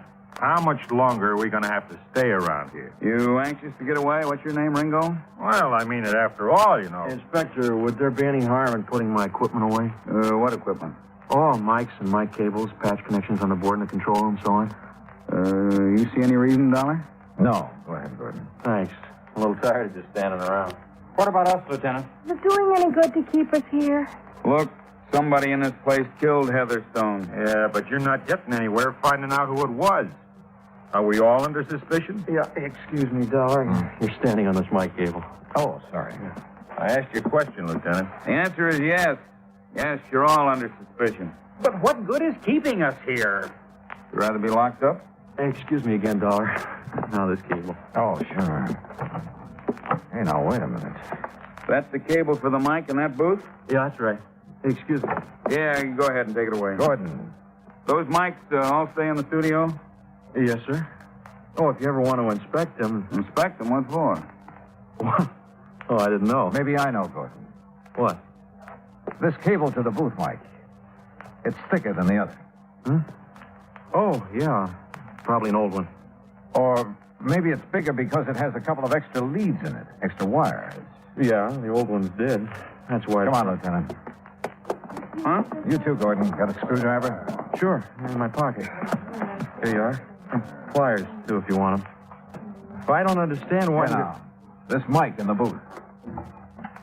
Oh, careful, Mr. Dollar. That's pretty delicate. Then you do it. Take the faceplate off this mic. Sure. But why? Yeah, Dollar. Potassium Pearton. A crystal of potassium Pearton. Vaporized in this booth. Oh, sure, but you going to tell me how? Well, maybe I'm just guessing, but I think so. Go ahead, Gordon. Yes, sir. Well, I still don't... There you are. Well, there's the insides of it. Yeah. And that's all. Is it? Look. This tiny ball of fused metal. Yeah. All that's left of a heating element that was melted away inside this mic. Thanks to the extra wires in that cable. Oh, it's probably just a little piece of stuff. Look at the color. A livid red. Typical of the action of potassium patent on fused metal. Huh? On the heating element that was placed in the mic and destroyed by a surge of current through it. Hey, that color, that's right. You're right. Well, then... The one man who didn't hesitate to say how he felt about Heatherstone. Who said he would kill him. Who warned us. And the one man with an alibi because I was there in the control room with him. I suppose you disconnected the power leads to that cable when you went into the control room to call the police, didn't you, Gordon? Yeah, Mr. Dollar, you guessed right again.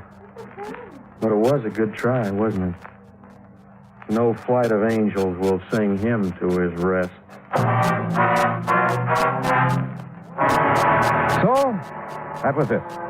And the company will have to pay the claim. Expense account total, including incidentals and fare back to Hartford, $51.25. Yours truly, Johnny Dollar.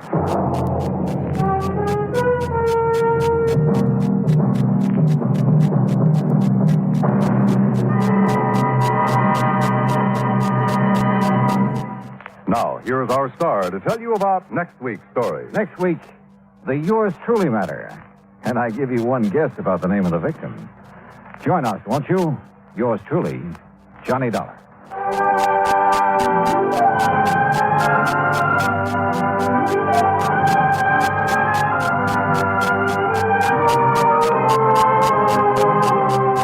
Yours truly, Johnny Dollar, starring Bob Bailey, originates in Hollywood.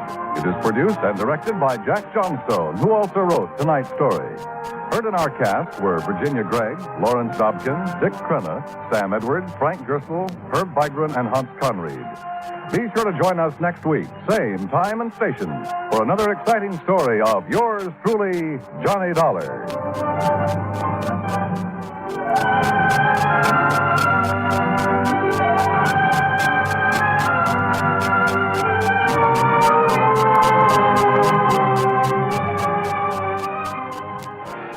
From Hollywood, it's time now for... Johnny Dollar. Randy Singer, Johnny. Oh, hi, Randy. How's the New York City Police Department these days? Well, the department's fine. Me, I'm not so sure. Well, then maybe I'd better run on down there and cheer you up a bit, huh? Yeah, you'd better come down here on account of Mary Grace Marshall. Hey, how do you know Mary Grace? The point is, you do. Well, matter of fact, I just got back from a weekend in that town of yours. Yeah, Mary Grace and I had a ball. We took in a couple of shows, did the nightclub routine. Yeah, I know. Even spent Sunday afternoon together out at the... What do you mean, you know? Johnny, your little girlfriend's been murdered. What? Yeah. Randy, have you got any leads, anything to go on? Yeah, Johnny, plenty. Then I'll grab the first plane. Yeah. You'd better.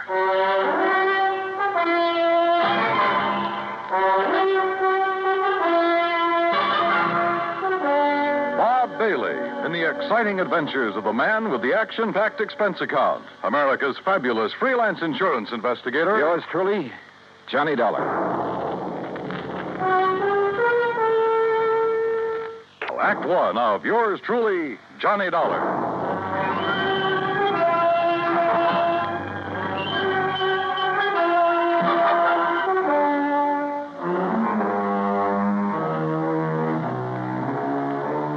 Expense account submitted by Special Investigator Johnny Dollar to the Mideastern Life and Casualty Insurance Company, Home Office, Hartford, Connecticut. Following is an account of expenses incurred during my investigation of the Mary Grace matter.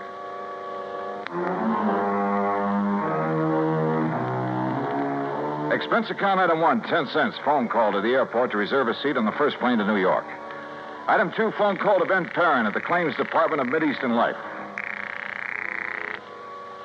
Perrin here? Ben, this is Johnny Dollar. Oh, hello, John. Now, listen, I'm on my way down to New York at your company's expense, though the expense part is beside the point. What? No, just wait a minute. Mary Grace Marshall has just been murdered. Marshal? Your company holds a policy on her, and I'm going down there to investigate. Well, now, wait, John, until we issue proper authorization. I thought I was doing you a favor. Well, I suppose you are, but until a request for your services can be I routed said forget it. Didn't you hear me? I gotta go. Gotta catch a plane. Well, for heaven's sake, man, what are you so up in arms about? Why you're so concerned about this particular... Because that girl was a personal friend of mine. A very dear friend. Oh. John, I'm sorry. I can see now why you're so upset. Yeah, I'm upset. By all means, go ahead, officially. And if there's anything I can do... Yeah, there is. You can stop all this yammering so I can hang up and get out of here. Goodbye. John. Yeah, what now? You really cared for that girl, didn't you? Yeah, Ben. I cared.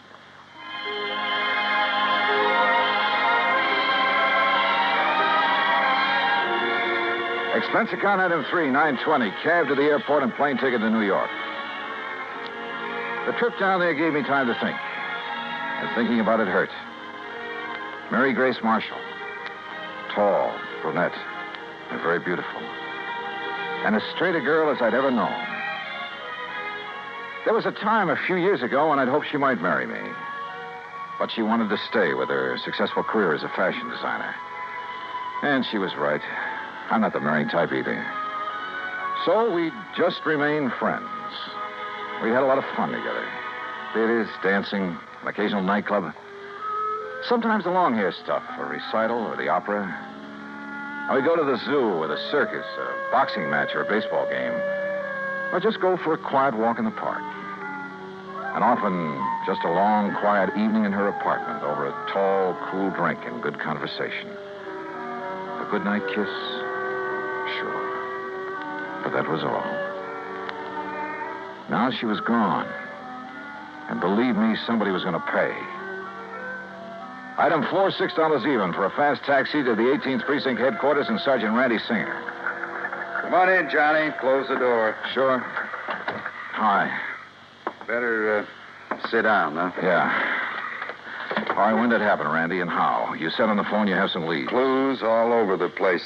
They all point toward one person. Oh. Toward the one person known to have been with her at about the time the coroner says she was killed. How was she killed? Struggle. Fell and struck her head on the base of the fireplace. Cigarette, Johnny? Oh, yeah, thanks. Incidentally, so far I've been able to keep this thing out of the papers. Oh, hey, give me a light, will you? I seem to have forgotten my lighter. Yeah, you have. Here. Thanks. Now, the coroner says she was killed Sunday night, late. What? By somebody who must have spent several hours with her. You said late Sunday night. That's a... Go on, Johnny. Hey, look, stop snapping that lighter and... Wait a minute, where'd you get that? According to all the evidence, it was left behind by whoever murdered Mary Grace Marshall. Here. Look familiar? Are you crazy? This lighter is mine. Yeah, Johnny. I know. And now, Act 2 of yours truly, Johnny Dollar and the Mary Grace Matter.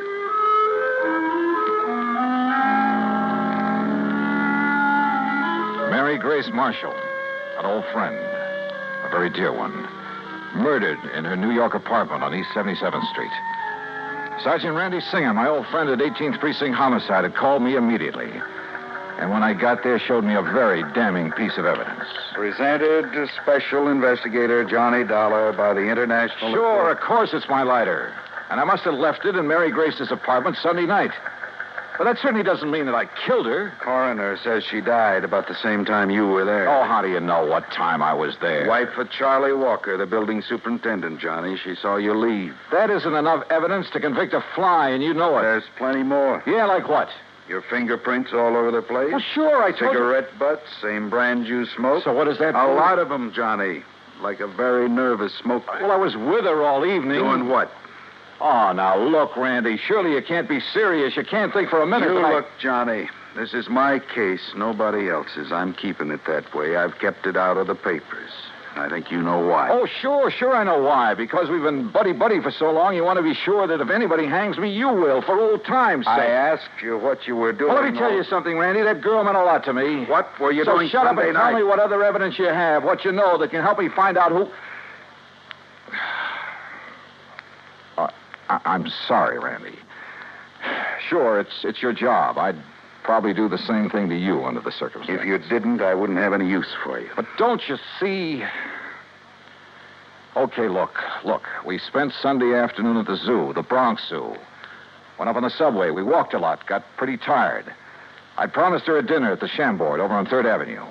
But she said she had some food at the apartment, so we went back there. Then we just sat around and talked, played some music, that's all. And had some drinks. Yeah, I picked up a bottle of scotch on the way. How many drinks? Oh, 1 or 2 light ones is all. Sorry, Johnny, that bottle was nearly empty. But that's him. Who discovered the body? Mrs. Walker, wife of the apartment super. The one who saw you leave shortly after hearing the screams that made her... Screams? Yeah, that made her finally go up and look in the Marshall girl's apartment. She's crazy, Randy. You're lying. Can you prove it? I'd like to talk to that woman. I think she's off her rocker if she told you she... What'd you say? I think you ought to see her. Huh? But if I'm your big suspect... Well, sure you are. Until you can help me prove I'm wrong. We drove over to the place on 77th Street in a prowl car. Everything was exactly as it had been when I'd left Sunday night, except that there were signs of a struggle, as Randy had said. A chair and a lamp had been knocked over, the hi-fi shoved aside when she'd fallen at the fireplace. Even the bottle of scotch from which I'd poured a couple of small... What's the matter, Johnny? Well, I'm not sure, Randy, but I'd have sworn I left this bottle out in the kitchenette where I... Huh? Hey, are you making more prints? Yeah. Look, this bottle of soda, 3/4 full. You don't kill most of a bottle of scotch with only this much soda. Unless you're drinking it straight. Oh, who drinks it straight these days? An alcoholic? Or somebody who needs a jolt for his nerves. Maybe. Want to go downstairs and talk to the super's wife? Yeah, let's.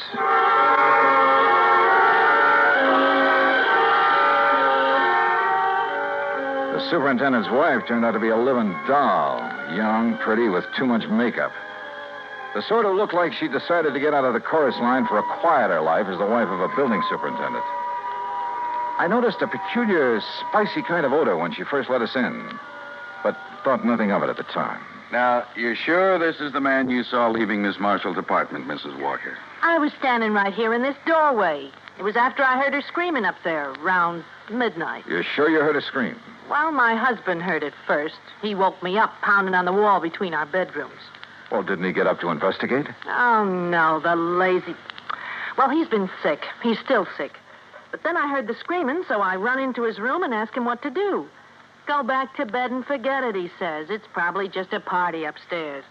Then you went up and found the body, huh? Well, first I tried to sleep, but I kept thinking I heard noises. From upstairs? Well, no. You sure? It was like maybe my husband was getting up or something. Go on. Well, finally, about 2 a.m., I went up to her apartment. When she didn't answer my knock, I let myself in. And there she was, dead. Who called the police, you or your husband? Him? Huh. Besides, I told you he was sick. He still is. I'd like to talk with him. Oh, sure. If he's sober enough. Come on. That was a funny crack. If her husband really was sick. She led us toward the rear of the apartment, and I mistakenly started to enter her bedroom. That peculiar odor again, only more pronounced. And believe me, it was an arpege. Here, mister, this way. Her husband's bedroom was pretty much of a mess, untidy, with pictures of bathing beauties, calendar art, and some striking pictures of Mary Grace Marshall plastered all over the walls. This room had an odor about it, too, of stale booze. Here you are, Charlie. No, I tell you, I don't want any more of that stuff. Well, you seem to think it'd make you feel better. I did. What did you... Oh, the cop again. That's right, Mr. Walker. And this is the guy I seen coming down from your girlfriend's apartment after all the screaming. His name's Johnny something. You actually heard screaming up there, Mr. Walker? Yeah, awful racket. Woke me up. Scared me. What do you mean? That poor girl up there, all alone. Only she wasn't alone. But then it stopped. I figured maybe I'd been wrong. Had a nightmare or something. Yeah, sure. A dream about her. You think about me for a change instead of dreaming about that dame. Shut up. Talking about her, dreaming about her, sneaking around to have a look at her when she came in and out. I tell you. If you wasn't sick, I think you'd sneaked up there and done her in because you couldn't have her. Will you take her out of here? It wouldn't be the first time a drunken bum has killed somebody. Shut up! Shut up! Mrs. Walker, I thought I told you this man was supposed to be kept quiet. Oh, well, now, look, Doctor, Yet I walk in here and find this sort of thing going on. Go on, all of you. Out of here while I attend this man. Just a minute, Doctor. Out immediately. This is a heart case complicated by a very serious virus infection. Doc, if I can have just one Later, minute. officer. I must save this man's life. Come on, Randy. You too, Mrs. Walker. Yeah, sure. He's been getting alcohol again, strictly against my order. Now, look here, Mrs. Walker. No, wait. Huh? Come on upstairs with me again. Oh? What'd you think of? A couple of things, Randy, that I believe will clinch this case so fast. Come on. Act 3 of yours truly, Johnny Dollar and the Mary Grace Matter.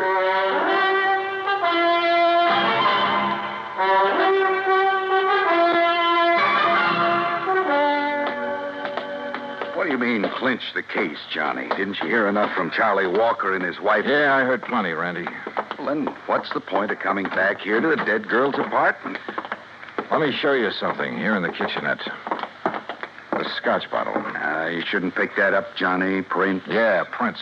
And where your boys dusted over them to show them up. But look. Yeah? Right here they're smeared, see? By a piece of cloth. Sure, he tried to erase them when he killed that bottle. Now, come on back to the living room. And here, take a look at this. Well, what's the hi-fi set got to do with I it? told you Mary Grace and I sat here Sunday night talking and playing records. So? This record on the turntable is the same one we were playing just before I left her. Look at it. Dolorima by Vingetti. Never heard of it. We shut it off because it got too noisy in the death scene from that opera, huh? Listen.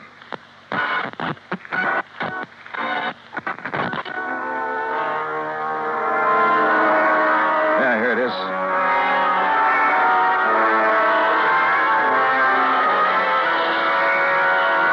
Holy. It sounds like somebody... Shut it off. I'll be darned. Sure. The screams that Walker and his wife said they heard. And that record's what gave him the idea. And now it's a matter of pinning it on him. All right, what have you got for his motive? Motive? Are you kidding? Didn't you see those pictures of all those beautiful those babes he has on the wall of his room? And the pictures of the Marshall girl? All right. He was gone for Mary Grace, talked about her, dreamed about her, had her pictures all over his room, but she wouldn't give him a tumble. All right. All right. So he hits the bottle heavier than ever on account of this frustration over the Marshall girl. Wouldn't be the first time that sort of thing has happened. Happens all the time. So if he can't have her, he's going to kill her. You see my point? Yeah, and it's well taken, Randy. All right. Last weekend, you're taking his dream girl out on the town, having a good time with her, doing all the things he wished he could do. Go on. Well, it's too much for him, driving him out of his rum-soaked mind. Then he hears that screaming on that opera record. It gives him the idea. He wakes up his wife, so she'll hear it, too. So his wife will think somebody's getting killed up there. But he doesn't let her go up there, right? Sounds good, Randy. After his wife goes back to bed, that's when she saw you leave, he goes up there and kills the girl. But if he was as sick as he appears to have been... John, the time like that, a man gets superhuman strength. Strength of a madman, they call it. And listen. I'm listening. His wife said she thought she heard him walking around, remember? I remember. So that's it. She finally got up, came up here, and found the body. So naturally, she tied it all in with the screams her old man woke her up to hear. And that suited him perfectly. She couldn't help but alibi for him. Come on, let's get downstairs again. I realize, Johnny, it's all circumstantial, and I still have to pin it on him. Or her. But I'll hold him on suspicion. Or her. The same circumstances would work just as well for Walker's wife if she were the killer. Yeah, but what about the motive? Jealous wife. Jealous of somebody taking that drunken bum out of her hair? That funny odor I noticed about her when I first stepped into this place. I finally remembered what it is. Hey, I noticed that, like a cooking spice. Well, it is sometimes. Cardamom seed. Cardamom? Yeah, they used to call it the drunkard's friend. A man could booze all night, chew a couple of cardamom seeds, kiss his wife goodnight, she'd never be the wiser. Well, I'll be. That odor was so strong in her bedroom that... Well, maybe she's the lush, huh? Hey. And tried to make the same thing out of her husband, on the excuse it would make him feel better. You mean he isn't a heavy drinker, Doctor? No, he is not. Doctor, you said he has a heart condition. A very serious one. complicated by a... Yeah, I know. Could he possibly have got out of bed, climbed those stairs Sunday night, struggled with, and killed someone? The odds against his surviving such a thing are 1,000,000 to 1. 100 million. All right, I heard it all. That means you're going to start accusing me of killing that girl up there. Mrs. Walker, I told you to stay out of your husband's room. Yeah? Well, he's dead, Doc. Dead? I don't know what you give him, but he's dead. Did you give him more liquor? No. But you gave him enough before I came to... Wait here, all of you. Well, you going to try to pin that Marshall dame on me now that Charlie's gone? You've already pinned it on yourself, Mrs. Walker. What? You thought you'd left no fingerprints on that bottle up there. Well, I didn't. I used a handkerchief. Yeah. That's what I thought. But, no, wait a minute. I didn't mean that. Too late, I'm afraid. Oh, no, it ain't. Put down that gun, Mrs. Walker. All right. So I kill that dame on the second floor. And if I have to kill you,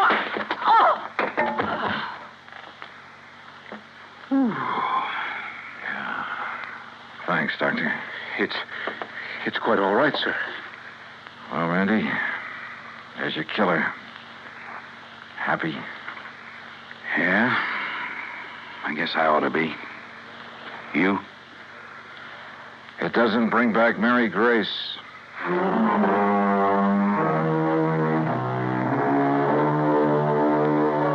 Expense account total, including transportation back to Hartford? No, wait. I took on this case myself because of Mary Grace and, well, whatever she may have meant to me is none of the company's business. Oh, sure, you'll have to pay the claim on her policy. But let it go at that, will you? The rest is on me. I want it that way. Understand? For old time's sake. Yours truly, Johnny Dollar.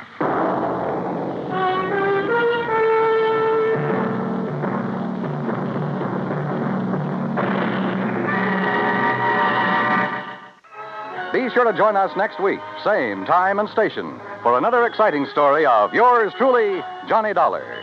This is Dan Cubberly speaking.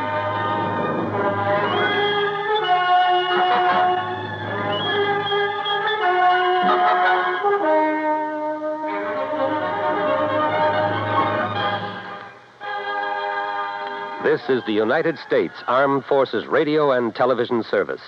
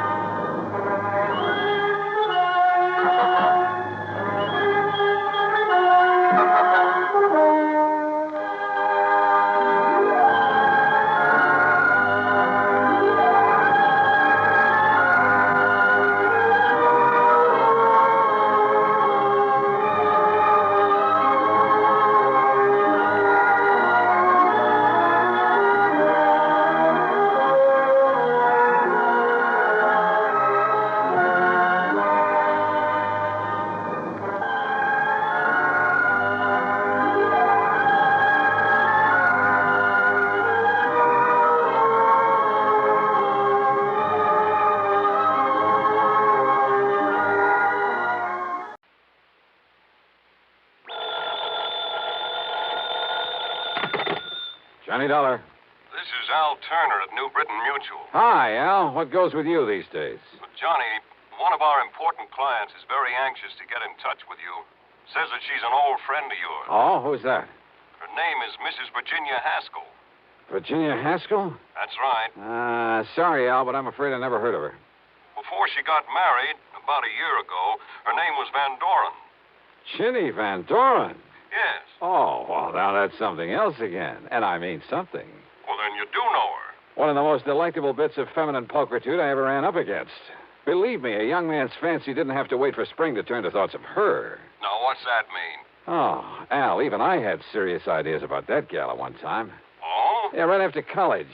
Isn't every kid of that age intrigued by the idea of marrying into a fortune? And very beautiful. At least she was when I knew her. Still is, Johnny. So she's married to somebody by the name of Haskell, huh? Gordon Haskell. They live on Birch Brook Road, down in Bronxville, New York. Funny. What? Well, when I knew her, that blonde charmer didn't have eyes for anybody but Paul Snowden. Who's Paul Snowden? Childhood sweetheart, that sort of thing. Poor boy, making good on his own, you know the bit. Ah, yes. Too proud to marry her because of her money. But she swore that she'd never marry anybody else, that he was her one true love. But I guess she changed her mind. What did she want to see me about, Al? She didn't say. She did make it clear, however, that it has to do with some of the family insurance. Well, that's as good an excuse as any. Well, then, do you want to run on down there? For a longing look at the gorgeous Ginny Van Doren? But it'll cost you money, Al. Listen, Johnny, with the premiums we get for all the insurance she carries, life, house, property, and so on, the sky's the limit. Brother, have you stuck your neck out? Well, now, that doesn't mean you have Albert, to... I'll be in touch.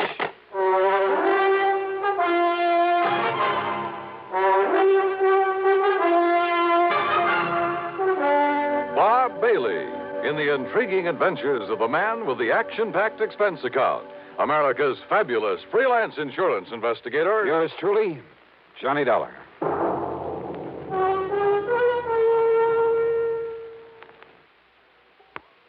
And now, Act One of yours truly, Johnny Dollar.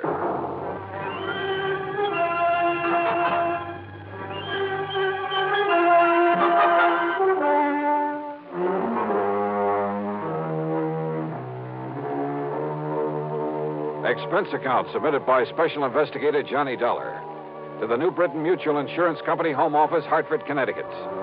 Following is an account of expenses incurred during my investigation of the Wayward Heiress matter.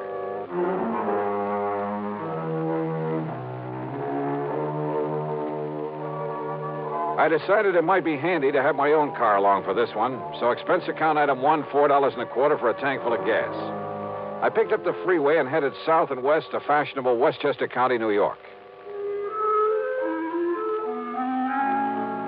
To me, Bronxville has always been one of New York's most charming suburbs. Only about 20 miles north of the big city, it's full of beautiful homes with lots of trees and expensive landscape properties. There's a lot of wealth in Bronxville. The Haskell home on Birch Brook Road was a huge English-type affair, built of stone and stucco, the kind of place that'll last 100 years.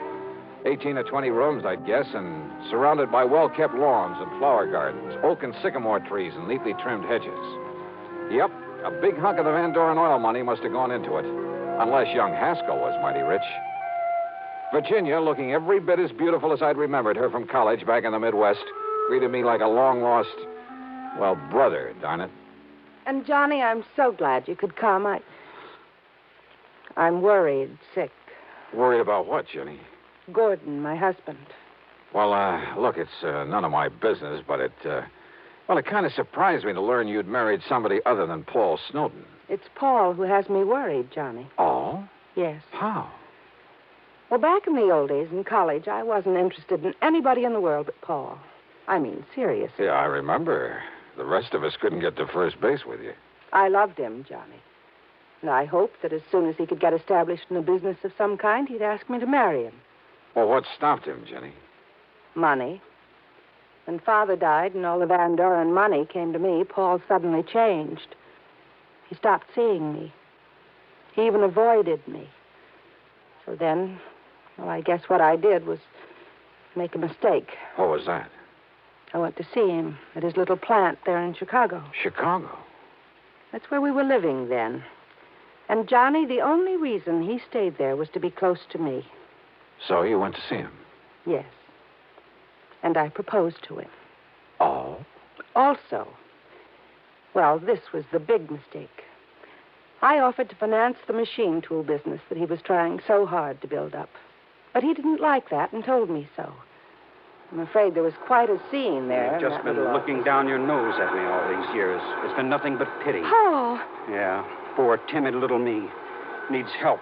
Maybe needs mothering by somebody who pities him. By somebody who can afford to support him. Paul, that isn't true. Then why do you come offering help, offering money? I don't want pity. Somebody holding up my head for me. I've got to work this out alone. It may take me a long time, but I'm not going to... Oh, I'm sorry, Jenny, but don't you see I love you? I'll never love anybody else. Then why don't you let me Don't you understand? I'll never get anywhere on your charity. You're feeling sorry for me. Paul, darling, please. All right. All right, the less we see of each other now, the better. Maybe sometime, but... Well, no, not now.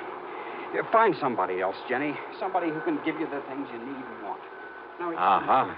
A little too much pride for his own good, I'd say. It upset me terribly, Johnny. Especially when he told me to go out and find somebody else. But I take it you did. Then Gordon came along. Sort of caught me on the rebound, I guess. Tall, good-looking. He fell in love with me the first time we ever met. I guess he kind of swept me off my feet. But now that the honeymoon's over... He's been wonderful to me. And I love Gordon, Johnny. I love him very much. As much as Paul? Not perhaps in the same way. But we're very happy together. And there's never been any strain or tension because of this difference in our fortunes. Gordon isn't wealthy either? Well, he hasn't what I have, of course. But he manages to get along. And I'm being a good wife to him. Oh, I'm sure you are, Jenny. And don't you see, if Paul, because of his jealousy, were to kill Gordon... Jenny, you mean you honestly believe he might? Yes. That's exactly what I mean. That's why I sent for you. But good heavens, gal. Oh, Johnny, you've got to stop him.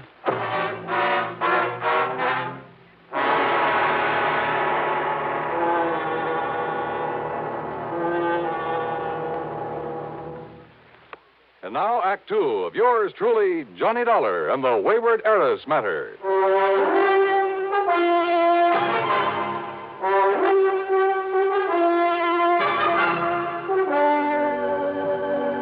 All right, now, Jenny, listen to me. It's true, Johnny. I'm sure of it. Paul Snowden has come here to kill my husband. He's told you as much? Haven't you been listening to me? Well, of course I have. Maybe my marriage to Gordon was on the rebound, on the spur of the moment. Call it anything you like, but it was Paul who turned me down. At least for the time being. I told you what he said. And simply because of a misguided sense of pride, because you had money and he didn't. Yes. Well, how did Paul take it when he learned that you were going to marry Gordon, I mean? He was terribly angry. He made all sorts of wild threats. Well, now, that doesn't necessarily... He said that he would kill anybody else who married me, and he will, Johnny. Does he know Gordon? He's never seen him. But he wants to kill him? Oh, Jenny, that doesn't make any sense. Don't you understand? It was to get away from Paul that Gordon and I came here to get married and settle down. Or because you were afraid you might still be in love with Paul. It isn't a very nice thing to say, Johnny. But it could be true, couldn't it? Is Gordon in business here in the East? Well, I've helped him to start one, Johnny. A little importing business. What did he do before? Jenny? Well, his family had quite a bit of money once. But they lost it all in some bad speculations. And, well, if you must know, Gordon just sort of played around for a while. Did Paul know all this? I don't know. Because if he did, maybe you shouldn't blame the poor, hard-working guy for not liking him. But Gordon is good, and he's good to me. He's good to you. Seems to me you're the one You mustn't say that, Johnny. He is good to me. And he's all I have now. If only Paul hadn't found out where we've come to live. Oh, look, Jenny, I'm an insurance investigator, not a love counselor, and... Oh, what's the matter? Don't you believe me? All I've told you? Or are you just trying to be very cold-blooded about this? Jenny. All right, then. This happens to be a cold-blooded insurance matter. For the simple reason that Gordon's life is insured. And if you have no heart, if all you can think about is business, all right. It's your job to keep Paul from killing Gordon. Now, listen, Jenny, you've been married nearly a year. Nothing's happened, nothing at all. Yet now, all of a sudden... Because Paul has come here. He telephoned me. And there can be only one reason why he's here. I doubt that. But where is he? In New York, at a hotel. What hotel? He didn't say. Well, is he coming out here to the house? He said he wouldn't come until he could be sure that Gordon was here. And then? Then to prepare for the worst. Those were his very words, Johnny. Prepare for the worst. Wasn't Gordon here when he phoned? Yes, but I didn't tell him that. Where's Gordon now? Over in Larchmont at the Beverly Arms. In hiding, in other words. I want him to stay there until something can be done about Paul, that's all. Well, if Paul's so all-fired determined... He is, Johnny. He always was. That could be a pretty admirable quality, Jenny. Of course it is. But when he's determined to do such a horrible... Johnny... Johnny, I don't understand you, the way you're taking all this. Are you going to help me or aren't you? Yes. Okay, Ginny, I'll see what I can do. If by any chance what you suspect is true, if Paul really has come here to get him... Of course he has. Paul doesn't give up, no matter what he set out to do. Which is to say that sooner or later, if you'd kept your head, if you hadn't gone off the deep end, if you had waited and married him, Ginny... I know, I should have. I should have waited for him, no matter how long it took. And Yeah? And what? No, Johnny, I didn't mean that. I'm married to Gordon now, and I must protect him. Okay, then. The first thing to do is get him over here. What? Sure. If Paul's staying undercover, it's the only way to bring him out in the open. But if anything happens to like Gordon... you say, it's my job to see that it doesn't. I'll see you later. Yeah, like I've said many times before, in this business of mine, you run into some real wildies, and this was one of them. Made me feel like an advice to the love shorn column. And it was pretty obvious that Ginny was still in love with Paul, that she was sorry she had married and was supporting this Gordon Haskell, who, incidentally, must have been a smart cookie to have caught her on the rebound, latched onto her and her fortune. But she'd made her bed, and by golly, out of nothing but stubborn pride, she was going to lie in it. It was well after dark by the time I left her, and as I walked out to my car, I decided that what I'd better do first was to locate Paul Snowden somewhere in some hotel in New York City. Find out what this whole crazy affair was really all about. But then as I reached for the door handle on my car... Just a minute. Huh? Yeah? I've been waiting for you. Oh? Who are you? As if I couldn't guess. Mister, I found out all about you, why you came here. Me? Oh, well, if you don't believe me, take a look at these photostats from the police files in half a dozen western states. Well, now, just take it easy. Let me put on the dash light so I can take a look at them. You'll have plenty of time to look at them when I'm through with you. Well, just a minute. Mister, I want to kill you.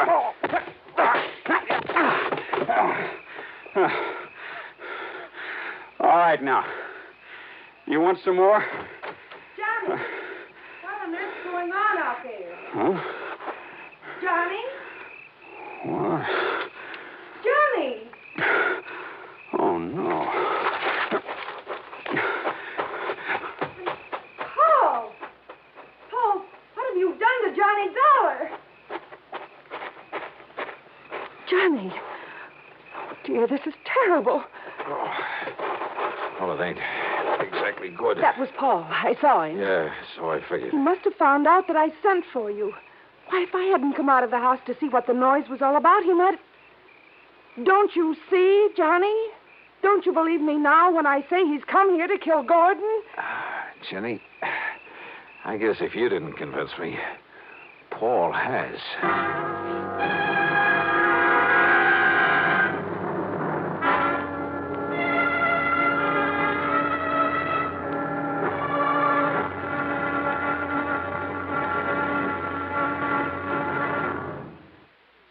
Now, Act 3 of yours truly, Johnny Dollar.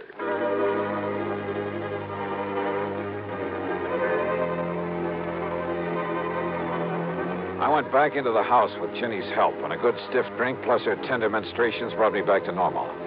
I suppose I could make all sorts of excuses about having been caught off guard, but I won't. Paul Snowden had a good pair of fists, and he knew how to use them. My plan had been to call on the New York City police for help in locating Paul, but now this had suddenly become a personal matter. And yet, wait a minute. Ginny. Yes, Johnny. Are you feeling... Listen, didn't you tell me that Paul and your husband Gordon didn't know each other, had never met? Yes. What about those papers, the photostats? Papers? And we've been thinking that Paul jumped me because he'd found out you'd called me in to protect Gordon. Of course. Well, it just happens we were wrong. Oh, Johnny, I don't understand. Listen, I'll be right back. But, Johnny, he may still be out there somewhere. I wouldn't be at all surprised. Well, but, Johnny, don't you... I found no sign of Paul or the papers he'd shoved at me. But I was certain that he was still in the neighborhood, waiting. But not for me. I jumped into my car, drove away, then circled around the block, parked, and sneaked into the house the back way. Johnny! I thought it was Gordon coming in this back door. I phoned him that Paul had been here. Yeah? What'd he say? Only that until Paul is taken care of, he'd better get out of town. But, Johnny, that's such a... Oh, great. And yet, if he plans on being away for any length of time... Excuse me a minute. Yeah, there was a chance, a bare chance that this whole thing could come to a head very quickly with a bit of luck. I opened the front door, then called out into the darkness beyond the porch. Paul? Paul Snowden. This is Johnny Dollar. If you're out there, stick around. Now listen. I'm leaving this front door unlocked, so use your own judgment. I went back into the library. Standing there with Ginny was a man, a few years older, slightly gray around the temples. He had a worried, furtive look about his eyes. He was momentarily startled when I walked in on him. Johnny. Gordon, this is Johnny Dollar. Hiya, Gordon. He sneaked in the back way, Johnny. But I'm not staying around to get killed.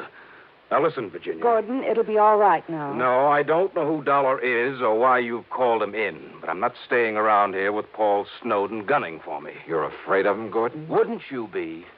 Come on, Virginia. Open up the safe. You've got plenty of money in it, I know. But look, darling... Come on, get it for me. Give it to me. But to run away like this... Oh, because Paul wouldn't run away. You know that isn't what I mean. Give me the money, Virginia. Or do you want a dead husband on your hands? Well... Now listen, Gordon. You listen. This is none of your business. I wouldn't be too sure of that. Well, I am, Virginia. Now, just a minute. Will you keep out of this? No. Oh, yes, you will. You see what I mean? Gordon, that gun... You... Give me that money so I can save my life. Put that thing down, Gordon. Stand back, Dollar. I'll pull this trigger. Brother, that's what you think. Yes? Oh, I'll kill you.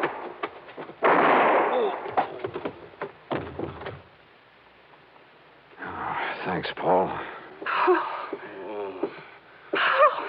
I aimed low, Dollar. I'm afraid he'll live. Yeah, he'll be okay. Should have killed him, I guess. But I'd rather see him face the courts. Oh, what are you talking about? Those photostats you have? Yeah. Police files all over the West. He has a record as long as your arm, under various names. Wealthy women. Married them, took their money. Oh, no. Yes, Jenny. And some of them... Well, he killed them. Paul, I didn't know. I didn't know. I'm sorry, Dollar, about what happened outside earlier, but in the darkness, I thought you were Gordon. It's, okay, Paul. You've, more than made up for it.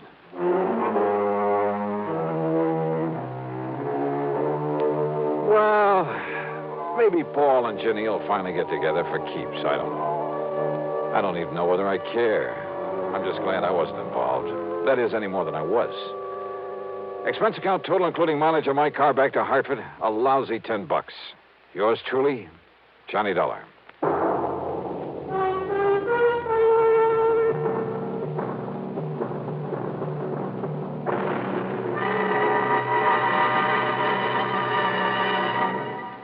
Our star will return in just a moment. Now, here's our star to tell you about next week's story. Next week, a sweet little old lady involved in one of the dirtiest rackets I know. Join us, won't you? Yours truly, Johnny Dollar.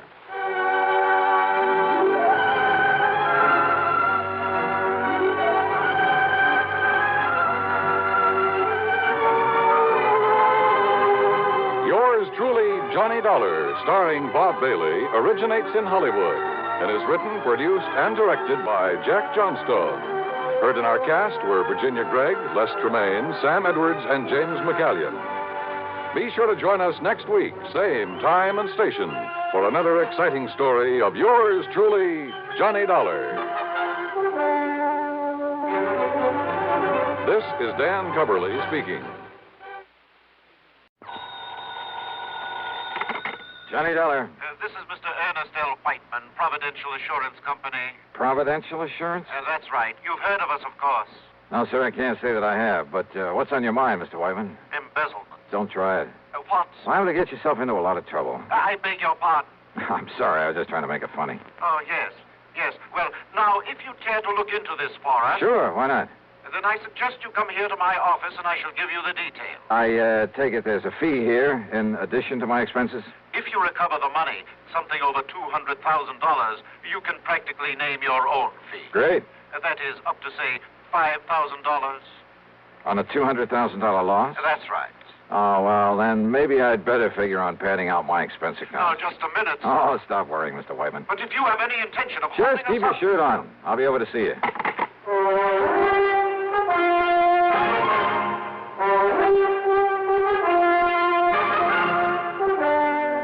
CBS Radio brings you Bob Bailey in the exciting adventures of the man with the action-packed expense account, America's fabulous freelance insurance investigator. Yours truly, Johnny Dollar.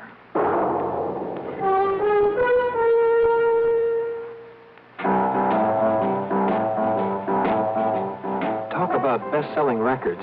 Here's a familiar tune about America's best-selling filter cigarette, Winston.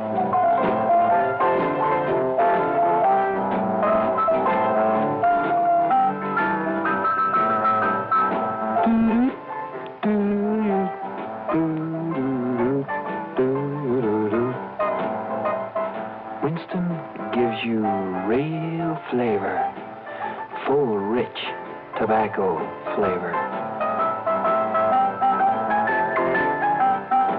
And you know, that's because only Winston has filter blend up front.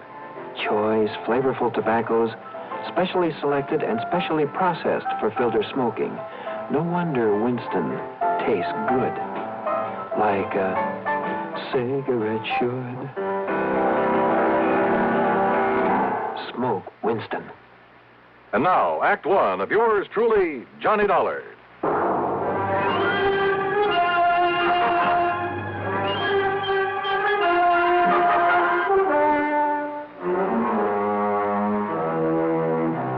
Expense account submitted by Special Investigator Johnny Dollar to the Providential Assurance Company, Hartford, Connecticut. Now, at this point, I don't know if it's the home office or not. Anyhow, following is an account of expenses incurred during my investigation of the Hand of Providential matter.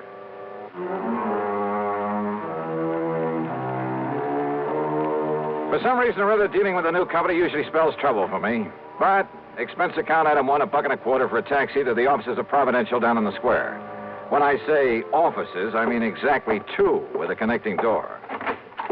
I'm very glad to see you, Mr. Dollar. I'm Ernest L. Whiteman. Mr. Whiteman? And this gentleman, Mr. Dollar. I'm the man that had Ernie Whiteman send for you. Yes, this is... Name is Elwood Sprague, Dollar. I'm the owner of this business. The sole owner, Mr. Sprague? That's right, son. Providential Assurance is all mine, lock, stock, and barrel. Oh, I see. Made a lot of money in oil down in Texas. Couldn't find any way to spend it all, so I started this here. So what happens? All I get is more money out of it. Yeah, well, Mr. Whiteman said something over the phone about an embezzlement. Exactly. $200,000 that was Go taken ahead. from... Go ahead and tell them all about it, Ernie, my boy. Tell them how it happened. Well, you see, Mr. Dollar, immediate public acceptance of our company is largely due to the What fact he that... means, Dollar, is the reason we sell so many policies is on account of we always pay off any claims real prompt in cash and hard, cold cash. Exactly. And for that reason, Never question a claim. Just pay it off in cash. That's what we promise, and that's what we do. And for that reason, Mr. Dollar... That's why so many people who can't afford much insurance come to us. Yes, but as a result... So what happens? Instead of a nice tax loss, there ain't enough claims to fill your hat. All we make is profit. You mean you've hoped to lose money in this business? Tax loss, Mr. Dollar. You ever have to pay the taxes on profits from a couple of hundred producing oil wells? Hardly. But now, Mr. Whiteman, about this embezzlement. As I started to say, paying off in cash as That's we do... right. Means keeping a lot of cash on hand. Oh? Then this embezzlement was of your own money? Exactly. The money was stolen from us. You kept that kind of money here in a safe or something? Well, wouldn't keep it laying around on the floor, would you? Well, have you any idea who might have taken it? We most certainly have. Sure. It was Hauser. Tom Hauser. The only one besides Whitey had the combination to the safe. He also kept the books, Mr. Dollar. Well, didn't you check his books periodically? Oh, of course I did. But when I discovered the loss this morning, I also discovered he'd been juggling the accounts. Well, how long ago did this Tom Hauser work here? Up until yesterday. As I told Mr. Sprague, I informed Hauser last night that I planned to check the cash as well as the books this morning. So what happens? This morning he's gone, and so is the money. Well, Dollar? Well, you ask me, this sounds like the most loosely run insurance company. Mr. Dollar. How you ever managed to get a license from the insurance commission? Well, now, that license is something we ain't bothered with yet. You what? We gotta make sure we got a business first, don't we? Are you kidding? Do you realize what the commission will do when they find out about this? Don't give it a thought, son. To say nothing of the police? Your job is to catch that Tom Now, Hauser. look here, Mr. Sprague. Then, if the insurance commission or the government or anybody says we're doing wrong... And you can bet they will. Why, then I'll pay up and get out of this business. Believe me, it'll cost you a lot more than this $200,000. Well, sure, maybe a couple million. It'll make a nice tax loss. Yeah, and you'll probably end up in jail. Well, now, you let me worry about that. Your job is to get this embezzler. And don't forget, we're paying you $5,000 to do it. Look, you say it may cost you millions to get out of this mess. That's right. And yet you're worried about a couple of $100,000? Well, now, that's different. Huh?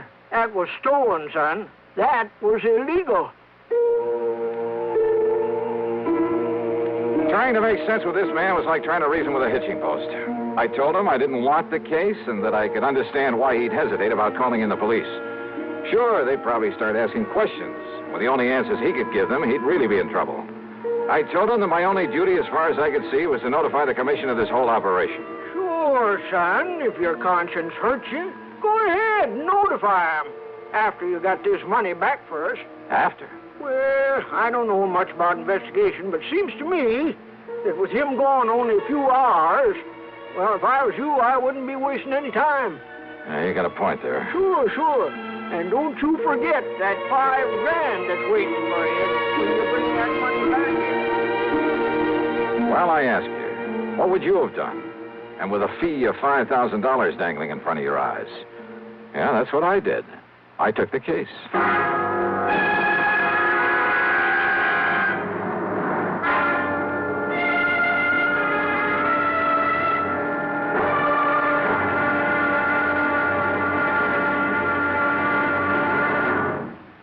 Act two of yours truly, Johnny Dollar, in a moment. Higginbotham here. We will now commence our lesson in stereophonic reproduction. Listen to the call of the spotted bill snicker on ordinary stereo. Now then, on a Columbia Stereo 1 phonograph. Obvious difference, what? The Columbia stereophonic system really causes all others to blush, for it is not composed of just a few separated speakers. Columbia is the originator and exclusive purveyor of stereo projection. Only Columbia fills every inch of a room with real, lifelike sound. Now, when I was bird watching with the Duchess of... But let that pass. You simply must hear the Stereo 1 phonograph by Columbia.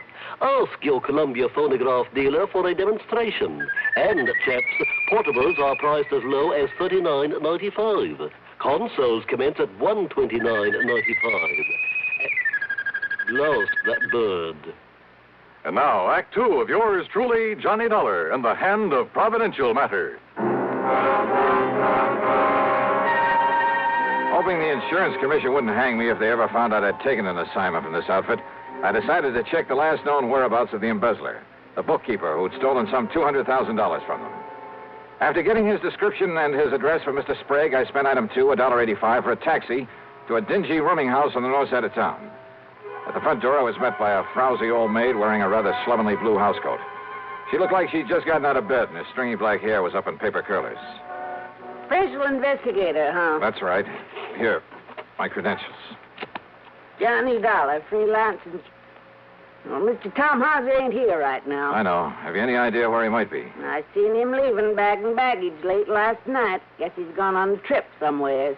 I was sitting by the front window having a can of beer before I went to bed, and I seen him get in his car and drive off. Yeah, well, just let me have the key to his room. Are you sure that's all right unless you got some kind of a warrant? Yeah, I'm sure. The key, please. Well, I ain't had a chance to clean his room up yet today. Don't do it. Don't touch a thing of his until I tell you to. Oh, well, now look, dearie. Just let me have the key. And here. Here's a 5-spot for your trouble. Oh. Well, now, you're what I'd call a real gent. And here's the key. It's the first apartment on the right, top of the stairs. Yeah, thanks. Is something wrong, Mr. Dollar? Did Mr. Hauser do something he oughtn't have done? What do you mean? What are you talking about? Hey, I had to come back here and pick up my stuff. So he isn't here. Yeah, don't worry about the split. I'll meet you like I said. Yeah, then we'll take care of it. All right. I'm leaving it right away. Neither Johnny Dollar or anybody else will ever... He what? Well, if he does, I'll be ready for him. Now, come on now, hang up. Let me get out of here. Stop worrying, pal. I can take care of him and anybody else. Quietly as possible, I slipped the key into the door. I had some difficulty turning it, but finally heard the lock slip. Then I started slowly turning the knob. And then Well, I'm not quite sure exactly what did happen, except the door was suddenly pulled open so quickly that... Okay, baby. Oh. You want some more? What's the idea hanging around outside? Wait a minute. You must be Dollar. Yeah, Johnny Dollar. Then, baby, I'm gonna make sure you never get up again. Never! Never!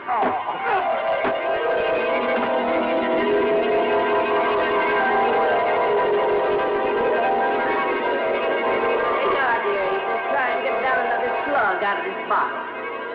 Just leave that wet rag laying there on your forehead. It'll make you feel better. What do you... Oh, holy... Yeah. You just stay there on the floor until you feel better. Where'd he go? Oh, dearie. Who done this to you? You didn't you see him? I heard a big noise up here, and when I run up the stairs, he must have heard me and run away. And you was just a-laying here bleeding this way. That window. What's outside that window? Only the fire escape. Look, dearie. Yeah? Busted table lamp. This must have been what... Don't touch it. What? No, I'll wrap it in my handkerchief and... But who could have come here and done this to you? I can't imagine. Well, I can. Tom Hauser. Item 3, $1.20 for a cab to police headquarters. Anybody but Sergeant Ed Wilson would have asked a lot of questions that I didn't feel like answering. Ed simply took the lamp, told one of the boys in the lab to check, and if he found any prints on it, to classify them, then send a teletype to Washington.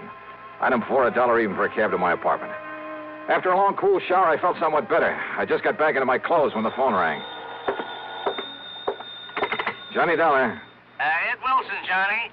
Those prints on that lamp. Yeah, Ed. Thomas Harker, alias Tim Hosker, alias Tommy Hauser, alias just about everything else you can think of.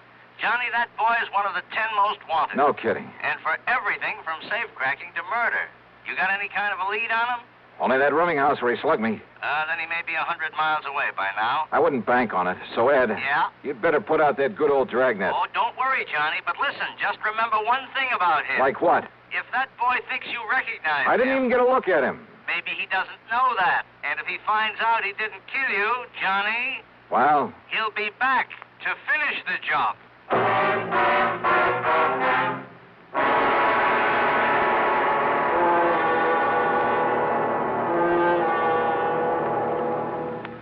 Act 3 of yours truly, Johnny Dollar, in a moment.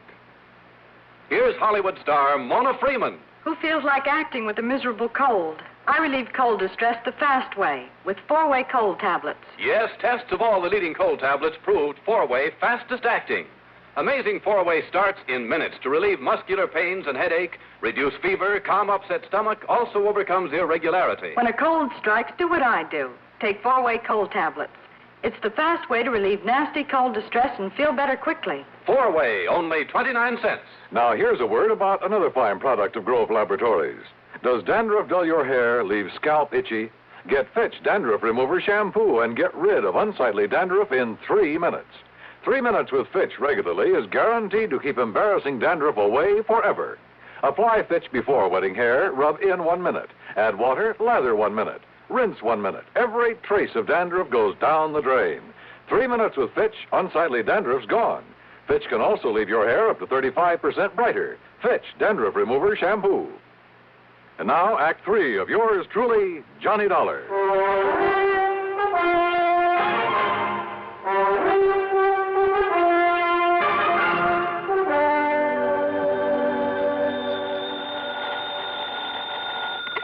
Yeah, Ed. Ed, this is Pat McCracken, Johnny, at Universal Adjustment Bureau. Oh, sorry, Pat. I thought it was Ed Wilson again. Sergeant Wilson of Police Headquarters? Yeah, and listen, I'm in kind of a hurry. Oh, then I won't hold you. I was just hoping you'd have time to look into what appears to be a phony insurance company for us. What? Keep talking. But if you're already working on it... No, just go on with what you were saying, Pat. Well, we got a complaint about some new company here in town that we'd never heard of. Seems they're stalling on the payment of a small claim. Yeah, sure. In spite of their pledge to pay off promptly and without question. Yeah. Also to pay off in cold cash. Yes, that's right. Providential Insurance Company. Well, what do you know about them? Johnny? Oh, I'm working on a case for them. Oh, no. Oh, Johnny, don't. I telephoned the commission, to find out who they are and Yeah, where but the they commission never heard of them. Exactly. So if I were you, until we can find out whether they're a legitimate outfit, Johnny, I wouldn't touch them. Hey, tell me, Pat, what'll the commission do? Well, they've notified him by mail. They're sending over a committee to investigate, to look at the books and so on. When? First of the week, Monday or Tuesday. Why? That may be too late.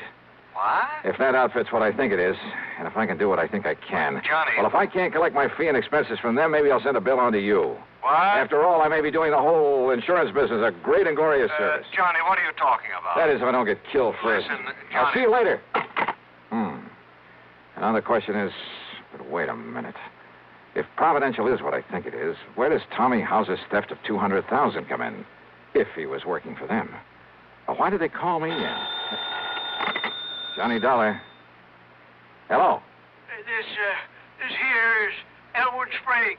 Oh, yeah, Mr. Sprague. I wasn't sure I'd find you in. Yeah, I think I can understand that. Or maybe you weren't sure you'd find me around at all anymore. No, listen, don't get me wrong, Dollar. I want to see you. I got to see you right now. Yeah, why not? They're at your office? No. Well? My room, here at Guilford. And you'll come alone? Are you alone, Mr. Sprague? Yes, Mr. Dollar. Will you come right away? Yeah, as soon as I can. Thank you. That's funny. If he wants to see me, if he is alone. Or is this some kind of a trap? No, there was absolute sincerity in his voice. I was sure of it. Yeah, and there was something else, too. Fear. Maybe that was it, fear. Hello? Johnny, listen, you said you'd been working with the police. So? Well, I knew I'd never get anything out of you, so I called them. Listen, if this Elwood Sprague of Providential has anything to do with the beating you took, has he? Pat, I'm on my way over to see Sprague right now. Well, I tried calling Providential. He isn't there. I know. But if he and that gangster, that Tommy Hollis... Sorry, Pat, he's waiting for me over at the Guilford. Johnny... There was no time to waste. Maybe Hauser was still gunning for me, but if so, well, maybe I wasn't the only one. Item 5, a couple of bucks for a cab to the Guilford Hotel. And there in his room, I found a very different Elwood Sprague than I talked to earlier. And the story that he slowly, nervously unfolded proved to be very interesting. So maybe I didn't ever make no oil fortune there in Texas. It ain't so easy down there as you might think. But I learned to use my wits and my brains to get along by outsmarting the next man. You see what I mean, Mr. Dollar? Then those 200 oil wells you were talking about... Well, it made a good line. It fooled you, didn't it? It even fooled Ernie Whiteman for a while. That's what gave him the idea. The idea for what, Mr. Sprague? Well, me to front for this insurance racket. You know, collect a lot of premiums and then we'd skip town. Right in the heart of the insurance industry? Always harder to pick out a bad apple in the barrel for, ain't it? Oh, brother. So what happened? That Ernie's a salesman, Johnny. When he got started on the country people around here, the money come rolling in. And when somebody made a claim, we stalled him on it. How long did you think you could get away with this? Until the commission got wise to us. Then we'd move out. The commission was planning to investigate you next week. I know. Only by that time we'd be out of here. You and Whiteman and this Tommy Hauser. Hauser. Ernie brought him in. He said because he had a record, the police would know about him, so he would take the rap if anything went wrong. But then he walks out with all the money last night. And then you sent for me. Why? Because Ernie and me go after Hauser, he might have killed us. Ernie didn't want to send for you, but I made him. I held a gun on him. Oh, real nice people. Because maybe Hauser didn't know you. Maybe you could nab him and get the money for us. So what if you did get wise to us? What if we should have to cut you in to keep you from blabbing to the law? You rotten... Do you think everybody in this world is a crook? Well, at least it was better than leaving Hauser get away with all of it. It looks to me like he has so far. But, Johnny, now listen. Oh, I'm listening. Now, Ernie didn't know it, but I heard him on the phone. He was talking to Hauser. He was double-crossing me. They're meeting somewhere to split the money. Yeah? Well, what else could you expect? Now listen, Johnny. Then they're coming over here to kill me so that I can't talk, you see. That's when I phoned you to come over here. And you think for 1 minute I'm going to stick my neck out to save that lousy hide of yours? Oh, you got to, Johnny. You got to. All I got to do is turn you over to the police. The police? Or would you rather just sit here and wait for Hauser and Whiteman? Well? Oh, all right, Johnny. All right, come on. At least it may keep you from getting shot, which is better than you deserve it. Well? Ernie. Back inside, please. Ernie, both of you. That gun. That's right. The one that killed Hauser when he tried to hold out on me. The one that's going to kill you, Elwood, for what I heard just now through this door. Oh, no, Ernie, please. Johnny. And, of course, that means you'll have to go with him, Dollar. Now get inside that room. Pat, Both of you. I kind of thought you might be coming over here. What are you talking about? After I told you where I was headed. You too, Sergeant. Sergeant. The police! That's right. So you'd better drop Look that. out! You think you're going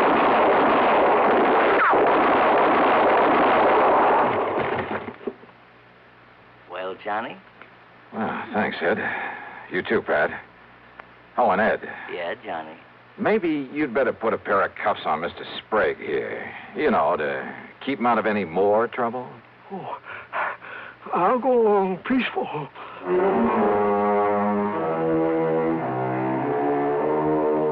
So the big fat fee that was promised doesn't get paid to me after all. And I'm sure I may as well forget the expense account for a change. But you know something? It doesn't matter. Because the important thing was to have had some small part in wiping out this dirty racket. Me? I feel good. Yours truly, Johnny Dollar.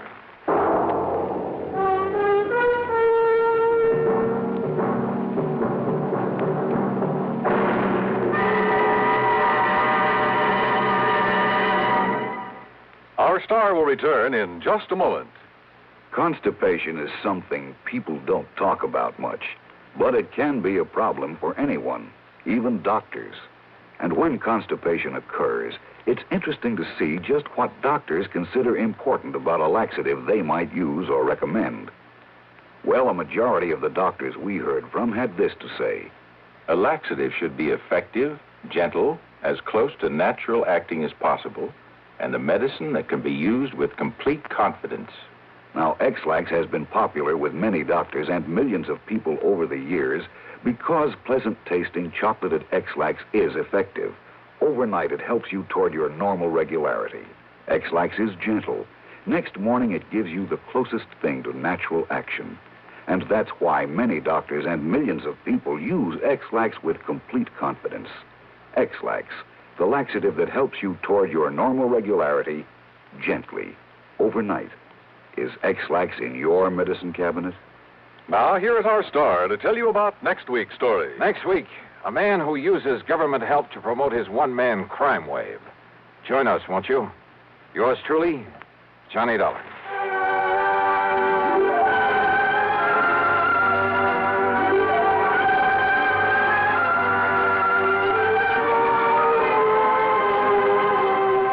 Yours truly, Johnny Dollar, starring Bob Bailey, originates in Hollywood and is written, produced, and directed by Jack Johnstone. Heard in our cast were Virginia Gregg, Edgar Barrier, Junius Matthews, Jerry Hausner, and Lawrence Dobkin. Be sure to join us next week, same time and station, for another exciting story of yours truly, Johnny Dollar. This is Dan Coverly speaking. Next, the nerve-tingling progress of a man hurled into space from Suspense on the CBS Radio Network. Citizens of Troy, this is Neil Kelleher, the Republican candidate for mayor of Troy. I'm taking this brief opportunity to tell you that a Republican city administration will restore garbage collection and disposal to an efficient level. The Democratic administration, having burned out the municipal incinerator, has now returned to the ancient system of garbage and refuse disposal by depositing it on an open dump. I shall take steps immediately to restore the incinerator and eliminate the threat of stench and smog that will surely be blanketing the northern section of our city as soon as the refuse piles get deep enough and the underground fires begin to burn. I intend also to eliminate the noisy collection of garbage in residential areas in the middle of the night so that Trojans can get their sleep. If you approve of the foregoing proposal, may I suggest that you can assure its becoming a reality by voting row A all the way election. It's time now for Johnny Dollar. Pat McCracken, Johnny, Universal Adjustment Bureau. Hi, Pat. What's new? At the moment, Cooper's Bend, Nevada. Never heard of it. Neither did I till this morning.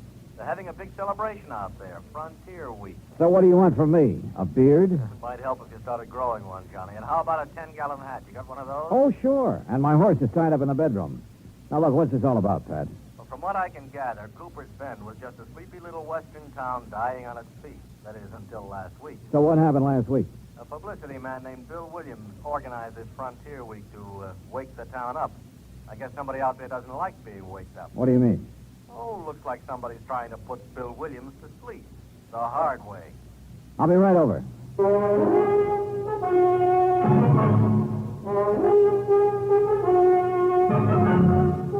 Bob Bailey in the exciting adventures of the man with the action-packed expense account. America's fabulous freelance insurance investigator. Yours truly, Johnny Dollar.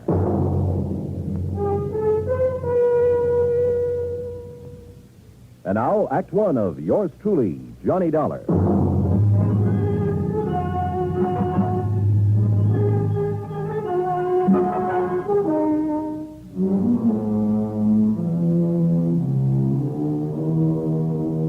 Expense account submitted by Special Investigator Johnny Dollar to the Home Office, Universal Adjustment Bureau, Hartford, Connecticut. Following is an account of expenses incurred during my investigation of the killer's brand matter.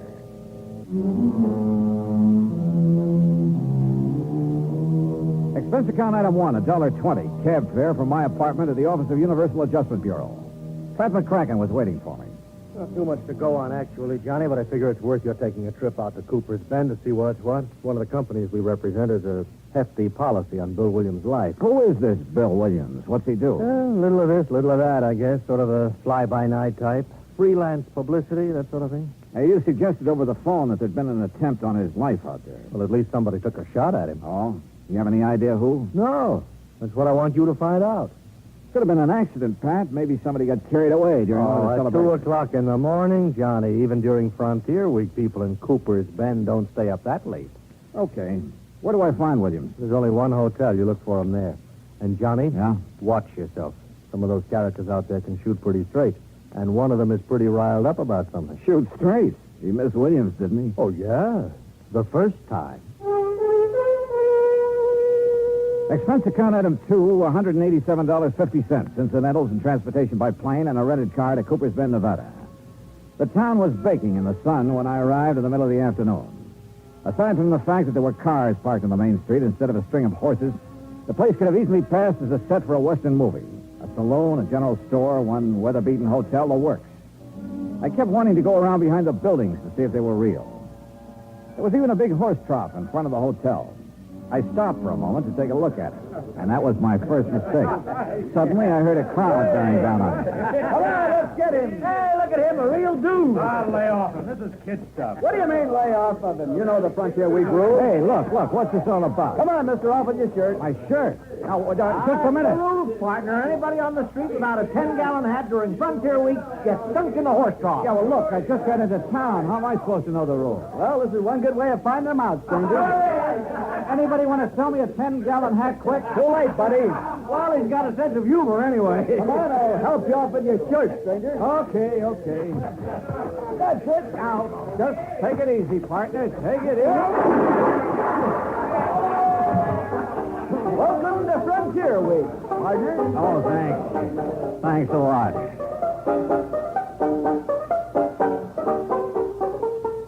Item 3, 50 cents. Replacement of 3 buttons on my shirt. I bid a fond farewell to the horse trough committee and went to the hotel to find Bill Williams, the publicity man. He wasn't there at the moment, but the clerk told me I might find him at the newspaper office. That was 3 doors down the street, the Cooper's Bend Sentinel, no less. Bill Williams wasn't there, but for the moment I didn't miss him at all.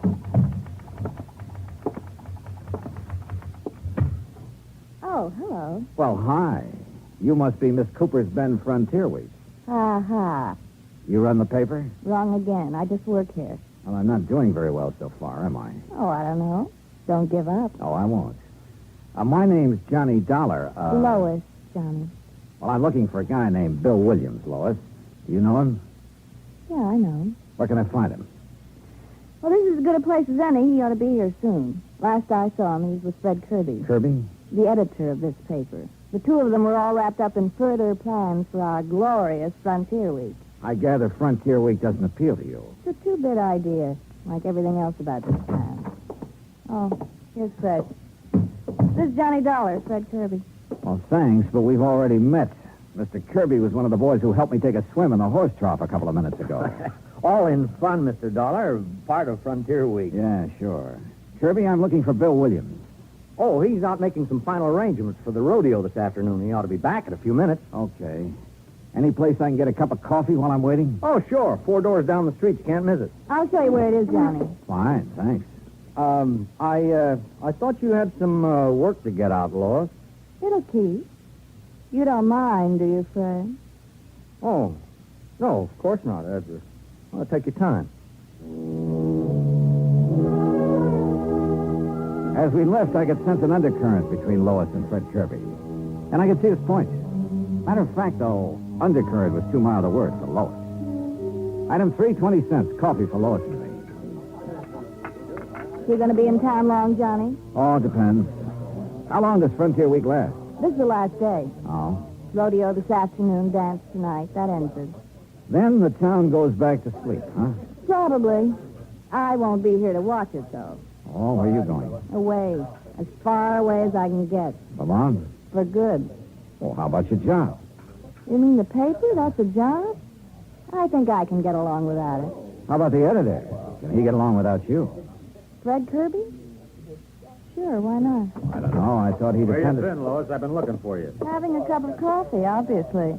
This is Johnny Dollar, Dan. Dan Biggers, Johnny. Owns a ranch near here. Dollar? Hi. Look, Lois, about the dance tonight. What time will I pick you up? Oh, I don't know about the dance, Dan. I don't know if I'm going or not. We're gonna go, Lois. Look, Dan. I said we're gonna go. Oh, for heaven's sake. Thanks for the coffee, John. Lois! You know, Biggers, if you don't mind my saying so, that approach doesn't seem to go over so well with her. Yeah? Well, I do mind your saying so.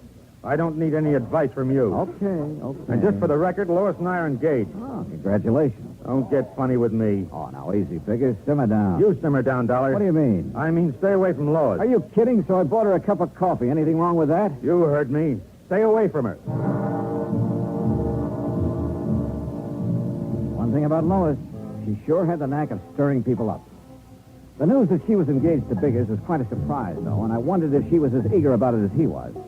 If so, she didn't show it. But all of this wasn't getting my job done, which was to find out who'd made the attempt on Phil Williams' life. I went back to the newspaper office, and pretty soon he came in. He turned out to be the gent who'd supervised my dunking in the horse trough. Well, you're probably not feeling very kindly toward me at the moment, Dollar. Why not? You come all the way out here to protect me and get thrown in the trough right off the bat. I didn't know who you were. Look, you better get yourself a 10-gallon hat so it won't happen again. Don't worry, I'm going to. As I understand it, Williams, this Frontier Week was your idea. Yeah. Yeah, I was driving through here on my way to Frisco a few weeks ago. The town was dead on its feet, but I could see the possibilities of waking it up. So I cooked up this scheme. The town went for it. How come you were so interested in waking the town up? For the dough. What else? I get 10% of the gross on the rodeo, dance, and other celebrations. I figured to get close to 1,000 out of it, and frankly, I can use the money. I see. Well, how about this attempt on your life? Come on. Out back, I'll show you. Show me what? My car. There it is. Take a look at the windshield. Yeah. Bullet hole. Mm-hmm. How did it happen? I was driving along the road just outside of town the other night, and all of a sudden, whammo. And I got a pretty good idea who did it. Who? The rancher, Dan Biggers. Oh? Why? I smiled at Lloyd. Oh, now look, touchy as big as is about Lois, that's not enough reason for Oh, him. wait. She smiled back at me. Is that all there was to it? Of course it was. You think I'm crazy or something? The trigger-happy Biggers is so jealous of her he can't see straight. I'm not stupid enough to get mixed up in anything like that. Yeah, he's jealous, all right. Lois and I worked together at the newspaper office on some of the publicity for Frontier Week. Biggers didn't like that. Speaking of the newspaper, do you know the editor very well? Oh, Fred Kirby? I met him when I first came here, is all. Why? He's been keeping an eye on us through the window ever since we've been standing here. Oh? You think he might be interested in Lois? It wouldn't surprise me. He makes that job of hers on the paper pretty easy for her. After all, it wouldn't be hard to be interested in Lois. No, I'm sure it wouldn't. Well, you'd better quit driving around the roads at night, Williams. Don't worry. Ever since it happened, I've been staying right here in town at night with the bright lights. I think I'm home free now anyway. Yeah? The dance tonight winds up Frontier Week. Tomorrow noon, I get my share of the dough, and then I'm leaving. Yeah, Lois mentioned something about leaving town then, too. Yeah, she used to make noises about leaving when we were working together. I doubt if she means it, though. I think she's just trying to get Biggers riled up. That isn't hard. Now, wait a minute. Remember now, she said it once in the office when Fred Kirby was around. What was his reaction? He didn't say anything at all, but he gave her a real funny look. I see. Well, I got to go make the final arrangements for the dance tonight. You going to be there? Oh, yeah. In the meantime, Williams, better keep your eyes open. Don't worry. Since that attempt on my life, I've sprouted eyes in the back of my head. Oh, and speaking of head... Yeah? You better get yourself a 10-gallon hat.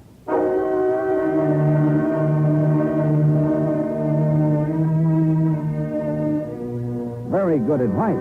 I had no desire to get dunked again. I started across the street toward the general store, then realized my mistake. There was the reception committee again at the horse shop. I had to get to that store fast. I almost made it, too. Steady, fellas. Oh, well. Expense, item 6, $15 for a too-late 10-gallon hat.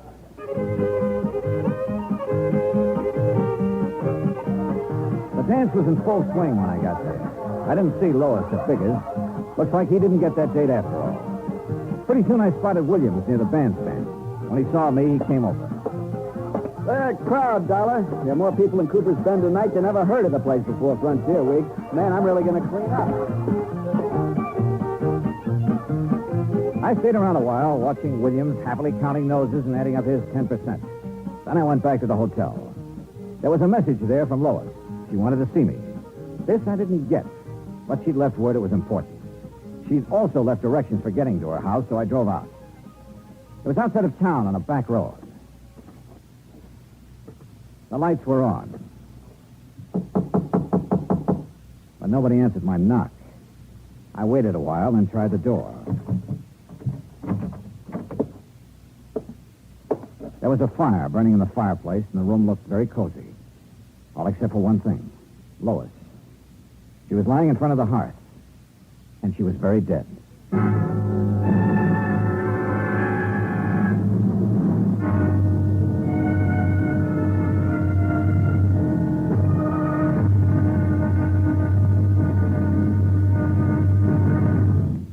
Act 2 of yours truly, Johnny Dollar, in a moment.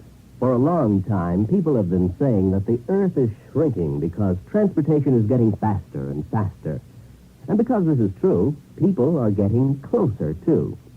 Today, our neighbors are not only the ones who live next door to us, they're all over the world.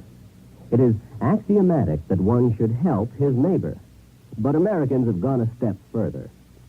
In addition to individuals helping individuals, now many American cities help many other cities through the Sister City program. Now, perhaps you've heard how it works. If not, here's an example or two. In the fall of 1959, a large area of Nagoya, Japan, was struck by a devastating typhoon. Her sister city, Los Angeles, California, sent tons of relief materials to Nagoya by way of an Air Force plane headed for the area. The Marines and the Navy rendered vital emergency aid during the disaster. When earthquakes shook Villa del Mar, Chile, during the summer of 1960, her sister city, Sausalito, California, sent hundreds of dollars worth of relief materials to help out. Another case in point, the school children of Clovis, New Mexico, sent a number of cultural exchange packages to students in their sister city of Adana, Turkey. There are hundreds of such examples because there are hundreds of sister cities. By using this means of diplomacy, friendship and understanding have increased throughout the world and paved the way for permanent freedom, the right of all men everywhere. And now, Act 2 of yours truly, Johnny Dollar, and the Killer's Brand Matter.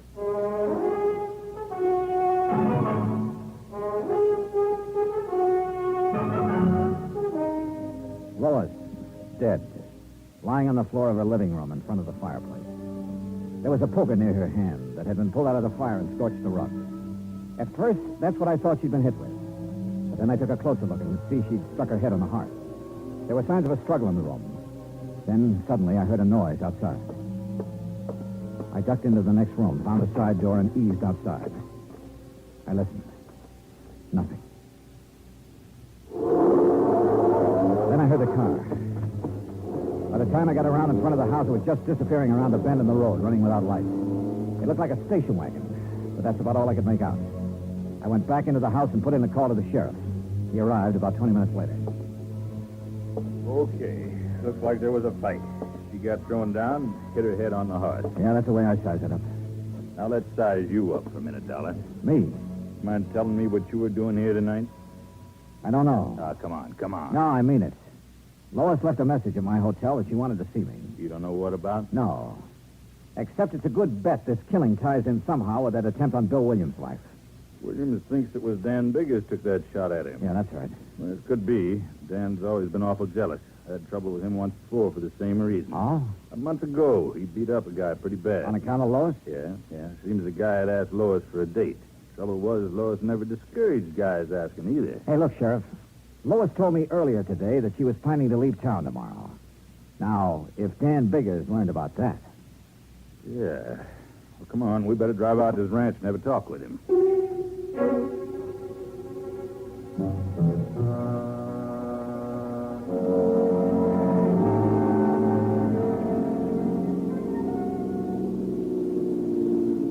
There's the gate, Johnny. Ranch house is up on the rise. Yeah.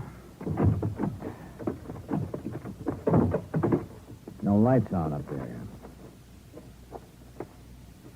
You think Dan might have cleared out? Hey! Came from that clump of brush over there. Hold it right where you are, Sheriff. I've got you covered. Now, don't be a fool, Dan. You drop that gun and come out of there. I said hold it. Came to take me in, huh? Well, I'm not going just now, Sheriff. Look, Dan. First, I'm going to find out who killed Lois and take care of him. Then you can question me all you want. Very interesting you should know about the killing already, Dan. I can think of one reason you might. Guess again, Dollar. I was in town when the call came in. One of the deputies told me about it. I figure it differently, Dan. You found out Lois was going to leave town tomorrow. Lois, leave. You're crazy. That's what she told me. He'd never do that. He'd never leave me. You tried to stop her. She grabbed a poker and swung at you. You threw her down on the hearth. That's a lie, you hear me? Dan, you're acting like a fool. Now give me that gun, man. I'm not coming in now, Sheriff. I can put these shots where I want to. Don't make me put them in you. Okay, Dan. You got the drop on us now, but I'm coming back. And I'm going to take you one way or another.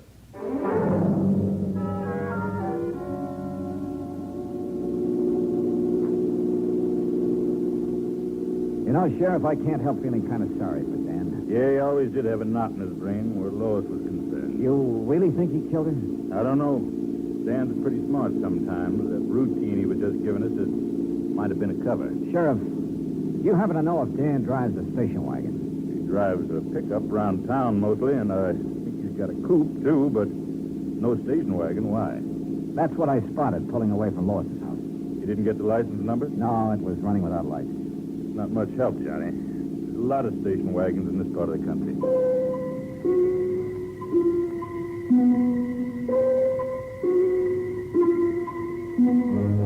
Expense account item 8, $1, 2 drinks for me, while I tried to put some pieces together. However much I shifted them around, they still seemed to add up to Dan Biggers. But somehow I wasn't convinced. If he was the killer, why hadn't he taken off? Of course, maybe he figured he couldn't very well leave his ranch. So I went round and round again and ended up nowhere. I started thinking of other possibilities. Bill Williams, for instance. I'd seen him at the dance, but he could have left for half an hour and nobody'd have missed him in the crowd. But why? I couldn't figure any motive for him. And then I thought of Fred Kirby, the editor. Yeah, he might be worth talking to. So I went to the newspaper office. Kirby and Bill Williams were there. Any idea who killed her, Johnny? I don't know, Williams. That's what I want to talk to the two of you about. I'll bet anything it was Dan Biggers. What makes you so sure, Kirby? You saw him around Lois. You know the way he was. Question is, if he did it, why? Lois said she was leaving. Maybe he couldn't stand the idea. He claims he didn't know she was planning to leave. That's a lie. Oh, is it? I heard her tell him once right here in this office. You know, it's quite a coincidence. What's that? Lois was going to leave town tomorrow, Williams. So were you. You weren't by any chance going to leave together now, were you? Now, look, G-Man, I told you there was nothing between us. You think I'm a jerk to go fooling around with her knowing what Biggers was like? Sure, she kidded me about, what was it, Kirby? Hitching a ride to Frisco with me? Yeah, here in the office once. Williams just laughed it off, and that's all there was to it. Hey, wait a minute. If Biggers happened to hear about it... Yeah, maybe. No, Dollar. I was smart enough not to get involved with her. Matter of fact, I guess I'm one of the few guys in town who can make that statement. Hey, you don't have to talk that way about her. I'm sorry. I guess I'm tired. There we go, turn in. I'll see you in the morning, Dollar. You'll be around, huh? Yeah, to pick up my money. Night. You know, Kirby, you're trying pretty hard to pin this on Dan Biggers. Why? Because I think he did it. He didn't want Lois to leave. There's someone else didn't want her to leave either. Who? You. What? You've been carrying the torch for Lois quite a while, haven't you? What's that got to do with it? What business is it of yours? I think it all ties in. Well, I didn't kill her if that's what you're You thinking. drive a station wagon, don't you? So what? After I discovered her body, I spotted a station wagon leaving her house. But a lot of guys drive station wagons around here. I wasn't near her place. I didn't use the wagon at all tonight. You're lying. Now, look, Come on, open up, Kirby. Well, Okay, Dollar. I drove out to her place to try to talk her out of leaving. Go on. Well, that's all there is. When I got there, I changed my mind and came back to town. Sure. I didn't go inside, Dollar. I didn't kill her. I swear it.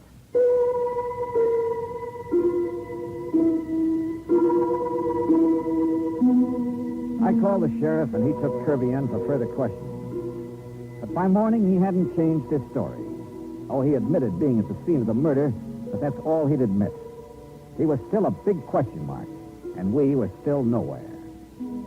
The sheriff went out to Bigger's ranch again, hoping Dan would give himself up peaceably if he knew Kirby was in custody.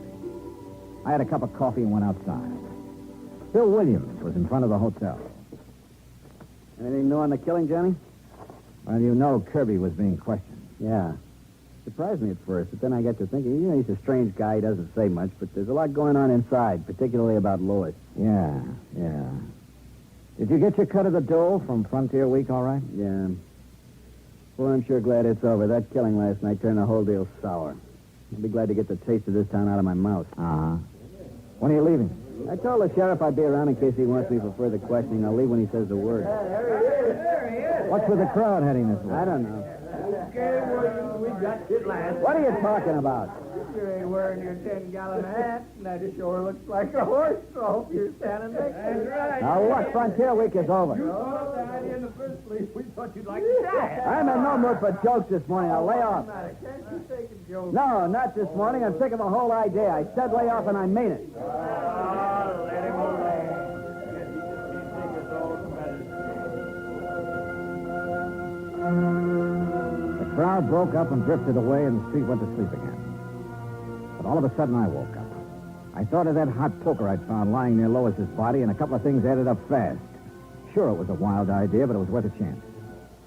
Bunch of jerks. Hey, you know, Bill, when I first arrived in town, you ducked me in this horse trough because I wasn't wearing a 10-gallon hat. Yeah, it was part of Frontier Week. Well, you're not wearing a hat now. Look, like I told those guys, Frontier Week's over. I still want to return the compliment. Am I going to have trouble with you too, Dollar? I guess you are, because I'm going to duck you in that trough. Take off your shirt. Now, look, stay away from me. I said take it off. Get your hands off of me. What's the matter? You afraid to take it off? What are you talking about? Let go. I said let go. Where? What do you know? A nice big burn on your chest and on your arm. A few scratches, too. Lois did that just before you killed her. Branded you.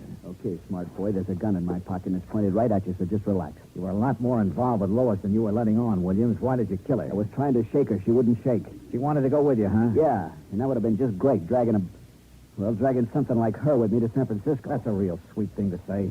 I suppose you said it to her, too. That's when she grabbed the poker. Come on, Dollar, we're getting off the street. Now move. My hand was beside the horse trough. I scooped the water right into his face. The shot went wild, but his chin was wide open.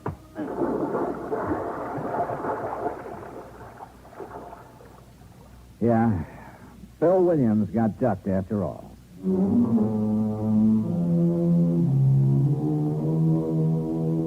Expense account item 10, $183.50. Transportation and incidentals back home. Total expenses, $528. Remarks. About Dan Biggers. He really wasn't such a bad guy. Except that, like the sheriff said, he had a knot in his brain about Lois. He sold his ranch and moved away. About Bill Williams, well, you better cancel out his policy, Pat. He's due to go on trial soon, and in my book, he's a pretty bad risk. Yours truly, Johnny Dollar.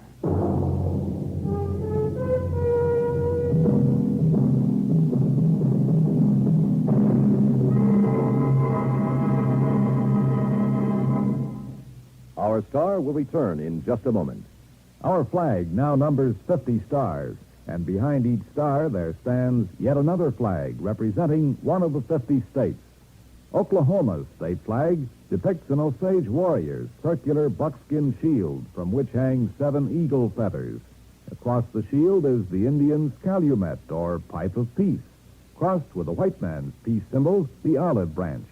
On the shield are small crosses, the Indian's graphic sign for stars, indicating lofty ideals or a purpose for high endeavor.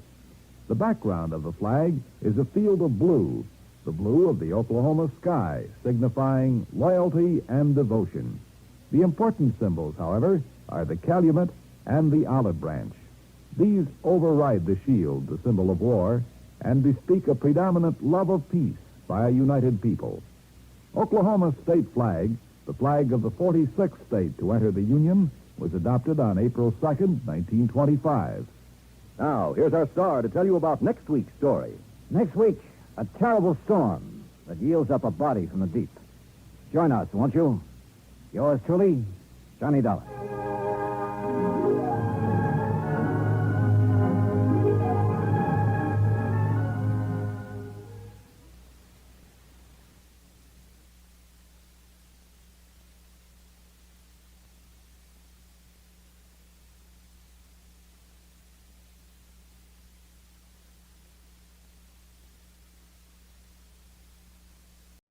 Johnny Dollar. Earl Foreman, Johnny. Oh, hi, Earl. How are things down in sunny Florida? I don't know. You what? I'm calling from Green Mountain Falls, Colorado. What under the sun are you doing out there? Fishing trip? Hardly. Because if it is, I'll join you. I want you to join me, all right, but no fishing. I got a problem, Johnny. One of my important clients has disappeared. Ah, I see. Okay, Earl, I'll grab the next plane.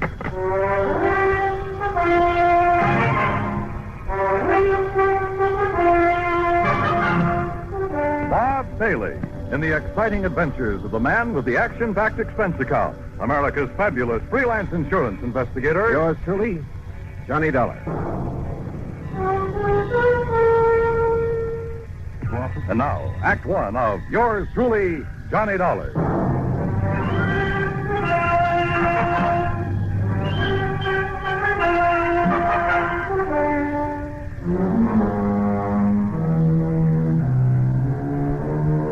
Expense account submitted by Special Investigator Johnny Dollar. To the Tri-State Life and Casualty Insurance Company, attention Earl Foreman. Following is an account of expenses incurred during my investigation of the Three Sisters matter.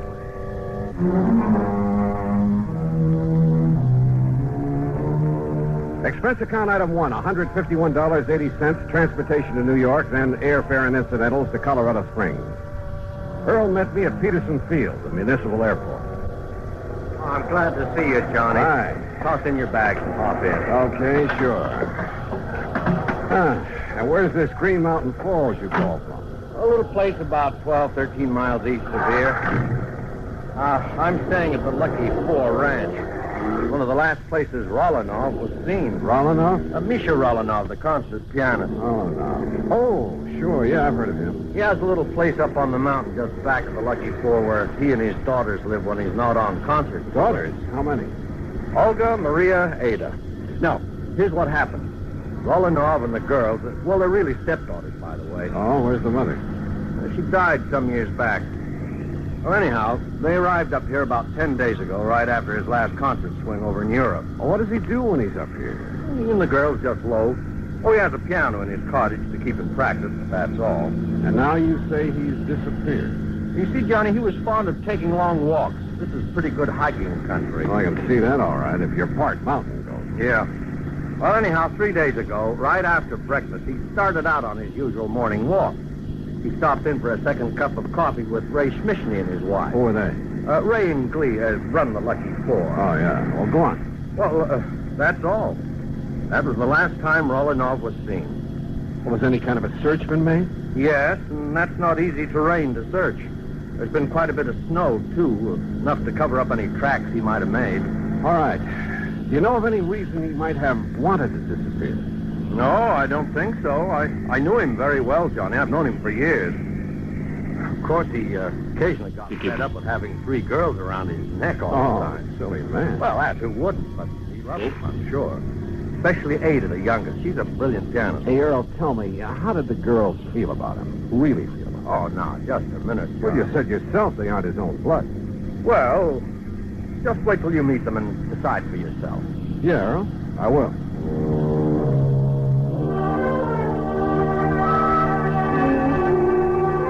The Lucky Four was on a level spot on the side of a mountain. It consisted of half a dozen neat, modern, comfortable cottages, and from the front window of the one we shared was a beautiful view of Pike's Peak. Huh? Oh, come in, Ray. Come in. You see us come up the drive? I want you to meet the man I've been telling you about. Ray Smishney, this is Johnny Dollar. Hi, Ray. Johnny? Only I'm afraid he got here too late, Earl. Oh? Well, what do you mean? Well, just a few minutes ago, before you got back here in a gully up on the West Meadow, way up where I dumped the trash, you know where I mean? Yes? Remember the bear cave I pointed out to you one day when you went up there with me in the Jeep? You mean that bear got Rolinoff? No, but that's where I found him. Rolinoff? Dead, Earl. Dead? A bullet hole in the back of his head. Act two of yours truly, Johnny Dollar, in a moment. Act two of yours truly, Johnny Dollar. Question. Was Misha Rolinoff, the eminent concert pianist, murdered? Or was he shot accidentally up near the bear cave on the mountain, back of the Lucky Four Ranch at Green Mountain Falls, Colorado? We went up there in Ray's Jeep. A careful inspection of the body and the gully in which he found it revealed nothing by way of clues to the riddle. One thing, Johnny. Yeah, what's that, Ray? Well, like I told Earl here, I was planning to shoot that bear myself. Yeah?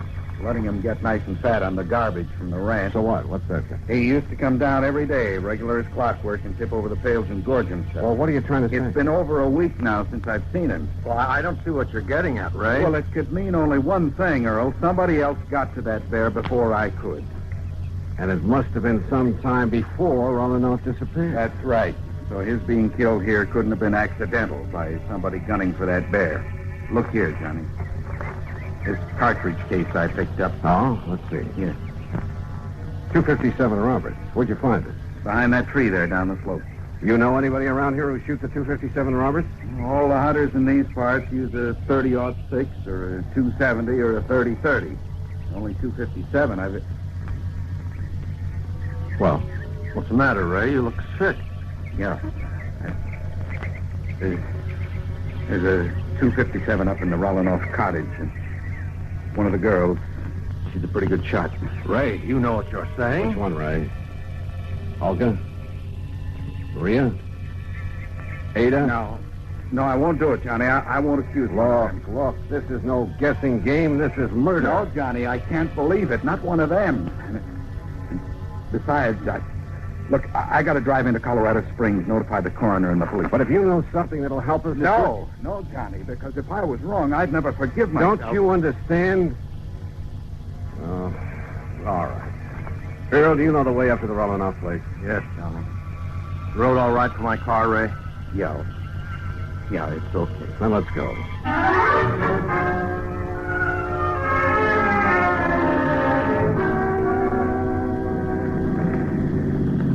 Hey, take it easy, Earl. This road isn't much wider than the car.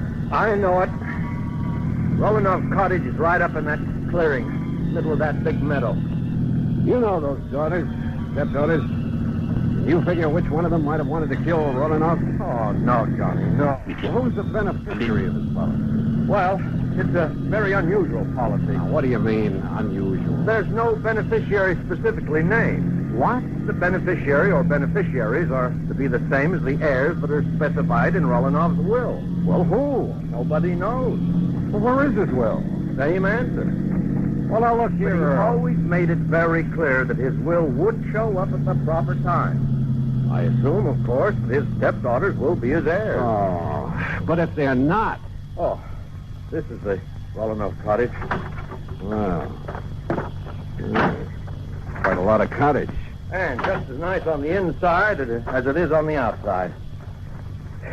Rolinoff used to complain now and then about some of the feminine frippery all around him, but, well, he liked it.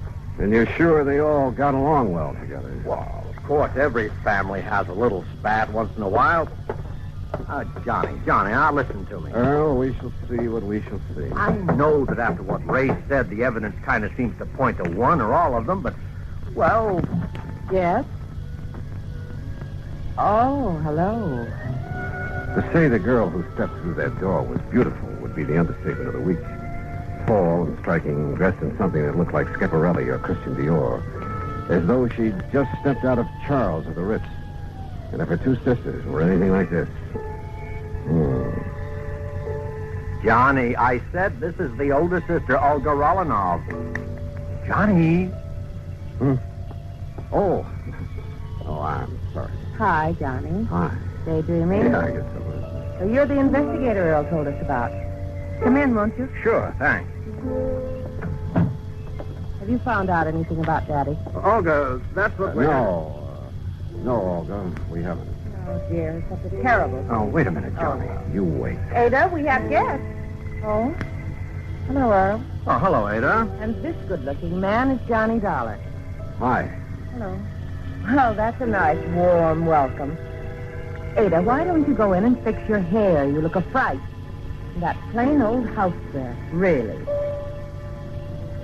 What's that you're playing, Ada? It's the last thing Daddy wrote. He wrote it frantically the morning it was almost as though he knew something was going to happen to him. Oh, come now. And then he had to write it before it did happen. Oh? Where were you, Ada, the morning he left?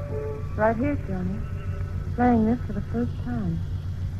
Ever since he's disappeared, I've been trying to figure if it has some special meaning. Oh, Ada, that's such a silly idea. Is it? What did you mean by that, Olga? Oh, it's really... Well, it's like a lot of other silly ideas she gets over her music. Yeah, like what? A lot of things. As though she should be the concert artist in the family instead of Daddy. Maybe now that he's gone, I will be. I'll be greater than he ever was. Oh, sure. And I'll do it in memory of him. You'll do it for your own self-glorification. I'm sorry, son. That's all right. Incidentally, where were you that morning, Olga? In Colorado Springs. I went shopping right after breakfast. Or rather, window shopping. Oh. I need some new things so badly, and... Well, you know, I have to keep up with the styles, or I'd look like our poor little artist here. Oh, yeah. Oh, where was your other sister, Maria? I don't know. Oh, Ada, stop that.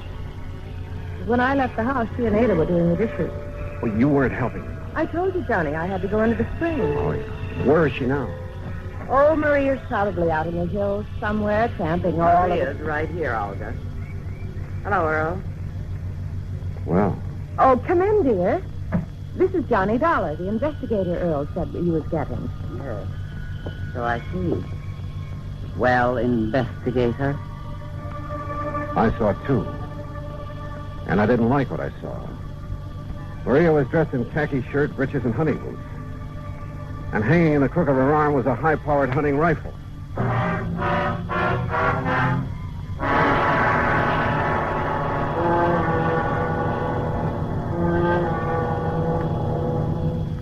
Act 3 of yours truly, Johnny Dollar, in a moment. Act 3 of yours truly, Johnny Dollar, and the Three Sisters Matter.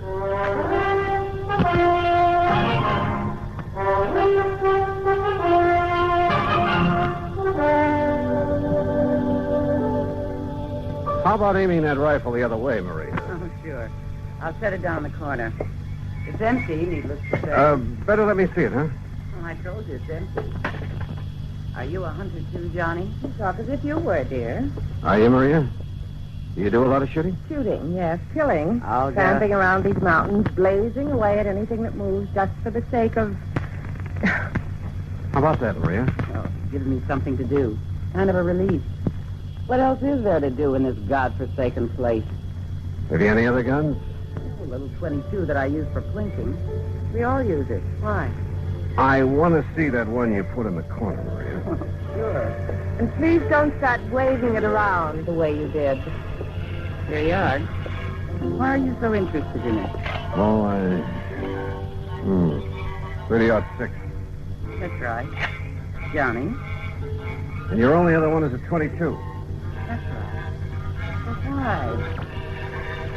That's no 22 up there over the mantel. That's Daddy's son. An LT-57. Oh? Get it down for me, Maria. Why? And why all these questions, Johnny? Better tell them, Johnny. Yeah, I guess.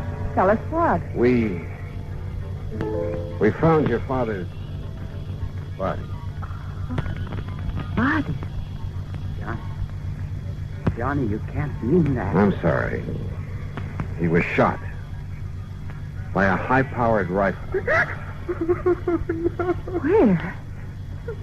Where is he? What happened? This is terrible, Johnny. Tell me. What are you crying for, Olga? I suppose you're glad, Maria. Because now you can do what you please.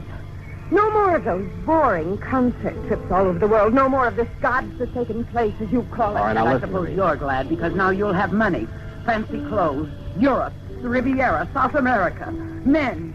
Stop! Stop talking like that. Why? Because it's true? No, because it's... Ada, for heaven's sake, stop saying that thing over and over and over. What are you trying to do? Drive us out of our minds? No, I'm trying to find out why Daddy wrote it. What compulsion made him feel he had to write it before he left that morning? Hey, wait a minute. Well, all I have to say Wait, is... I said. What is it, John? Ada, get back to that piano. What? Sit down. Play that thing again. Now play it, slowly. Stop. Johnny, what under the sun are you doing? Listen, Earl. The notes on the piano run from A to G like this. Don't you see? The first three notes of that thing she's been playing are A, D, A. Listen. A, D, A. Ada? Yes. Daddy wrote it as a message to me. Oh, now, wait a minute. The rest of it now, quickly. D, E, F, A, C, E, deface. E, D, G, D, edge. C, A, G, E, cage. C, E, D, bed. What is that supposed to be? Ada, deface, edge, cage, bed. The canary cage. Right. And that's exactly what I'm going to do. Tear out the base of that cage. Don't hurt the little bird. Will somebody please tell me what this is all about? Hey, look here. Look. It has a false bottom. Yes, but look what's in it, hidden there. Yeah. Last will and testament of Misha Romanoff. Johnny. Plus... What does it say, Johnny? That note with it. Daddy's handwriting. What? Earl, it looks like Rolinoff put the finger on his killer. Johnny, what does it say? And my reason for deliberately omitting her from my will. Omitting whom from his will? What are you talking about? Read on, Johnny. Let me see. Is not only because of the self-centered life she's always led. Not only because of her constant, completely selfish extravagance. I'm afraid that could apply to all of it. An extravagance which finally led her to forging my name on checks. Who, Johnny? Then when I discovered that she was sneaking out and practicing with the old rifle that's kept over the mantel. The 257. It was kept over the mantel. Don't move. Oh, no, put it down. All right. So he cut me out of his will. And if I can't have what I wanted, you won't have it either. Now, look here, Don't Olga. move. This gun holds 5 shots. I know because I reloaded after I killed him. Olga. And now you all know that I killed him. All right. 1 shot is for you, Maria. 1 is for Ada. 1 is for you, Earl, and 1 for Johnny. Olga, listen. And that leaves 1 for me. So that when I finish, no one will ever know. Olga, you're out of your mind. Maybe so. But what difference does that make now? Because now there's no other way out for me. There's nothing else. I can't stand still. Because this is the end. It's all of it. No. It's empty. It's empty. The gun won't stop me. There's Maria's gun. Not for you. I'll got you. Leave you. You treat this. Oh.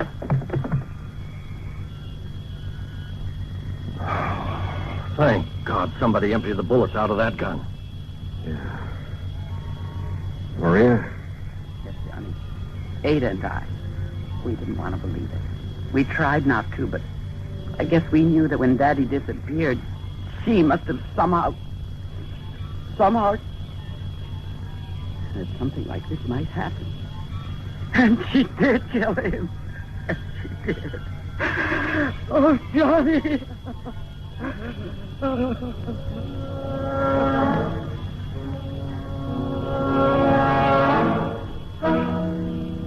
Why?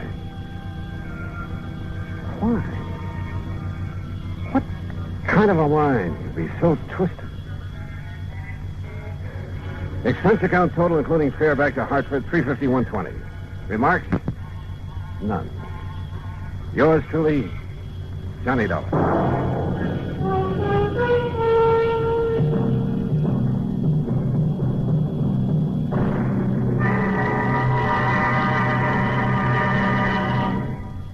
Our star will return in just a moment to tell you about next week's story. Star to tell you about next week's story. Next week, a beautiful girl, a model, in fact. And unfortunately, a model crime to go with her. Join us, won't you?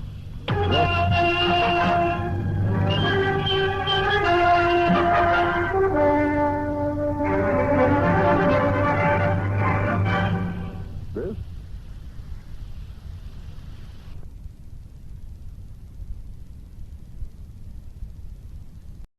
From Hollywood, it's time now for Johnny Dollar. George Reed speaking. Oh, good morning, George. Is it? Well, sure. The birds are singing, the bees are buzzing. And there are whales in the Gulf of Mexico. So there are. What? You know anything about whales, Johnny? Can't say that I do. Well, neither do I. And neither does our agent down in Gulfport, Mississippi. Can you go down there? Well, yeah, sure, but what's this all about? I told you, a whale. Oh, come on. You people didn't insure it. Now, George. Oh, Johnny, of course we didn't. But we did write a floater policy covering 80 pounds of ambergris. Amber who? Gris comes from a whale. Very valuable, used in the making of perfume. Oh, yeah. We issued the policy a week ago. Yesterday, the stuff disappeared. How much did you cover it for? $20,000. And our agent down there is W.C. Owen. Got it? Owen, huh? Yes. You really shouldn't have any trouble locating the stuff. No? Why not? Because, and I quote Mr. Owen, ambergris smells worse than a hound dog which has caught a skunk.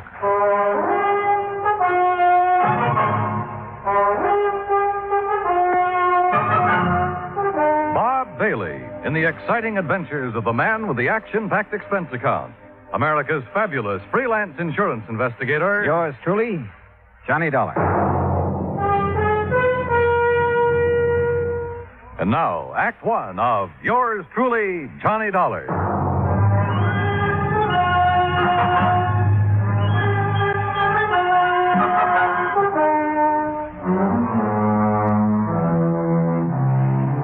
Expense account submitted by Special Investigator Johnny Dollar to Floyd's of England, American Branch Office, 443 North 15th Street, Hartford, Connecticut. The following is an account of expenses incurred during my investigation of the Michael Meany Mirage matter. Expense account item 1, $168. Transportation from Hartford to the Markham Hotel in Gulfport, Mississippi. I called W.C. Owen, the agent who had sold the policy covering the ambergris. Half an hour later, I opened the door of my room to a middle-aged man wearing a brown seersucker suit. Mr. Dollar, is that right? Sure is. Come on in, Mr. Owen.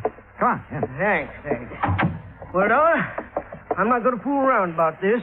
I'm in a mess, and you're my only chance of getting out of it. Well, I'll do whatever I can, Mr. Owen. You just find that ambergris. And, man, please find it within the next 48 hours. Oh, why the rush? 2 reasons. When the ambergris was stolen off the freight platform at the train depot day before yesterday, it was packed for shipping. Had enough dry ice around it to last 72 hours, but no more. Uh-huh. Now, what's the second reason? That Mike Meany. Who's he? Owner of the ambergris and a real good client of mine. I promised him you'd locate the stuff for sure. Well, I appreciate your confidence, Mr. Owen. Name's W.C. Mr. around here sounds too highfalutin for an insurance salesman. Okay, W.C. But what's this fellow Meany so worried about?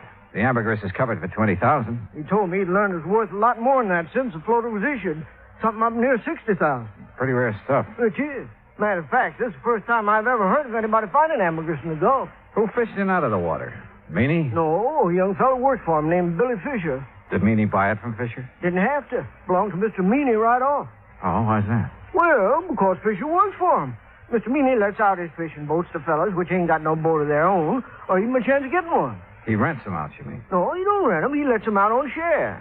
Mr. Meany puts up the boat, gas, nets, everything. And whoever runs the boat, well, whatever he catches, he belongs to Mr. Meany. Oh, and because Fisher happened to be in Meany's boat when he found the ambergris, it automatically became Meany's property, huh? Now you got it, boy. Uh-huh.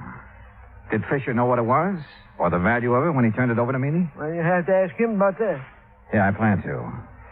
But first, I'd like to have a talk with this Mike Meany. I'm way ahead of you, Dollar. I called Meany right after you called me. He's waiting for us. How far does he live from here? Oh, about 3 or 4 miles down the beach road toward Biloxi. Place called Mississippi City. Mississippi City? Uh-huh. But don't let the name fool you. Ain't nothing there except a couple of stores, fishing boat landing, and the train depot. Sounds like a real quiet place. It is. It's also where this whole thing started and where I hope it finishes. And the sooner, the better. A few minutes later, we were driving east along the coast. Ahead of us, we could see Mississippi City's one and only landmark, a long wooden pier extending far out into the Gulf. Anchored near the end of it were several small fishing boats. We passed the Meany General Store and the Meany Fish Market, then turned into a narrow driveway. I'm not sure what kind of a house I'd expected Mike Meany to live in, but this certainly wasn't it. It was too small and it needed a coat of paint. We got out and Owen led the way to the side porch.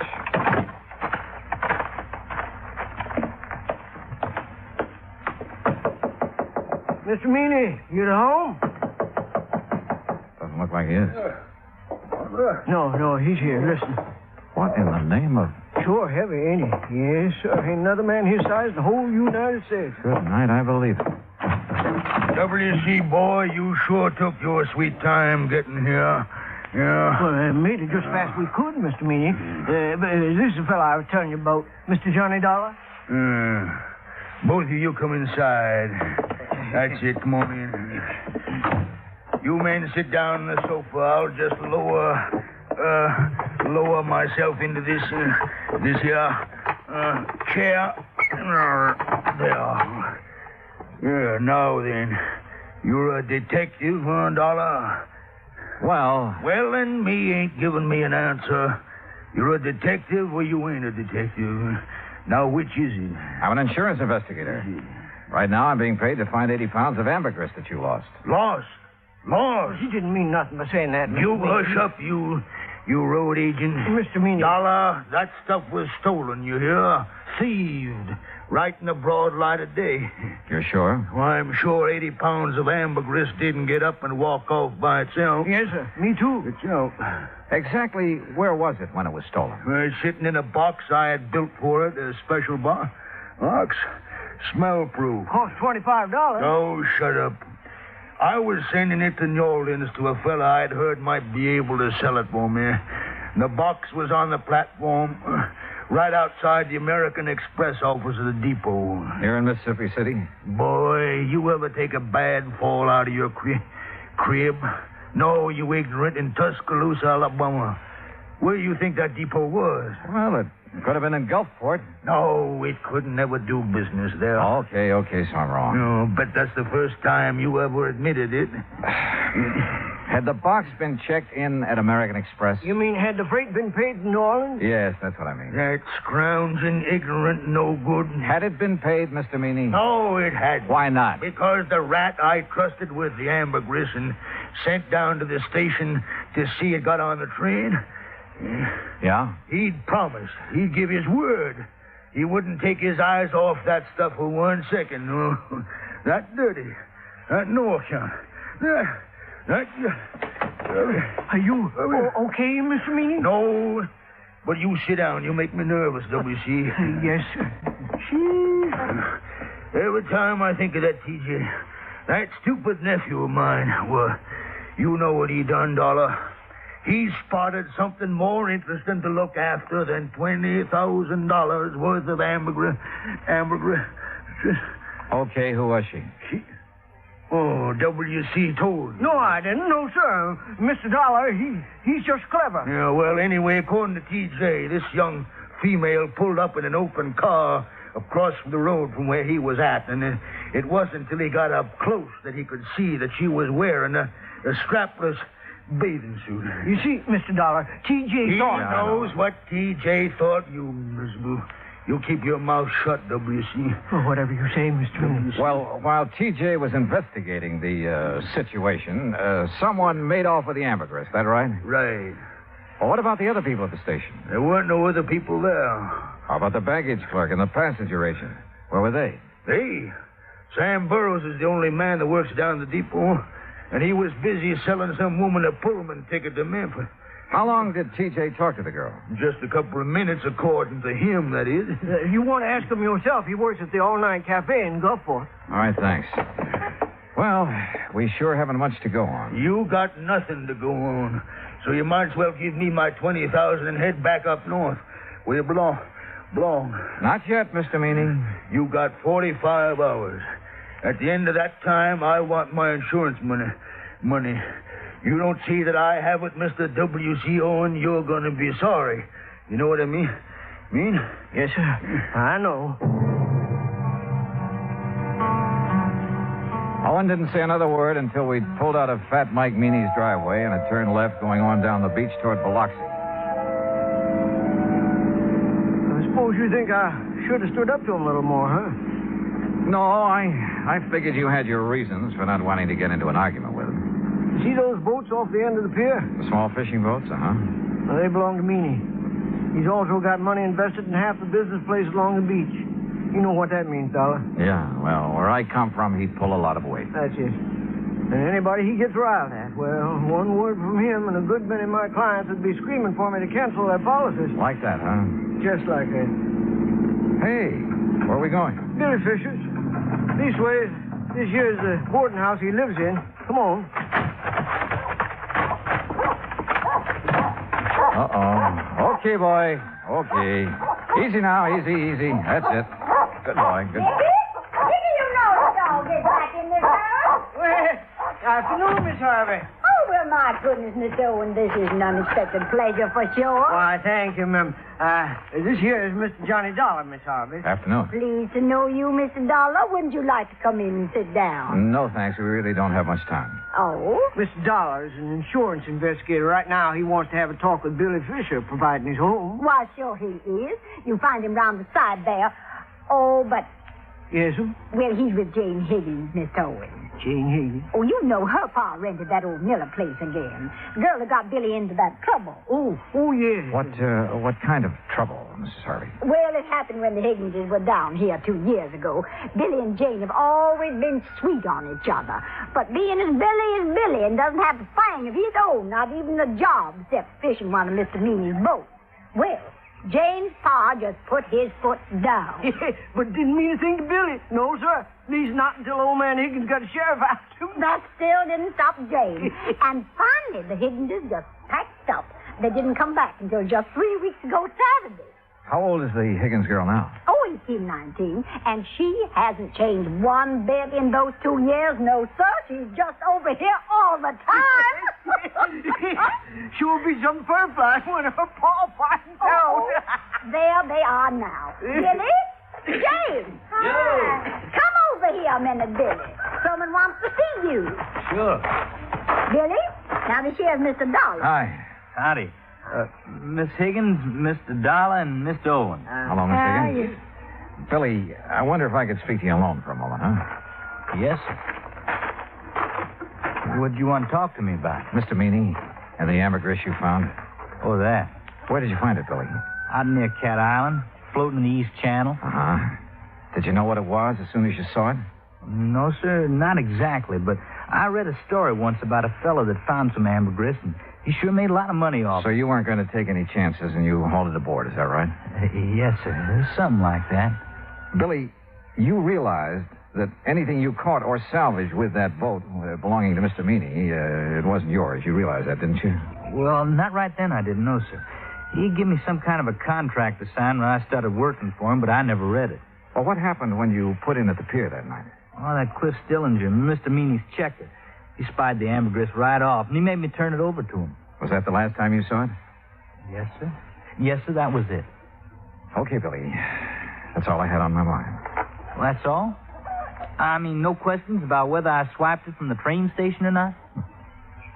Would you tell me if you had? You crazy or something? Heck no.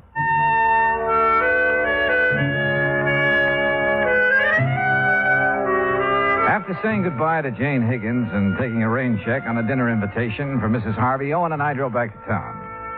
I was tired and I was discouraged, and I needed a good night's sleep, so I had him drop me off at the hotel. At the desk, I found a message to call long-distance operator 19. A few minutes later, the call was completed. George Reed speaking. Hi, George. Thought it was you. Johnny, where in blazes have you been? I've been trying to get hold of you all afternoon. Oh, something important? No, I was just curious about the weather down there. Oh, well, it's great. Warm, but not too warm. Johnny. Okay, George, what's happened? One of the boys upstairs got wind of that ambergris claim. So? So he just happens to have a friend who's an ichthyologist. Well, bully for him. Johnny, this ichthyologist says that ambergris comes only from the sperm whale. And there has never been a sperm whale alive that would be caught dead swimming in the Gulf of Mexico. What? You follow me, Johnny? I think so. If there's never been a sperm whale in the Gulf, then that stuff you people insured couldn't have been... But, George, if it wasn't ambergris, what was it? I don't know. unless you find it, we're stuck for $20,000. Holy smokes.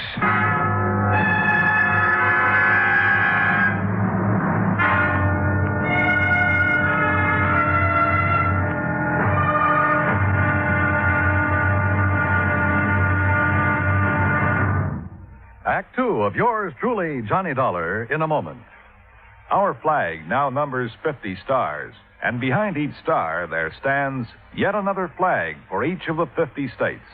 New Mexico's flag is an ancient Zia sun symbol, a red circle on a field of yellow, radiating from 4 points, which we might indicate as north, east, south, and west, are 4 parallel lines.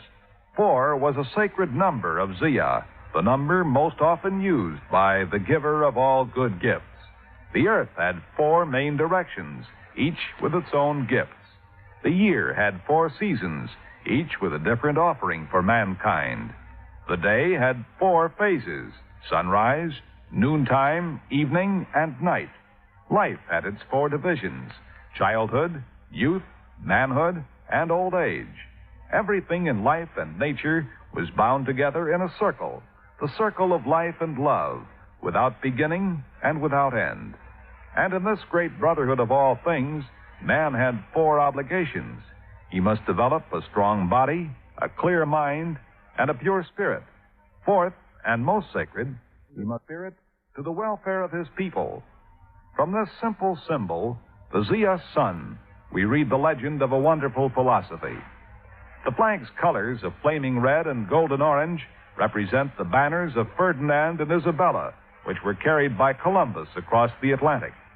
New Mexico's state flag, the flag of the 47th state to enter the Union, was adopted on March 19, 1925. Now, Act two of yours truly, Johnny Dollar, and the Michael Meany Mirage Matter.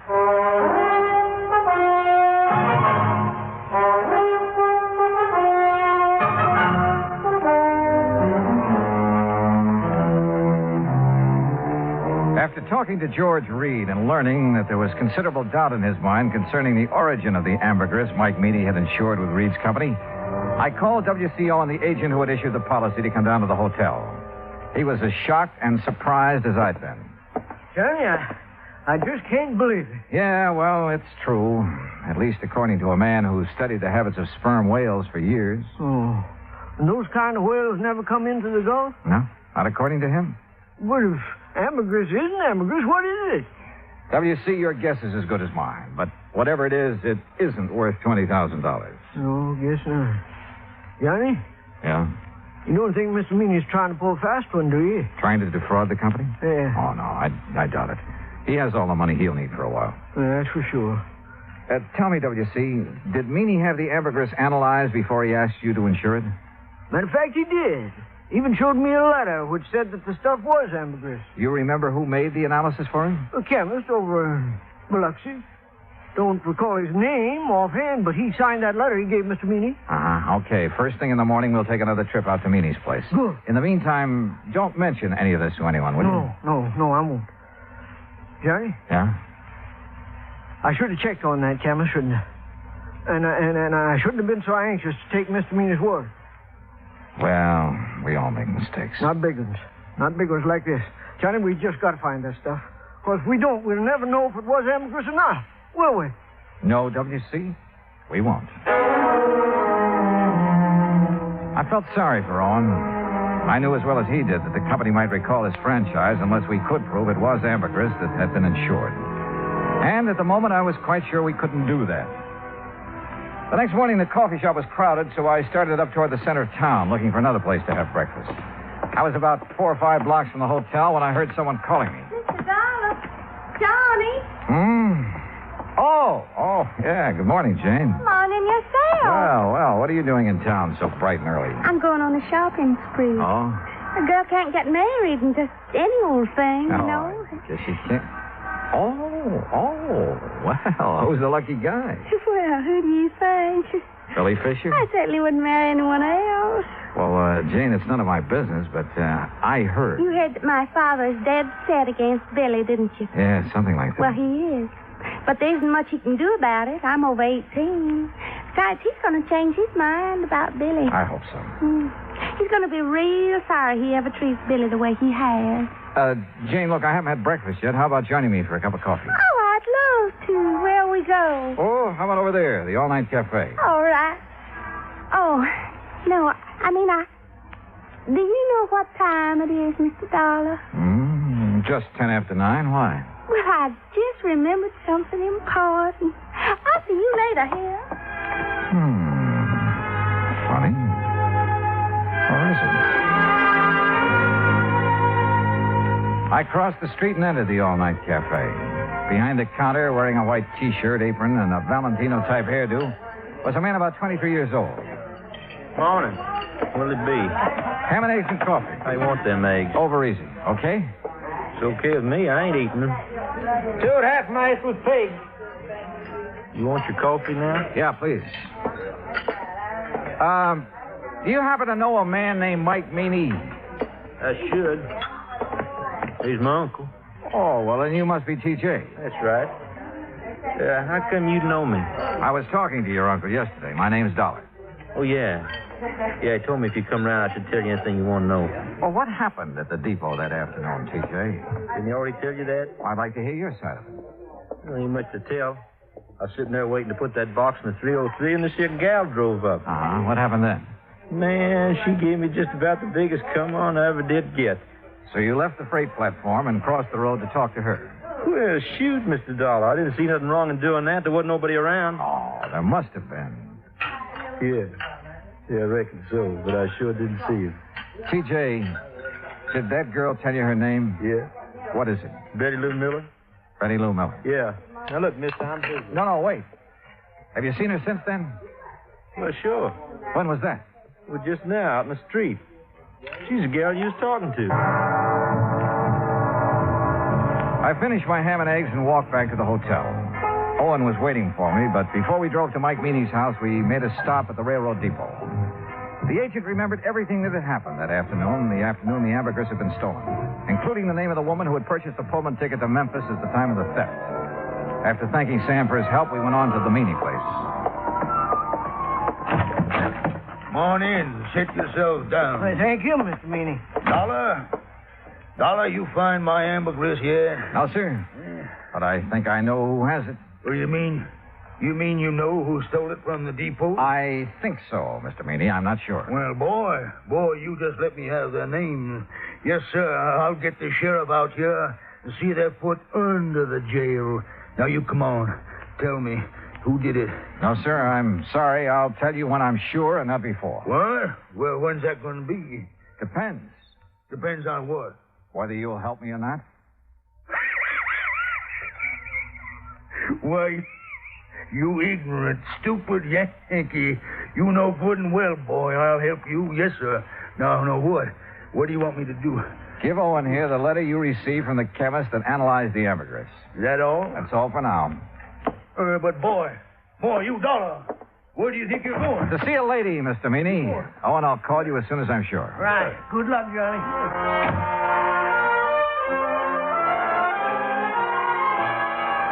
In Owen's car, I drove down the beach to Mrs. Harvey's boarding house. Billy Fisher was out with the boat, so I had plenty of time to tell her what I knew. It's all my fault, Mr. Dollar. I planned the whole thing and put Billy up to it.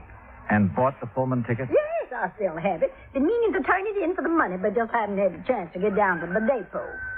Tell me, Mrs. Harvey, how did you know that T.J. would leave the ambergris when he did? Oh, everybody around here knows T.J.'s weakness for girls. One that to me hasn't been locked up long ago. Yeah. Well, it was a beautiful job. You timed it just like a professional. I thank you for the compliment. Where was Billy? In the woods on the other side of the railroad track. He waited till Jane got T.J. all mixed up, then he scooted across, got the ambergris, and ran back into the tree. And Jane picked him up after leaving the depot? Yes, sir. You care for a cup of coffee, Mr. Dollar? No, thanks, Mrs. Harvey. You look so downhearted. Well, I guess that's part of my job, too. What did Billy do with the ambergris? I sent it on to Atlanta. A man there's going to sell it for him. Oh, I see. My, you sure look like you lost your best friend. Yeah, well, I ran into Jane this morning. She was going shopping for her trousseau. Yes, I know. Mrs. Harvey, if it turns out that isn't ambergris. Oh, they'll still get married no matter what, Mr. Dollar. If not now, then someday. Dollar! You Yankee schemer! What? Where you at? What on earth? Miss Harvey! Well, that sounds like Mr. Owen. And my friend, Mr. Meany. Dollar!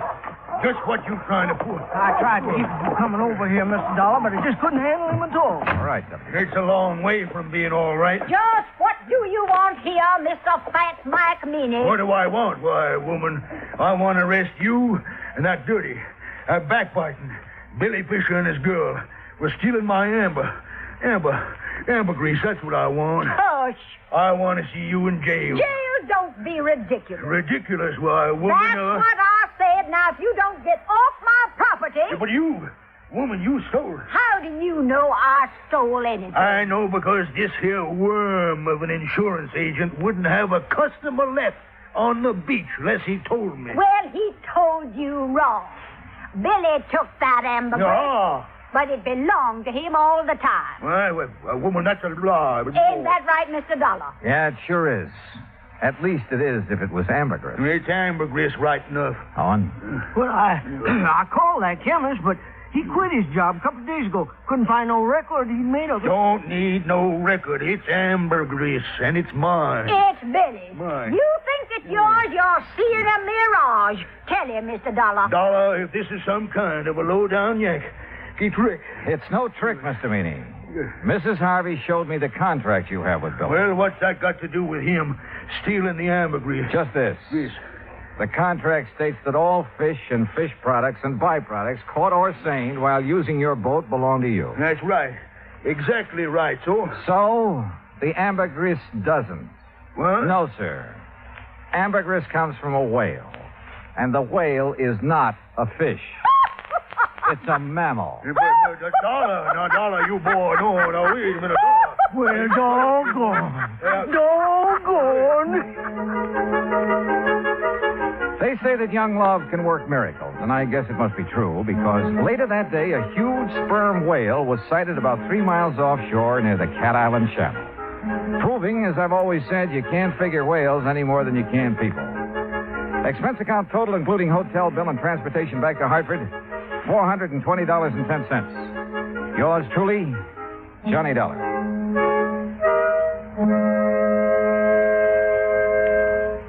Now, here is our star to tell you about next week's story. Next week, the Wayward Truck Matter. And I'll leave you to figure that one out for yourself. But join us, won't you? Yours truly, Johnny Dollar.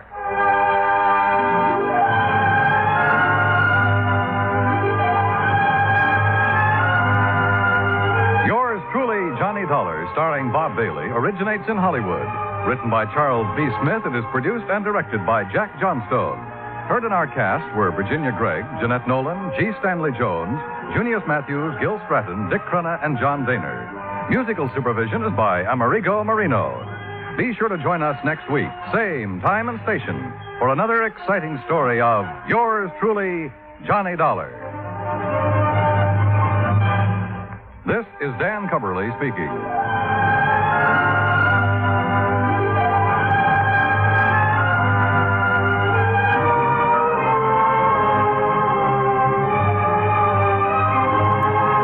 Johnny Dollar has come to you through the worldwide facilities of the United States Armed Forces Radio and Television Service.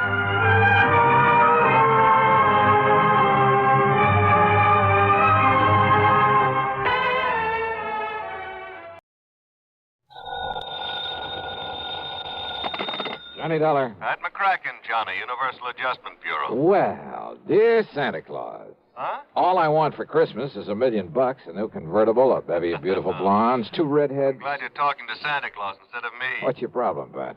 Plain old-fashioned greed. Greed? Plus a no-good Samaritan. You want to go to work on it? What's the fee look like on this one? I can always use a few extra bucks this time of year. As who can't. But you know something? What's that? When you find out what this is all about, Johnny, well, believe it or not, even you may suddenly decide to make like one of Santa's helpers. Oh, now, wait a minute. If that means no fee. Come on over. Let's talk about it, huh? Yeah, I think I'd better.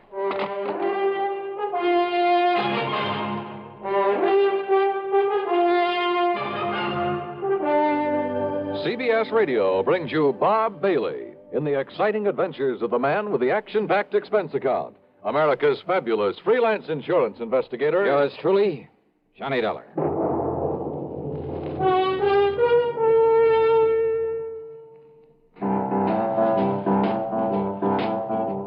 Talk about best-selling records. Here's a familiar tune about America's best-selling filter cigarette, Winston.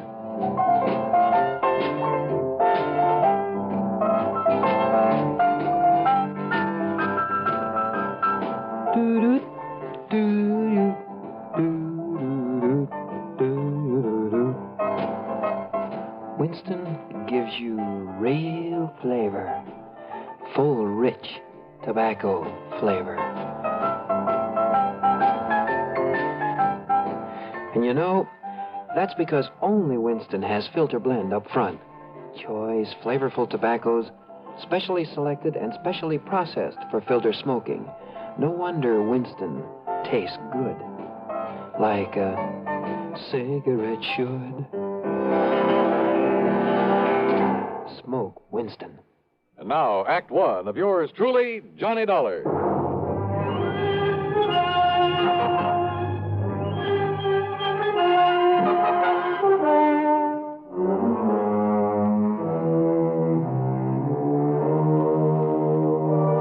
Expense account submitted by Special Investigator Johnny Dollar to the Universal Adjustment Bureau, Home Office, Hartford, Connecticut. Following is an account of expenses incurred during my investigation of the Suntan Wealth Matter. Pat McCracken trying to chisel me out of a fee? Well, there was one way to find out. Expense account item one, $1 even for a cab to his office. On second thought, just in case, let's call it $1.50. When I got there, Pat got straight to the point. Johnny, as you know, we adjust insurance claims, do a lot of other services for a lot of small companies. So? Well, a good many of them cater to the farming communities. Not only home and property insurance, but they push endowment, the retirement type of policies. Companies like, Amalgamated Life, Trinity Mutual, New Britain Mutual, and so on. I think I've worked for all of them. Well, then you know the sort of clientele they cater to. So what's happened? 2 years ago, out in South Dakota, in a big agricultural area. Just a few days before Christmas? Wow. Now listen, Pat, huh? We suddenly got notice that a lot of people in a town near Sioux Falls were cashing in their insurance. Well? Well, then a little over a year ago, the same thing happened in a farming section near Fayetteville, Tennessee. And about 6 months ago at a small town near Macon, Georgia. And these people are not only cashing in their policies, but they were borrowing on their land, hawking their furniture, raising cash any way they possibly could. For what purpose? To invest in the stock market. Oh, well, maybe you can't blame them. Johnny. Own a few shares myself, some AT&T, Sure. GE, some Union Carbide. Yeah, but you buy those blue chips, and through a legitimate broker. Well, doesn't everybody? Not these people. They were handing their dough over to some guy who moved into town and promised to double any money they gave him inside of 3 weeks. Oh, no. That old racket? That old racket. They'd give him $100 to invest for them, and 3 weeks later he'd return them $200? Yes. And when the word got around, everybody in town would start handing him his life savings? Yes. And out of the money coming in, he'd pay off the early suckers. Pay them 2 for 1. So they and all the rest of the pigeons would keep handing him more and more. And then, of course... Oh, sure. As soon as he got a really big bundle in his hands, he'd disappear. Exactly. Oh, brother. One of the oldest, dirtiest, meanest rackets in the world. And the poor, greedy people are still falling for it and getting burned. And the authorities haven't been able to catch up with this guy? By the time they have, he's been gone. But now the latest series of policy cancellations started coming in only a few weeks ago from a town called Enterprise, New Jersey. Well, then, Pat, there may be time to nab him. I hope so. But why aren't the local authorities doing something about it? The man is still paying off, Johnny. You know, the early investors. You can't nab him for that. Oh, well, what he's really doing, though, is setting up the later suckers for a big killing. Of course. But isn't anybody wise to what he's up to? Who knows? Maybe there are a few who are smart enough to get in at the beginning during the big build-up. Yeah, but they'll get their money back. Why, sure, doubled. But then, when he gets enough new money... Well, aren't the police wise to him? Suppose they are, Johnny. What can they do so long as he keeps paying off as promised? Oh, brother. Of all the dirty, rotten... Well, you want to go look? I sure do, Pat. And you can pay my expense account, but that's all. You know, on account of Christmas or something. I kind of thought you'd feel that way about it. Yeah. I'll be in touch.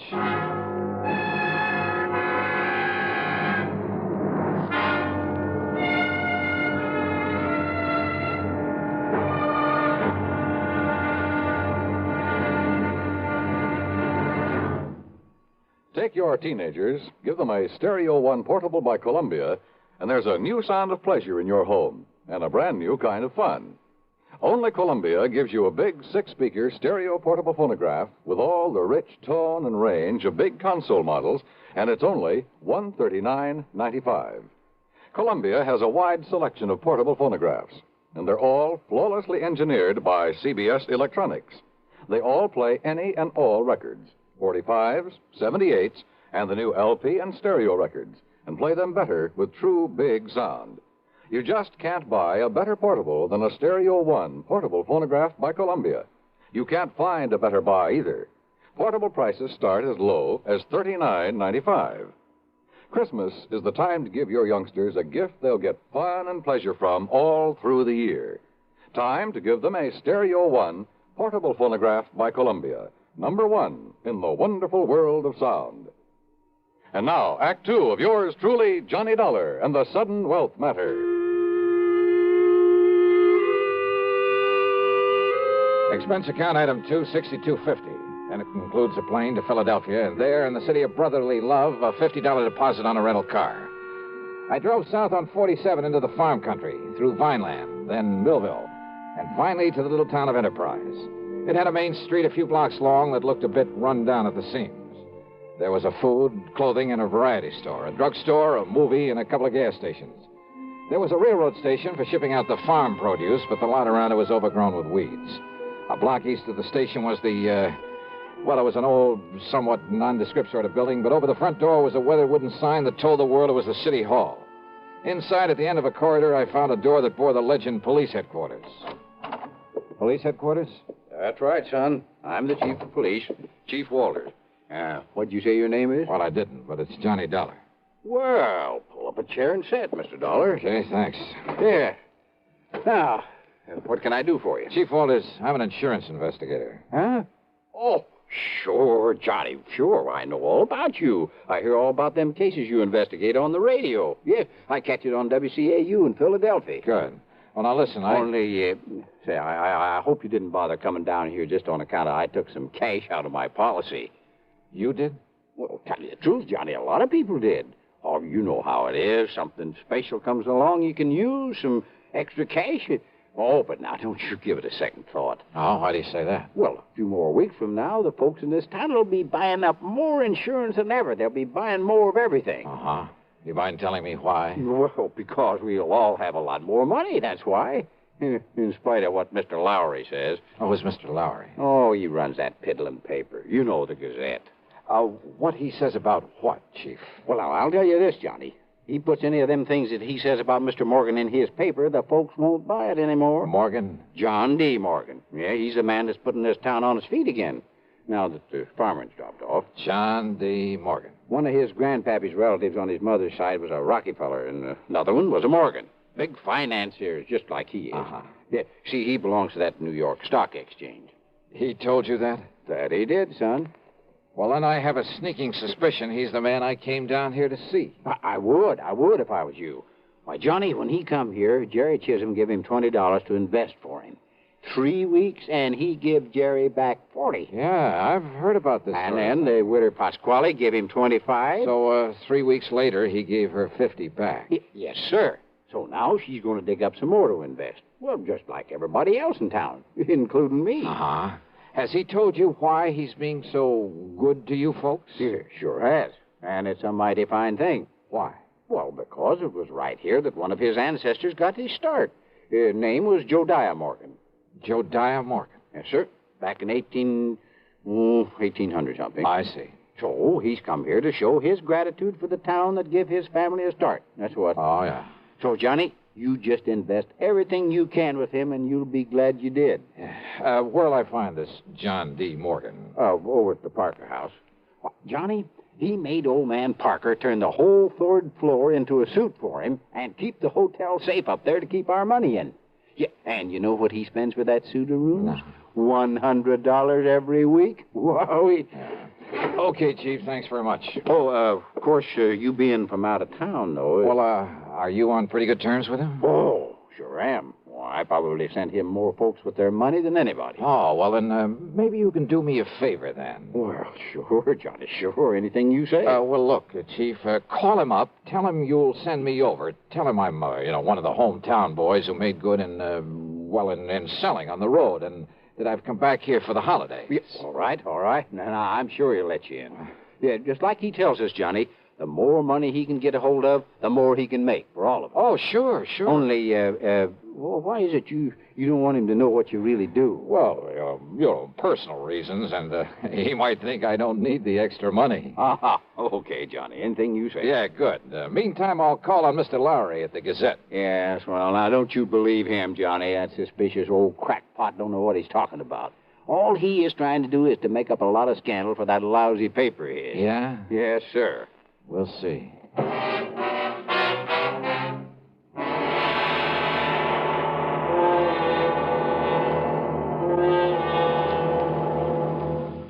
Act 3 of yours truly, Johnny Dollar, in a moment. Meet star Stuart Irwin. Nothing's worse for an actor than a nasty cold. To feel better quickly, I take wonderful 4-way cold tablets. The fast way to relieve cold distress. Right. Tests of all the leading cold tablets proved 4-way fastest acting.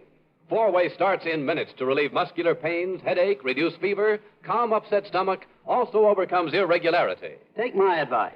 For your next cold, take 4-way cold tablets. The fast way to relieve those cold miseries. 4-way, only 29 cents. And now here's a word about another fine product of Grove Laboratories. Does dandruff dull your hair, leave scalp itchy? Get Fitch Dandruff Remover Shampoo and get rid of unsightly dandruff in 3 minutes. 3 minutes with Fitch regularly is guaranteed to keep embarrassing dandruff away forever. Apply Fitch before wetting hair, rub in 1 minute. Add water, lather 1 minute. Rinse 1 minute. Every trace of dandruff goes down the drain. 3 minutes with Fitch, unsightly dandruff's gone. Fitch can also leave your hair up to 35% brighter. Fitch Dandruff Remover Shampoo.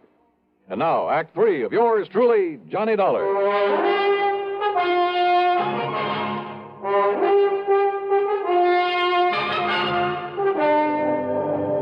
Believe me, I've tried to pound some sense into their heads, Mr. Dollar, but they won't listen to me. If I print something about that shyster in my paper, they won't buy it. It's unbelievable. All they do is keep handing over more of their hard-earned money to them. Oh, sure, but they're getting it back, aren't they, Mr. Lowry, plus a handsome profit? Sure they are, those who gave him money over 3 weeks ago. So what do they do then? They go out and beg and borrow some more and give that to him. You just can't raise it. So he keeps taking in more than he's paying out. 10 times as much, every day. But as soon as he's got hold of every cent these people can cough up for him, well, you know. Oh, yeah, I know. Oh, if only I could get some action around here, get him locked up in jail. Yeah, but how can you as long as he's paying out on the original investments? You have no case against him. I know. Well, he'd sue for false arrest and have you over a barrel. Of course. Oh, the suckers would rally to his side and you couldn't prove a thing on him. I know. You simply can't touch him, Mr. Lowry, until he makes a break for it. Yes, but who knows when he'll try it. If he's clever enough to do what he's doing, and with the stupid one-man police force in this town... Wait a minute. Yes? There's one way of knowing when he'll try to duck out of here. How? By giving him the necessary encouragement. The only encouragement you could give to a man like him would be in the form of money. That's right. Now, look, I got a plan, Mr. Lowry. It'll take your complete cooperation. Yeah. And it may take the use of some of your money. My money? It's a chance, but the one chance we have. Now, that's carrying things a little too far. Hey, look. Are you on my side or his? Well, you know the answer to that. Okay. Then our job right now is to convince him that we're on his side. What? Yeah, sure. The only thing that'll make this John D. Morgan pack up and leave is more money. Well, of course. When he gets all he can out of the people. So listen to me, please. I want you to do 2 things. Now, I hear the press running back there. Yes, I started the run of today's paper just before you came. Stop the press. What? Yeah, set up a new front page. An apology for your previous attitude toward him. Apology? You know, now that you've seen with your own eyes what a good Samaritan he really is, what he's done for these people, what he'll continue to do for them. Mr. Dollar, I and don't... Look, call in every kid in town if you have to, but get that paper in circulation. Then you call on Morgan. Call on? Yeah, with every penny you can scrape up. Give it to him to invest for you. Hey, is the local bank still open? It will be in for a couple of hours, but now look here, Mr. Dollar. Then I'll try to get hold of some money myself to give to that crook. You? Well, Dollar, don't you see Do you think he'll hang around once he's got his hands on a real bundle? Hey, don't you understand, Mr. Lowry? Well? Why, Yes, of course. Sure. It's the only way to make him try to leave town with it. Yes, it's a chance, though, Mr. Dollar. Have you got a better idea?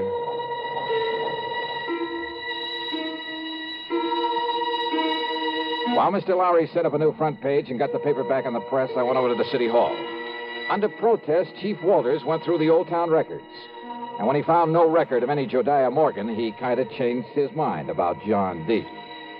Then I spent item 3, $1.50 for a call to the Securities and Exchange Commission in New York. They'd never even heard of our shyster friend. Chief Walters' protest then was because I wouldn't let him go straight to the hotel and slap the cuffs on John D. Morgan. And he is a crook. Lowry over at the Gazette was right. Well, sure, of course he was. But look, if you try to arrest Morgan now, you'll only make trouble for yourself. Until we get proof, we have... Bang that dirty crooked. What can I do, Johnny? Well, I got a plan going, Chief. I'll tell you about it on the way to the bank. Oh, what kind of a plan? Did you phone Morgan I'd be over to invest with him? Yes, sir. Good. And when I said your name, well, he made me repeat it for him. But I didn't tell him who you really are. I mean, what you do. Good. Now, you can help some more by taking everything you have out of the bank. Huh? Sure. To invest with John D. Morgan. What? Come on. I'll tell you what it's all about. At the bank, I laid the whole thing out to the president, a dignified old man by the name of Peterson. He, too, agreed to cooperate. Item 4, then 2.25 for a call to Pat McCracken back in Hartford. $10,000? Yeah, wire it to my account right here at this bank. Now, Pat, immediately. And you're going to hand it over to that crook? That's right. Well, Johnny, if something goes wrong, if he gets It's away... a chance we got to take, Pat. Well? Okay, Johnny, whatever you say. Attaboy. Now, Mr. Peterson. Mr. Dollar, my own wife has just gone to see Morgan with $5,000 for him. Oh? And if that doesn't, well, I guess flush him out is Yeah, concern. good. And yet, I wonder. Yes. Well, I just hope we aren't overdoing this thing now. Enough to make him smell a rat, I mean. No, of course not, Johnny. Ain't you seen the Afternoon Gazette? Precisely. With the paper now supporting instead of fighting him, more people than ever have gone there to give him money. Yeah, but if he does get suspicious, I think I'd better go over there and see him. Whatever you say. But until Pat wires me that $10,000... Oh, here, Mr. Dollar. Here's $1,000 in cash. Huh? From my own personal account. And if you need more... No, thanks. But this ought to be enough to convince him I'm sold on him. Hope I'm not too late. Not unless he were to find out who you really are. Come on, Chief, let's... Hey. Yes, Mr. Dollar? How does Morgan get around? Johnny, you mean you ain't seen that beautiful limousine, that brand new... Where does he keep it? He rents the garage back of Miss Goodwin's house on Wood Street, a couple of blocks west of the hotel. Okay, Chief, then I'll meet you at Morgan's hotel room. Okay, Johnny. And don't, for heaven's sake, tip him off about this. I'll go along with the chief. Yeah, do that. I found the Goodwin house on Wood Street. I found the garage and back. But there were no keys in the limousine inside of it. And rather than lose time breaking open the trunk, possibly to find nothing, well, I remembered an old trick I'd used once before. Then over to the hotel and up to the 3rd floor. But instead of John D. Morgan, I found half the population of Enterprise milling around in it. I had to force my way through to where Chief Walters and the banker, Mr. Peterson, were standing in front of an old-fashioned open safe. Too late, Mr. Dollar. We got here too late. What? Don't you see, Johnny? He skipped. He's already skipped out on us. Must have got wise to you. I had the chief order Mr. Parker to open the safe and look. Look at what everybody who came in here thought were bundles of money. Their money in it. Wads of paper with bills on the outside to make them look Dollar, listen to me. Yeah, Mr. Lowry. These people feel that you were responsible for this. Me? And after making me give my last penny to them a while ago, Dollar, I can't help wondering myself. Oh, now look, use your head. Listen to me. Listen. All right, I'm listening. Well, doesn't anybody know where he went? He must have went out the window in the back room when he seen me and Mr. Peterson coming. The back window, huh? Okay.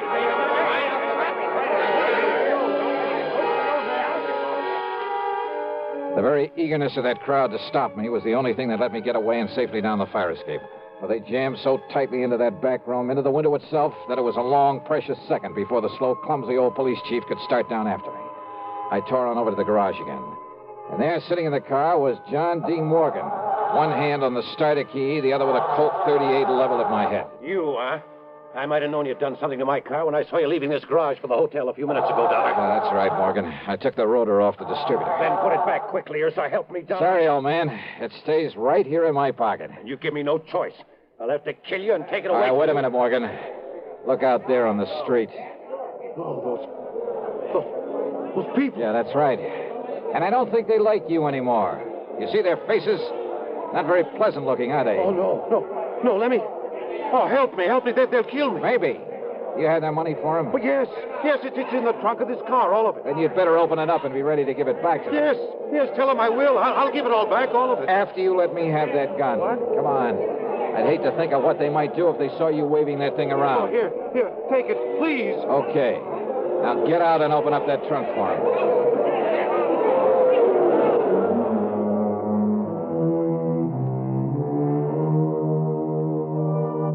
That mob, slowly, menacingly moving in on us, was something I won't forget for a long, long time. Matter of fact, it was Morgan tossing out the money, shrieking out a confession, promising to pay them all back that saved me from them. And now, of course, he'll be taken care of by the courts. Yeah, plenty. Expense account total less the $50 deposit on my rental car, $38.25. Yours truly, Johnny Dollar.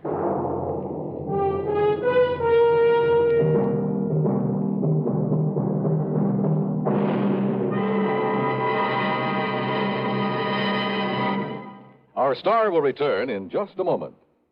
How's your Christmas shopping coming? Not leaving everything for the last minute, we hope. Remember, as a practical gift-hunting matter, the best selections usually go to the earliest shoppers. Another thing, last-minute men compete with the biggest crowds in the stores and streets and face greater accident danger. CBS Radio suggests shop early and safely for a healthy, happy holiday season. And here's a suggestion for Christmas buying that's really giving the best. Almost Christmas, no time to lose. Lots and lots of gifts to choose. Give him, give her a gift set by Yardley. For her, an array of all-new Yardley gifts, $1.50 to $13.50. A Yardley Red Roses Spray Mist and Soap Set, $3.50. All prices plus tax. Yardley. Give him, give her a gift set by Yardley. Now, here is our star to tell you about next week's story. Next week, the strangest disappearance I've ever been called on to investigate. Join us, won't you? Yours truly, Johnny Dollar. Yours truly, Johnny Dollar, starring Bob Bailey, originates in Hollywood and is written, produced, and directed by Jack Johnstone. Heard in our cast were Lawrence Dobkin, Forrest Lewis, Junius Matthews, Edgar Barrier, and Russell Thorson. Be sure to join us next week, same time and station, for another exciting story of yours truly, Johnny Dollar. This is Dan Cubberly speaking. Time once again for another tale of suspense as this popular weekly drama follows on the CBS Radio Network.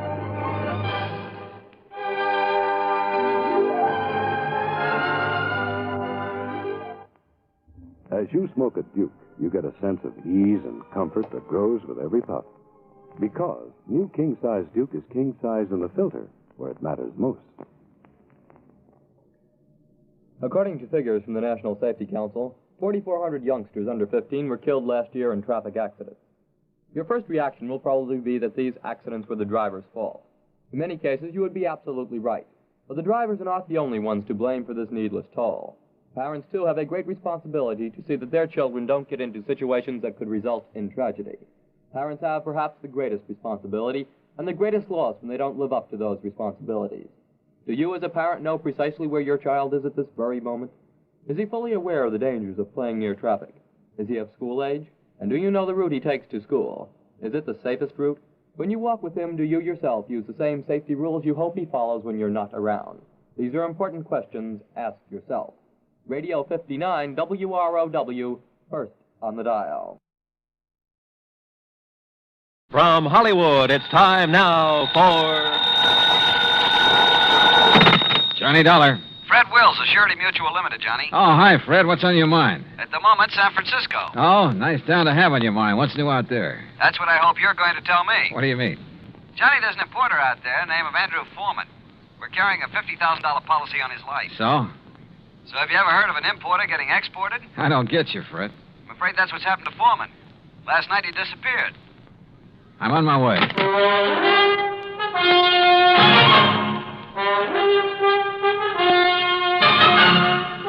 Bob Bailey in the exciting adventures of the man with the action-packed expense account, America's fabulous freelance insurance investigator. Yours truly, Johnny Dollar. And now, Act One of yours truly, Johnny Dollar.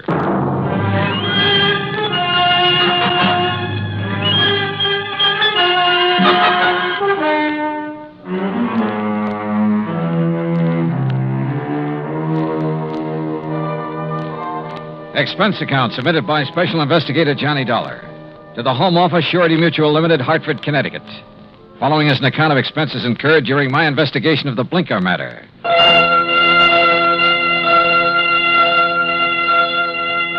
Expense account item 1, $178.50, transportation and incidentals to San Francisco. On the flight out, I studied the dope Fred Wills had sent me. Andrew Foreman, age 51. Occupation, importer. Health, good. Judging from the hefty premium he had to pay, his importing business must be okay. Wife, Marcia Foreman, age 35. 16 years younger than her husband. And Marcia was the sole beneficiary. My plane landed about 8 in the morning. An hour later, I was at the Foreman's apartment. It was spacious, modern, with a lot of glass and the kind of view of the bay that you had to pay plenty for. Yeah, there was money written all over the place, and Marcia Foreman looked right at home. I'm just having coffee on the terrace, Mr. Dollar. Won't you join me? Oh, thanks. I could use some. Out here. Oh, you sure got a beautiful view here. Yes. I never get tired of watching the bay, the ships. There's always something going on. Oh, here you are. Thanks. What is it, Mr. Dollar? Oh, I'm just looking up the bay. Alcatraz? Yeah. Such a grim-looking place. Yeah, it's a real exclusive club. But I managed to get a couple of new members into it. I don't think I care for the kind of job you have, Mr. Dollar. Trouble wherever you go. Suppose we talk about your troubles. All right. I told the police all I know when I filled out the missing persons report. But I'll go over it again for you. If you don't mind. Your husband disappeared the night before last. Yes, that's right. What time? I'm not sure. Oh? Around 9 o'clock that night, somebody came to see him. A strange sort of man. How do you mean strange? Well, he was dressed in rough clothes, a seaman's jacket. He said he was an old friend of my husband's. Did he give you his name, Mrs. Foreman? Only Blinker. Blinker? Yes, he said that's what everybody called him. I guess because he kept blinking his eyes very rapidly. I see. Well, I showed this Blinker person into the den where my husband was and left the two of them together. Uh-huh. A few minutes later, my husband came out and told me he was going to drive Blinker downtown and find him a hotel room. So I went to bed. I was tired and went right to sleep. And? Well, my husband and I have adjoining bedrooms. When I went in to call him yesterday morning, he was gone. The bed, it hadn't been slept in. I called his office thinking he might have decided to work late, but they hadn't seen him. Then you called the police? Yes. Mrs. Foreman, had your husband ever mentioned this man Blinker before? No, I'm quite certain he hadn't. Can you describe him? Well, he wasn't above medium height. Age, maybe in the 40s. A scar on his right cheek, a thin nose, and dark, rather beady eyes. I'm afraid that's the best I can do. Well, considering that you only got a brief look at him, I'd say that was a pretty complete description. Mr. Dollar, do you think this person Blinker could have done anything to my husband? I don't know, but I'm sure the police are looking for him. Just one more question, Mrs. Foreman. Suppose Blinker had nothing to do with your husband's disappearance. I'm afraid I don't follow you. Oh, well, what I mean is, can you think of any reason at all, why your husband might want to disappear? No, Mr. Dollar. Absolutely not.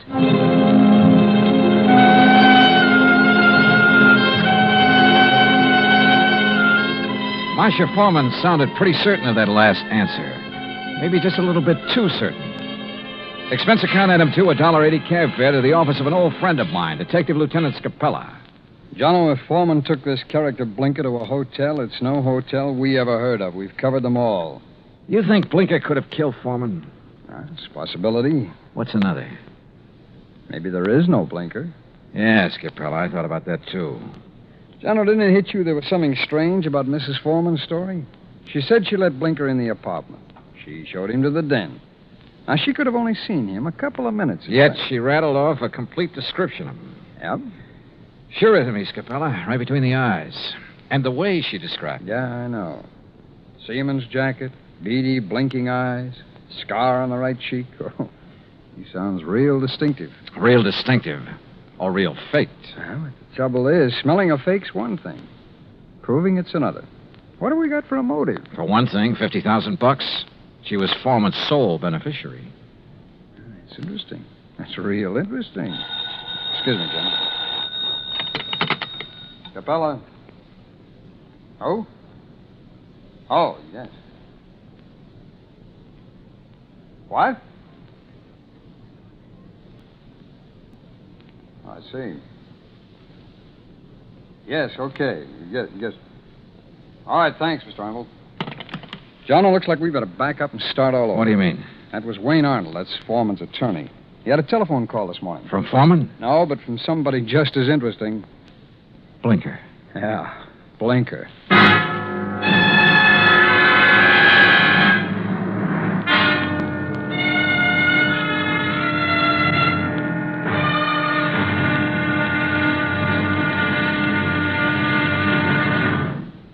Act two of yours truly, Johnny Dollar, in a moment. And now, Act two of yours truly, Johnny Dollar, and the Blinker Matter. Like Scapella said, we had to back up and start all over again. Just when we talked ourselves into thinking Marcia Foreman's story about Blinker was phony, her missing husband's lawyer phoned and told us he'd just heard from Blinker. Item 3, $1.70, cab fare to the office of Wayne Arnold, Foreman's attorney. I met him just coming out his door. Did you wish to see me? Mr. Arnold? Yes. I'm Johnny Dollar. Oh, yes, the insurance investigator. Mrs. Foreman told me you'd been questioning her. Look, I'm sorry, but I'm in rather a hurry. I have an appointment, and I'm late for it. Sorry, but this will only take a minute or two. I was in Lieutenant Scapella's office when you phoned a while ago about this man Blinker, Mr. Arnold. Oh, yes. When did you hear from him? Just a little while ago. I called Marcia Foreman right away, and she thought I ought to call Scapella. What did Blinker say on the phone? It was a strange conversation. He sounded nervous, excited, almost out of breath. Said he wanted money, $10,000. If he didn't get it, he'd... And that's as far as he got. He stopped suddenly, said he'd contact me later, then hung up. What do you make of it, Mr. Dollar? I don't know. Could be he's holding Foreman for ransom. That's what it sounded like to me. I take it you don't know this Blinker. I never heard of him until Marcia told me about him showing up night before last. Okay. Just one more thing, Mr. Arnold. How long have you been Foreman's attorney? 3, 4 years. Why? Any reason you know of why he might want to disappear? None that I can think of. Another woman, maybe? I doubt it very much. How about his importing business? As far as I know, it's in excellent shape. Okay. Thanks, Mr. Arnold. Mr. Dollar. Yeah? This man Blinker, why would he have it in for Andrew Foreman? Good question, Arnold. Sorry I don't have an answer to it. I went down the elevator and outside. I stopped at the corner to get some cigarettes, and that was my first lucky break. Because just as I was leaving the counter, I saw Arnold come outside. And the way he looked up and down the street made it plain he wanted to see if anybody was watching him. He got into his car and drove off. I grabbed a taxi, that's item 4, and trailed him. He drove into Golden Gate Park and stopped. I got out down the road and worked my way toward him behind some bushes. Pretty soon, a woman came over and got into his car. I couldn't hear what they were saying, but I didn't need to. Because when I saw the kiss, I got the message. The woman was Marcia Foreman. I went back into town and waited for Marcia outside her apartment door. She showed up about half an hour later. What? Why, Mr. Dollar. What is it? Is something wrong? Yeah, something's real wrong, Mrs. Foreman. I want to talk to you. All right. Come in. But I've already told you all I know. The story you told me about this man, Blinker, there's no such person, is there?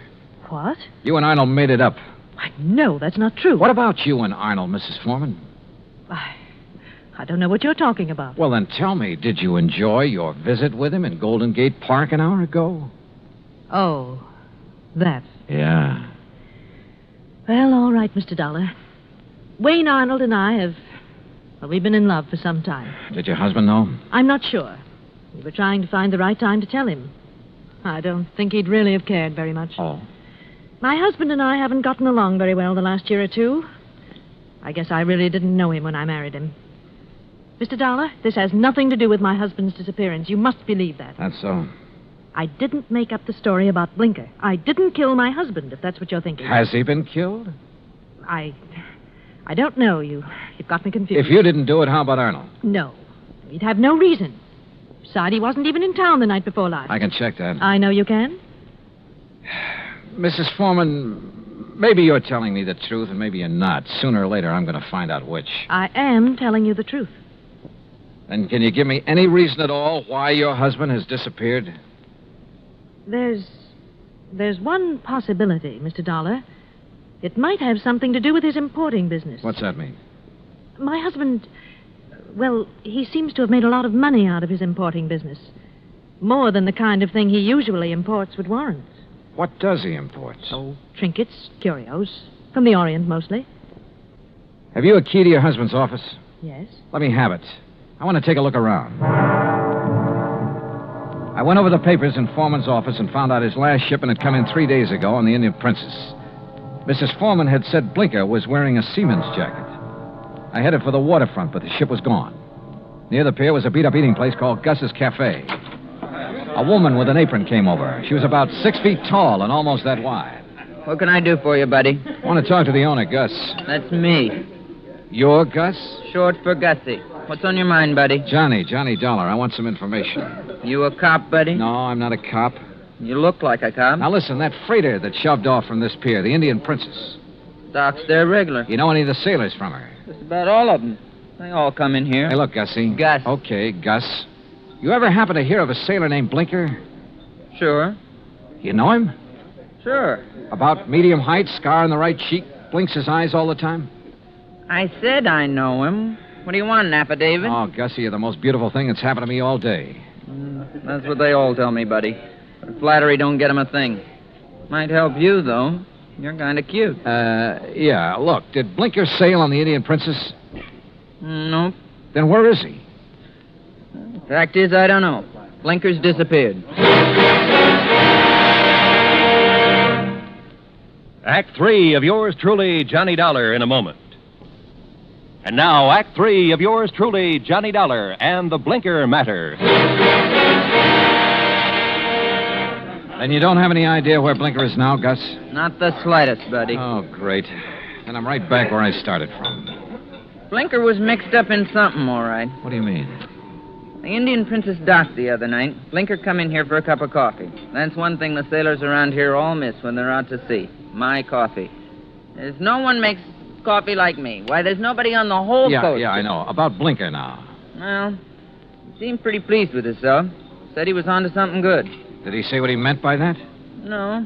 Just sat there looking pleased with himself. Oh, yeah. He showed me the elephant. Said it was going to make him a lot of money. What elephant? He had a carved elephant about 6 inches high. Must have picked it up somewhere. Maybe he was going to sell it. I don't know. Foreman imported curios from the Orient. His last shipment came in on the Indian Princess. That elephant could have been part of it. Foreman? Who's he? Never mind. Well, I wonder where I go from here. I wonder what I'm going to do with all Blinker's stuff if he don't show up for it. Maybe I'm...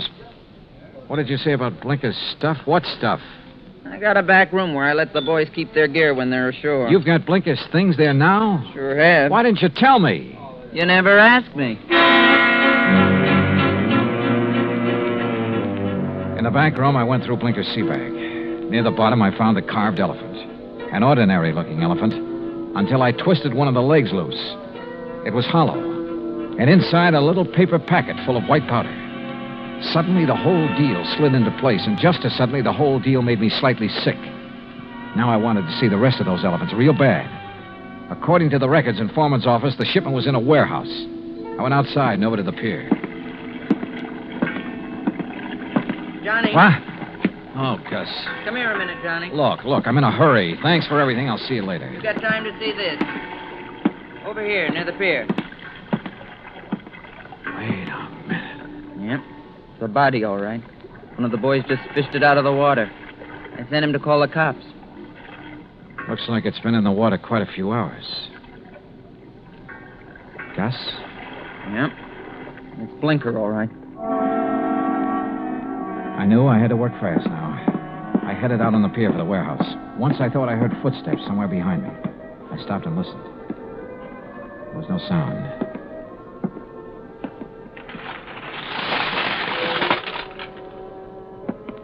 It was dark inside the warehouse, but with the help of matches, I located Foreman's shipment.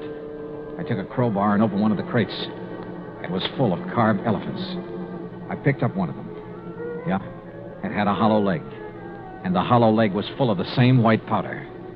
I hit the floor fast. The shot had come from over near the door.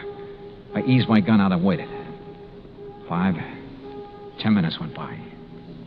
I kept quiet. Then suddenly a shadow loomed up near the crates. We saw each other at the same time.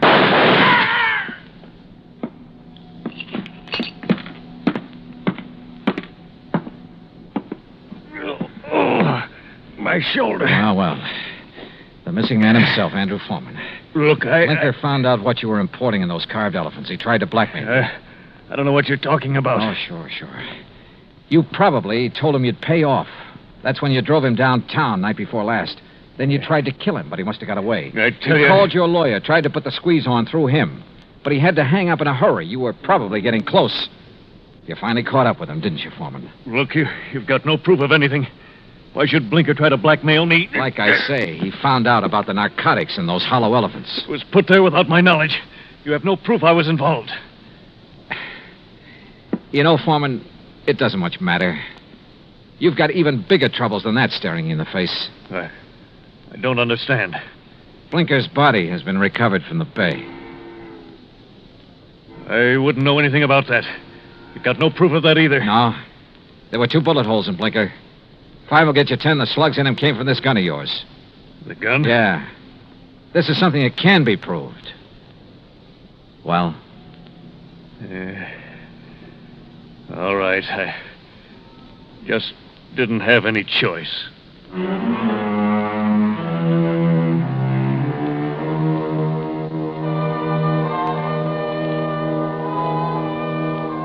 Item 5, $183 even, transportation and incidentals home.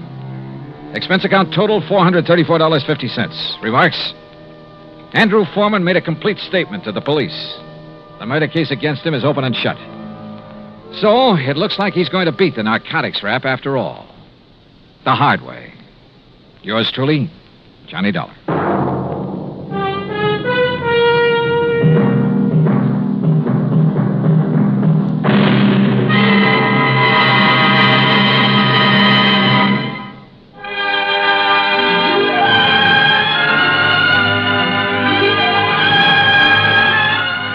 Truly, Johnny Dollar, starring Bob Bailey, originates in Hollywood and is produced and directed by Jack Johnstone. Today's story was written by Robert Stanley. Heard in our cast were Paula Winslow, D.J. Thompson, Harry Bartell, Stacey Heiress, Vic Perrin, and Bob Bruce. Be sure to join us next week, same time and station, for another exciting story of yours truly, Johnny Dollar. This is Roy Rowan speaking.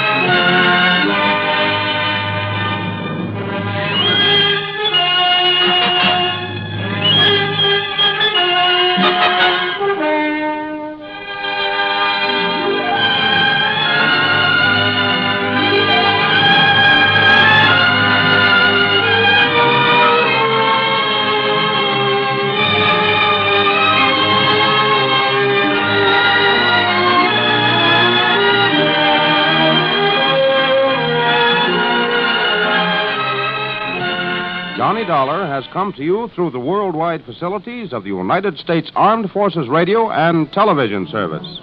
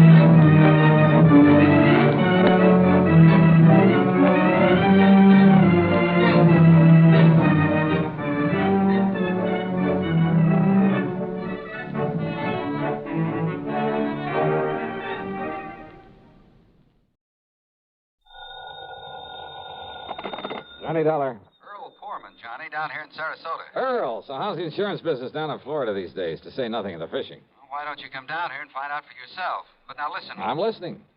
You remember how my home is situated out here on St. Armand's Key? Well, sure, I ought to. I've been there often enough. It's near the end of a long bayou that comes in from Sarasota Bay. Yeah, and the bayou is lined with expensive homes, private docks, and it's full of mullets, sea trout, sheep's head, flounder. So what about it? Johnny, what would you think if I told you I'd sold a man $50,000 worth of straight life insurance? Well, I think you were just doing your normal... Huh? Did you call to talk fishing or business? Listen, will you? Okay. What would I think if you sold a man a $50,000 policy? And? And then, 3 days later, just this morning, as a matter of fact, found his body floating under my dock. Oh. Okay, Earl. I think I'd better grab the first plane I can. That's what I think. And not to go fishing.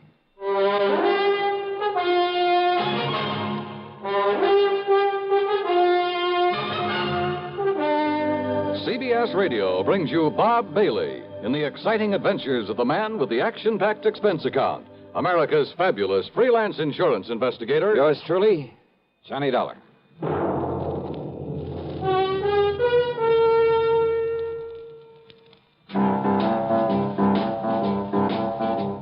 Talk about best-selling records. Here's a familiar tune about America's best-selling filter cigarette, Winston.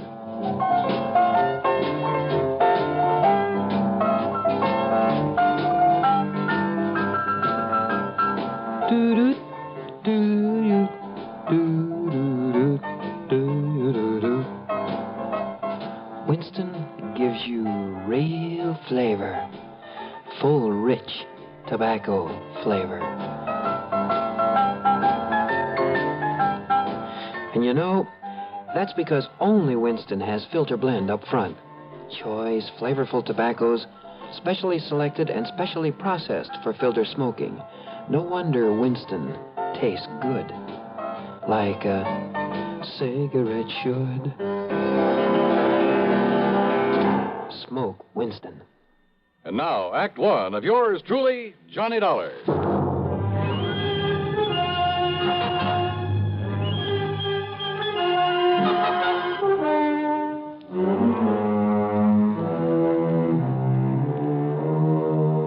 Expense account submitted by Special Investigator Johnny Dollar to the Tri-State Life and Casualty Insurance Company, Sarasota office.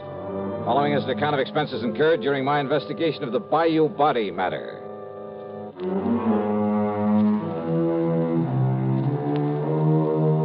Expense account, item 1, $73.50, plane fare and incidentals, Hartford to Tampa, Florida. There I'd figured on getting a ferry plane to Sarasota, but instead Earl Poorman met me at the international airport with his car. Oh, Johnny, I'm glad you got down here so quickly. You realize I only phoned you about 5 hours ago? Yeah, Earl, I just finished my breakfast. Matter of fact, I called you before I even contacted the police. Then you probably aren't sure whether it was natural death or suicide or what, huh? We'll find out what the police have found out when we get to Sarasota. You ask me, though, I think the old man simply went out on his dock this morning, had a heart attack, keeled over, and by the time he floated down to my place, he was dead. Who was he? Well, his name, Johnny, is Ralph P. Carter. He lived in the fourth home up the bayou from mine. That new place that was just being built the last time I was down here? That's the one. He was a man of 64. Used to live in New York, where he had a business of some kind. But he had some heart trouble, so he quit and came down here to live and take it easy. Pretty well to do? Considering the house he put up, the way he and his wife lived, I'd say he was loaded. Matter of fact, I happen to know he was. Fancy car, private dock, Has nice a speedboat. wife, you say? Yes. Uh-huh. How old is she, Earl? About 50. You know what I was thinking, of course. What? Oh, if he'd been married to some much younger gal and having money and some insurance, but you know. Huh? You were thinking his wife had knocked him over to collect on this policy I sold him? Such things have happened, Earl. Well, it didn't this time for several reasons. One.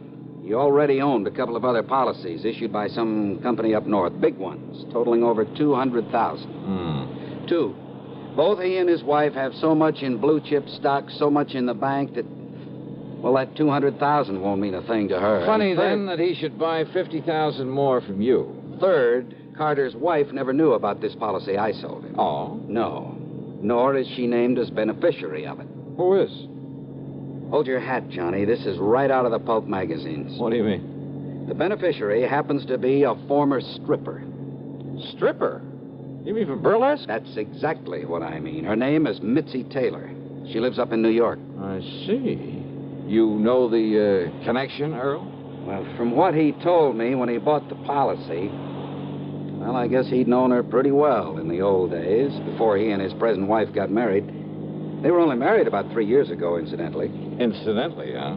Well, what's that mean? Earl, I got a kind of funny idea cooking in the back of my head. About his wife, I mean. About his wife? Yeah, let's get on down to Sarasota and find out what the police have learned.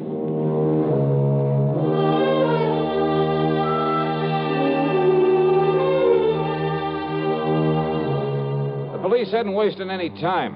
After recovering the body from the Bayou, they'd immediately turned it over to the coroner, Dr. Phillips.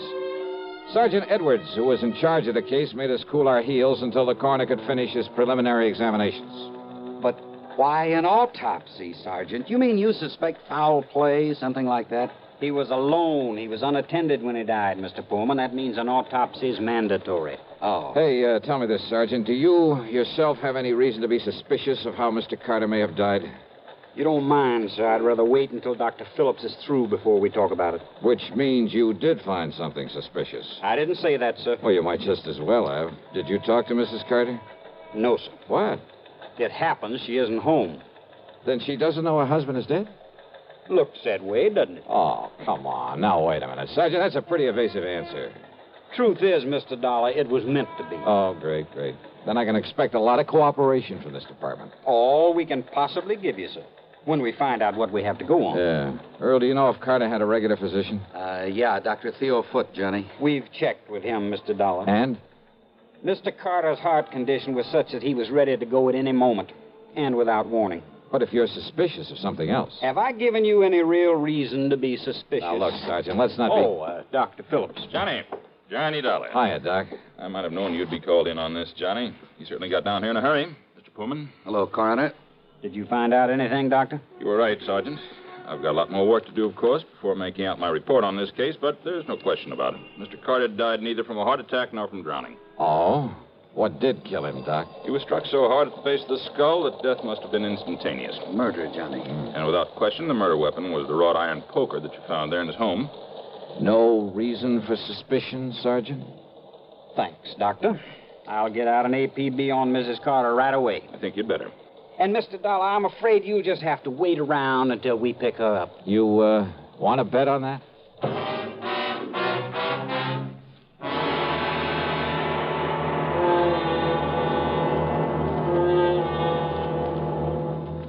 Act two of yours truly, Johnny Dollar, in a moment.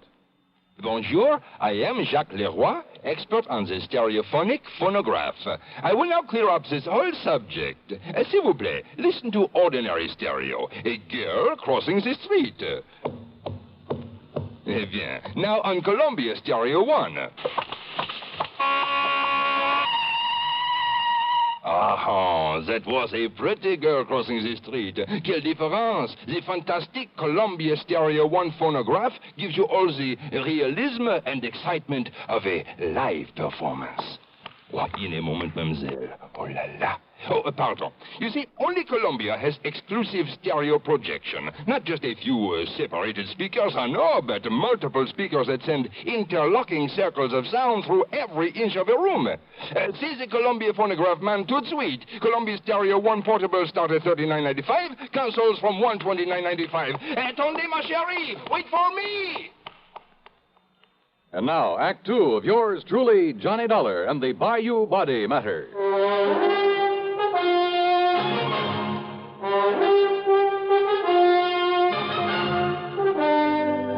The machinery is in operation, Mr. Dollar, and as soon as we get any word as to the whereabouts of Mrs. Carter, we'll let you know. Yeah, thanks a lot. Earl, just how much did you know about Carter and his wife? Well, you know how it is, Johnny. There was some talk about their not getting along too well, but... I've thoroughly investigated, Mr. Dollar. They fought like cats and dogs. Well, now, I wouldn't go so far as to say that. At times, that is. At times. According to the people next door, they had quite an argument just last night. Oh? At one time, according to these people, she hollered at him, "I could kill you, Ralph. I could kill you." Yeah, well, that's not proof that she did. No? Then why would she say Haven't you ever told somebody you'd like to kill him? Well, saying I'd like to, or saying I could or would are two different things. And look here, sir. If she didn't do it, then why would she hightail it out of town early this morning? Oh, those neighbors reported that she did? Yes, sir. She drove away from their place at approximately the same time as the coroner says he was killed. Well, let's face it, Johnny. The sergeant must be right. She must have done it. No question about it, Mr. Dollar. But why? What could her motive have been? Who knows? Could have been most anything. Now that we know there was friction between them. And what about his money? She stands to be worth an awful lot with him out of the way. And don't you forget for 1 minute she's much younger than he was. Not only that, but she's a nice, healthy, attractive woman, too. And he, with his heart condition, well, he was probably just a millstone around her neck. Makes sense, Johnny. Sure it does. Did you or the coroner find any fingerprints on that poker that was used on him? No, sir. But there was some lint from a pair of cotton gloves on it. All right, then. Johnny. All right. I've seen Mrs. Carter many times. She prides herself on her dress. She can afford to. And I've never seen her outside that house without a hat and without a pair of gloves. And, of course, a lot of people wear gloves when they drive a car. Okay. Now, don't you worry, Mr. Dollar. The APB is out, and every highway north of Bradenton, south of Venice, and east of Arcadia is being watched for. When we get her, I'll let you know. Yeah, you do that. Come on, Earl, let's have some lunch. Sure. Nothing more we can do here. Reach you at Mr. Pullman's house, I take it. Don't bank on it, Sergeant. So Earl drove me to his home on St. Armand's Key, and by then I was beginning to wish I'd made the trip to Florida solely for purposes of fishing the blue waters of the Gulf with him. But then, after saying hello to his charming wife and having a drink and a good lunch with them, I walked over to the Carter place, 100 yards or so up the bayou. Much to my surprise, there was no policeman there to keep an eye on things in case Mrs. Carter should return. I was even more surprised to find a side door standing wide open. So, needless to say, I walked in and looked around. One of the first things that caught my eye in a den off the living room was a desk. It was locked, but I managed to pry it open without too much difficulty.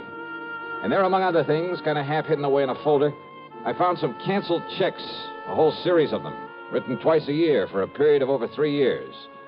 They were made out to Mitzi Taylor, the ex-Burley Queen.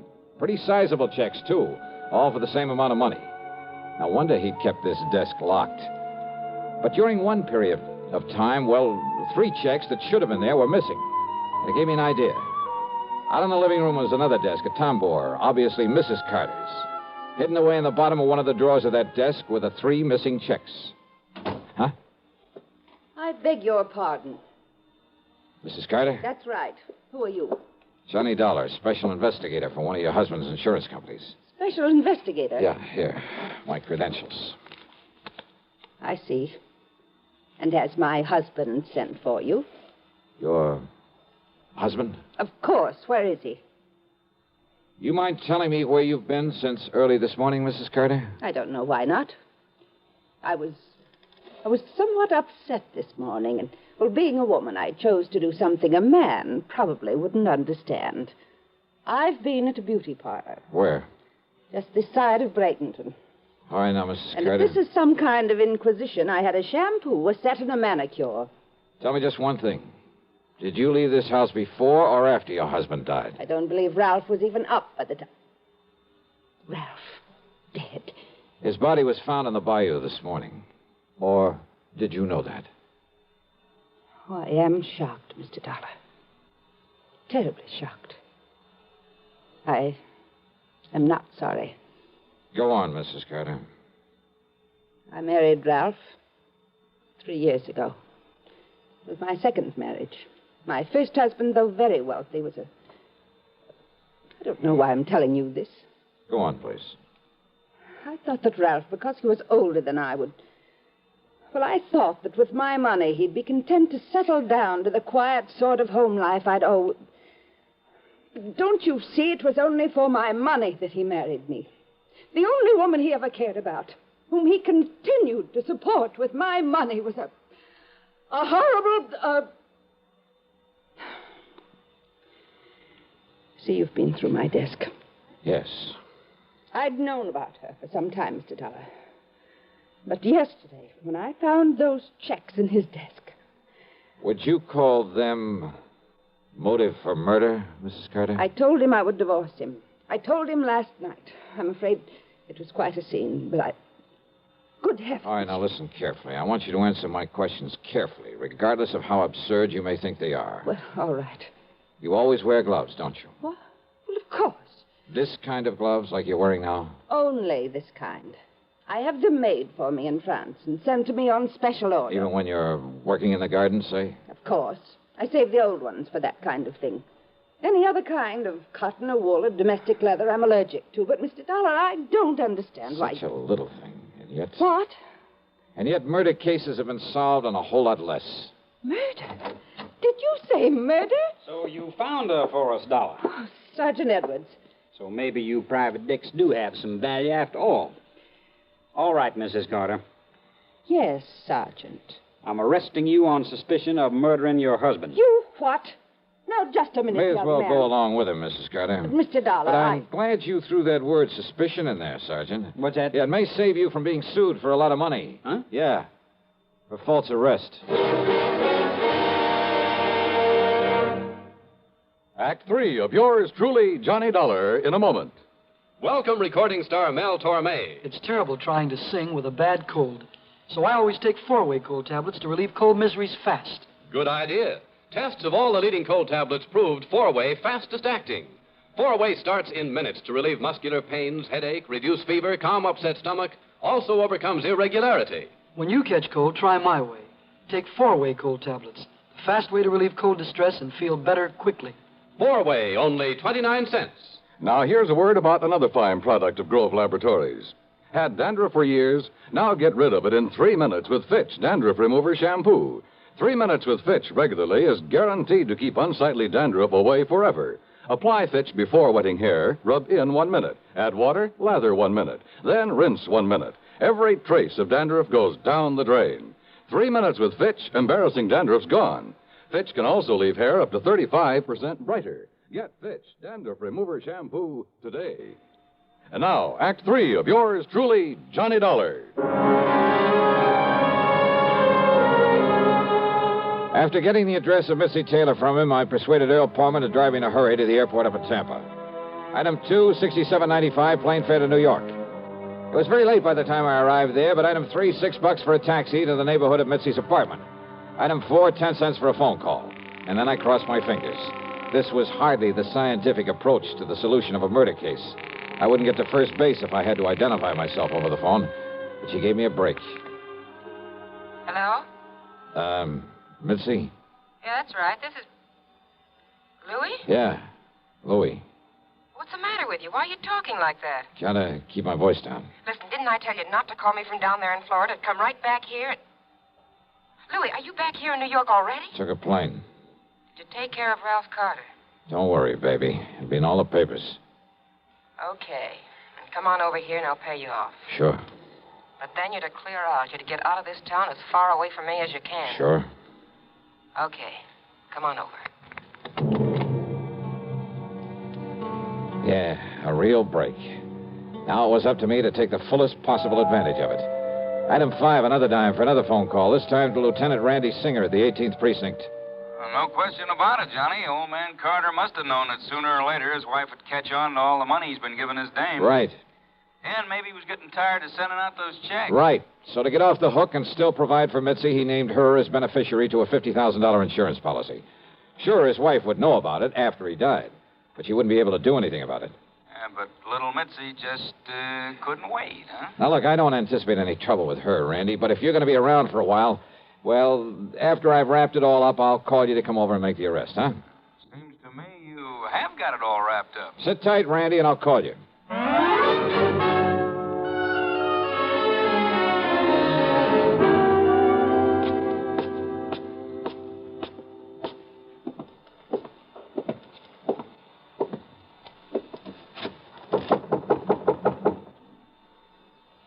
Yeah, who is it?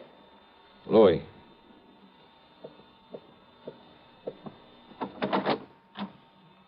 Louis, huh? Do you mind if I come in, Mitzi? Now, who are you? Johnny Dollar, special investigator. Yeah? For who?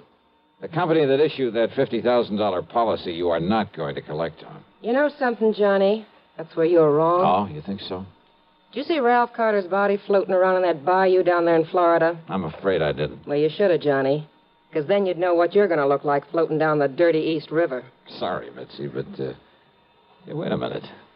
How did you know Carter's body was thrown into the bayou? You took too long getting over here, Johnny, after that phony phone call. Come on in, Louie. Take care of him. What? One move for a gun and I blow your head off, mister. Go ahead, Mitzi. Take his gun away. Okay, got it. Now keep it on him while I take him apart so we can feed the fish out in that river. No, wait a minute. Huh? Wait till I close the door to the corridor so that... What? That's right, Mitzi. Don't bother. Cops! The cops! Drop it, Louie!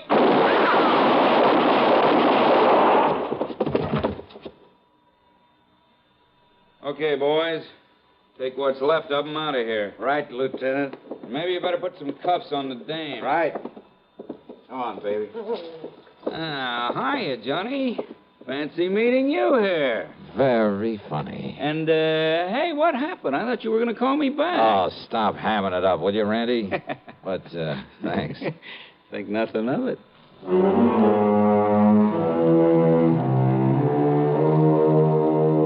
Louis managed to survive, and I understand that the way he shut off his mouth in the hospital, well, I understand he pretty much cinched the case against both himself and Mitzi.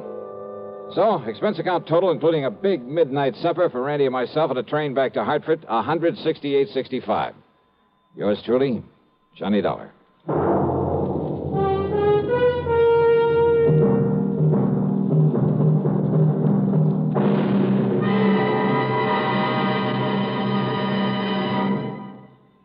Our star will return in just a moment. This is the cold season. What do medical authorities say about the common cold? Doctors tell us there is no known drug which will cure a cold. There are effective medications for treating complications, accompanying or following a cold. If you've been taking sensible precautions and still have one cold after another, it's best to see your doctor. And here's more good advice. When you have a cold and need a laxative, that's the time to rely on gentle X-Lax. Pleasant-tasting, chocolated X-Lax helps you toward your normal regularity gently overnight. X-Lax gets along with any cold remedies you may be taking, and X-Lax works where nature wants, in the lower tract, not the stomach. Taken at bedtime, X-Lax won't disturb sleep, gives you the closest thing to natural action the next morning. You're well on your way toward your normal regularity, without upset or discomfort. So when you have a cold and need a laxative, take X-Lax, the laxative you can use with complete confidence. X-Lax helps you toward your normal regularity gently overnight. X-Lax. Now, here's our star to tell you about next week's story. Well, next week I take another trip to Florida, and I still don't get a chance to go fishing. Instead, a lesson in how not to commit a murder. Join us, won't you? Yours truly, Johnny Dollar.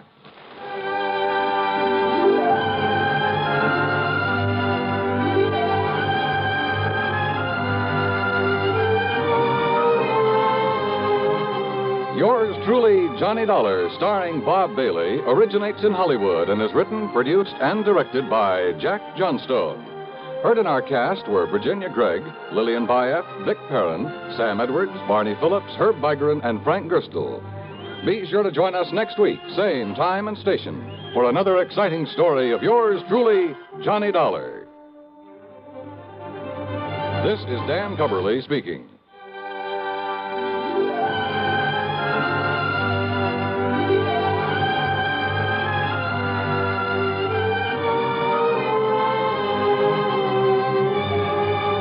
This is the CBS Radio Network. Gentlemen, your attention, please. Now, here's the problem. Your pilot is flying a 400,000-pound, 650-mile-per-hour B-52D Stratofortress. Now, with the weather, wind, and bomb load information provided on your test sheet, I want you to figure your estimated time of arrival at point X on the map, 2,109 miles away. Quite a knotty problem, isn't it? But not for the fledgling navigators in U.S. Air Force aviation cadet training. You see, these men have a firm background in astronavigation, electronics, engineering, and allied fields. They are eminently prepared to cope with the most intricate navigational situations. College men between 19 and 26 and a half. Find out today if you can qualify as an Air Force navigator. If so, you're in for a prestige position with a brilliant future. See your local Air Force recruiter today for complete details. WROW, Radio 59. From Hollywood, it's time now for... Johnny Dollar. Johnny, this is Ed Barrett at Tri-State Life and Casualty in New York. Oh, hi, Ed. How are you? A little sick at the moment. Oh, what's the matter? I was planning to go up to the fishing lodge of a friend of mine over the weekend, Tommy Hargrave. Oh, but now you've had to call it off, and, brother, I know exactly how you feel. No, Johnny, I don't think you do. Look, Ed, I'm a fisherman myself, and when something interferes with going... What was that? I just received word that Tommy had a car accident up there. Car rolled over on him. He was killed instantly. Oh, I'm sorry, Ed. Yeah. And company policy being what it is, since he carried $70,000 in insurance, double indemnity, since there was an accident involved, well, I got to order the usual investigation. Yeah, sure, I see. Who's the beneficiary? His wife, Mary. They get along all right? No, as a matter of fact, Now, look, Johnny, don't get any crazy ideas. Just go on up there and help her all you can. Oh, sure. Where, Ed? Place is called Shadow Hill, near the little town of Bethel. New York? Yeah, up in Sullivan County. The police department is a man named Skinner. Police? If everything's okay? It was Skinner who called me, that's all. Oh, yeah. Okay, Ed, I'm on my way. And if I dig up anything... Johnny, I assure you that everything's all right about this one. Oh, sure. You say that as though you don't believe it. Well, just my suspicious mind showing, I guess. Forget it.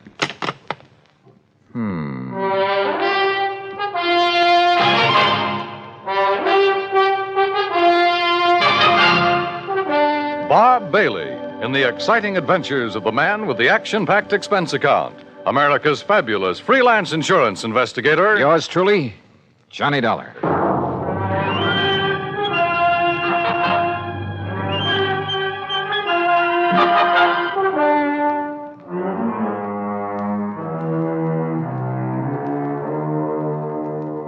Expense account submitted by Special Investigator Johnny Dollar to the Tri-State Life and Casualty Insurance Company, New York, New York. Following is an account of expenses incurred during my investigation of the gruesome spectacle matter. Expense account item 1, $620, fare and incidentals, Hartford to New York. Item 2, $50 deposit on a rental car.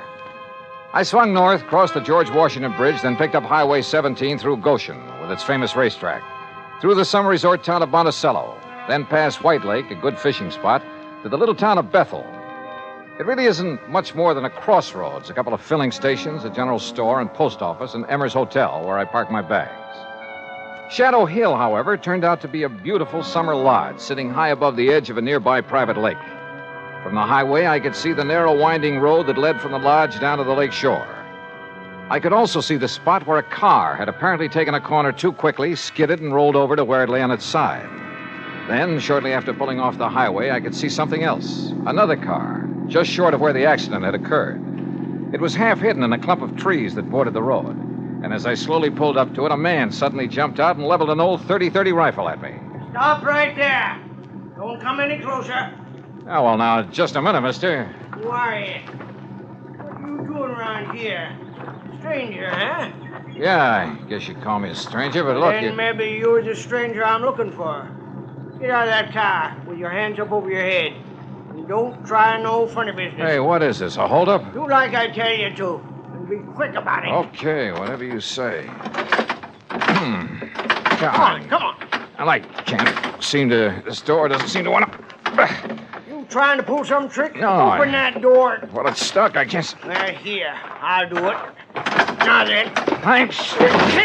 Yeah, now I'll take that gun. Oh, no, you won't. All right. Now. All right, up on your feet. Now, just a minute, son. Turn around.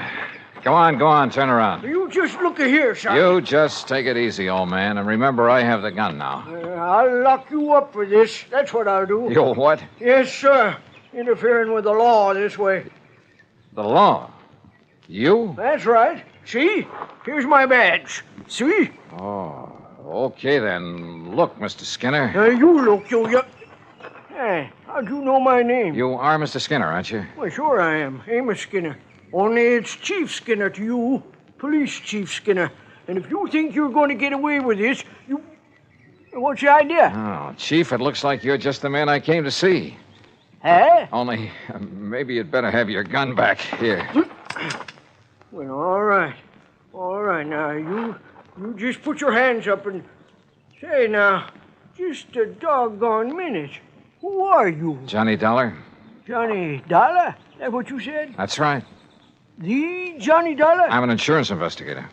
Well, praise be to Betsy. Well, I might have known it was someone like you, the way you outsmarted me.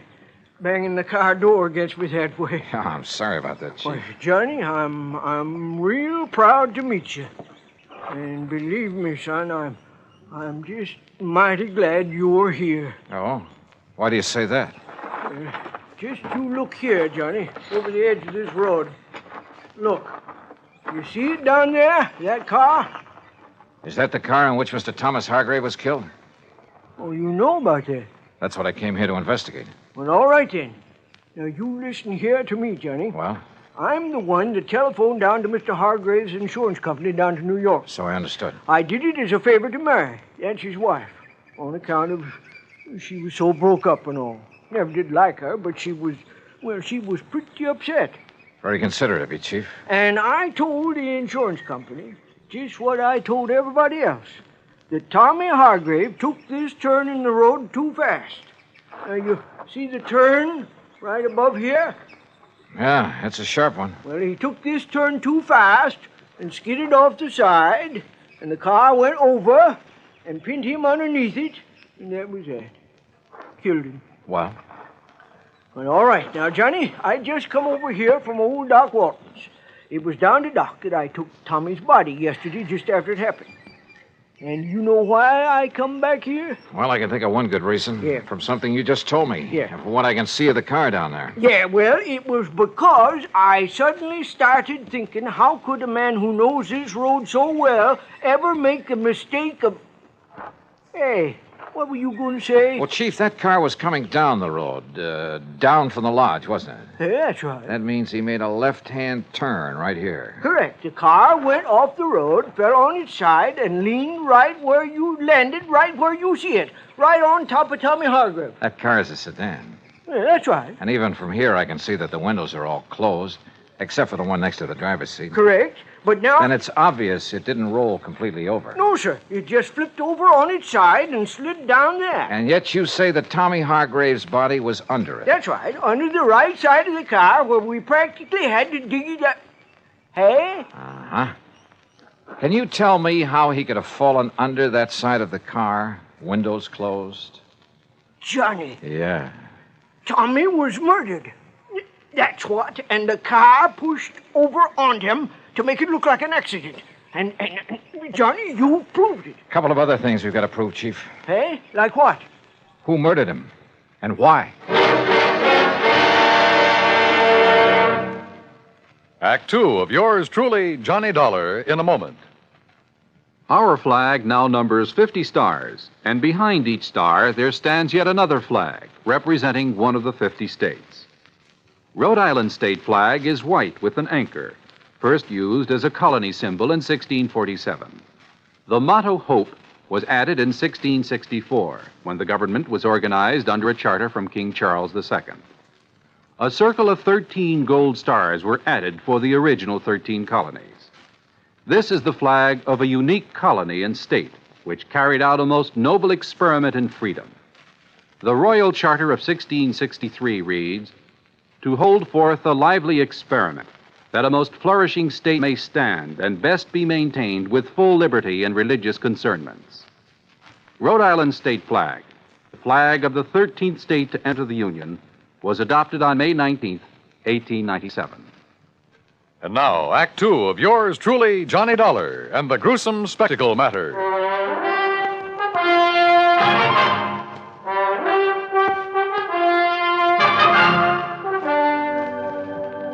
All right, Chief, tell me this. When and how did you learn of this so-called accident that killed Tommy Hargrave? Well, from Mary, his wife. Oh? It was like this, Johnny. I was sitting down at Bob and Ernie's and... Who are Bob and Ernie? Well, they run that mobile gas station down the highway you pass on the way. Oh, go on. Well, we were just sitting there talking about the Hambletonian and all the money... What do you mean, the Hamiltonian? Well, you know, the big harness race they run down to Goshen every year. Oh, yeah. Why, it's world famous. Bigger than the Kentucky Derby. Yes, I know. Go on. Well, we was talking about how much money Barney Marson has made taking bets on those races, and we... Oh, Chief.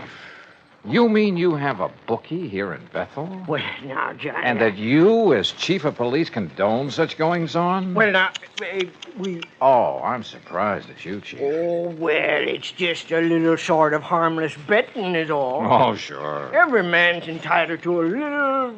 Well, you know how it is. Yeah, I sure do. Now, let's get back to the subject. Yeah, sure. Well, like I say, we was sitting there talking... And we seen Mary Hargrave driving by on her way back from New York, where she'd gone to do some shopping that day. She wasn't here when it happened? Well, no, sir. She couldn't have been. You're sure? Well, like I told you, she was in New York. Anyhow, she drove on up here, saw what had happened, and drove right back to tell us at the gas station. We came up here, dug Tommy's body out from under, took it down to Doc Walton's office, and that was it. How carefully have you inspected that car down there? Well, that's what I was about to do when you come. All right, come on. Let's take a look at it. Well, sure. Have you any way of proving Mary Hargrave was actually in New York? Proving? Well, no, I guess not. Hey, look here, Chief. Huh? Keys are still in the ignition, but the ignition's turned off. You're right, Johnny. You're right. This car wasn't rid over the side of the road. It was pushed. Here, let's see if we can get this door open. Yeah, I'll give you... Now, let's see if some of this... Yeah, very good. Well, what are you doing with that handful of dust? Well, it's not very professional, but some of this fine dust ought to bring out any fingerprints on the steering wheel, and we'll be... Yeah. No prints there that I can see. No, you're right. Chief, this wheel has been carefully wiped off. So whoever did it... Huh? What'd you find? Did Tommy Hargrave wear glasses, spectacles? Tommy? No, sir. What? Come on, Chief. First thing I want is a look at his body. Doc Walton, you say? That's right. Then let's go.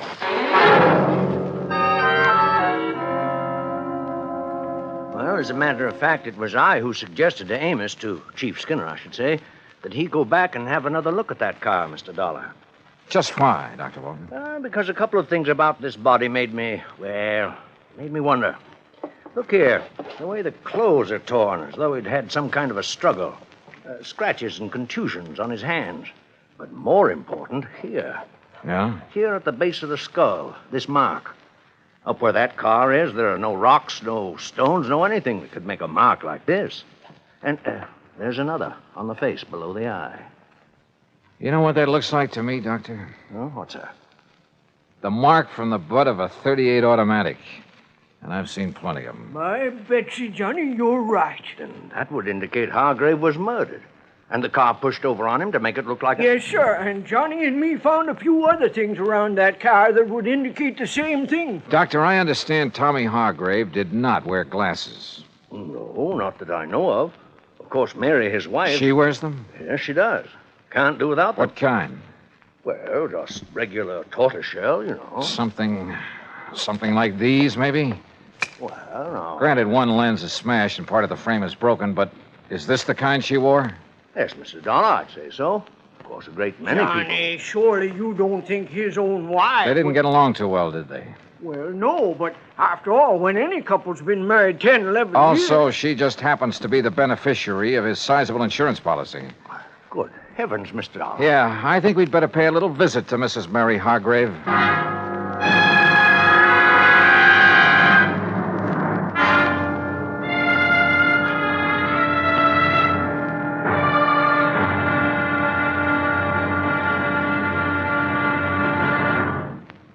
Act 3 of yours truly, Johnny Dollar, in a moment.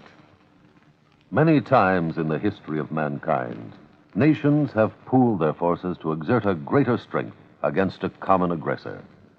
This happens not only in the face of a world war, but between such giant holocausts, as during the Boxer Uprising in China in 1900. 6 nations combined their forces to come to the aid of their citizens. In the thick of the fight, undaunted by devastating enemy fire, Chief Bosun John McCloy of the United States Naval Contingent distinguished himself by meritorious conduct above and beyond the call of duty. For his valorous action, he was awarded his first Medal of Honor. But a man of action doesn't get the job done because of possible awards. It is the spirit of his code of conduct that guides him. John McCloy was guided by that code again and again. In June 1914, during the Mexican campaign, when the government of the United States was put upon once more to aid its persecuted citizens, Chief Bosun John McCloy was constantly risking his life. Our landed troops were in danger of being annihilated on the beach at Veracruz when McCloy voluntarily filled 3 picket launches with riflemen and led them along the seafront to draw the enemy fire. Though badly wounded, he remained at his post and gallantly directed his part of the campaign. For this action, Chief Bosun John McCloy was awarded a second Medal of Honor. But he hadn't been concerned with medals. His only concern was conducting himself as a man should, and that is according to the code of the American fighting man. And now, Act 3 of yours truly, Johnny Dollar, and the gruesome spectacle matter. The 3 of us, Dr. Walton, Police Chief Amos Skinner, and I, drove up to the lodge outside the little town of Bethel, New York, to see why Mrs. Mary Hargrave had killed her husband, made it look like a car accident. That is, if she did it. And what little evidence we had pointed right straight at her. The obvious fact the car had been pushed over on him after he was killed. The marks showing he'd struggled for his life, had been struck with the butt of a pistol. The fact he and his wife hadn't got along too well, that she was his beneficiary. And finally, there were the glasses I'd found in the car. My Betsy, I wonder if she found out you were here, Johnny, and has flew the coop. Isn't that her car in the yard? Yes, Mr. Dollar, it is. All right, then. If she is here, well, sir, I'll arrest her right on the spot. No, let me handle this. But, Johnny... I said please, let me handle it. Yes? Oh, Dr. Walton and Chief Skinner. That's right. And this here is Mr. Johnny Dollar. Oh, yes, Mr. Dollar. Mr. Barrett at the insurance company phoned that you'd be here. Won't you come in? Well, Surely. Thank you. I'm sorry to have been so slow in answering the door, but I seem to have mislaid a pair of my glasses. Yeah, that, Johnny. I'm blind as a bat without them. Won't you all sit down? Thank you. Yes, thank you, Mary. I've been using an old pair of steel rims with an old prescription, but they look so terrible. When did you lose your glasses? Oh, I must have mislaid them a couple of days ago. Ha! Now, what do you mean by that, Amos? You know very well what I mean. You don't seem terribly upset about your husband's death, Mrs. Hargrave? Why should I, Mr. Dollar? We haven't been exactly getting along for years. All he seemed to care about was his fishing and betting on the horses day after day. Oh? And I never did care about spending every summer up in this stodgy little town with all its stodgy people and... Oh, I didn't mean you, Dr. Walton. Oh, yes, thank you. The first thing I'll do when I collect the insurance is sell this place and go back to the city where my friends are, where there's some excitement and... Mr. Dollar, are those my glasses you have there? Are they? Well, they look like mine. Only what happened to them? Sure, they are hers, Johnny. What? No, Dollar. No, I don't think they are. Let me have them, please. Sure. Here. What's going on here? Johnny, we're just wasting time. No, wait. These can't be hers. I should have realized. Sure they are. Gentlemen, please. I've seen your glasses, Mary, many times. Very thick at the edges, very thin in the center of the lens. Well, isn't this pair? This lens, the one that's still intact, bears no resemblance to yours at all. Oh? No. Wait a minute, wait. Listen, Mrs. Hargrave. Will somebody please tell me what's... Listen, will you? You say your husband was always playing the horses. Yes, of course he was. But do you mind telling me what Even while he was up here? Yes, all the time. Mr. Dollar, I don't see what you're driving at. I sure don't. Oh, brother, this is probably the wildest hunch I've ever had. What? Mrs. Hargrave, did your husband owe a lot of money on his betting? Owe a lot? I should say not. Just the opposite. He's been going around for nearly 2 weeks boasting about the big killing he made, if he ever collected. Doctor, let me have those glasses. Oh, yes. Look, here, this little mark inside the temple. Oh, that's the mark of the optometrist over in Monticello. Here, you see? The same mark as in mine. Yeah, okay. Now just sit tight, the three of you. Oh? No, Mr. Dollar. Now, you look here now, Johnny. And Amos, don't try arresting anybody while I'm gone. But it Johnny- might make you look a little foolish when I get back. Back from where, Dollar? I'll see you all later.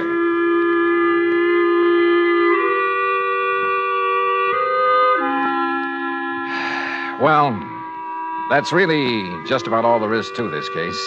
Oh, except, of course, for the fact the optometrist in Monticello had no difficulty at all in matching the glasses I'd found with the prescription of...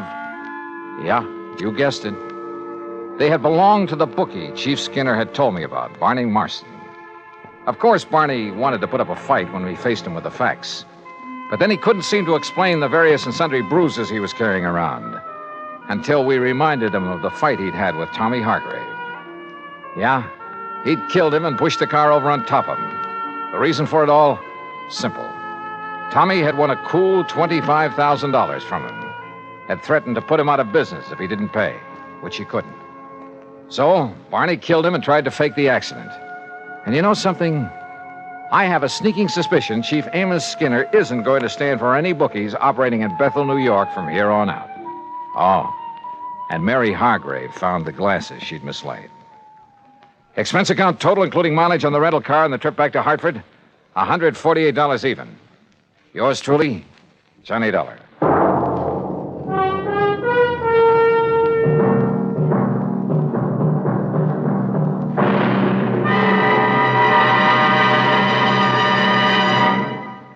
Our star will return in just a moment.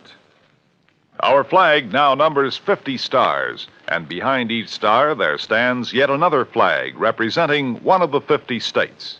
Kansas' state flag is dark blue, and in the center is the state's seal, surmounted by a large sunflower, the official state flower. The seal reflects the history of Kansas, the train of ox wagons going west, for most of the great roads passed through Kansas. An Indian is depicted chasing a herd of buffalo, recalling the words of the official state song, "Oh, give me a home where the buffalo roam." For this truly was the home of the buffalo and Indian. The East is represented by a rising sun, and the promise of future prosperity is indicated by the steamboat on the river and the farmer plowing the field. Above a mountain range are 34 stars, for Kansas was the 34th state admitted to the Union. Over all is the state motto, Ad astra per aspera, to the stars through difficulties. Kansas state flag, the flag of the 34th state to enter the Union, was adopted on March 23, 1927. Now here's our star to tell you about next week's story. Next week? Well, listen. I promise you the most unusual case and some of the most unexpected people you ever... Well, join us, won't you? Yours truly, Johnny Dollar.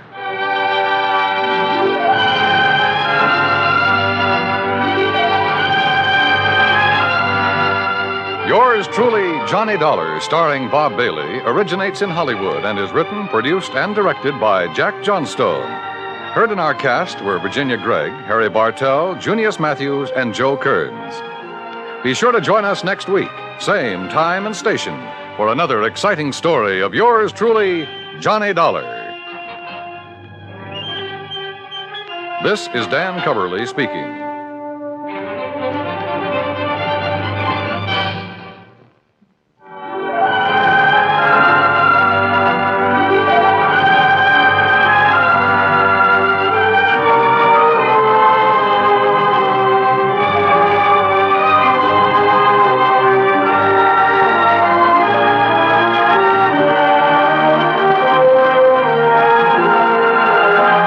This is the United States Armed Forces Radio and Television Service.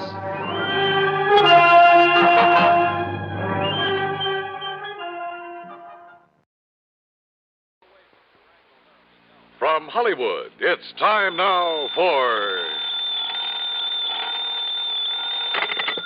Johnny Dollar. George Reed here. Oh, hi, George. How are things at Floyd's of England? Very good, as a matter of fact. Very good. Well, now, it can't all be good, or you wouldn't be calling me. Well, to tell the truth, I do have a small problem. Figures.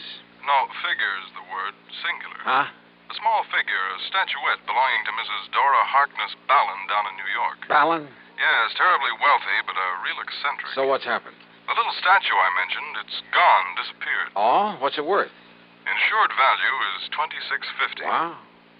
$26.50. Huh? $26.50 wouldn't even cover my expense account. Well, it just happens that she carries hundreds of thousands of dollars worth of personal property insurance with us. But for some reason or other, she attaches particular value to this statuette. Oh, I get it. You're afraid that if we don't go through the motions of trying to find it, she might take her insurance elsewhere. Precisely. Real important to you, huh? Very. Then I take it I won't have to be chintzy with the old expense account. Well, now, Johnny... Okay, George, I'll be in touch.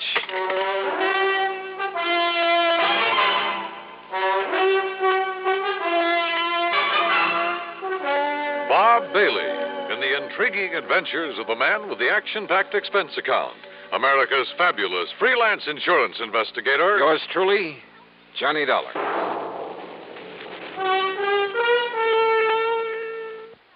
Now, Act One of yours truly, Johnny Dollar.